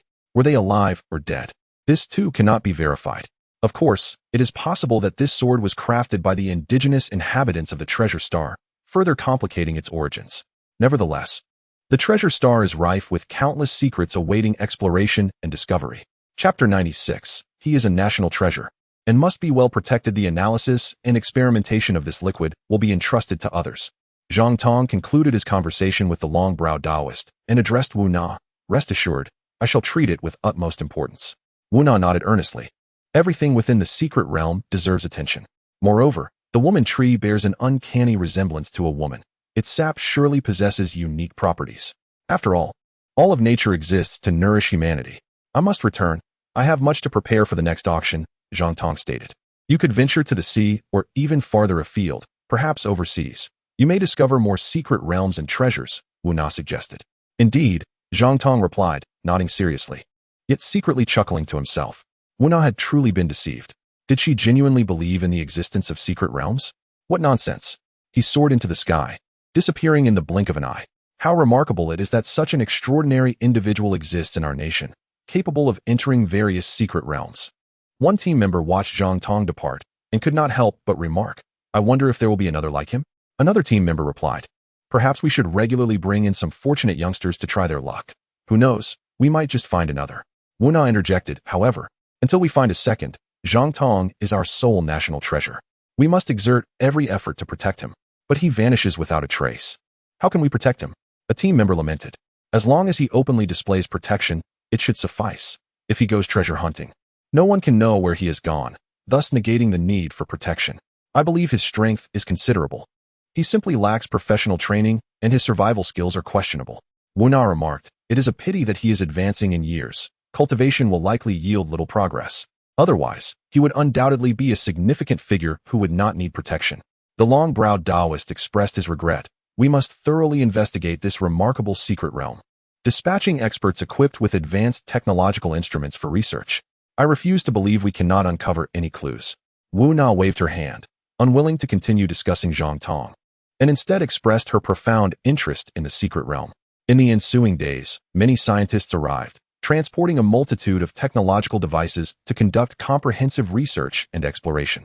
In truth, Zhang Tong had not deceived them. There indeed existed a mysterious passage within the cave, allowing him to appear mysteriously at any time. Meanwhile, upon returning to his villa, Zhang Tong discovered only one beautiful woman at home. Unsure whether it was Lu Qingxi or Lu Qingqing, he was greeted with the playful question, can you guess if I am the elder sister or the younger sister? Lu Qingxi, because my car has returned, yet the Porsche has not. Zhang Tong deduced. On the other hand, Lu Qingqing is a sophomore and must be at school. Lu Qingxi, with nothing to do, had returned to the villa to wait for his company back to Shanqing. Zhang Tong inhaled deeply, savoring the intoxicating fragrance, and chuckled, "Boss, you are truly clever." Lu Qingxi smiled charmingly, her eyes sparkling. "Shall we return to Xiangqing tonight? Perhaps tomorrow. It's quite comfortable here, even better than the villa in Xiangqing. If we can stay longer, let us do so," Zhang Tong replied, settling onto the sofa. "But where did Qingqing go?" "You guessed right. She has returned to school. She cannot continually skip classes. It will lead to trouble," Lu Qingxi explained, slithering onto Zhang Tong's lap like a seductive serpent. "The weather is quite chilly today. Would you like me to warm your bed?" Zhang Tong was taken aback, finding it hard to believe. Lu Qingxi's previous seductions had always been subtle and restrained, such as enticing him with dance or feigning coldness to seek refuge in his embrace. This directness was a first. Could it be that after their previous encounter, she had become bolder and less reserved? "I do indeed feel cold. I rather enjoy having someone warm my bed," Zhang Tong replied, coming to his senses with a mischievous chuckle as he lifted her effortlessly and headed upstairs. Such a beautiful woman deserves more than just one encounter. It must be repeated 100 or 1,000 times. "Brother-in-law, you are not shy at all. I am Lu Qingqing." The woman in his arms finally panicked, her legs flailing and her hands waving wildly. "What? You are Lu Qingqing?" Zhang Tong exclaimed, utterly incredulous. "I truly am Lu Qingqing. To deceive you would be akin to tricking a puppy," she insisted earnestly. Zhang Tong remained skeptical, but just then, the door swung open and another beautiful woman entered. Upon witnessing the scene, she became furious, exclaiming, "Lu Qingqing, what are you doing?" "Nothing much." Lu Qingqing quickly leaped from Zhang Tong's embrace, her face a mask of panic. "My goodness, is that really Lu Qingqing?" Zhang Tong was left speechless for quite some time. Lu Qingqing was far too mischievous. Daring to toy with him like this? He had fallen for it so completely, and yet he hadn't sensed anything amiss? This was utterly embarrassing. "You dare to deceive me?" Zhang Tong seized Lu Qingqing, delivering several firm slaps to her backside. "Brother-in-law, I was wrong. I was merely practicing my acting skills. Just now I was playing the role of my sister, trying to test the waters to see where you and she stand, only to discover that you two have actually slept together." Lu Qingqing cried out in distress, begging for mercy, yet there was a hint of pride in her tone. "Where did you go?" Zhang Tong was so infuriated he nearly spat blood, delivering a few more slaps before releasing Lu Qingqing, turning to Lu Qingxi and saying, "I went to buy groceries. Driving your car is far too ostentatious," Lu Qingxi explained, touching her forehead. Sweat. Zhang Tong couldn't help but smile wryly. It seemed that while in Wuqing, he must remain impervious to Lu Qingxi's temptations and seductions, for it was likely that Lu Qingqing was impersonating her. "Qingqing, you are far too audacious. This is quite inappropriate. Do you understand?"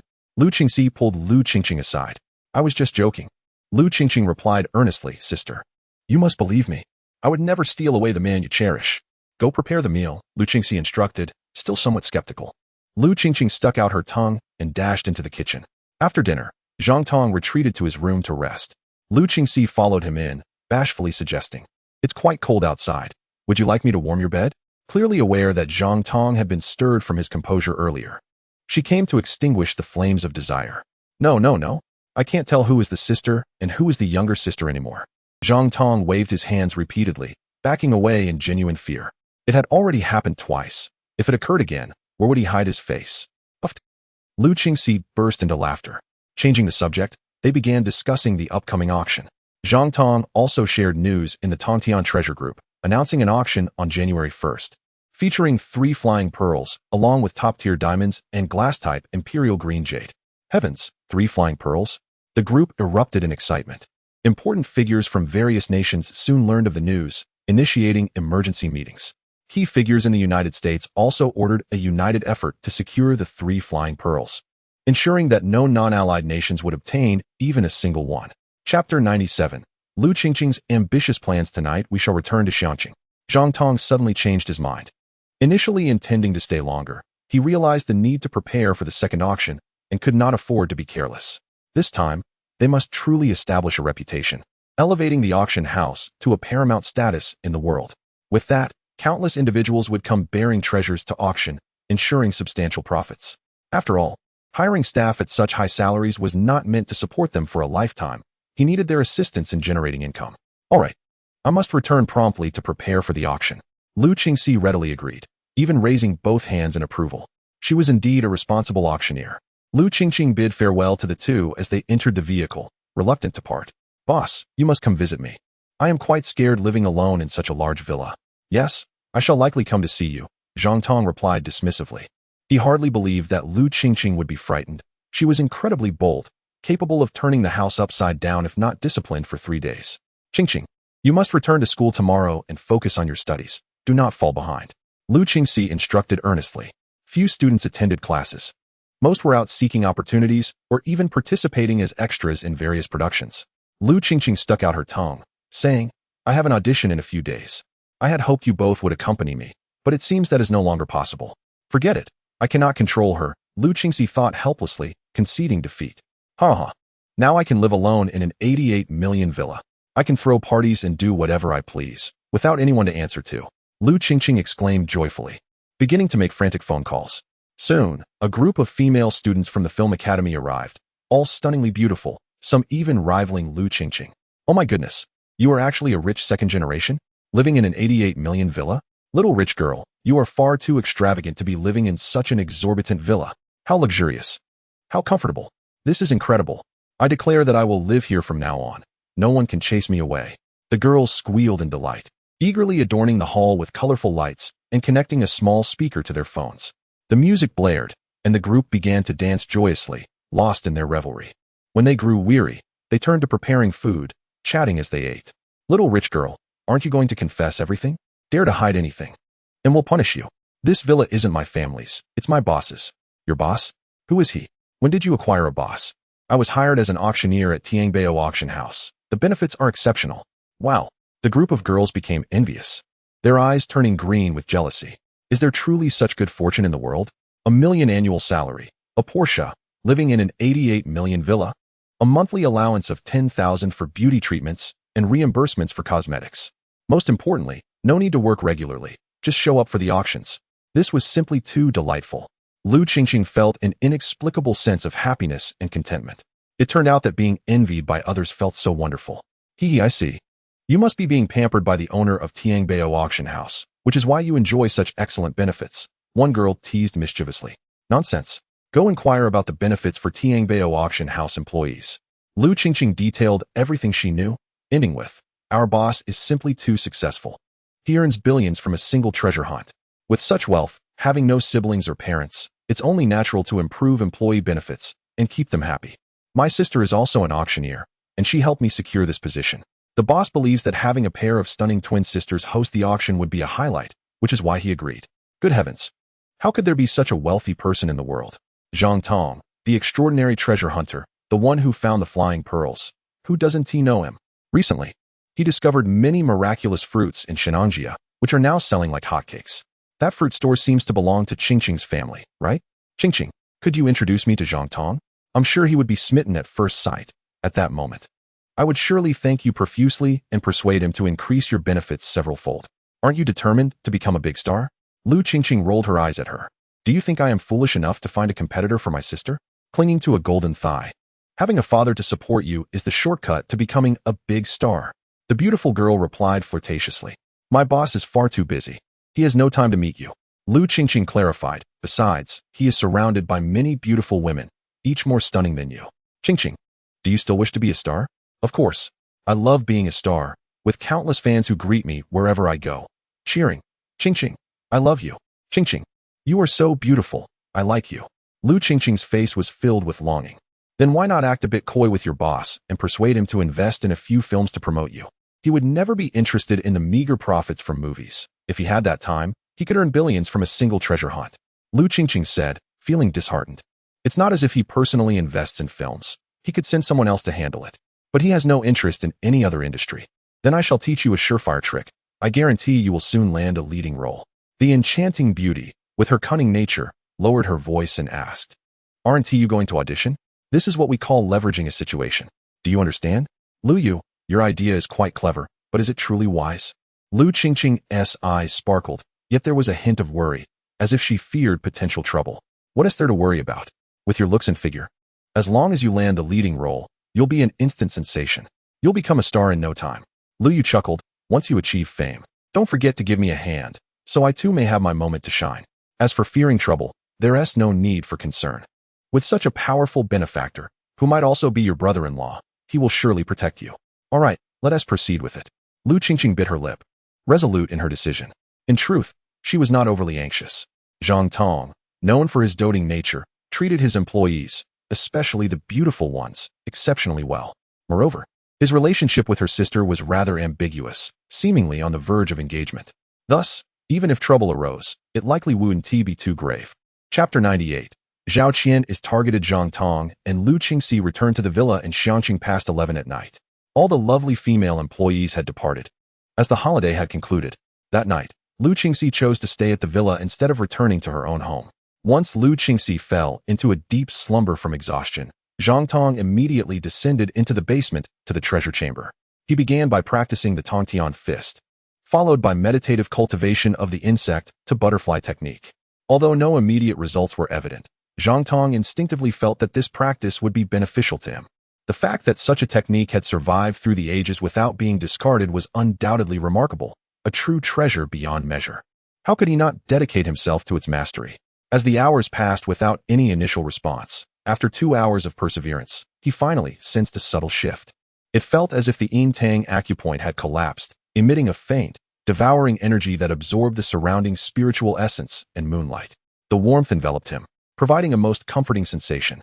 He even experienced peculiar hallucinations, perceiving a grand celestial palace existing in the ethereal void, radiating immense power and presence, yet upon closer inspection, it was nothingness. Zhang Tong was secretly astonished. Could there truly be a celestial realm, and could souls genuinely ascend to immortality? Or was this merely an illusion? A non-existent palace? After 3 hours of cultivation, Zhang Tong ceased and returned to the villa, where he joined Lu Qingxi in heading to the company. Good day, boss. All the security personnel greeted him respectfully, their bodies standing straight as arrows. Lu Jie, you're still here? Zhang Tong glanced at him. Wu Na's words hold no weight. She hasn't dismissed you yet? I've stayed on as security primarily to ensure your safety. You have become a national treasure, of utmost importance. As for why you are important, I'm unsure.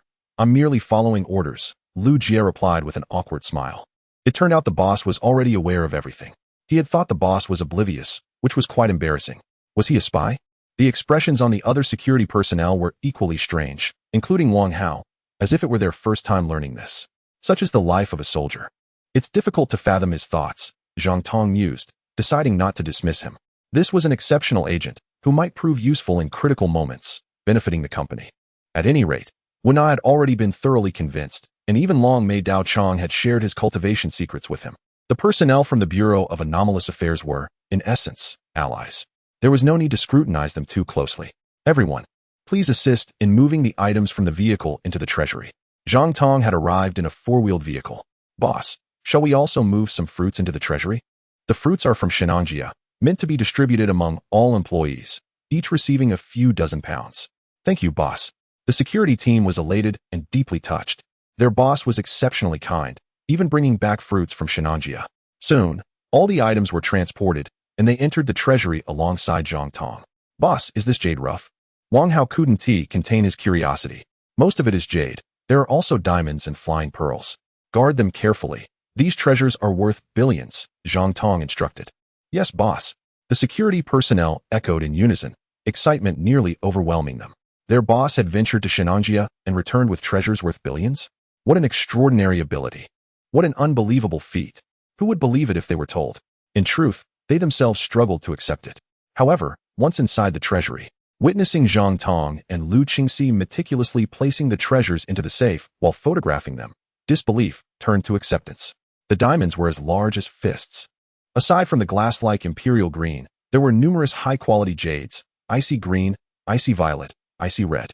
At that moment, Lu Qingxi realized that during their time in Wuqing, Zhang Tong had not revealed all the jade to her and her sister. Now, they were witnessing the entirety of his collection. Before long, this monumental news spread throughout the company. Even Zhao Qian and Hua Qingxiang, who were in class, received word. Thanks to WeChat messages from Luo Wei, Chen Fong, Xiao Lily, and others, all brimming with joy. Oh my, how miraculous! How unbelievable! Boss, I love you, I adore you. Zhao Qian exclaimed in her heart, filled with excitement. Alas, this student was hopeless. Professor Duan, known for her strict demeanor, shook her head repeatedly at Zhao Qian, who often skipped class. Now that she had finally attended, she was entirely unfocused, grinning at her phone, presumably chatting with some man. Rumor had it she had become a secretary, cruising around in a Porsche, most likely funded by someone. It pained her to see such a beautiful student veering off course. She could only wonder what fate awaited her. Zhao Qian, please visit my office after class. Understood, teacher, Zhao Qian replied, utterly bewildered. I attended class. I didn't skip. Why are you causing me trouble? Teacher, you're too fierce. I'm so scared. I'm so unfortunate. I'm about to be reprimanded again. After class, Zhao Qian paced around the classroom, her face etched with despair. Looks like you've caught the attention of the strict professor. It will be difficult for you to escape this time. Failing is inevitable, and even a retake might not suffice. You could end up needing to retake the entire course to graduate. We mourn for you. There's really nothing we can do, her two roommates remarked, their faces filled with sympathy. Who told you to skip class so often? Driving a Porsche daily. How could you not raise suspicion? If they knew Zhao Qian also owned a Ferrari, they would likely be even more shocked. However, Zhao Qian had always concealed her riches well, never driving to campus.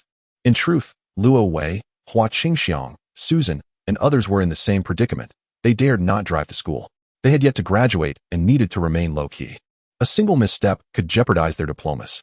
Well, if I must face my fate, so be it, Zhao Qian sighed deeply. What should I buy as a gift? Gift? You dare bring a gift to the strict professor? That would surely lead to failure. It's better to go empty-handed. Feigning pity might work better. Her roommates seemed to possess considerable experience. Now I'm in trouble. Last time I brought her tea, and it was quite expensive too. Zhao Qian felt as if she might vomit blood. Had her gift backfired? Having made a mistake once, it seemed she was destined for failure. Quickly now, don't dawdle. You're making me dizzy. Whether you stretch your neck or retreat, the outcome remains the same. Just face it head on. It's nothing to worry about. Her roommates reassured her. Faded leaves rustle in the cold wind. A brave warrior ventures forth without return. Zhao Qian stepped out, embodying the spirit of Jing Ku as he approached the tyrant Qin. How tragically heroic. Chapter 99. A lifetime of tenderness. In return, Zhang Tong exited the company's treasury and made his way to the lobby, where the receptionist, Pan Yujiao, greeted him with a sweet, melodious tone. Boss, congratulations on your bountiful return.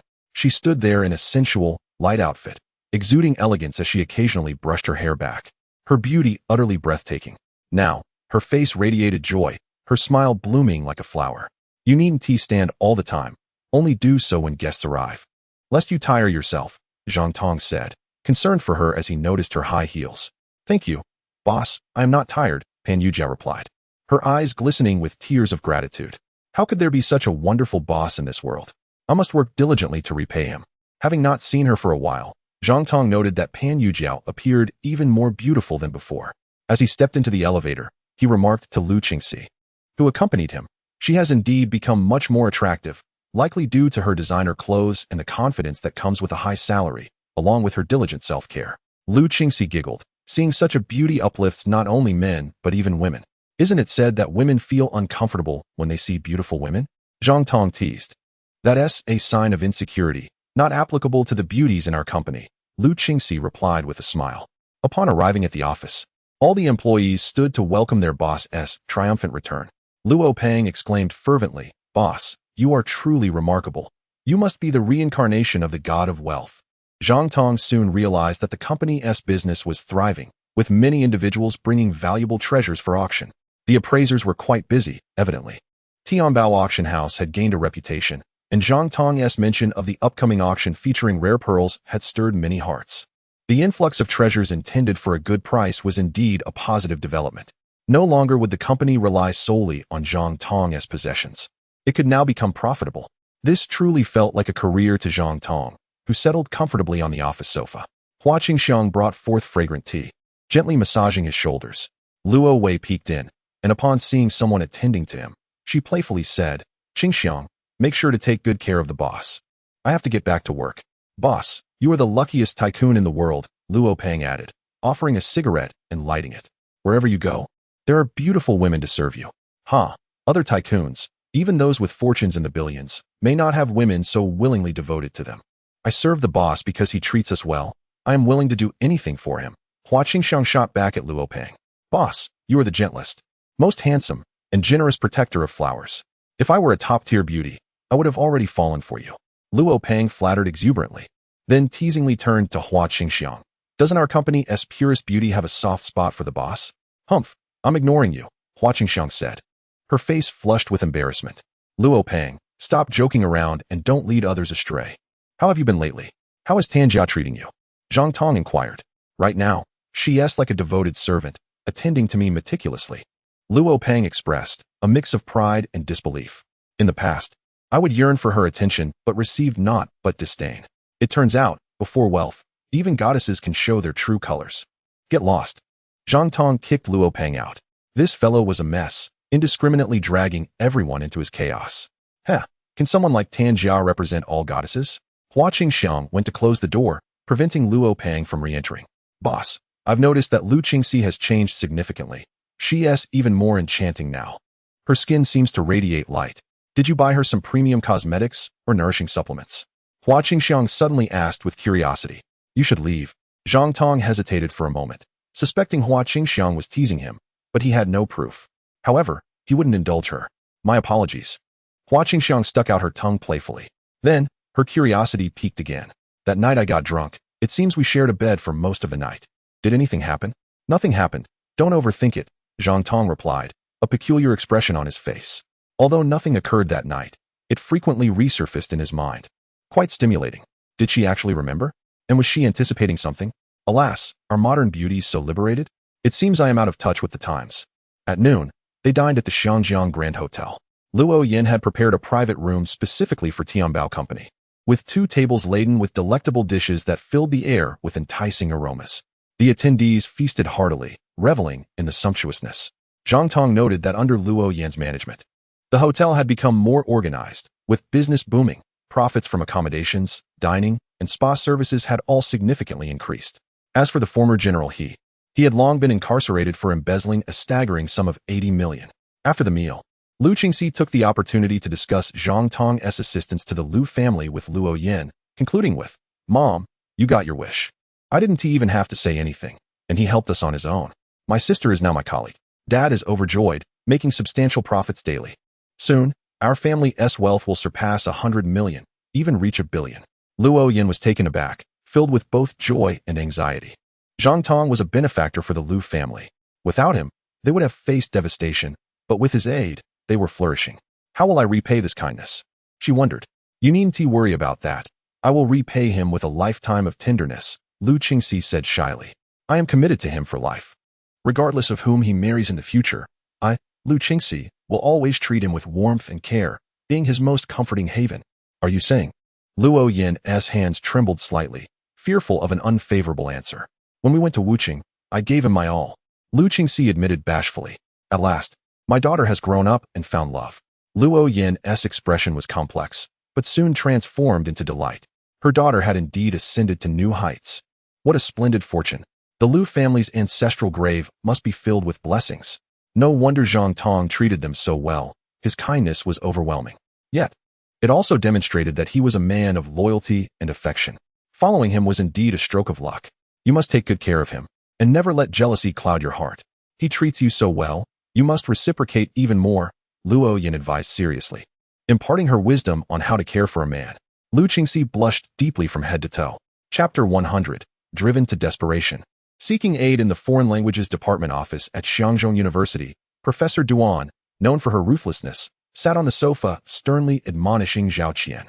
I am truly heartbroken to see you sliding into the abyss without being able to intervene.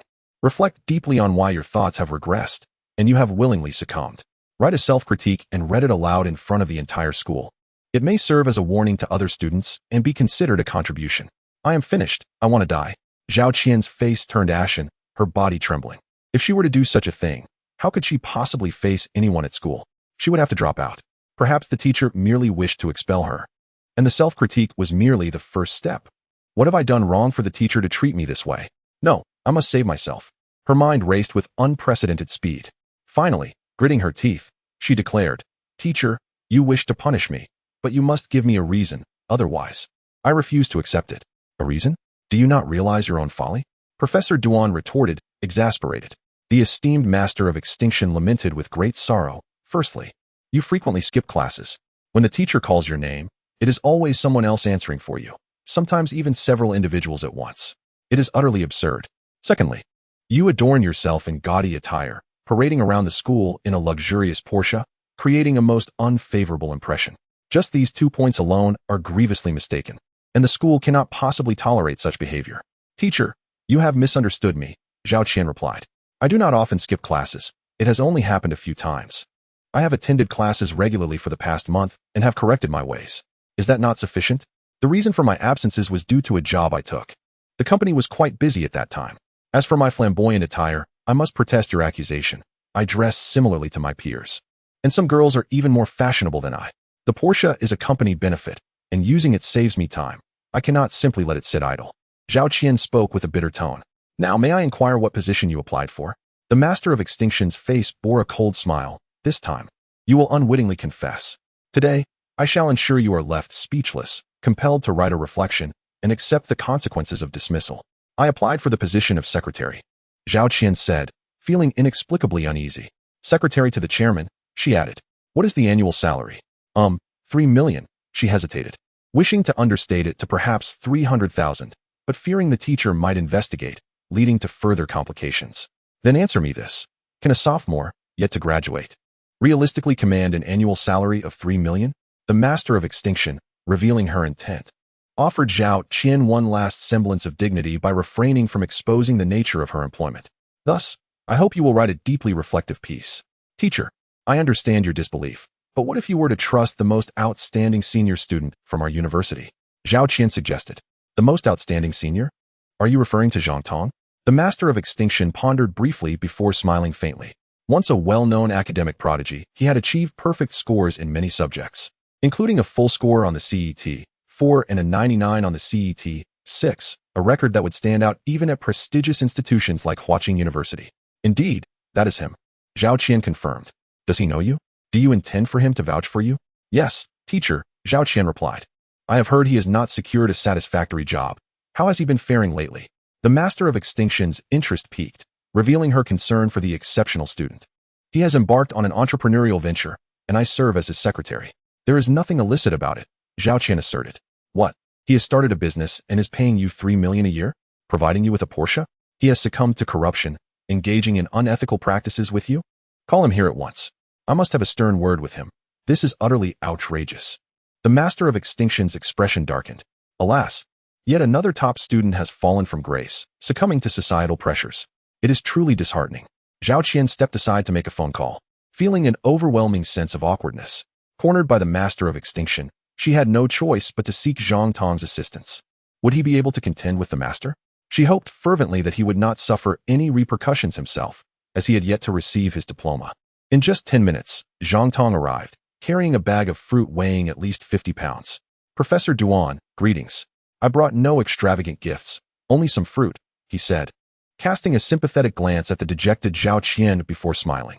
Thank you, she replied. A faint smile graced Professor Duan's face as she invited Zhang Tong to sit. I recall you are from the computer science department, an exceptional student and a pride of the school. Have you discerned the reasons for your inability to secure employment? She sought to discuss the matter with him, hoping to provide guidance to other students. I have reflected on it. Although my grades are excellent, I lack work experience and have not proven my abilities. My expectations might be a bit too lofty, and my pride may have alienated interviewers, Zhang Tong stated seriously. Indeed, you must temper your pride. Humility is key, Professor Duan nodded. Upon graduation, one must remain modest, especially in the job market. I will share your experience with my students, hoping they may learn from it. You are truly a remarkable teacher. Students are fortunate to have you, Zhang Tong replied with utmost respect. Now that you have embarked on your own venture, what industry are you involved in? Professor Duan inquired. The computer science field is quite conducive to entrepreneurship. Many prominent company founders began with technical skills. I am not engaged in the computer industry, but rather in a different field, Zhang Tong said, slightly embarrassed. You have abandoned your major? Professor Duan expressed her dismay, her disappointment evident. The education system has failed. What a tragedy for a top student to have learned for 4 years without gaining any practical skills. I apologize for disappointing you, Professor, Zhang Tong replied. You must reclaim your major. Pursuing further studies is also an option. I will strive to improve. Thank you for your guidance, he assured her. Is Zhao Qian your secretary? You are offering her a salary of 3 million, paired with a Porsche? Professor Duan asked. I was youthful and reckless. Having earned some money, I became somewhat boastful. I shall reflect on this, Zhang Tong admitted. Have you truly gone astray? Indeed, I have strayed, having developed ambiguous relationships with Zhao Qian and Lu Qingxi, he sighed, acknowledging his faults. I am aware of my errors and will rectify them. I hope you can extend Zhao Qian a chance. She has recognized her mistakes and is no longer skipping classes. Acknowledging one's faults can lead to great improvement. I implore you, teacher. Very well. I shall grant you this favor. Zhao Qian, I hope you take heed, Professor Duan said, her heart softened by Zhang Tong's sincere attitude, finally relenting. Thank you, teacher. Zhao Qian expressed her gratitude as she and Zhang Tong prepared to leave.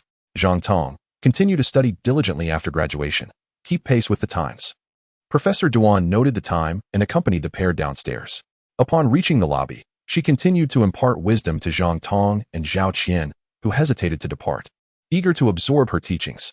Eventually, seizing a moment when Professor Duan paused for breath, Zhang Tong invited, Professor Duan, shall we share a meal? No, thank you. I never allow students to treat me, she declined, then pointed at Zhang Tong's car, lamenting, today's wealthy youth lack decorum and virtue, flaunting multi-million-dollar vehicles on campus. The intentions are all too clear. Some of our female students have been led astray, falling into moral decay. Zhang Tong, do not emulate those affluent youths. Teacher, I assure you, I am not a wealthy heir. I come from humble beginnings. I have earned my tuition and living expenses through hard work, Zhang Tong declared earnestly, concerned about any misinterpretation. Then go forth, behave well, and dedicate yourselves to your studies and work. Professor Duan finally relented, allowing them to leave. Once again, thank you for your guidance, they both expressed. Exchanging glances, they steeled themselves and quickly entered their respective vehicles, eager to escape. Wait. Professor Duan's eyes widened in alarm, fixating on Zhang Tong. Is there anything else, teacher? He asked, bracing himself. Please give me your business card. Zhang Tong feigned regret at having forgotten to provide her one, retrieving it from the car and hastily handing it over before accelerating away. The master of extinction was formidable. It was imperative to keep a safe distance. Zhao Qian shared the same sentiment, not daring to linger any longer.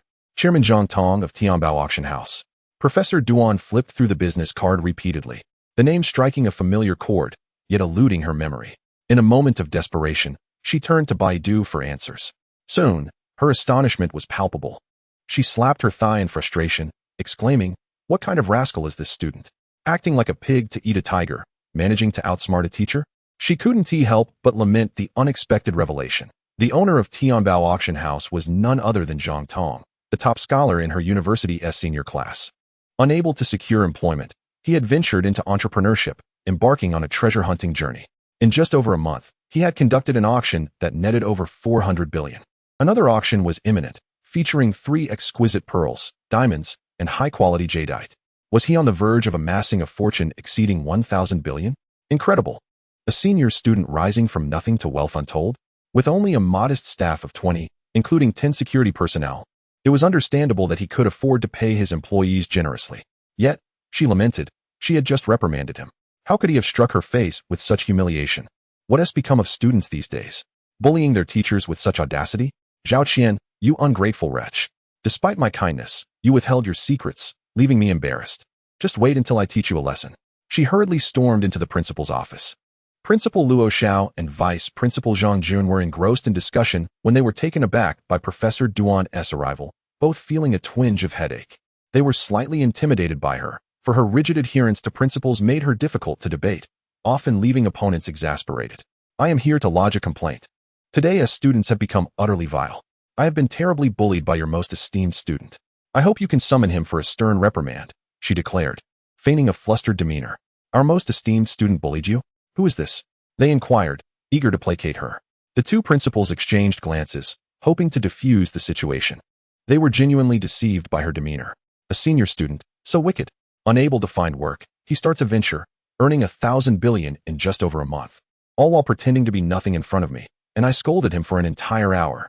What do you propose we do about this? Is my reputation to be tarnished? She fired off in a rapid succession of words. Pardon? What did you just say? Both principals responded, bewildered. Professor Duan had not come to create trouble. Rather, she was delivering astonishing news. But the absurdity of it all was overwhelming. An undergraduate starting a business and amassing a fortune in a mere month? Surely, she must be dreaming or perhaps had lost her senses. It was too ludicrous to fathom. If you do not believe me, then I shall take my leave, she said, preparing to exit. Wait, let us clarify this before you go. Both principals exclaimed, unable to remain seated, grasping her arm. Although skeptical, they knew Professor Duan's past demeanor was always composed. She could not have suddenly gone mad. Thus, unless she had truly lost her mind. Her claims might hold some truth, however outrageous they seemed. Search for Tianbao Auction House on Baidu, Professor Duan suggested. Are you referring to the owner of Tianbao Auction House? We are aware of him. His surname seems to be Zhang, a remarkably skilled treasure hunter who indeed amassed hundreds of billions in a short span. With recent discoveries, his wealth could surpass 1,000 billion. Could it be that he is one of our students? Principal Luo's eyes sparkled with intrigue. Is this true? Vice Principal Zhang's breath quickened with excitement. This is his business card, she said, reveling in the dramatic tension, relishing the moment. After all, this was a once-in-a-lifetime opportunity for the university. With proper promotion, Xiangzhou University's reputation could soar, perhaps even rivaling prestigious institutions like Huqing and Yinjing University. Zhang Tong. The eyes of both principals glimmered with recognition. They were well aware of a senior by that name, a prodigious scholar of great renown. They had felt a sense of discomfort when he had been unable to secure a position after graduation. Could it be that he had ventured into entrepreneurship and amassed a fortune? Yes, it must be him finally relinquishing her cryptic demeanor. Professor Duan recounted the tale in detail. Lamenting, tell me, is he not too cruel? Why treat me this way? He respects you greatly. His reticence about his circumstances stems from a desire to avoid boasting and inciting your admonishment. Vice Principal Zhang stifled a chuckle. While Principal Luo managed to suppress his amusement as well, their composure honed through years of practice. Quickly, Principal Luo made a call to Zhang Tong, speaking courteously. Hello? Zhang Tong, this is Luo Xiao, the principal of Xiangzhou University. Do you have a moment? Could you possibly visit the principal's office, or we could come to you? Moments later, hanging up, he beamed. He has invited us to dinner at Xiangjiang Grand Hotel. Then let us go? Exclaimed the vice principal and Professor Duan, brimming with excitement. Have we forgotten someone? Principal Luo mused, joyfully stepping outside, then abruptly halted. Shouldn't we inform the senior class counselor from the computer science department?